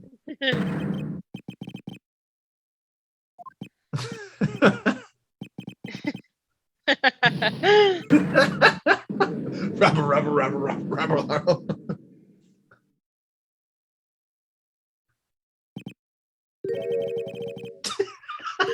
Oh wait, my teeth are in my mouth. Oh right, I was having lunch. Yes, that's why I was confused. God, I really shouldn't need those squid wheels again.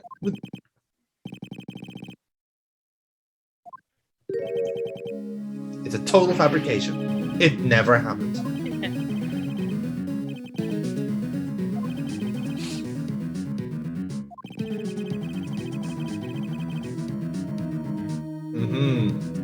Dun, dun, dun.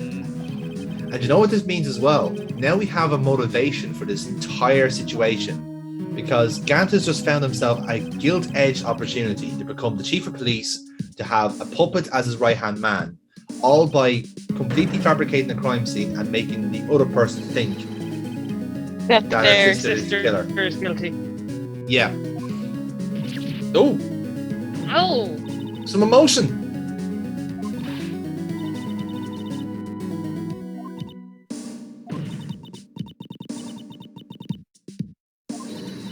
More emotion.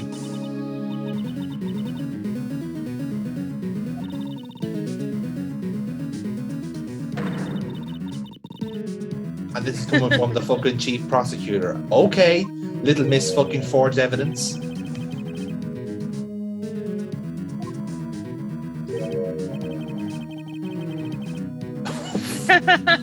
Oh. Dude! Snap. Twist the truth. Hang on. Oh, Phoenix has got a thought.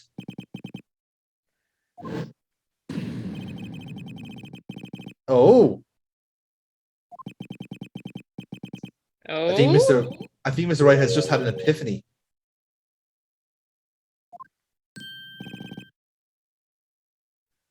This is the biggest epiphany he's ever had. Right. Okay. But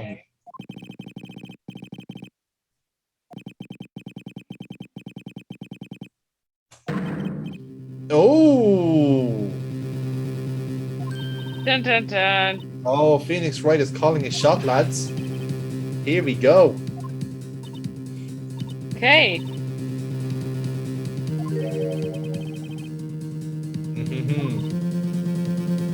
You're gonna die anyway. There's nothing to be afraid of. Look at me. I'm so smug you couldn't possibly get away with murder.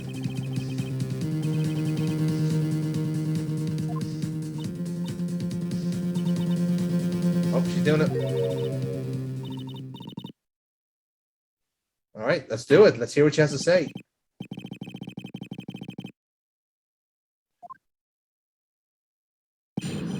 Now, Okay. this is what we wanted to hear.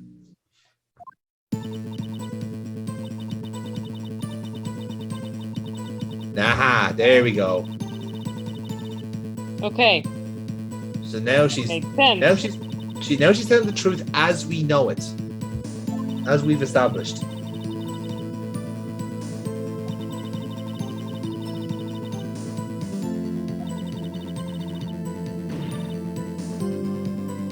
Hmm.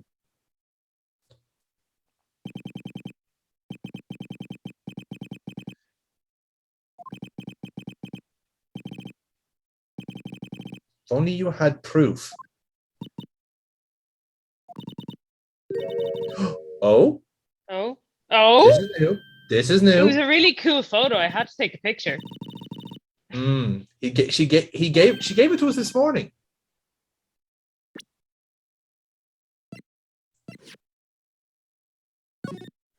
She gave us this book this morning. This is not proof. Yeah. Oh. Oh, hang on now. We haven't actually opened the book. No, of course.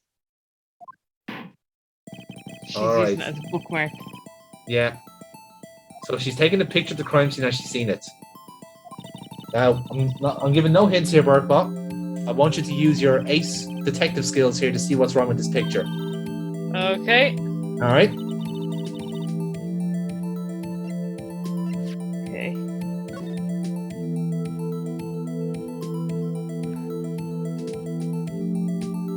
Oh, Give a second. Let's find the first. something on the back of the book. Mhm. Oh.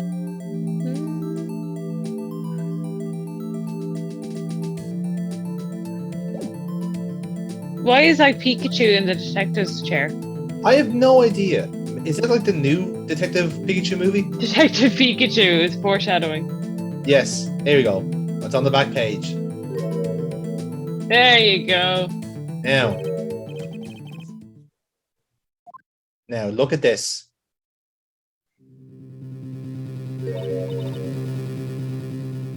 Now then. Yeah. So, what's wrong with that picture?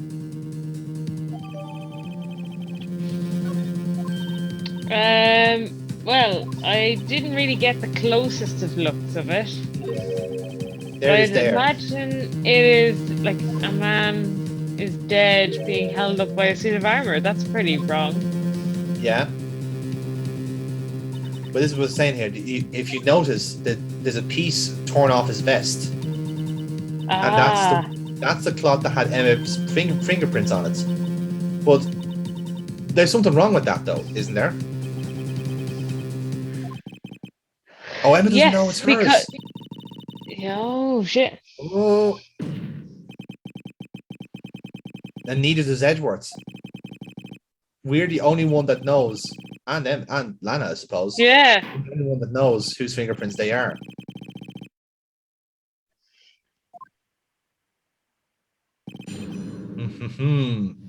Okay.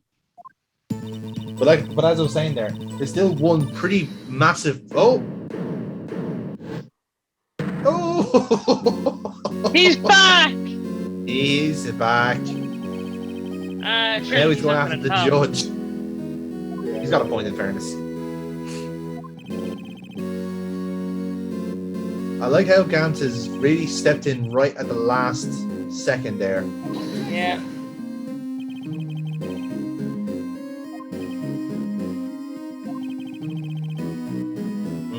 That he did.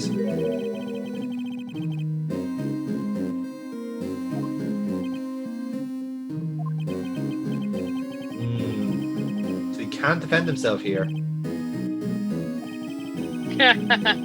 Good man, Edward. Oh, he loves. Oh, fantastic. He set him on fire again. He did. He got struck by lightning again for some reason.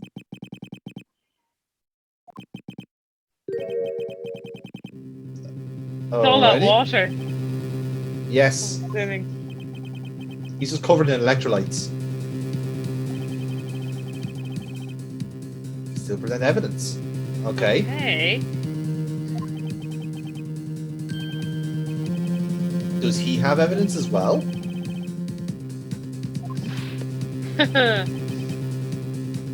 Oh, okay. Look what he's doing here. Okay, so yeah.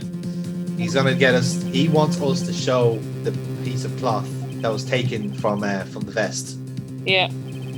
Like easily could have been ripped off the chest and placed on the child's hands and then put into the evidence locker. Do you have Which any is- proof of that, Burkebot? No, it's conjecture. It's not. There is proof of it. Think back to the picture. I didn't get to look at it that quickly. You'll see it. You will see it once you get a good Is it glance. that it's after he's been impaled, the piece of cloth has been taken? Before, Okay, there we go. Ah, Before. okay. because it's not covered in blood. Yes, that makes sense. So this is what. So now you have it. This is the key to it.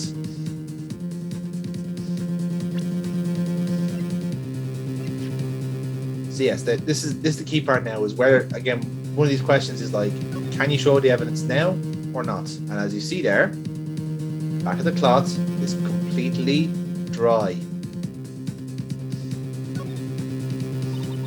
Okay.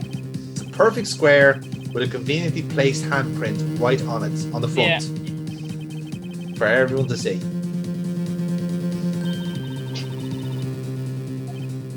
And there's a really oily hand to get the best fingerprints too.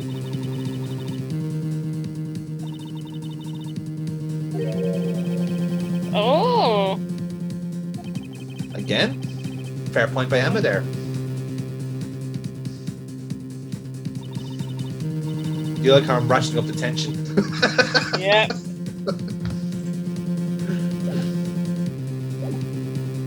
So.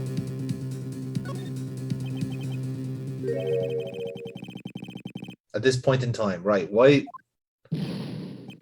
Oh, Oh,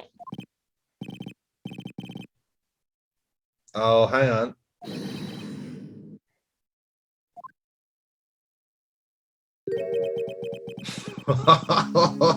Look at Phoenix here.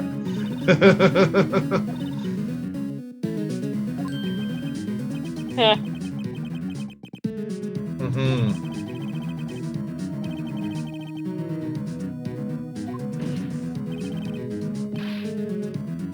So Phoenix here is getting Chief Gant to admit that he kept evidence. Yeah.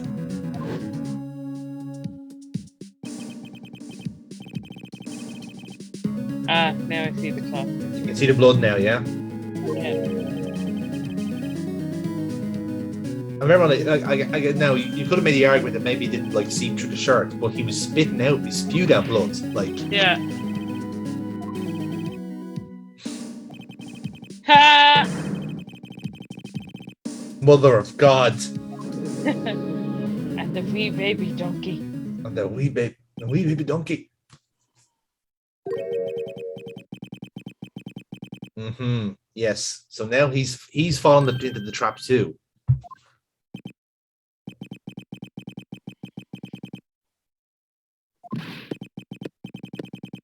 Oh, this should be good. Okay. What does he admit to? Is the question.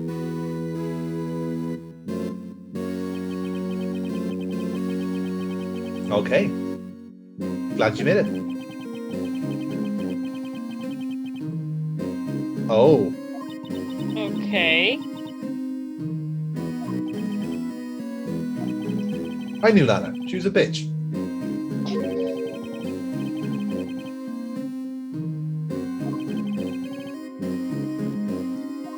Again, Ryan, people thinking like this is a shocking term for this character. No. He's already established he's a selfish prick. Yeah.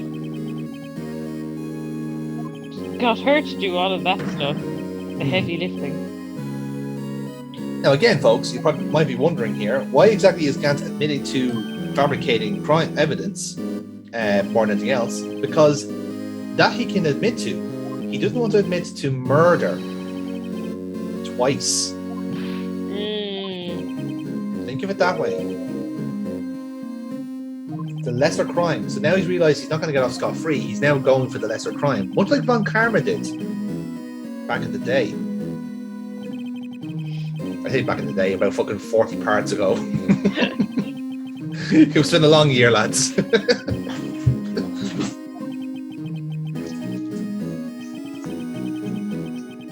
Probably did, to be fair.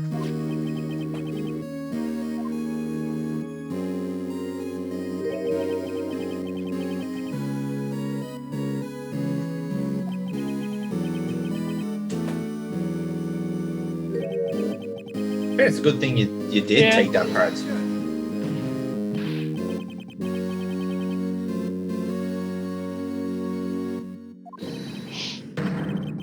Fair point from Edgeworth. Ooh, very true.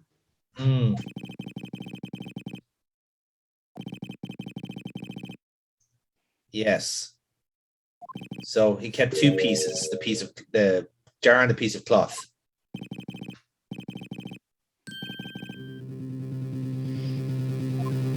So again, we have been holding off on showing this to the courts because it has Emma's fingerprints on it. Now, obviously, if you showed it too early, it's game over and Emma goes down. But if you held it for the right time, and you'll see why. Him in his web. You catch him in his web, but also that you catch him at the right time, in a sense, because the context of the trial has now changed.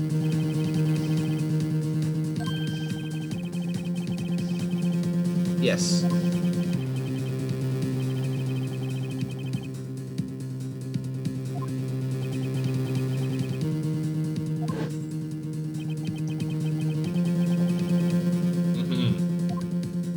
Okay.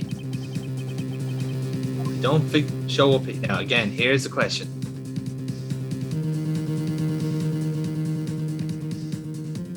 So your trick here is the two rules of evidence law that we were shown earlier on as well. So once you interpret them correctly, this becomes a bit more straightforward.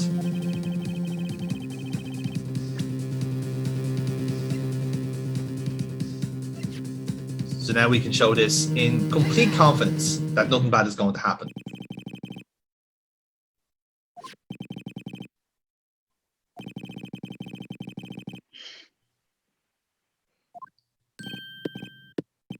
Yeah. He's just admitted to it.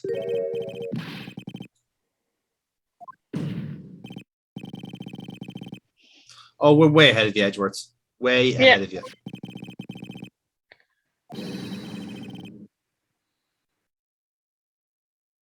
Very true. Strong imprints, yes. Oh, Edgeworths, you jumped the gun. You jumped the gun, son.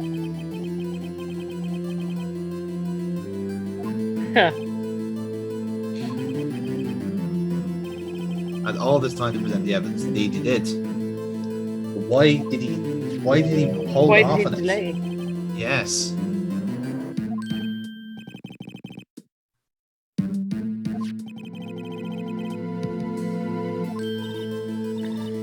Oh, yeah, we do.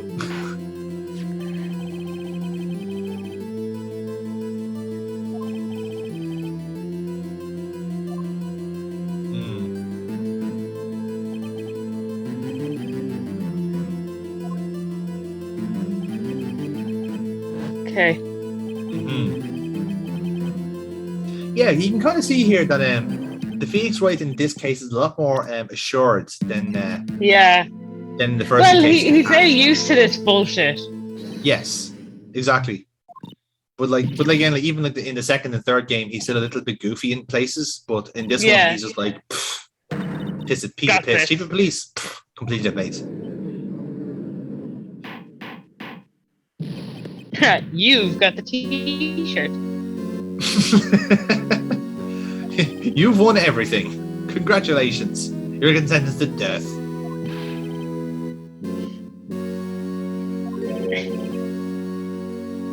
Look at him taking the moral high ground after fabricating evidence.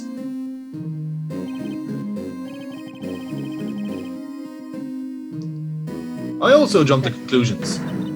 Oh, and look, lad, all of them are kicking off.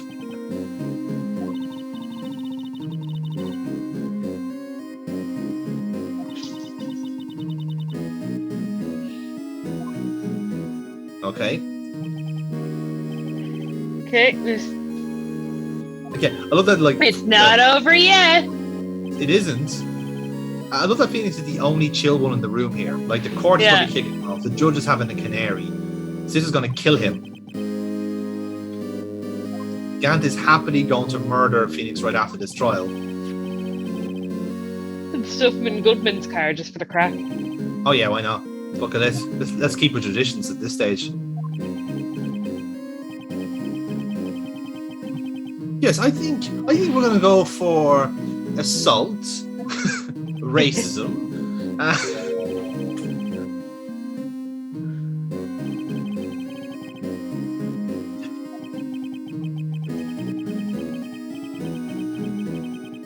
Well, you did that, didn't you? No, that was actually you. Before we, yeah, just one last thing. This is a real kind of Columbo moment. Just one. I got one last place here.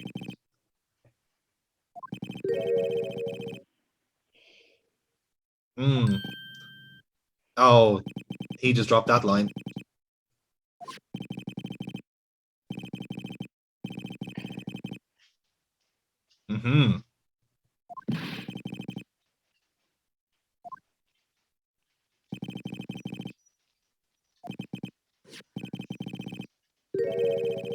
Indeed it does, which we mentioned about 10 minutes ago at this rate. Yeah. So, yes.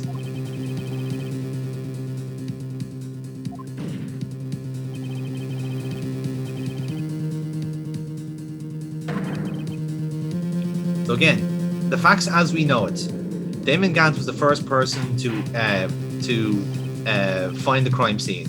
He tore off his piece of cloth because he saw Neil Marshall impaled on the suit of armor and saw the handprint. Where is the contradiction? Dare I ask? Take that! Ooh.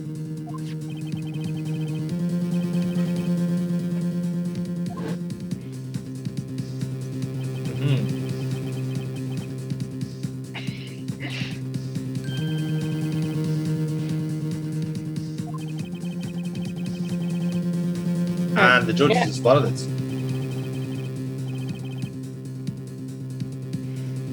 That's only natural when you've been impaled. Exactly. That often does happen to people stabbed. People don't clot that quickly, at least not in my experience. Unless he's had the AstraZeneca, but that was way before that time. Oh, well, I couldn't possibly comment, Burkebot. We don't clot that quickly. Trust me. Even in normal times. Okay. And the judge spots it. Oh, there! Ding, ding, ding, ding. Ding, ding, ding, ding, ding, ding, ding, ding, ding. Bear, bear, bear, bear, bear, bear.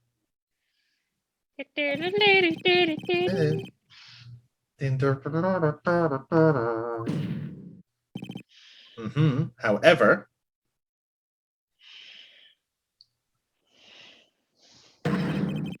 Ooh. there we go. I was just winding it up, that's all. Oh.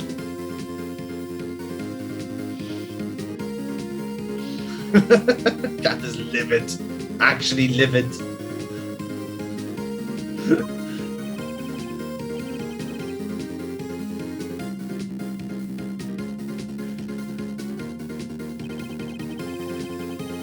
Okay. Okay. You could argue perhaps he was knocked into the jar, maybe? Maybe he was knocked out. Who knows? Yes, there's Edward back up what I said there. Good man.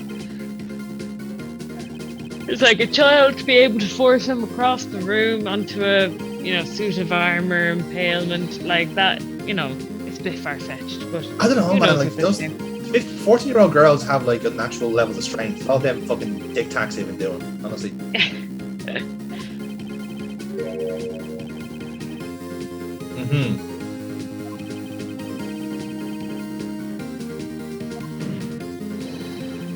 Indeed.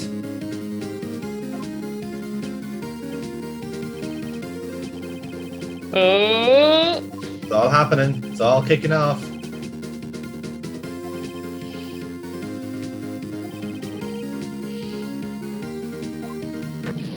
Oh, smackdown. There. oh. It's finished. Or is it? Oh no! Look at him. He's sweaty again.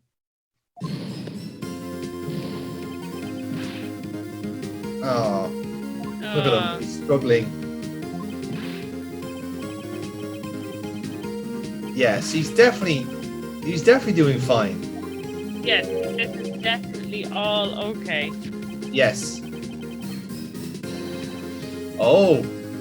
Oh yes. Now about that illegal evidence. Oh yeah. Now, again, you might remember a couple of hours ago I brought up that patch, and we were told there was illegal evidence. We couldn't submit it. Yes. Well, a lot has changed since then, Burkebot. Because it's the admission of all the guilt he's done, surely. But it's also the context of the trial, you see. Because at this point, Gant was pretending that he didn't interact with the crime scene. Now he has. Now that he's proven that he's concealed evidence, now that said evidence is now very relevant to the case. That's very true.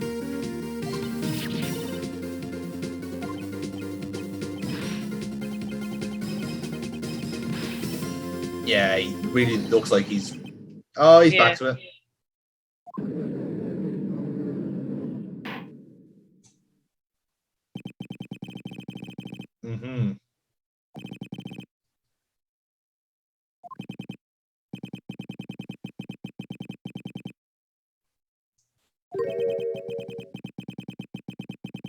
Yeah. See, Edward has read a book. He knows his stuff. Now it's down to us to prove it.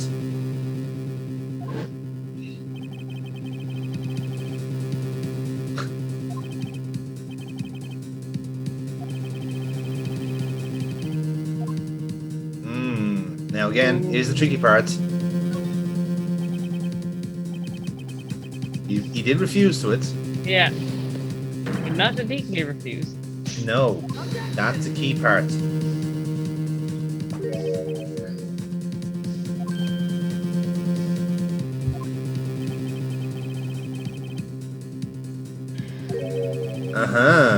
Yes, this the interpretation of the law.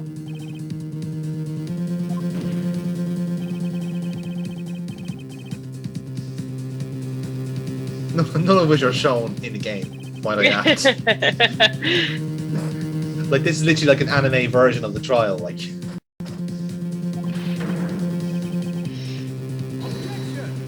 Says the sweating, Objection. angry man. Objection! Bitch, shut up and let the man speak about evidence law.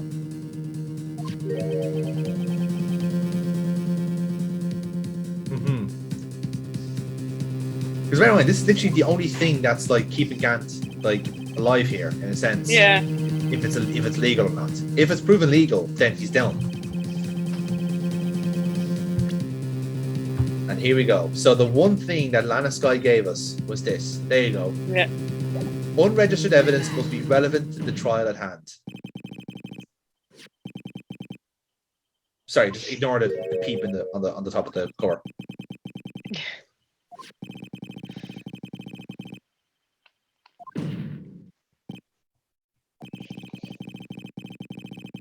Indeed.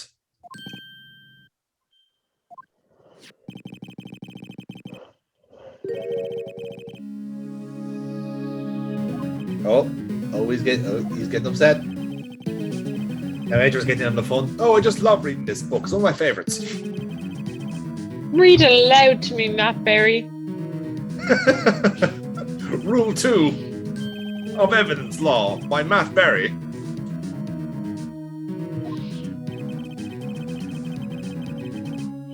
There you have it. Yeah. And now, again, the key thing when we were brought up earlier on in the trial, we were still talking about the Goodman murder. So actually, Yeah. it's totally irrelevant.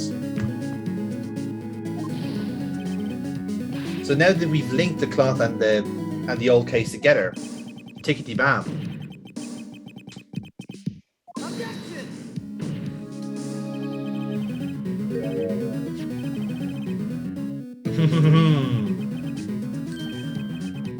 Indeed.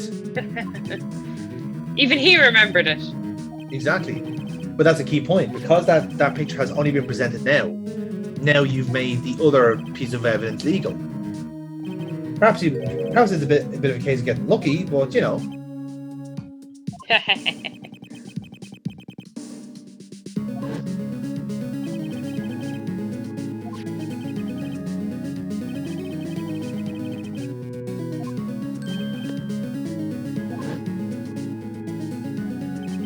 Oh, he's cracking. Yes, he approved it himself by Yeah. bringing up the photograph.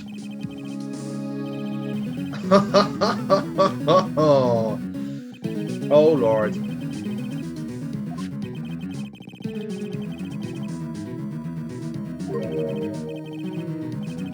The first person to get to the scene of the crime. The blue badger. Oh.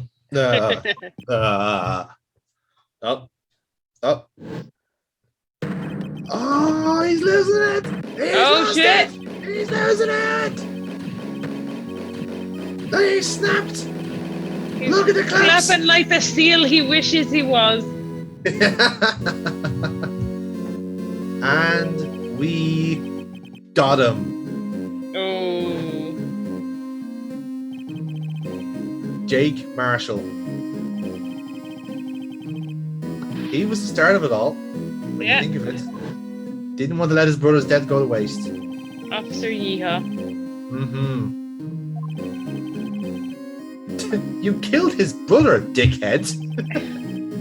Dude. I was like, oh god, he just wouldn't leave. He wouldn't just stop talking about it. It's like, yeah, I wonder fucking why, Gant. I wonder why.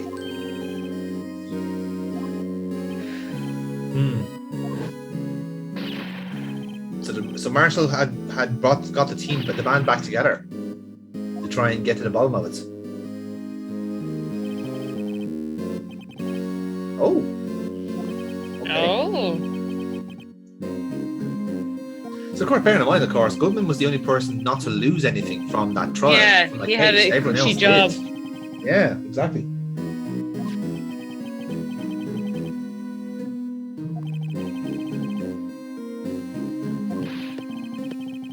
Oh. Oh. Hello.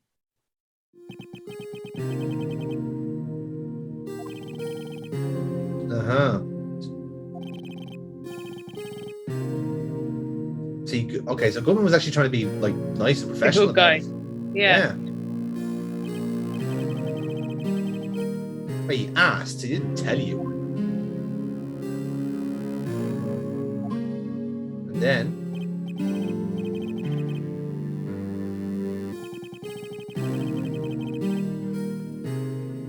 Okay. oh.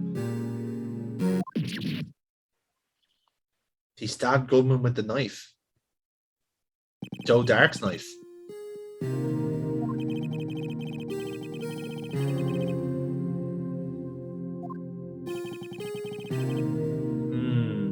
Yeah.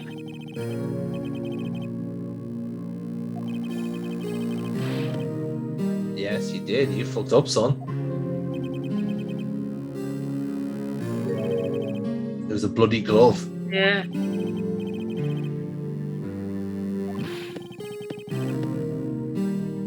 He's so cheerful after killing someone. It's Yeah. like, oh, well, I guess I'm bad at it. I don't know.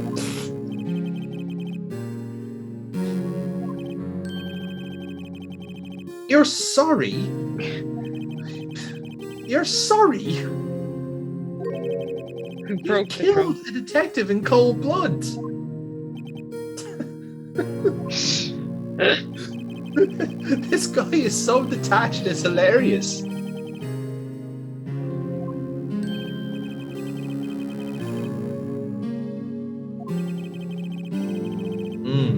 Yeah, of course, important to note that still at this time, Lana was working on the assumption that Emma was the real killer. Yeah. No.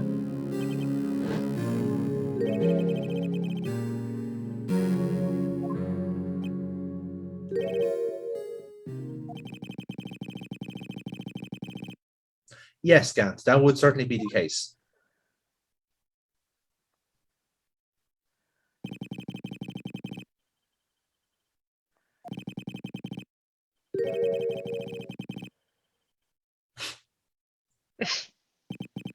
Those meddling kids. Those meddling detectives that I hired myself, that I pay out of my own pockets.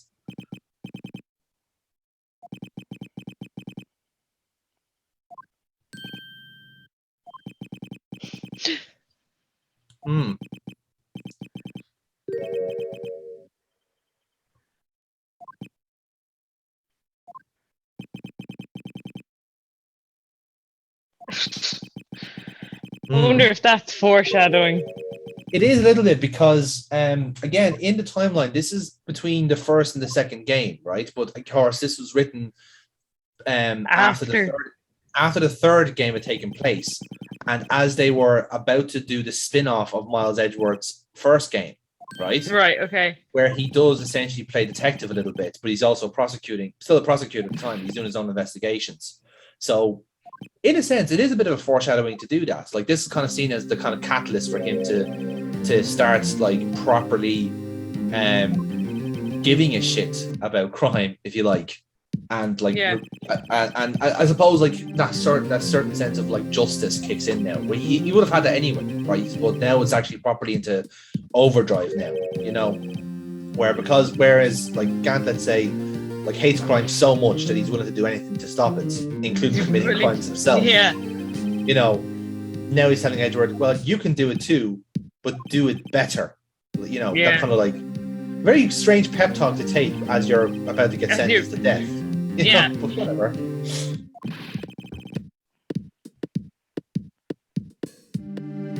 Again, someone's so cheerful to have killed two of his own members of staff. Strange man. Very strange man.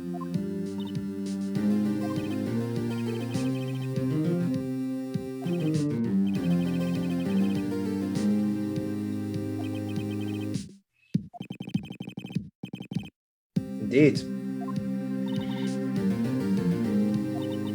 Is she gonna break into a smile? Are we actually gonna see this? Oh, I don't know, Burkebot. It's been a long time since he's moved those facial muscles.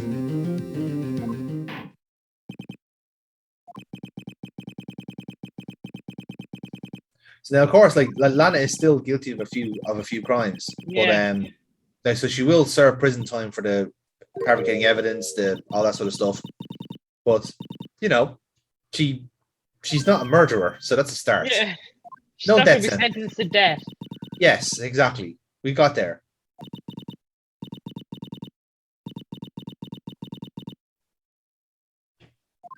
Ooh, there it is. A smile! An actual genuine one too.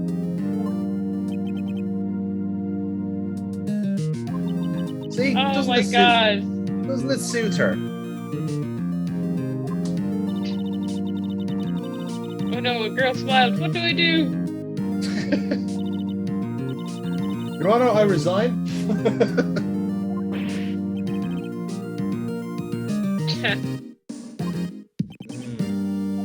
Yes, it seems like Edgeworth has his own dilemma ahead of him too.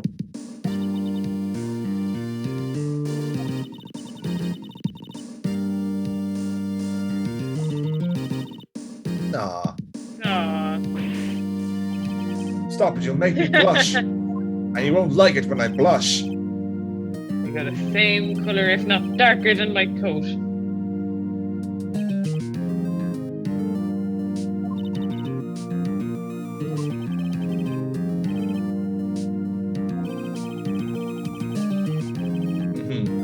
Yeah.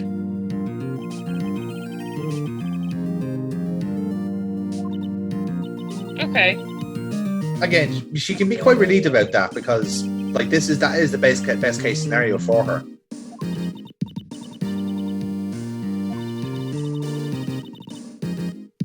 Yeah, I mean, fucking 2 years of like being blackmailed is a pretty serious thing to get done. Like, I mean, it's dark out. I mean, I normally go to bed when it's dark out. I need my 4th lunch. Or as I like to call it, dinner. Woo!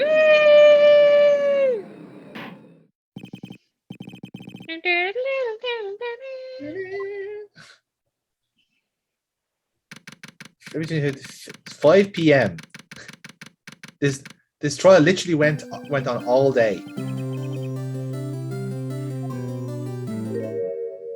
Oh. Okay. Yes. Why aren't you happy? Yeah. You're not a murderer. Congratulations.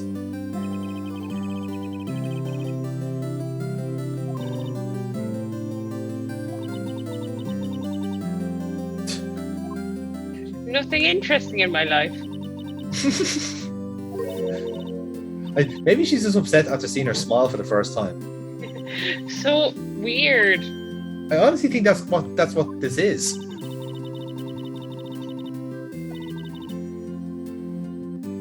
Yeah, no, that is what she's upset about.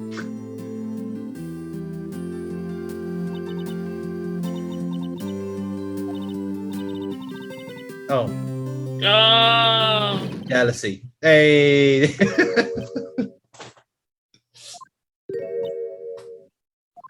I love that this guy literally just interrupts every piece of teenage drama in this case. I love it. It's just like, oh, wow. 2 times in a row. Wait. My mistake. Yeah, look at him. Look at his puppy eyes.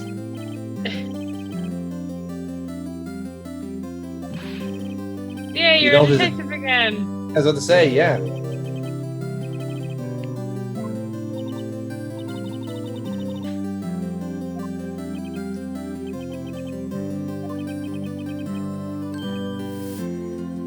Aww.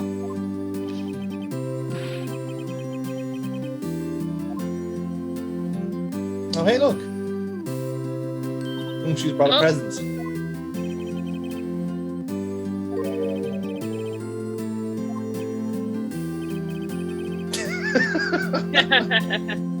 Gumshoe. Go on, Gumshoe obeys the Gumshoe. rules. Yeah.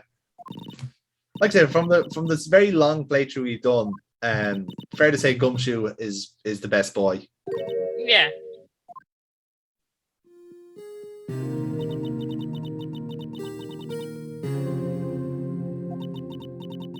I was so panicked, I blinked 3 times in a minute.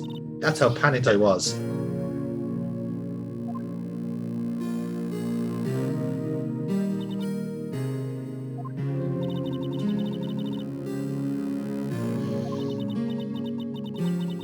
But alas, that wasn't the case, was it?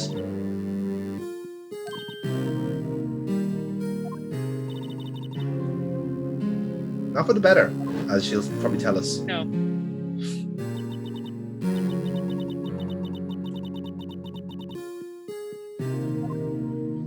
Just so much crack cocaine. That's why her face is completely numb. I was going to say it's going to transpire. She's actually just on like lethal amounts of antidepressants. That's just like paralyzed her face.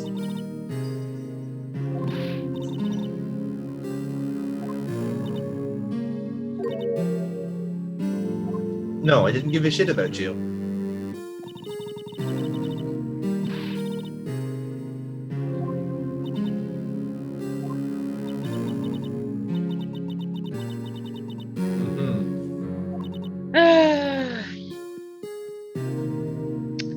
Stoppy. It is. Again, we missed this with the faces, considering one of them got killed off. So we have to make up for it in this one. True.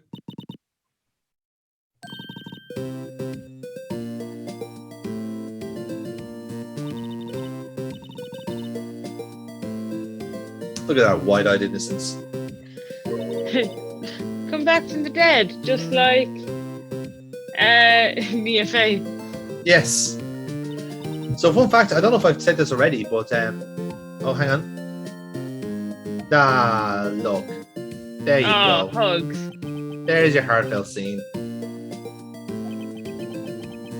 Does she still get to wear her chief prosecutor suit even though she's going to jail? I feel like that would make her a lot of enemies in prison. I'd like to think that she's still kind of wearing the orange jumpsuit, but they have shoulder pads.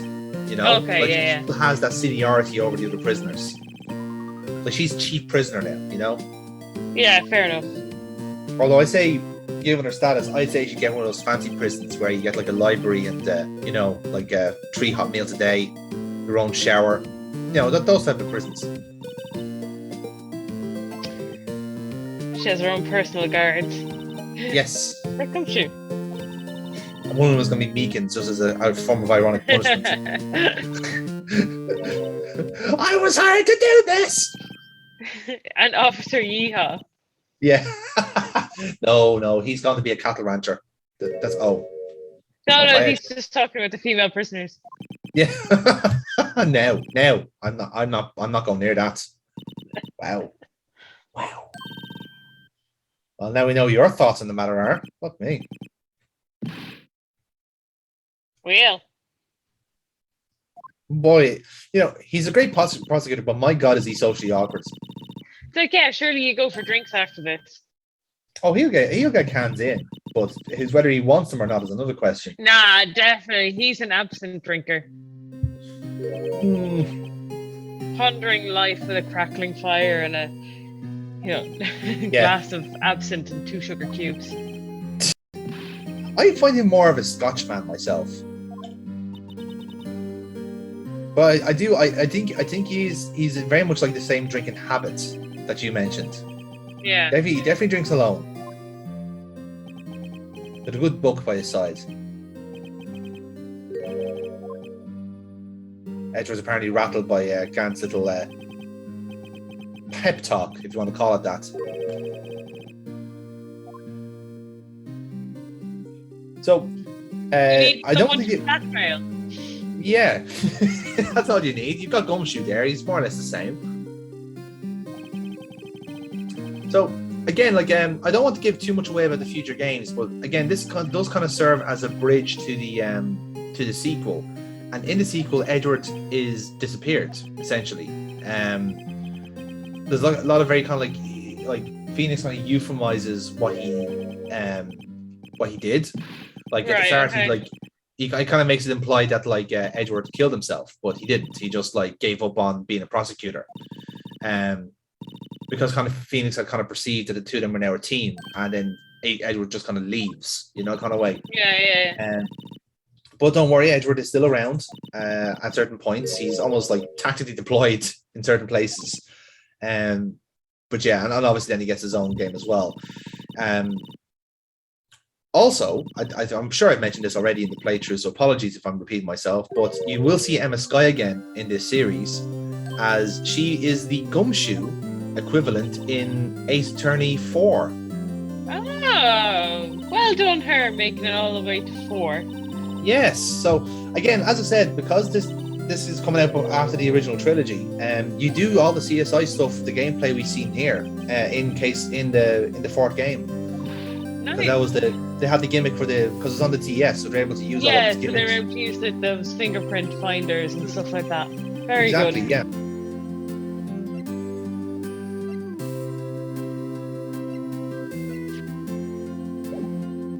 So this is the little bonus round, as we mentioned last time.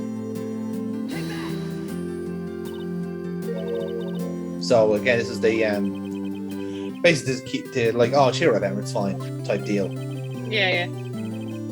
Well, it's also more to cheer up Edward, I should say, not Emma. So this is the proof. This is the proof that they were both a team working together. And boy, will they not make a habit of that in the future. But it's kind of funny, like, because like this kind of case serves as a bit of a springboard for how all the final cases will go in future, where like basically the dream team are Phoenix Wright and Miles Edgeworth, and when the two of them like come together, shit gets solved, kind of way. Yeah. So again, I'm not sure if you're going to be playing the future games yourself, but the last case in the second game is a fucking perfect example of this, and in my eyes is perhaps the best case in the series. Maybe. Ooh. I will leave it to your discussion if you ever do get around to it. If indeed we may even play it on the channel, or you played in your own time, I'm sure it'll come up in conversation at some point. Yeah, definitely. But definitely the final cases in every Phoenix Wright game really do pack a proper punch. Like, and we're quite fortunate in the sense that we've had two of them in this playthrough. We've had the end of the first game and then the remastered game as well. Exactly, yeah. And again, I've yet to play 5 or 6, but I believe that tradition continues in those games as well. So fucking, they're all bangers, lads. I just want to throw it out there, just all bangers.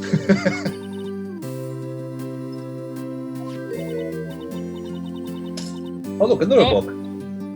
Detective Pikachu. It literally is. It's a little fucking peep with a magnifying glass and little hats. Pika clues. I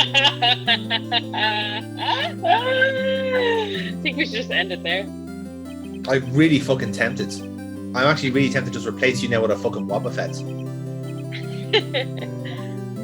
God, we really picked a bad time to relaunch the Pokemon podcast. I'm gonna have jokes like that every single time. Charmander. Okay. Yes. New journey on his own. Yes. So again, this does kind of like just serve as like this is officially the end of game 1 now. So yeah. Move on to this. And this is the fun part. Oh.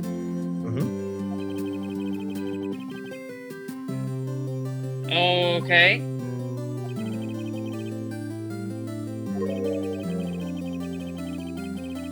All right.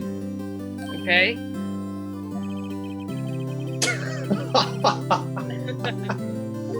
Gas.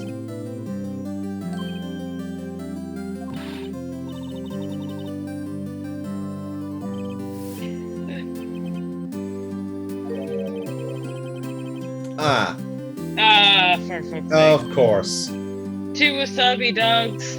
Yep, coming right up.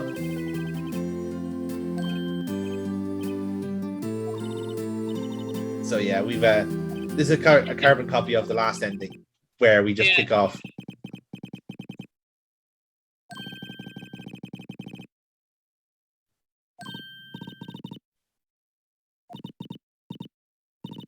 And yeah, you can even get the shout out if you want to. Which actually I think you have to in this part, if I'm not mistaken. There we go. And there you have it. Now we roll the credits for a second time. That was enjoyable. Really good villainous characters and characters that you. Oh, he's off to Europe. Yeah.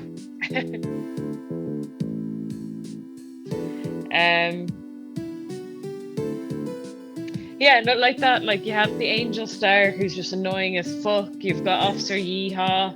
You've got the Blue Badger, who's the real breakout star. No doubt. And again, you'll be seeing a lot more of the Blue Badger particularly in Edgeworth's games. Poor fucking can't get away from him. Yeah. Oh fuck. But yeah, no, really enjoyable. Very long, lots of twists and turns along the way. But there's Detective Gumshoe back in the office. Look at him go.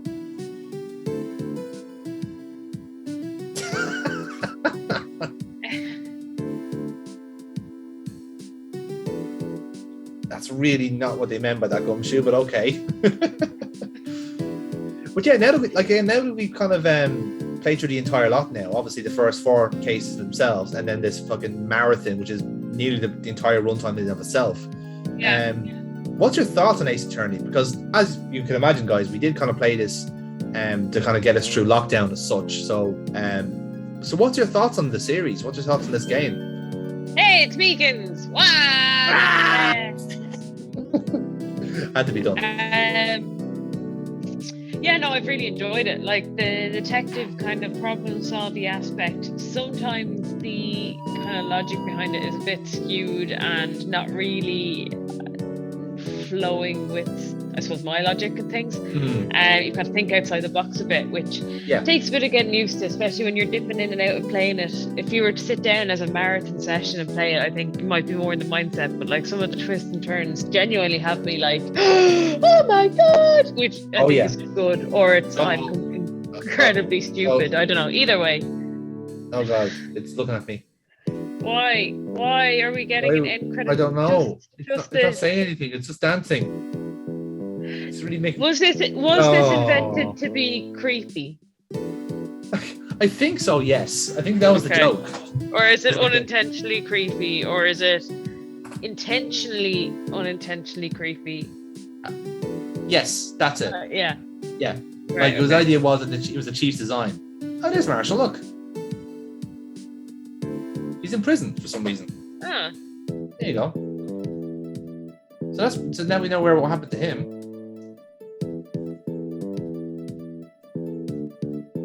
ah. Ah.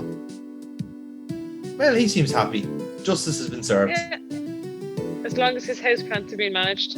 That's it. Yeah. So do you No. see it as a series you check out in the future then? Yeah, definitely. Enjoy the kind of problem solving aspect, like I said. I have a Sherlock Holmes for the DS game, which not as fun characters, I would suppose you'd say, like, you know, kind of similar mechanisms for find the clue, examine the clue. Yes. But just not as I suppose mad characters. It's very much, you know, serious Sherlock Holmes stuff. Yeah. But this has been good. You know, the jokes, the laughs you can have, the kind of ridiculous humor is it's right up my alley. I like it. Definitely would jump in. Oh, definitely. I like that's what makes the Ace Attorney so good, is that it's so over the top in a sense where like it literally is a case like this is essentially like an anime take on courtroom dramas, which is great because they're like dramatic as themselves. So now you have like this colorful casts, colorful cases, and as I said, some cracking twists that it's very hard to say like whether you'd see them coming or not. You know, there's some of them are obvious, but some of them aren't. You know, especially midway through the case where like it's almost like a reset. You know. Yeah. But yeah, they're like there's a reason why we played these based on essentially my recommendation, because they're really good, and I knew you'd like them because I know you've got a massive hard on for detective games, and this is the grandfather of them all. Like this is a genre setter. Look who it is. Look. Oh, okay. So again, that's just kind of a bit of like a housekeeping there because she does come back in the second game. Right. So it's Okay. just a bit of continuity is all. But yeah, and like I said, there's tons of games in the series to check out. As I said, there's 2 Edward games on himself. There's the main canon series goes to 6, and there's a new release out called The Great Ace Attorney, which is set in feudal times, which is very exciting. And there is actually, if you're interested, a crossover game with Professor Layton. Interesting. So Miles Edward gets around, or Phoenix Wright gets around. They certainly Edward do. does as well. Oh, Hello, Bellboy. Bellboy. Oh, what's this? Yes, we leave that there. That is his, as we find out in the next game, that was his letter of resignation. Interesting. I do like this post-credit kind of check-ins as well. That's kind of a neat idea. Marvel might have been watching this. Yeah, very much so. I like how she's going to Europe by train. And it's also happened to be the same train station you get to fucking Maya's village, like, you know. Apparently you have to go, if you just go up to the mountain, you get a biplane to it. Oh, hang on, what's this? Here's Detective Pikachu. It is, but wait, there's more. Oh. There's a clue here to be found. Oh, Open up what's the this? cover. Oh, there's an envelope. And what's this? What is How this? would you look? Aww. So cute. There you go. So there you have it. That's a nice way to end everything on. Excellent. There you go. Well, So- I hope you enjoyed this playthrough, because I certainly did. Yeah. Yeah, interesting. it. And It is kind of a pity you weren't able to play it in person, but like I said, I think this gives you a great chance now to check out the rest of the series. yes. Because And like I said, whether like this is. I was gonna say there, like, because again, you can easily sleep on this one if you haven't tried it out. Even if you haven't played the first game, like there's a lot to love. And now that you've seen the first game, you can definitely get hooked onto it. You know, because that was the same case for me as well. So I'm merely sharing the love here for what is perhaps like. Yeah, it's one of those. It's just a really good series of games. The quality has been great throughout. Like there's very rarely a stinker in the series, you know, throughout all of its iterations. But of course, Burkebot, we have to move on to other business. other business indeed, which is against the run of play, because we did a good game here. And we're going to do another good game, because my whole thing is good game, bad game. And usually I dread the endings of good games, but I'm actually not too sad to see this end, because my next game in our go on, you say, you do the honors. This is your gimmick. Secret of Monkey Island. Woo! More specifically, The Curse of Monkey Island is the full title.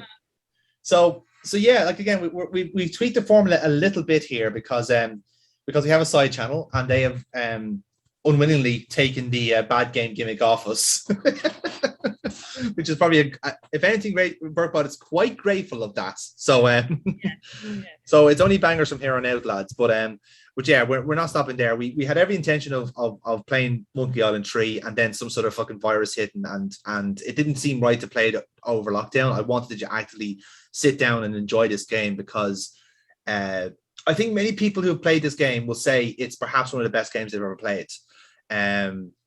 Especially in the point and click adventure genre. Like it's really up there in terms of quality. Thinking of like we would have played the first 2 games ourselves, right? But they were HD remakes with voice acting and stuff like this.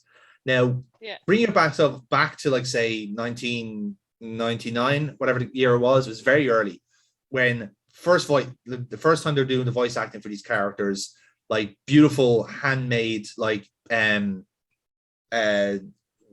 what's the art style like? The art style reminds me a bit like Hey Arnold's. Now that type of like Nickelodeon type of sketches, very similar to that. And it's all a really good story. It's a fun story. It's a fun game. And there's 2 difficulty settings where you can have like the easy modes where like you just piss through all the solutions, or you can have the hardcore puzzle pirate challenge where everything is a long drawn out affair, you know. And be fair, Burkebot, we will judge you if you take the easy path. Oh man, okay. But don't worry, you'll have help. And we'll be bringing somebody along to help you out on your journey, to make sure you're not alone on this trip to Monkey Island parrot, again. if you will. I don't think she'd like to be called a parrot, but I'm sure we can. She might play along. Who knows? We'll find out. Yes. So she might not see this. She almost certainly will not see this. This will not make the cut. She doesn't watch any of our stuff, let alone the fucking Madness channel. Gee Jesus. Anyway, so yes, I'm coming soon to the Monday Madness channel. Myself, Burkebot, and a special mystery guest later to be revealed. Who is not a parrot? No, definitely not a parrot. We can 100% confirm, not a parrot. Lovely plumage though, all the same. But either way, we will be playing The Curse of Monkey Island. That's next on our journey. So stay tuned. We will be playing that very, very soon indeed, because it's fucking long overdue at this rate. So we're gonna get a fucking move on with it. But until then, Burkebot, hopefully you feel like an ace attorney now. I actually do. I feel like I know all 2 rules of court law, and I think that's enough. I'm gonna sit my bar tomorrow. Excellent. Well, there's only one way to end this Let's Play then. Do the honors. Woo! What? Did the thing. Objection! Jesus. Needs direction much?